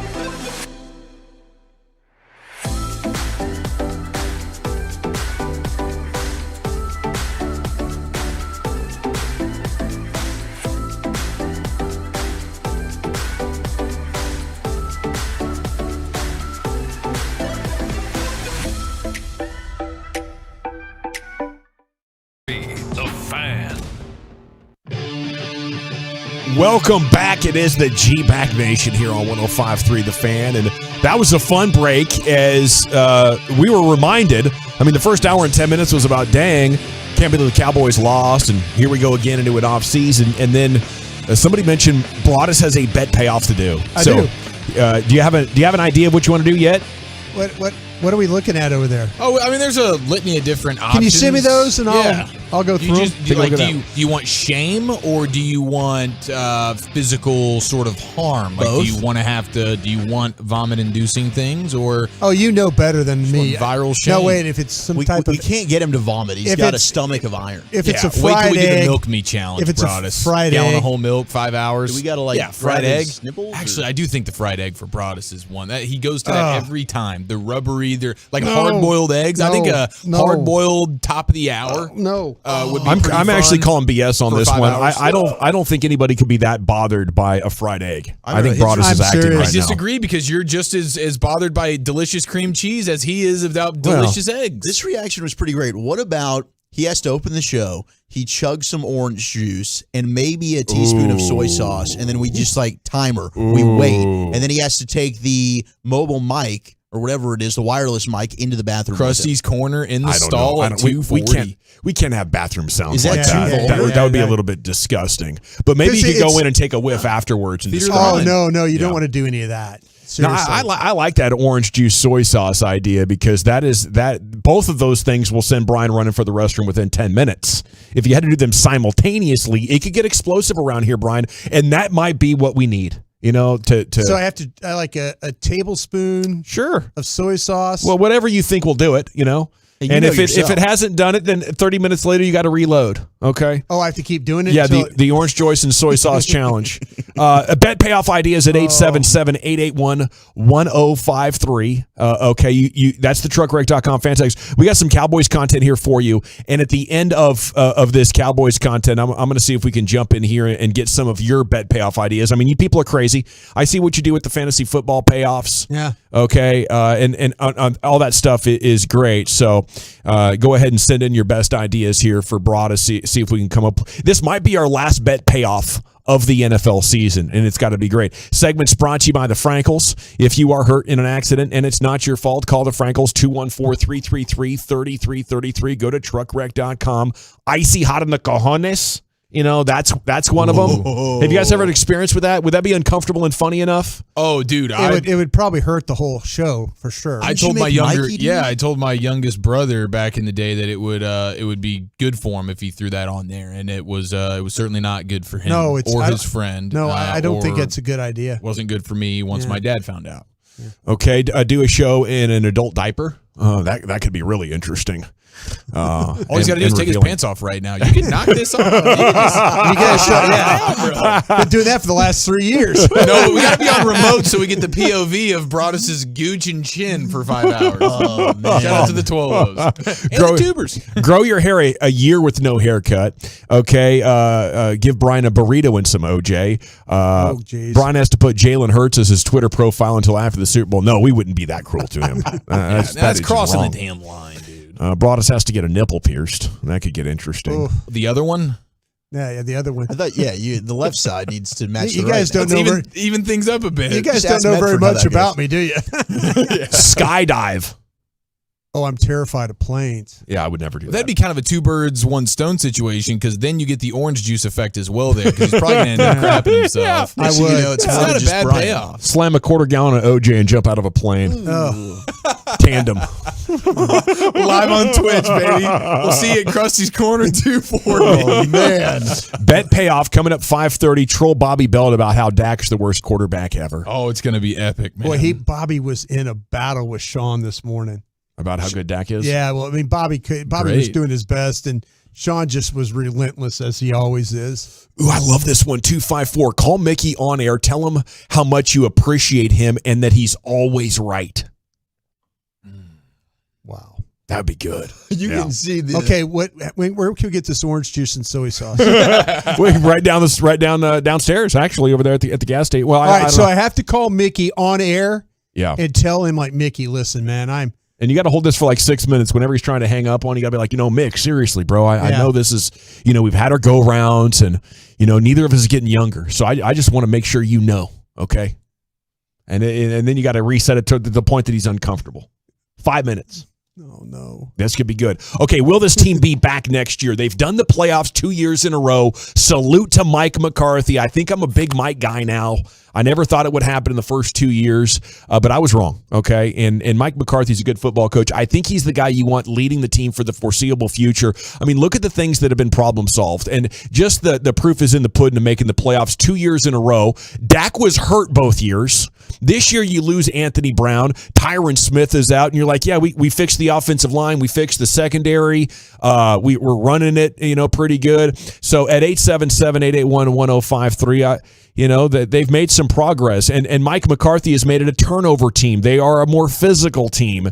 And Dak has shown they don't need a great offensive line or receivers to put up huge numbers in the regular season, right? Maybe the problem is when we come up against great teams, all of a sudden it sets us back to looking bad. But against everybody else, they're paving the league. Hey, look at this, top 3 offense, every metric. Now, when they come up against great teams, I don't know what happens. But in the regular season, you do it in back-to-back years. I'm going to bet on you making the playoffs in that third year. Now, I do hope they decide to bring a lot of guys back, and I think they should. We have a number of free agents I can tell you about here before as you're formulating your answer to this question. Pollard, Van Der Esch, Schultz, Donovan Wilson, Connor McGovern, Anthony Barr, Jonathan Hankins, and then Terrence Steele is a restricted free agent. So I'd say a normal amount, a manageable amount of players that you have decisions to make on. I think, yes, this team will be back in the playoffs. And I don't know how much further that they'll go. I think Dak is proven to be a quarterback that wins you games. I mean, he's a winning quarterback in the regular season. But I think that I have now come to the conclusion that, unless you're able to build a perfect roster where you don't have the pressure on him, he's probably not going to be able to get you to the ultimate goal. And we'll see what happens this offseason because they do have a lot of questions with some personnel. Zeke, what do you do with that contract situation? To your point about Pollard, Schultz. But yes, I think Mike McCarthy, throughout his track record as a head coach, he's a guy that will have your team consistently in the postseason. I think you will have a new offensive coordinator, and I'm excited to see, depending on who the hire is, what that looks like. Let me add a layer to this then. Wolchuk, Chiafalo, Broadus. Would that be successful next year, winning a playoff game, winning 12 games? Are you still like, this is great, we have a chance? Or would you be going along like, whatever, I don't believe and they don't really have a chance? Like, when we were missing the playoffs every other year with Garrett, just making the playoffs and being there was no doubt success. I think the longer you go making the playoffs, though, the expectations have to increase. Yeah, 100%. Yeah, just winning the first round, like a wild card round. Now, if you're 12 wins, you win your division, you get a bye, and then you win in the divisional round and get to the championship game. Like, yeah, absolutely. But that's the bar, is the championship game now. Like, okay, you can win in the wild card round, but no one in the world can see you winning a divisional round game. And so that's going to be the new bar. Do I think they make the playoffs? I mean, there's a lot of questions to be had, answered between now and then. But I would say at this point, yes, for all the reasons you guys just mentioned. And now we live in a world where there's 14 playoff teams. You win 9 games, and there's a dang good chance you're getting in. And you're in a division right now where Washington still doesn't have a quarterback. And even if they do, how can you really trust that organization to do much of anything? And then the other 2 teams have running quarterbacks. And 5 seconds into next season, their seasons could be over. That's what you're depending on. Like Jalen Hurts, you're awesome. Like you had a great year. But, you saw what happened. These guys get injured. And so if you're going to run your quarterback Daniel Jones, you're going to run your quarterback Jalen Hurts, like more often than not, you're probably going to find yourself not as lucky as you were this year as the Eagles, where your quarterback basically made it through the entire year. Did we make the determination that we have Dan Quinn as our DC? Have not, no. No, that's what I'm asking. Oh. For them to be in the playoffs. Next year. Yeah, that's one of the questions that you'd want to know. I mean, I know I'm going to have Micah Parsons. I mean, you might have I'm going to have Tank. You might have 2 new coordinators next year. That's a good point. So to me, maybe the playoffs might not be realistic if you're thinking about like trying to learn and, it's like did the system. I think I would be okay if they weren't in the playoffs, but I felt like that Dak was getting better. That like, okay, the defense, this guy knows how to use these weapons that they have on defense.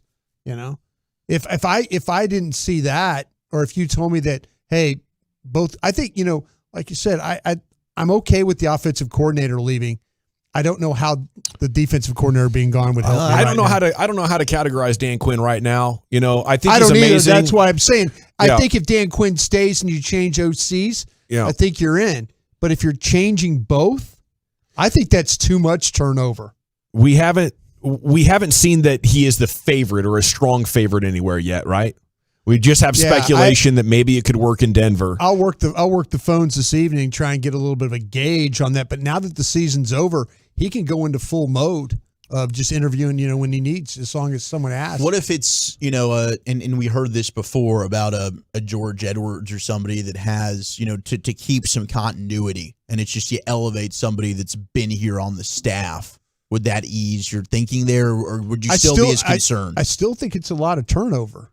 I think it's still, especially, somebody's going to call. These guys don't call the same games. Yeah. They really don't. Yeah, there's a difference for sure. No, absolutely there is. You see it with, Brian Daboll's got Josh Allen looking like an alien at Arrowhead Stadium this time last year. We're scoring all over the place. And Ken Dorsey, who was the quarterback's coach, now he's the play caller. They're coming for him right now. You see it in Miami. Brian Flores, man, that defense looks good, doesn't it? Okay, let's just keep it, and we'll promote the guy. And he's now he was our defensive coordinator in disguise. Now he's the guy calling every play, and the Dolphins' defense does not look like what it did with Brian Flores. They fired that dude, right? Yeah, they just fired him. Could go either way. Good call. They just fired him. He was the holdover from that staff, yeah. I think sometimes when you change your coaches, it can be a huge blessing. Most of the time, it stays about equal. But in this scenario, Dan Quinn's problem solving is just, that's what it takes in today's NFL, where everything is evolving.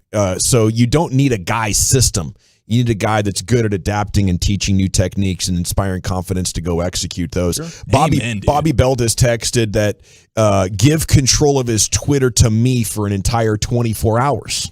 Is that a good payoff? Would you guys want to see what Bobby Belt would do on Broadus's Twitter for 24 hours? Man, I don't know if there's a single person in the world I would trust more to just completely crush Broadus for 48 hours than Bobby with the Twitter. That's the troll god right Are we going to there. go after people and stuff? Because I'm already in trouble. I haven't looked at Twitter since Who knows Wednesday. what he's going to do, man? Really? Yeah. He'd be clapping back right and left. No, that's what I'm saying. I haven't even looked at it. That might cause a termination. I deleted it off my phone. We got to let things cool down if we're going to go to that one. Some HR violations will be involved there. Yeah. Okay. Actually, Mike has to go, says the 214. He yet has to proven that he has a clue about time management. I mean, those kind of things happen a lot in games. Almost every coach is not going to bat 100%. No coaches do. It's tough, and I think they need to cede control to like a game management team who's constantly updating on what they need to do, but they're so proud they want to handle it themselves. Nick Eatman asked a question this morning, and Nick, the statement he made is, listen, I'm dead tired when I'm saying this, so I don't have time to sugarcoat it. But could you see them making a decision on not wanting to lose Dan Quinn and firing Mike McCarthy? Nick asked that question on the break this morning. It's a fair question because that's the only way that McCarthy wouldn't be here is if they just love Dan Quinn that much. I would be surprised if that was the case. I would be surprised. Not shocked, but surprised. Okay, they're moving on from Kellen Moore. Can I throw something out there? We have time, Gavin? Sure. Okay, they're moving on from Kellen Moore. Mike McCarthy says, this is my OC. OCA, just whoever, Schottenheimer. Yeah. McCarthy, or Darryl Bevell. Well, yeah, or so I don't know what name, whatever name you want to put in there for McCarthy. But Dan Quinn, they go to Dan Quinn and say, Dan, if we were to hire you, who would you bring in as the OC? Ooh. So now do you pit one? You're like, well, listen, do we like Dan and this OC better than Mike and this OC? Yeah, I could see that. Absolutely. Is that the question you now have to ask yourself? I just think the organization's flowing so well that it would suck to let Dan Quinn go. My backup plan to that is I'll give you the same amount of money as Mike McCarthy. That's all I got. I think they're giving him a lot. I think they're paying him like a head coach. I think and I promise you, as soon as we're done with Mike McCarthy, you can be head coach. See, I promise you. that's if I was Jerry, I might ask that question. Like, all right, Dan, if I name you head coach, who's your OC? Yeah, that's a good question. I want to know what the teams would look like. I would be shocked if the Cowboys were willing to move on from Mike McCarthy, even to keep Dan Quinn. But if you're there, that's the way to do it. Evaluate the entire team of what you would get from those coaches. We got to run. It's time for Best of the Weekend with Eric Chiafalo next on The Fan. You can wait 24 hours. Or you can find out Cowboys and NFL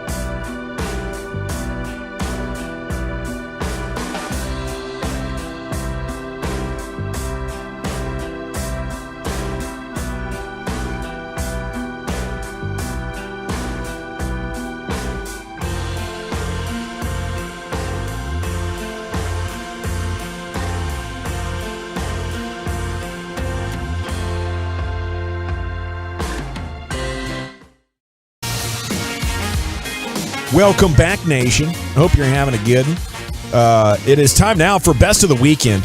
Here is your best host, Eric Giafalo. Hey, Brian? Gavin, all right, how about a bet payoff? I'll do all your Odyssey training things for No, not his. You need for to a do, I year. need you to do mine, bro. We I'll can tell work you a what, little man, something out. I just want to let you guys know, a little behind the curtain scene. Odyssey cares about doing it the right way. They do. They care about. Dang right. They make sure that we're trained up. Mm-hmm. They care about trying to avoid lawsuits. They make sure we're Well, trained. problem is some of the stuff that we're doing the training for, like we don't have any involvement in. Yeah.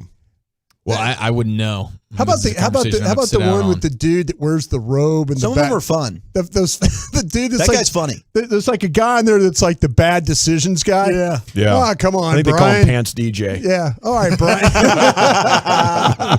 He's mayhem.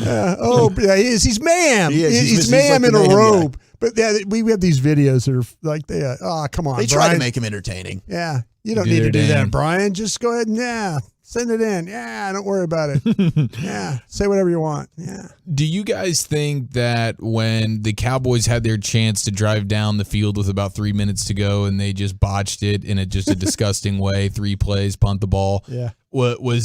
Did it feel like it was probably a Brett Maher sigh of relief that we didn't even get to the point of maybe should we kick this extra point? No, he'd have drilled it. He was 2 for 2 on field goals. It's No, the but it's it's the extra point. Right, They'd they- have gone. McCarthy said He they said he were was going for 2. They were going for the win. Yeah, they were going to have to go for 2 So, there. But Maher if you- didn't have to worry about if you're it. Maher, but Kellen Moore if you're Maher, might have passed out. You're but sitting yeah. on the sidelines and you're Maher and you're worried about that. Unless they Well, he told him, probably knew. hey, don't worry, we're going to go for 2 How bad here. was that kick that got blocked? It was That disgusting. thing looked like a watermelon fly. It looked disgusting. Was it spinning sideways? It was. It didn't stand a chance. It's like the guy that blocked it was so surprised. He's like, "Okay, I'm just going to throw my hand up. Oh my gosh, I just blocked a kick." He's like, "It end."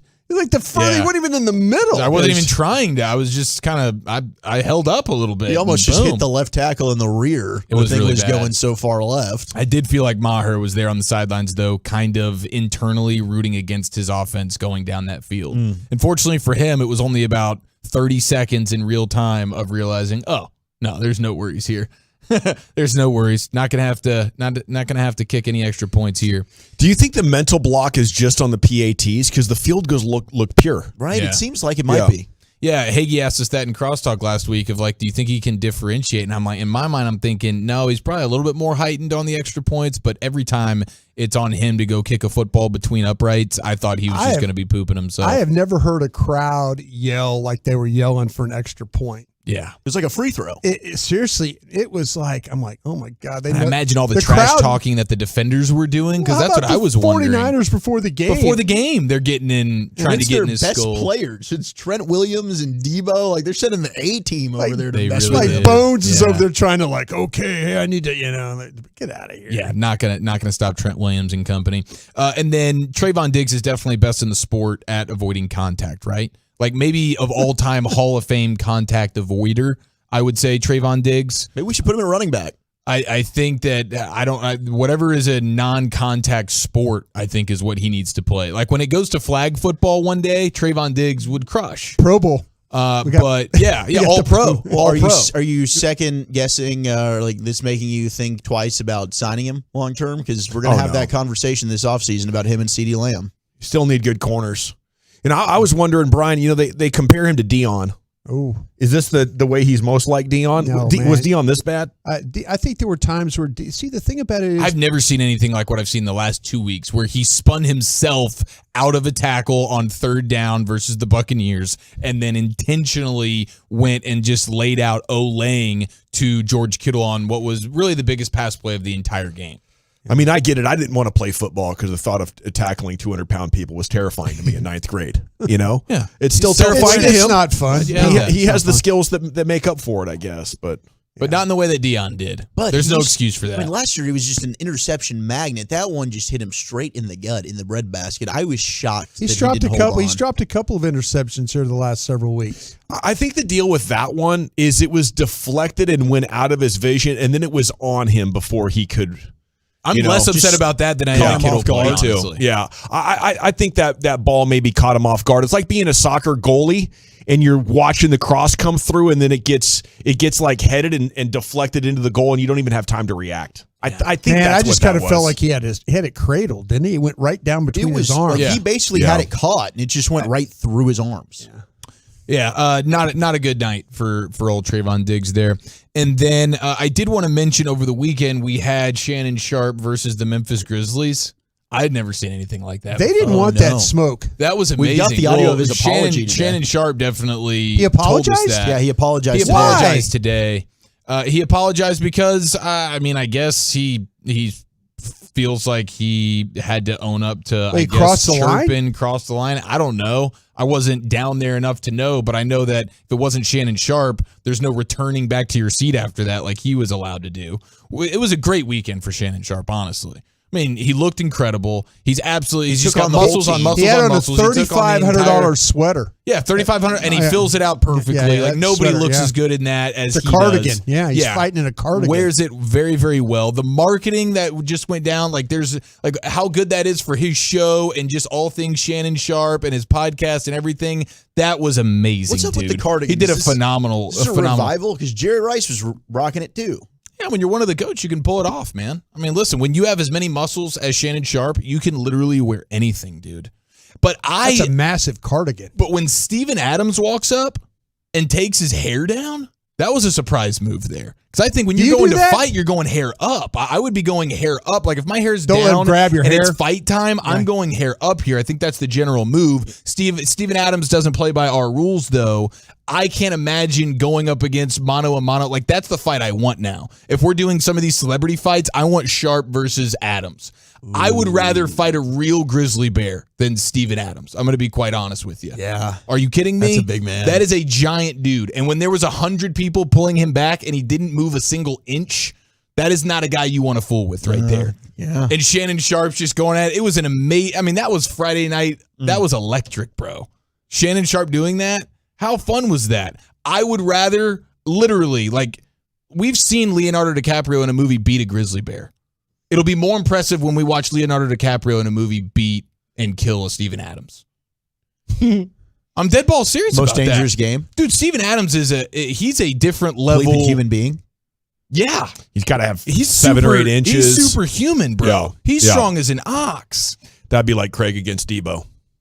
Yeah. And speaking of that, we have Micah Parsons in the comments of Debo Samuel. Oh, put him in a body bag, Micah. That was really, really good. Parsons is like, hey, don't put me in any of your slideshow Instagram victory photos here. What did you do today? What did you do today, Debo? You had 40 yards through the air. Credit to the Cowboy defense once again. Yeah. I mean, what they did to McCaffrey and Debo and Ayuk. Kittle got the best of you, but he shouldn't have because Trayvon Diggs was there to make the play. He just elected not to. But yeah, that defense yesterday was just amazing to watch. The physicality, we talk about all year, they were trying to add physicality. Boy, did they do that defensively. Physicality, the run game, and then they figure out how to stop without the Anthony Brown.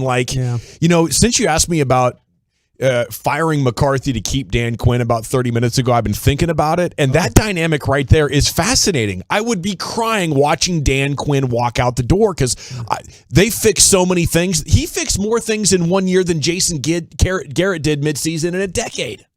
Yeah, 100%, dude. I tell you what was surprising to me is because the Cowboys had played tight ends well all year. That wasn't one of those areas that I was focused on. I'm thinking, okay, how do you stop Samuel? How do you stop McCaffrey? How do you, and then all of a sudden it's like Kittle is the one that just blows you up. They picked what they wanted to shut down, and they got 2 guys shut down. Yeah, they just didn't do a very good job on Kittle.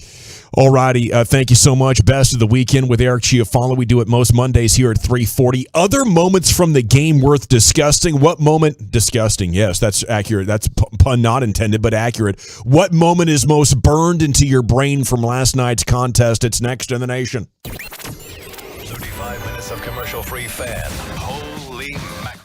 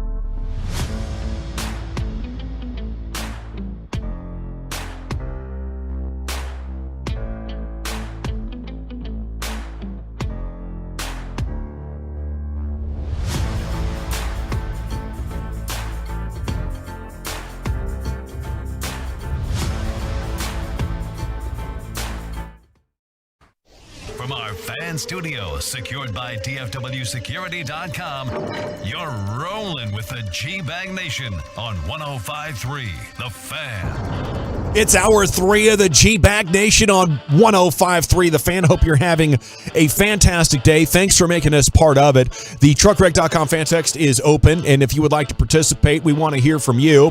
What moment is most burned in your memory? I think we have a candidate now for the one that might be most famous for how this game is remembered. Maybe it's the Dak interception right before halftime that was a big swing. But 361 texting just saw a video that showed where Kittle made the bobble catch. He was lined up on the line and was covered, and he should have been just blocking and ineligible to touch the ball. Is that correct, Brian? It's funny because I thought the same thing, and then I talked to somebody at the Cowboys who went back and watched the film and said, yeah, initially we thought that, and then they said no, that it was not. They said it was real close. When you watch the end zone, and all I went back, I didn't notice it until later on, and all I had was the sideline copy, and you can't tell by alignment of the sideline. But if you look at the end zone, you could tell it a little bit more. So he was clean. They felt like initially they felt like it was off, and then or not right, and then when you go back and look at it from the end zone, they says, yeah, it looks fine. Well, they drive down the field. They get the touchdown. The Cowboys had 3 penalties on that drive. I think I'll also remember that. Like, you fix the penalty problem, but then the thing that got you last year pops up, and it really enabled the 49ers to score their only touchdown of the game. And after they scored that, I remember distinctly thinking, well, if that's what it takes for the Niners to score a touchdown, they ain't getting back in the end zone. the George Kittle play and 3 penalties.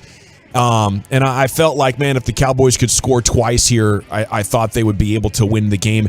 And I did believe, I surprised myself about halfway through the first quarter. I was like, holy hell, I think they're going to win. And I thought they were going to win for most of the second quarter right there until the Dak interception. And that is when I changed my mind. So that pick, I think, will be infamous. How the last 3 plays on offense basically went where you couldn't do anything and had to punt. You got the ball with 3 minutes to go.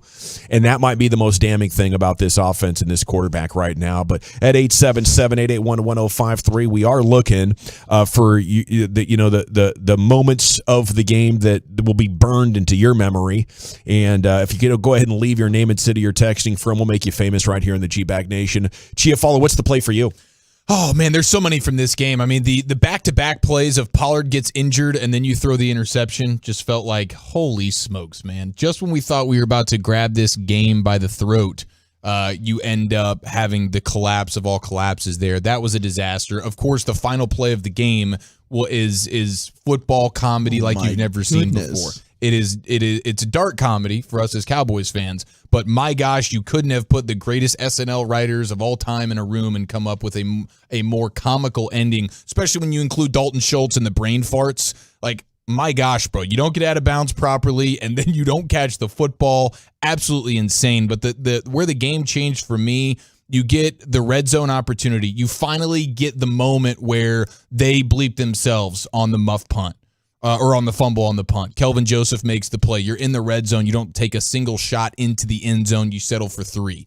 Disaster. And then the CD Lamb play. 3rd and 5.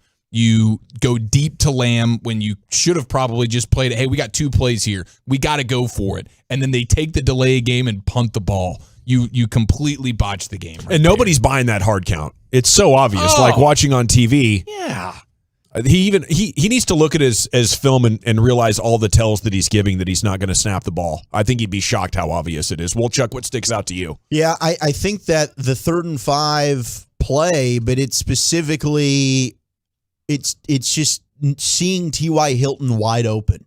Like I tweeted about it at the time, and it's an incredible play by Fred Warner to get back and run to the opposite hash to cover CeeDee Lamb. And I get why Dak wants to throw to CD. CeeDee's been the guy. He's been the playmaker. Feed your dude. But, man, you have T.Y. Hilton wide open basically at the snap on the opposite hash. It was a very easy read. With Warner's hips going away from him. Like he was running for, you're figuring like, it might be a bang play there, but you got nobody covering Hilton. It might have been a touchdown. Yeah, it could have been that way. I mean, it just was such a bad read. And the thing that bothers me the most is that was one of those things where if you throw it and let him run under it, it's probably going to be a reception.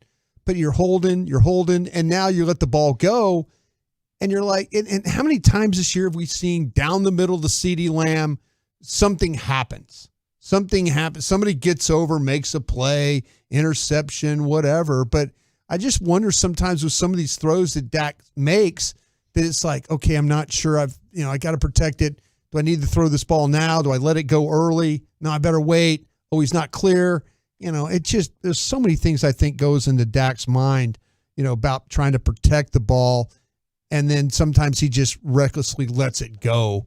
And, it ends up being a interception or something. Yeah, I think what's going on is for so long he was overly conservative with the ball, and that's why he only had 4 interceptions his rookie year. And as time goes on, he's being encouraged to just let it go, trust your eyes, and that's what's adding to the interceptions. So it's a learning curve now. It's a result of being coached by Jason Garrett for so long, and then Kellen Moore, who was an extension of that. And so now, like 6 years into your career, it's actually time to get aggressive. Well, maybe you should have come into the league, and if you had been aggressive, you would have learned those things earlier on. But whatever the case, it's yet to be proven if Dak can increase the aggressiveness and keep the interceptions low. And a lot of people are talking about Dak, like Dakota from Kaufman. Not just one thing sticks out. Dak's not a starting quarterback in the league. I hear Derek Carr's looking for a new home.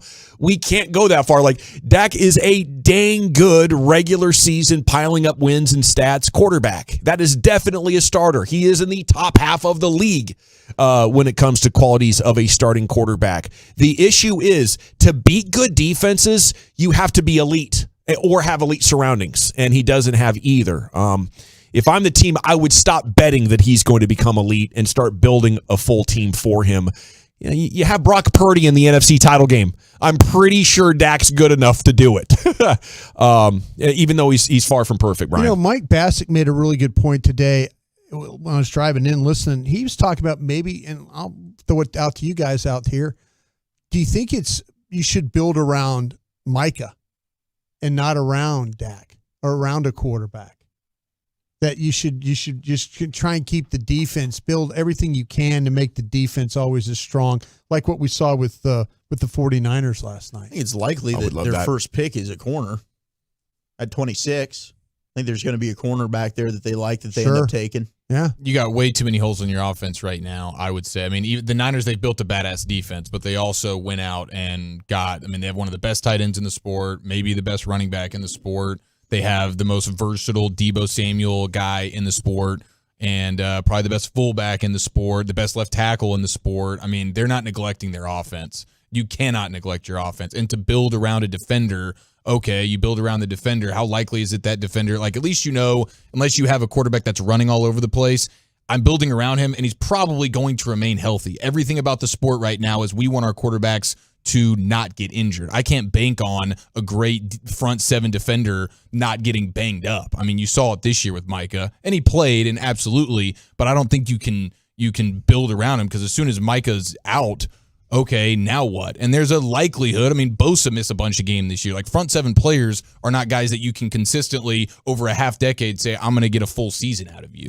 Yeah, I just think that you can't choose. I just think you should go free agency, draft, and then if you're still not there, you got to be honest. Could we win it this year? And if the answer is yes, then it's trade time. Yeah, let's go get McCaffrey. The first 2 months, the first 2 months of the season are trade time to make sure at least you have a couple of seasons per decade where you don't have such a massive hole in your roster. Tony Pollard's going to miss 4 months roughly. That's one that's going to stick out. I was surprised when the announcer said just a sprained ankle, and ends up being a broken fibula as well. There was so much twisting going on.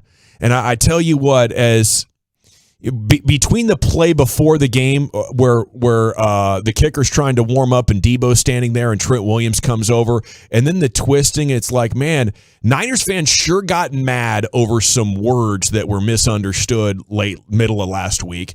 I wonder if they hold their same player trying to twist Tony Pollard's leg into a torn ACL, because that was pretty gross, if you ask me. And I know the Cowboys have done it in the past. Tristan Hill like 3 years ago.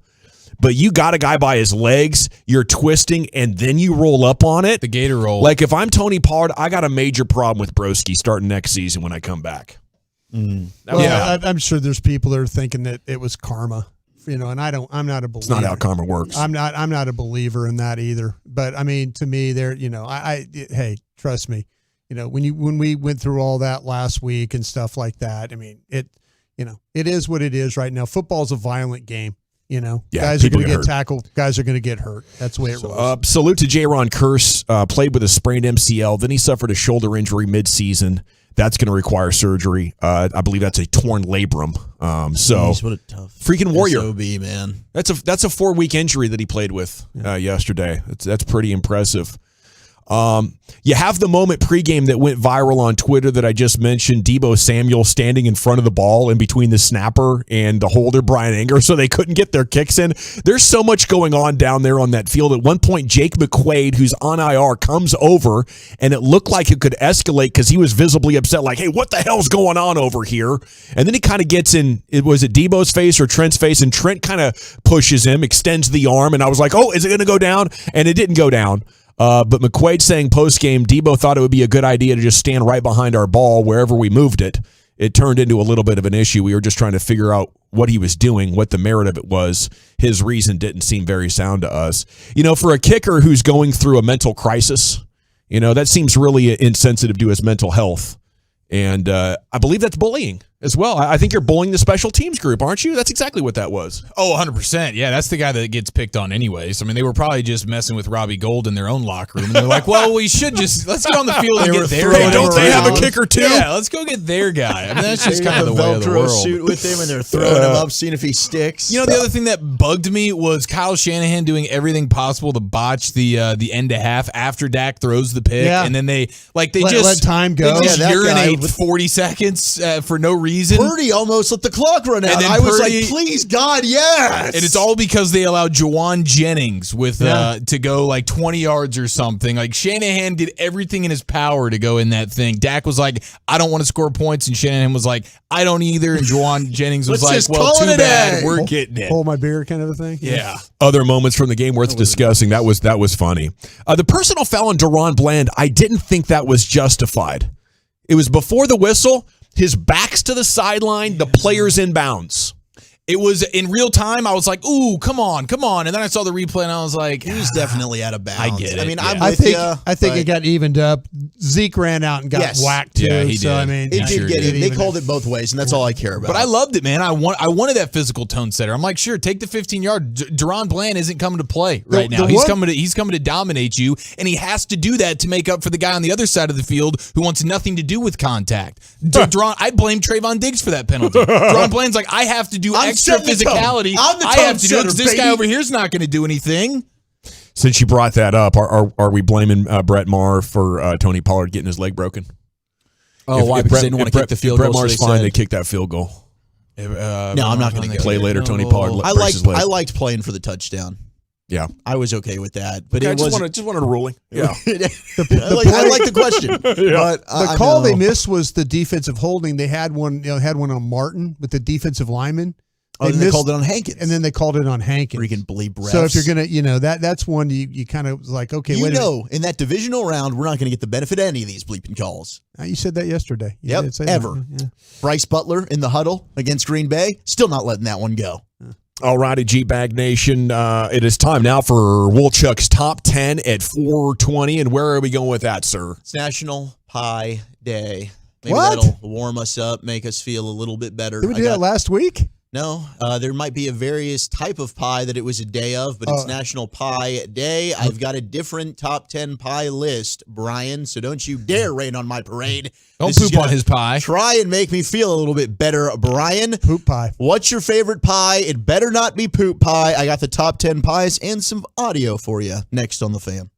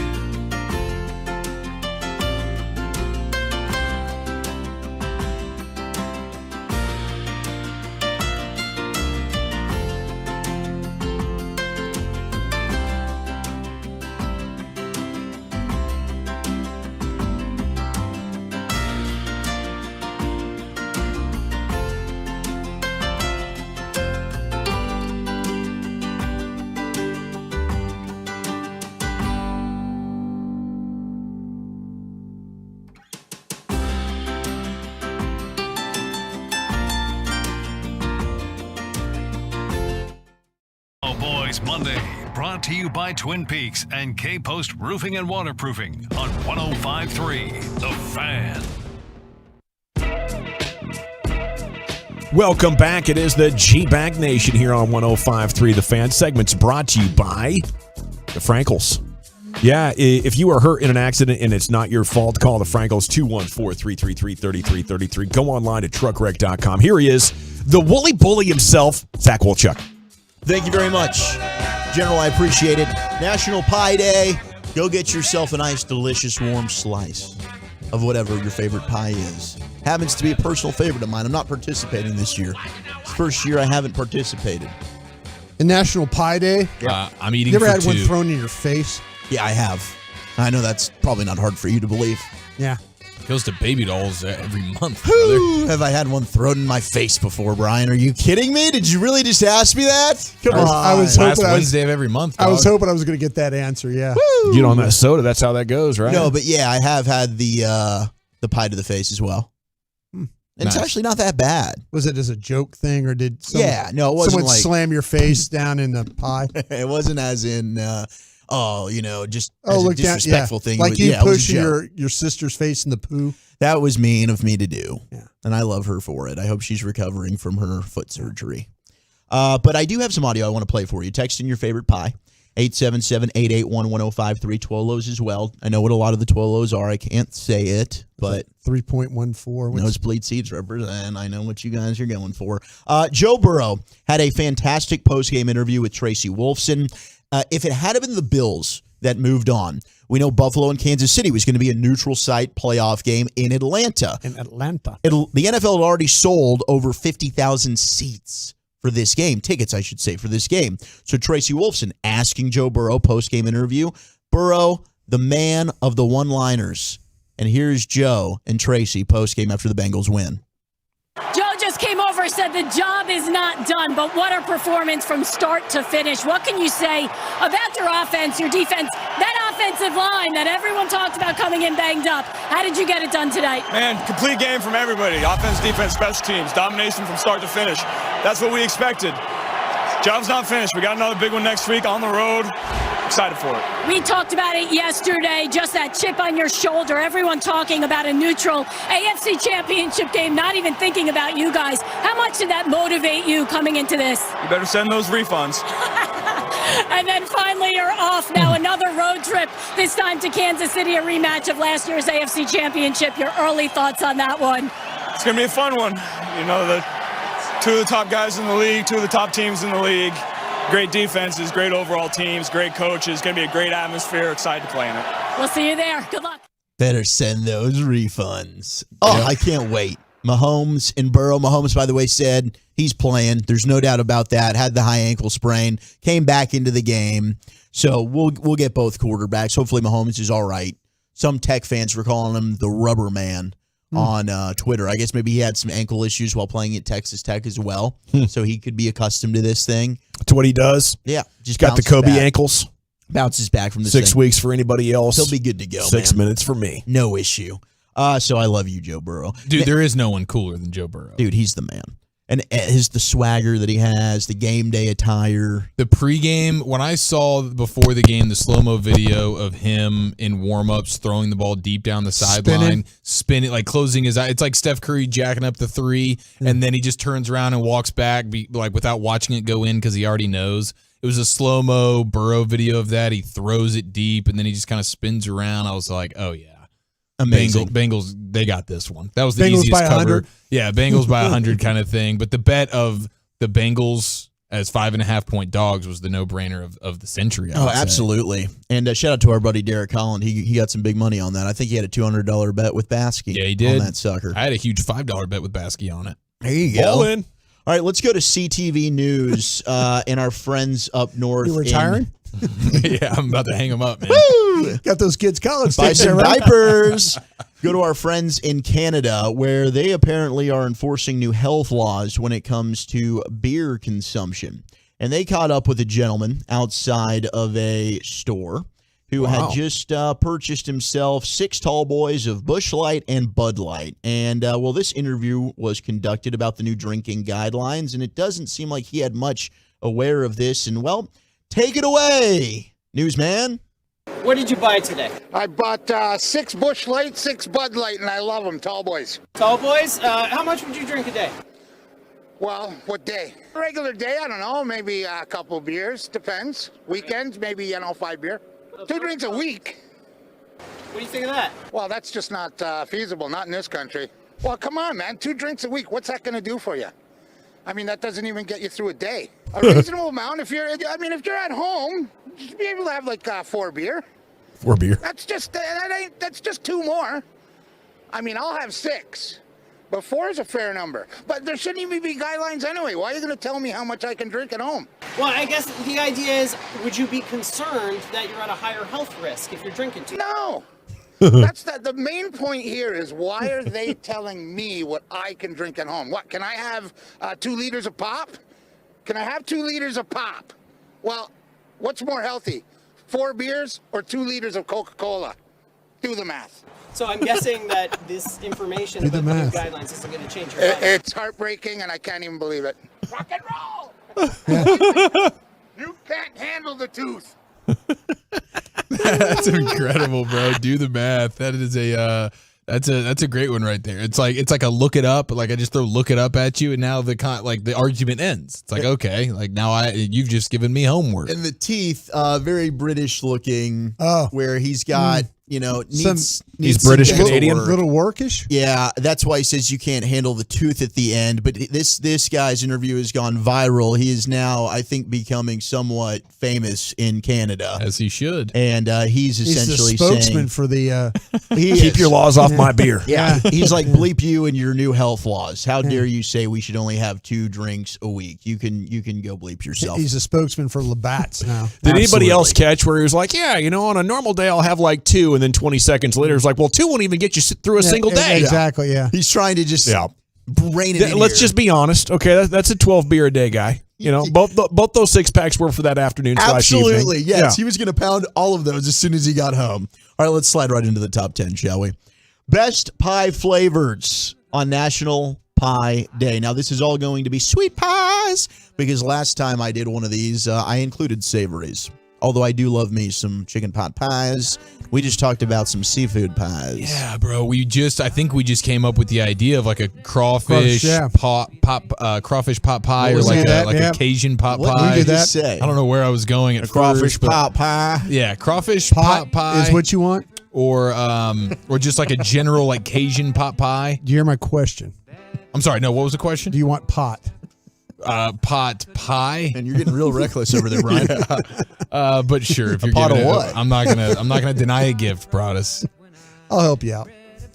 You're still going with the crawfish, right? That's usually. I love. Yeah. What about a dessert pie though? Can I get a dessert pie answer from you? Oh, I was the key lime pie. The key lime. Yeah. And you don't like Gavin any hates dessert the key pies. lime pie. No, it's your mom's sugar pie. A sugar cream pie, yes, the Hoosier pie. But if it's not your mom's, let's say you're going to a grocery store, like Abby, fiance, wife, they're like, honey, we really, really want you to bring home a store-bought pie tonight. It's National Pie Day. We heard Wooly Bully talking about it. You got to bring home something. What are you getting? I think I want the chocolate pie. That's kind of like pudding in there. Ooh, the chocolate cream. Yeah, with a layer of whipped cream on the top. That's my guy. Yeah, that's I what love that too. It's delicious. Yeah, with the chocolate like chips, like the kind of chips you can cut up. Sprinkles. Yeah. Okay. All right. We're getting some love for the moon pie. Oh, dude, moon pies are consider. sick, bro. The moon pies are good. Is that the round thing that's kind of rubbery? Yes. Mm-hmm. Kind of marshmallow, marshmallow, right? yeah. Yeah. Moon pies are badass. And I did get a lot of feedback on Twitter, the oatmeal cream pie, like the Little Debbie snacks. Yes, okay. Another really, really delicious pie that you can get basically in bulk. Yes. You can have one of those every day. Every day. Yeah. I think, isn't that Nick Saban's favorite? He's an oatmeal cream pie guy. It is. Yeah. Yes, he has 2. He's got to hide them. Wife's got to hide them from him. Yeah, he has them in his desk. And I think he goes with the extra large kind. You know how you can get the normal, you can get the normal size, or you can get you can get the jumbo package. That's not going to be good. I'm going to regain everything that I lost on Soda. Shout out to Soda, by the way. They were very sweet to me over the weekend. How were the weigh-ins? Just meant, the weigh-in. The weigh-in was okay. Nothing bad happened, but I'm just mentally I'm trying to get to this finish line here. It's that final 20 that's the hardest. And gosh, did I want to cheat bad on Saturday. I'm not going to lie. Everything looked amazing. Every fast food place I drove by, I was like, gosh, I could kill a wall. How you doing? Great, man. I felt Keep bad. it going, yeah. Goodness, We were doing I Mesquite Outlaws crush a Big soccer. I was Mac. just mowing through fries and cheeseburgers, and I felt bad for Walchuk. Gosh, I'd love to get those nachos, Eric. I know those. Yeah, it nachos was a bad supreme day for with me the pork. mentally. I was like doing everything I could not to cheat. Lucius, where are we going? Hey, what's up, boys? How you doing? Hey, Lucius. Pecan pie. Yes, absolutely. Sweet potato pie. Good pie. Hello. Bean pie, my brother. And Jamaican beef patties, which is a pie. I know you just say you didn't want like sweet pies, but the list will just be sweet. But I'm damn down good. for you to give me the. damn Now, good. this is going to be a stupid question, Lucius. When you say bean pie, I've never had bean pie. I'm assuming there are beans in it. It tastes like a sweet potato pie. Okay. Yeah, it's real sweet. It's real good. They use actual beans though, And then they sweeten the hell out of them. I think so. That yeah. sounds delicious. Brown I'd be sugar down to it give up, a try. yeah. Hell yes. Okay, so the honorable mention on the top 10 is coconut cream pie.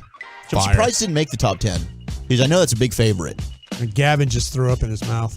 because of the coconut. Bah. I thought you liked No, coconut. coconut's the one thing I can do. Yeah, is that I a thought- fruit? Oh, wait. Is that a fruit? No, coconut's Yeah. not a fruit. Is it? It a is fruit technically. technically? It grows on Yeah. a tree. Yeah. Oh, it does grow. Oh, on I a thought tree, you were. that's I thought right. you were because always talk about the mounds of like the almond joy. Yeah. And you're like, oh man, that's horrible candy. Ugh. Well, Yeah, it is. I know, but for some reason I do like the coconut cream pie. It's good pie. Whoa. Okay. Yeah. All right. Number 10 is the strawberry rhubarb pie. Not familiar. I don't know what a rhubarb is. Rhubarb? It's a fruit. Yeah.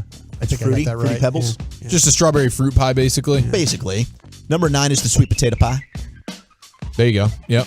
Wow, there's a lot of just straight up strawberries inside this pie. A lot of strawberries. That strawberry rhubarb is just basically here's some crust, and then we're gonna wedge a bunch of strawberries in it. Ooh, we're getting love for Norma's chocolate meringue pie. Hello. Yeah. Yes. Anything at Norma's. Norma's is delicious. And what makes a meringue pie a meringue pie? Like what's the meringue? The fluffy stuff It's- sitting on the top. It's eggs that are beaten. The egg whites that Okay. are beaten. That's It's how kind you of get like a your whipped meringue. cream almost consistency. Makes it like right? a foam. It's foamy. It's a It's foam. weird. That's what Yeah, I'm saying. it's You foamy. take egg whites and you. Okay. Why do I know more about this than like football? Because or any you other watch, sport. you watch all the YouTube cooking shows. Yeah, You're I should be also- on a cooking show. Yeah, if you're not watching, I'm wasting my film- time with dude. you guys. Did y'all see in the commercials last night the new Gordon Ramsay The Next Level Chef? Oh, The next level- Level no, that's Chef, intense. dude. Hell yeah. Yeah, that's That intense. really takes it Yeah. up a notch. Yeah, it does. Number 8, we've got the peanut butter pie. Yeah, I'm pie. like peanut butter and chocolate. Like, can we do No, like a just- Reese's just pie of the- sorts? just the peanut butter. Just That's straight it. peanut butter, That's and just- I'm cool with that too. Yeah, I'm 100% cool with that. What about these buttermilk pies? A lot of buttermilk pie love coming Ooh, out. I'm into the buttermilk. Yeah, Number 7 is the key lime. There you go, Brian. I'm a fan. Number 6 is blueberry pie. Blueberries. Man, I tell you can tell when you've eaten that. I love Your blueberries. teeth are Gets just all over yeah, it's crazy. Look like you've been drinking wine all night. Pretty much. Blueberry donuts, dude. Hi, Blueberries are Marge. they're No, bad that's to your the bone, fave. bro. Bad What? to the bone. What's bad? No, bad to the bone, like good bad. Oh, Yeah, good bad. Blueberries. blueberries. Oh, Number 5 is the chocolate cream pie. Fire. Even like a blueberry muffin, bro. Yeah. Yeah, the blueberry Get me going, bagel, dude. Blueberry Blueberry bagel. bagel. Hello. blueberries all around. Number 4, we got the pecan pie. Number 3 is the pumpkin pie. Really? That's a November pie. It's 1 out of 12 months. You know, you're right about that. we're not doing we're doing pecan pie relatively. it's the only time year-round. people eat it. Probably. I do With only the have it for pumpkin. Thanksgiving, and it is my favorite, but I don't have it any other time of the year. Yeah. Number 2 is the cherry pie. Not for me. Not a cherry guy. Really? No. Yeah. I figured you would like the cherry. Not a Can cherry you tie guy. the stem with your tongue? Can anybody on this show do that? I like the McDonald's ones. You know, Oh, the like fried a pie. fake cherry. You know, with a Honestly, lot I'm of the glad cherry you brought goo. that up. Yeah. How about like the apple pie from McDonald's, the lemon pie from Whataburger? The lemon Hello. pie from Get Whataburger. me I got one of going, those dude. free one Yes. night because their service was so slow. Like, here, we'll give you a free pie. I'm like, okay, thanks. And I tried to eat it in the car. It was 1,800 degrees. I almost crashed my car. Did you burn yourself? Oh my god! You bite it and you're- oh god, the roof of my mouth was just gone Yeah. for hours. Gone. Worth it. No. Numero uno, the best pie flavor on National Pie Day. Oreo. Apple.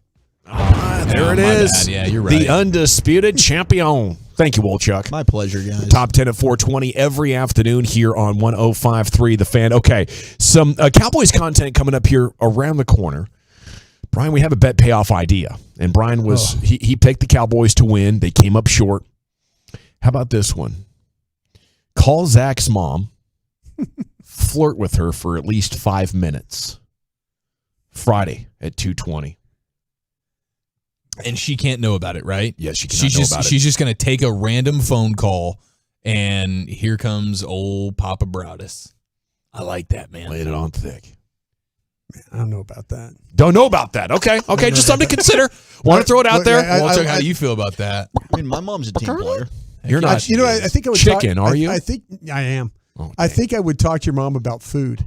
Like I'd flirt with, like, ma'am, that was the best. That sandwich you made, my gosh. This is not my mom. Remember, this is Wolchuk's mom.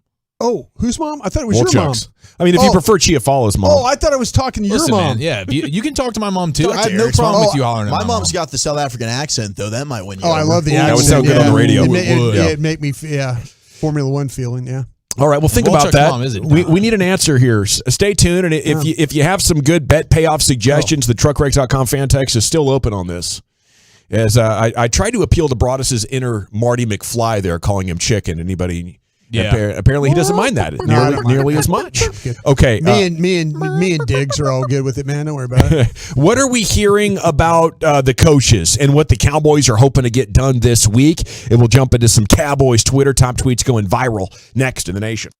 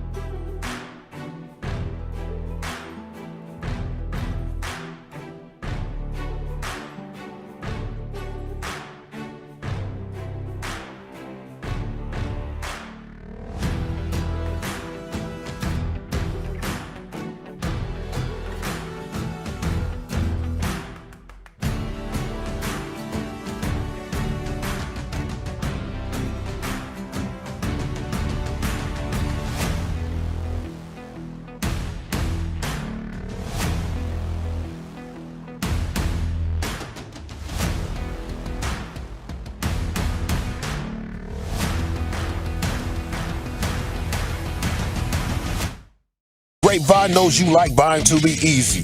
That's why they created the Classic Chevrolet Easy Pass online buying tool.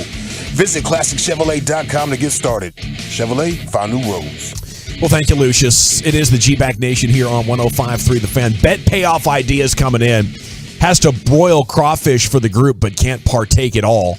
Must also serve as the group's waiter. He would love that, okay? Yeah. In another life, like Broadus would be a butler. This guy's like... You're not lying. He wants to be Mr. Belvedere over here. Hello, sir. Yeah. Welcome back from work. Can I take your keys? Here's a glass of wine and your smoking pipe. What's going on with this, Brian? What's your fascination with wanting to serve other people? He's a servant, servant leadership. It's seriously, if I had to do it all over again, I mean, way back when I was 27 years old and I was like, I got into the NFL doing that. Maybe if I'd have gone to culinary school, but I seriously thought how cool it would be to be like a butler. I honestly like to be able to like.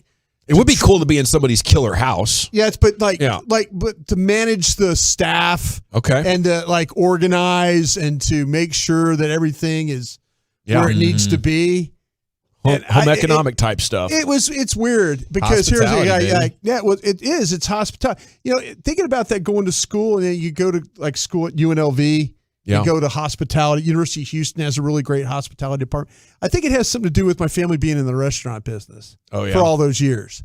And so I was always But you also take a personal joy out of taking care of people. I got to take care of my guys. Yeah, I do. Right? I do. Yeah. Well, Dawson's got vanilla wafers today. Look at this. That's because Broadus is a hell of a teammate. And he found the jackpot of wafers, though. Are those the top dogs? I've been on the hunt for the best ones, and the Vortmans. The Vortmans, these look Swedish or something. They dang near dissolve in your mouth, don't they? They're exceptional. That's special. Okay, so keep your bet payoff ideas coming. Big Mac diet for the 14 days. This is a Big Mac for breakfast, a Big Mac for lunch, and 2 Big Macs for dinner, Brian. Man, dude, that's not doctor recommended. No, I've got to go to my cardiologist in the morning. Tomorrow? We'll start it tomorrow afternoon. after he says, well, Brian, if you go on this McDonald's diet, you might die. I don't know. But we'll see. Check with him. We'll check with him first. Yeah. Make sure I'm okay. Hey, I did want to get into some Cowboys Twitter with you guys, though, and you might have noticed no Stephen Jones on with KNC today. Jerry Jones will not be on with Sean and RJ tomorrow. We haven't had a Mike McCarthy, a Cowboys Monday press conference, and we're kind of wondering, is there anything to make of this, Brian? And I'm wondering, from your experience working in NFL front offices, what could this mean? Well, I'll tell you what. Today is the day we have the exit physicals and the meetings with the coaches and stuff like that. Kind of, pack up all your belongings. There's some guys that aren't going to be here anymore, and move on. It's the green trash bag day where they don't give you a really nice bag. They give you a trash bag, and you kind of put everything in it, and you just head on your way. But the fact that these guys aren't involved with their what they've been doing with the radio station all year long, I don't know. My experience from this is they might be in a mode right now where it's like, listen, we need to get some of these off-season coaching decisions taken care of now. And I mean now as far as bringing guys in and interviewing and kind of having a plan for that. They've got to be on the ball in case somebody gets hired away. Exactly. There's too many teams out there that are looking for head coaches, and it's not so much of the head coach that you're worried about. It's the assistants. Yeah. So if you don't have a lot of guys if you have guys that are not under contract and you're wanting to replace, you don't want to just sit there and remember what we went through with Jason Garrett, and he wouldn't leave his office. He wouldn't leave his. He's like he stayed there an extra week. Knowing he's not going to be the head coach anymore. And the Cowboys might not have liked who they had to pick over after they drug their feet through the... So, if all of a sudden, Dan Quinn decides, he gets an opportunity to leave, and then he wants to take with him, say, Brian Schottenheimer as the OC, but Brian Schottenheimer, you've been paying him, learning about him all year. Yeah. Maybe Mike McCarthy wants to keep Brian Schottenheimer as the OC because he's going to move on from Kellen Moore.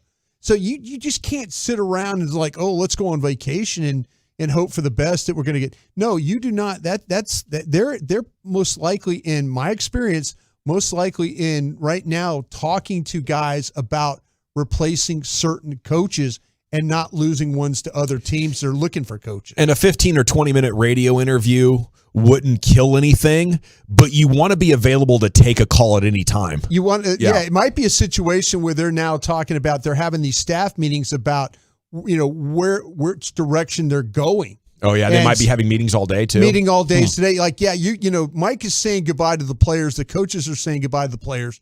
But then Mike is going to go into the Joneses with him and Will. And by the way, Will McClay is on with Brad Sham tonight on our station. Yeah. So, 7 o'clock. Yeah, keep an eye on that. Or an ear on that as well. But the thing about it is, you got to. There's got to be these formulations of plans, and they don't. There might be some coaches they absolutely do not want to lose that are out there right now interviewing for jobs, and so you have to be available and ready to go when those meetings start. That hey, we're going to go out and get this guy and replace him with this guy and that guy and get it going. Well, my main thing was not even just the time that it takes, but also just if I'm Jerry, I know I'm going to get on the horn and Sean and RJ and Bob are going to ask me questions about the future of these guys. About the coaches, yeah. I want to know where we're at on some of these things, and I want to make sure I've told Kellen Moore he's not coming back before I answered on the radio, that kind of deal. Yeah. All right, elsewhere here in Cowboys Twitter, Bobby Belt on Michael Gallup had more games with 0 yards than he had 50-yard games. Jeez. This is tough, and I bet the Cowboys regret bringing him back because if you're going to go $14 million a year, you don't want to just have a year where it's a nothing, it's a recovery year. But now that you have him, do you think he'll be back to the old Michael Gallup next season? Is this just one of those deals where it's going to take a little bit longer to come back from a catastrophic ligament? It's got to be the hope. I mean, that the year, 2 years removed from the injury, that you start to get the guy that you paid. Right. I mean, 7 games this year, he was held to 25 yards or less. So before I'm just going to say, this was a terrible signing, Michael Gallup was not worth this money, I think we do need to wait and see how he looks next year because everybody does come back from that injury differently. There's a different timetable for all that, especially at the receiver position, but he was a shell of himself this year. He did not look like the same player. I've never been one. Eric is the same. We've never thought that MG was a number one guy. I know that there was a lot of Cowboy fans that were like, you can't trade this guy. He's a 1A. I've always thought he was a very good wide receiver too.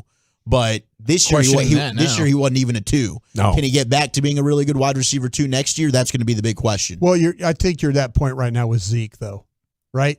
I mean, the point of moving on. Yeah, you're there with Zeke. Yeah. Yeah. So Michael Gallup, you give him you're paying these offensive guys a lot of money. You're paying Zeke a lot of money. You're paying Michael Gallup.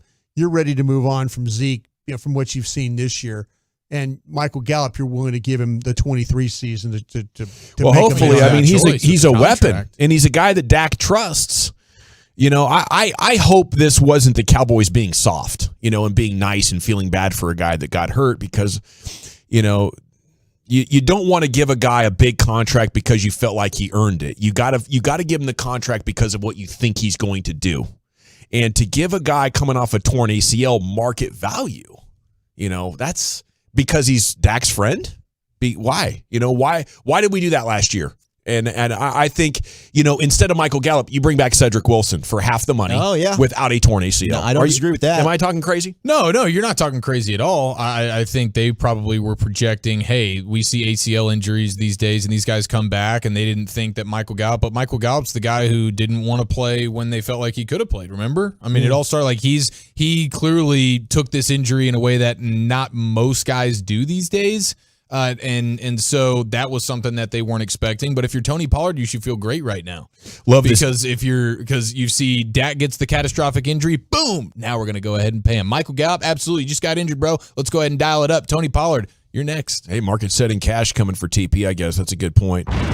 John Machota, Dak called his number of interceptions this season ridiculous. Quote, I promise the number will never be this high again. So sounds like he's got an offseason project. Mike Bassett, Cowboys defense gets an A. Dak Prescott gets an F. Dak is good, but he isn't good enough, said Mikey B. How about Noah Bullard, NBC5? Thank you to everyone that's reached out regarding the Mike McCarthy incident. I can see how the photo appeared like he pushed me, but it was more of a hand to the lens. I did meet with Coach McCarthy privately in his office, and he did apologize. If you saw that video where it looked like Mike McCarthy was pushing a cameraman down, the cameraman himself has taken to Twitter and said that did not happen. He did the mush. He did a mushing. Mush to the face. That's what it looked like. But it wasn't the face. It was the face of the camera. But Noah Bullard is a beast, and we chopped it up with him quite a bit at the Jerry party in Oxnard. Great dude. A terrific guy. Really Okay. good guy. When we come back, G-Bag Nation, it's time for the 5 o'clock hour of the show. How bad was the quarterback?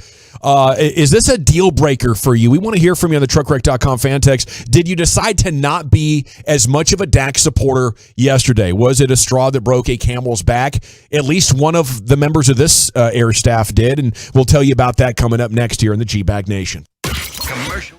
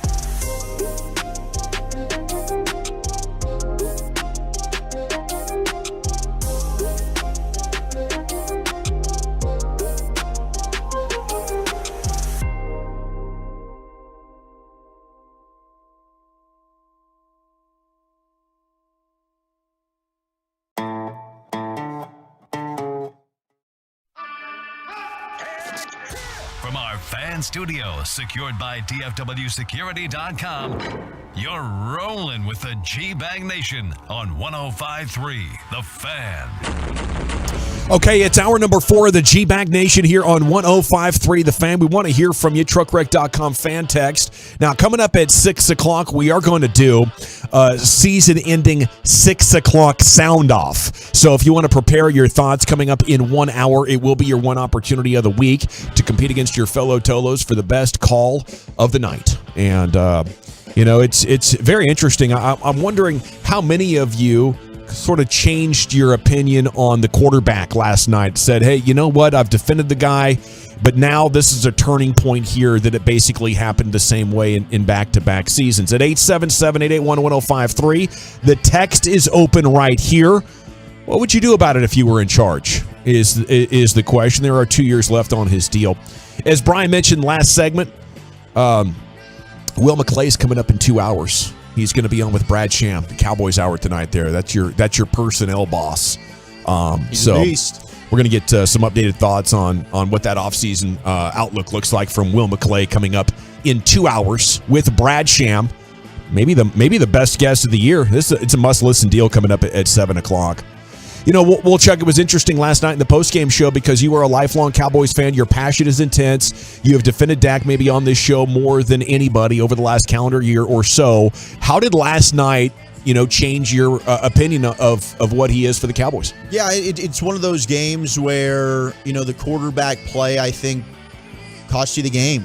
I really do. Your defense played well enough to win against a team that's going to put a lot of pressure on you with the various looks they give you, the formations, the team speed, the talent that they have at the skill positions.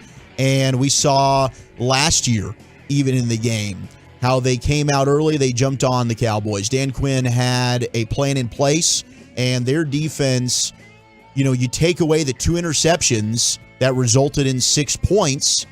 They held the 49ers to 13 points, even the 19. That should win you the game. You thought you had an advantage at quarterback. He made 2 really, really bad interceptions, and you still had a chance at the end to go have the drive, the legend drive, to go ahead and put yourself in the history books of, all right, now's my time. Now I can go ahead and say bleep the haters. I can go ahead and put the team on my back and set myself apart. And when it became just the realization and gut check time was, from what I've seen in my heart of hearts as a Cowboys fan, I did not believe that Dak was going to do it. And I want him to be that guy. We've seen Dak play very good football. We saw what he did against the Bucs. I know people say, well, they were 8-9, whatever. It was a playoff game. Dak played really well. But the inconsistency now and the mistakes that he's making now are becoming too much. You cannot have that inconsistent play now in year 7 in this level, in this stage of the postseason, and expect to advance unless everything's now perfect around you. And that's not the case anymore. So to me, at some point, you've got to do it. And you can make every excuse you want. The weapons. Well, guess what? Last year you had the weapons. You had Amari. You had Cedric Wilson. You had Schultz. You had CD. You weren't able to do it last year either when you had the ball and you had a chance to go win the game. You failed to do it then. This year you had another opportunity. You failed to do it this time. At some point, it's on you. You've got to go and do it. Great take, Zach. I appreciate your passion, and I think you do represent a lot of Cowboys fans out there. Not all, for sure, but the truckwreck.com fan text is open, and the chat's available on Twitch and YouTube. Are you like Zach? And what do you think the way out is? 714 says KC traded from 27 up to 10 to get Mahomes. That was after a playoff appearance. Do it, Dallas. I'm done with Dak out of the 714. 972, yes, I am out now. Trade your first and Dak to Green Bay for Aaron Rodgers. That's Matt in Addison. Now, you can't do anything about the contract now. You're with Dak for at least another year. There's so much dead money that trading him is impossible, releasing him is impossible. So I don't want to burst that bubble, but I get what you're saying, that you're ready to move on right now and you'd be willing to give up picks in order to get an old quarterback instead of have the guy you have now. Yeah, or the idea of trading up if you fall in love with one of these quarterbacks in this draft and you say, I'm down for this quarterback to sit for a year like Mahomes did and wait in the wings. And if that's something that you decided you wanted to do because you're like, hey, I feel as passionate about one of these quarterbacks as Andy Reid clearly did for Pat Mahomes, I guess you could do that. Or you could say, hey, this is a quarterback that's clearly solid. We can get to the playoffs, and if we can build a really, really strong team around him, then maybe we can do something here, and his contract dictates that we need him for at least one more year, so let's just do that. That's the most likely thing. Man, that is so interesting that the Cowboys could draft one and sit him like Mahomes sat behind Alex Smith. I wish I could see the Cowboys doing that. We know Howie Roseman would do that in Philadelphia. Mm-hmm. I don't know, because the Joneses are holding this line. Did everybody believe in Dak? And then until they're ready to move on, I don't think they're going to give us any hint that they don't. Yeah, I agree. I wouldn't bank on that to happen, but hypothetically, that is something that you could do if you were ready to move on from Dak here. But otherwise, I mean, I agree with Walchuk in regards to Dak. I've defended Dak quite a bit, but you just needed average quarterback play last night, and you probably win that football game, and you didn't get it. You didn't get it, and the Niners absolutely did. And it's the last drive, but it's the entire game. You are putting you are hurting your team. You are ultimately the reason why your team is not moving on to the next round. You shot your team in the foot time and time again, whether it was the interceptions or inaccurate passes or misreads or it's 3rd and 8 and I'm going to throw the ball 4 yards down the field inaccurately, just stuff that you don't want to see from a guy who's in year 7. And that's what you get now. Hey, you were the oldest quarterback left in the playoffs. This is your ceiling. We don't see you getting any better. So now if we're keeping you, we have to make everything better around you. You are what you are at this point. And it's inconsistent quarterback. And at times it can be really, really good. And at times it can be putrid awful. And that's a bummer, but that's where we are now. 972 says draft another quarterback, and maybe you could do that in a middle round and try to. There's plenty of quarterbacks that come in the middle rounds. Maybe that's a good compromise for looking to get a little bit more blood with upside in the pool. Maybe you want to say just keep doing what you're doing, and it could be your year one of these days. Like if Tony Pollard hadn't got hurt, maybe they win that game. I thought, shoot, this team might be going to the Super Bowl. Right before halftime, right before that pick, that's how I would have bet that game was about to end. So if you want to change nothing and try to replicate the quality of roster around Dak Prescott, I don't think that would be a huge mistake. As long as you're acknowledging that this year, you can't even beat the NFC in a significant down year. That was Mr. Irrelevant, and he'll face off with Jalen Hurts in the NFC title game. You couldn't establish yourself as the best team in that NFC. This was your best chance. There was no other elite quarterback, and your guy can't be the ticket to get into there. So I would just want you to acknowledge that maybe Dak is closer to Hurts and Purdy than he is to Burrow and Mahomes on the other side of the bracket. 100%. I hope the Cowboys view it the same way and understand, hey, Purdy needs a dominant roster to get to where he is right now. And Jalen Hurts, same thing, needs a dominant roster to get to where he is right now. And the Cowboys have looked at Dak as a guy that doesn't need a dominant roster, and he can be the guy that makes up for whatever roster deficiencies we have. There's only 2 or 3 of those guys in the sport. You don't have that guy, so how do you pivot from here? And you only needed 20 points. Yeah. I need 20 points to get to the conference championship game. You had the defense. Maybe you can criticize the weapons if you want outside of CeeDee Lamb and Tony Pollard gets hurt, and now literally Lamb is all you have that you can depend on, and that is fair. But all you needed was 20 points, bro. Yeah. Dak in our first says the 806 in all caps. It's a matter of how the cap works. When you stack up a bunch of dead money on a contract like the Cowboys have to fit them under the cap every year, they're delaying those payments. All of those payments come immediately due.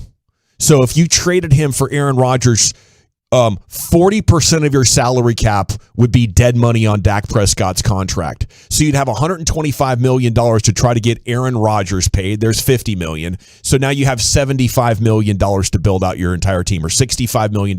It's just undoable. Can't do it. You can't do it until maybe next year, but probably not for 2 years. Right, and he's got a no-trade clause in the contract. I mean, the reality is Dak Prescott is going to be your quarterback. So now, all right, so what do we do to move forward?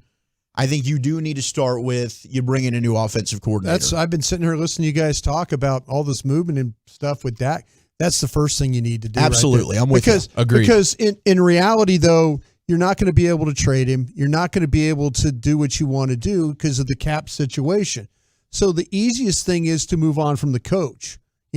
See if somebody different, see if somebody maybe that has some different ideas scheme-wise can help him. But if you get in there and all of a sudden that a guy that you feel like can do that and he doesn't respond to that and doesn't play well, maybe if you don't play well, you don't win games, and now that puts you in a better position to go draft a quarterback the following year. Next year's quarterbacks, I'm looking at this year's quarterbacks. I'm not interested in moving up and drafting somebody right now. Me either. I'm not. If you start to, I think Stroud's good. I think Young's good. I think Will Levis is good. But to me, the following year, I'm going to change the coordinator out, and I'm going to change a couple other positions. I might change the wide receivers coach. I might change the offensive line coach. And once I make all those changes, and if Dak doesn't adapt to those changes and shows me in improvement or anything from that, now I'm moving on from him. Now That's a good idea. Now we can have all this discussion about, let's trade him, because now it's 1 year less of the salary, the burden of the salary. Yeah. Right. And you would have had more clarity that it's not Kellen Moore's fault. You're gonna pay $40 million this year for the 10th best quarterback salary wise in the league. Am I right about that? You'd have exhausted. Yes, you're right. Yeah. You'd have exhausted by then it's probably going to go down because you're going to get Lamar Jackson that gets paid. Sure. I'm sure there's somebody else that gets paid. But the following year is where you're going to have Caleb Williams, who seems like he is a generational type talent. You'll have Drake May, who's very good out of North Carolina, seems like a legit type player, and we'll see what happens with some of these other guys. You got Hartman, who's made the transfer to Notre Dame. Right. He's a supremely talented player. Some people like Michael Penix from Washington. So I think it's a better in terms of elite prospects. It's better a year from now, and I'm with you because Kellen Moore's a guy, and I've talked about this all year. There's weeks where Kellen, it's like, damn, you're in your bag.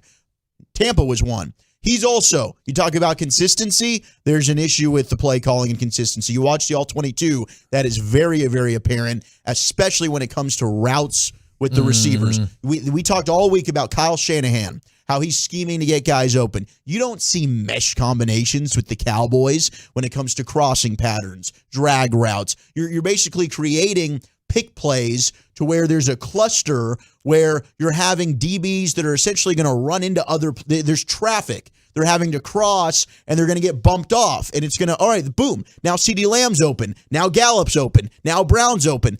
You don't see that. It's curls. It's comebacks. It's very stagnant from Kellen Moore. You need to completely move on, get something fresh in here. Yeah, that's been a problem since Garrett and Linehan were calling the offense. I remember Janoris Jenkins making fun of the Cowboys after a huge NFC East showdown game a number of years ago now that, it's just so predictable because they just keep running the same kind of routes. 682, this is Dak's record against winning teams from his sophomore season to last year. Dak against teams that finish with 11 wins in a season, it's 2-12. I'm not making this up. He's bad against solid competition, says the 682. They've beaten some good teams throughout his career, but 2-12 against that upper echelon. I think of the college basketball player who has enough quickness, enough skill, enough awareness to completely dominate and be an All-American, but then he gets taken in the second round. And occasionally you get a guy like Jalen Brunson who can fight through all of that and be the college All-American who doesn't have the ideal NBA traits and gets the job done. But so I think what's happening is against average NFL competition, Dak has all the traits that you need to excel and then some. But a significant tick up. The defenses are smarter and the defenses are faster. And it's that margin of error that gets closed for Dak Prescott. Something's wide open, and I don't think the gap is this large for any quarterback that I can remember, where I'm all pro against average, against elite defenses. Now, I don't come down 10%. I turn into one of the worst quarterbacks in the league. Mm-hmm. And I don't know how you explain that. I don't think the Cowboys should give up on Dak right now. I think you attack this offseason thinking it's still very possible we can grow that upside. But right now, 7 years in, it's starting to become less and less probable. So I look at what's left on his contract and say, we got to get the most out of it. We're busting our ass in every way possible to help the guy take his game to the next level. We have to get him a great supporting cast, because in 2 years, we have to be able to tell ourselves, if you get him a great offensive line and a great defense, can we make it to the Super Bowl? Right? You have to know that. Because if that's the case, then you just manage the cap in a way that you go through cycles. We throw everything at a great roster. We make our run for 2 or 3 years, and then maybe we take a year or two to rebuild. That's what Sean Payton did with the New Orleans Saints. It took them 3 years to rebuild from like 2013, 14, and 15. Then they came roaring back. Okay, and he had a 4-year run where they were up there and going for it again. And when it was time to hit the detonation button on the salary cap, he said, I'm out of here. I can't wait through another rebuild. Right? But a lot, and he had Drew Brees. He had a Hall of Fame quarterback, and he even thought that riding that wave of how you manage the salary cap to bring in the majority of years, way more good players than the cap should hold. And then in some years, way less good players than the cap should hold. That's the way to the Super Bowl. And the Cowboys are still doing it like the Packers and Giants and Ravens did like 9 to 15 years ago. Remember that run of Super Bowls that was getting won by wild card teams and teams that barely won their division? That was the reality 12 to 15 years ago in the NFL. It went away. And the Cowboys are still pretending like it's 2010. And, you know, I think while they do a great job drafting the other parts of team building, they're getting circles run around them. So, like, the question is, did last night change your opinion on Dak? What should you do about it? I just have my fingers crossed that the Cowboys know they have to do something different. Mm-hmm. They've been sticking to this plan for so damn long. Yeah, and because his contract doesn't allow for you to get out from it right now, that's what you have to do. Yeah, because I think if this was if you had an out in the contract right now, then I think you're talking about maybe moving on from him now. But contract doesn't allow for it. So give him a new OC, lean in, get as many good players as possible, and see what you got. Yeah. I mean, give him a team as good as what the Niners and Eagles just had. It's only 2 players away. You're getting so close to having this prohibitively good roster, and you're like, yeah, it's good enough. Let's see if this will work. You have to know in 2 years if Dak can get all the way to the Super Bowl with that good of a roster. We got to run, nation. When we come back, let's hit the expressway. 35 minutes of uninterrupted sports content here in the G-Bag Nation. I want to chat about my friends, though, at D&M Leasing before we do that.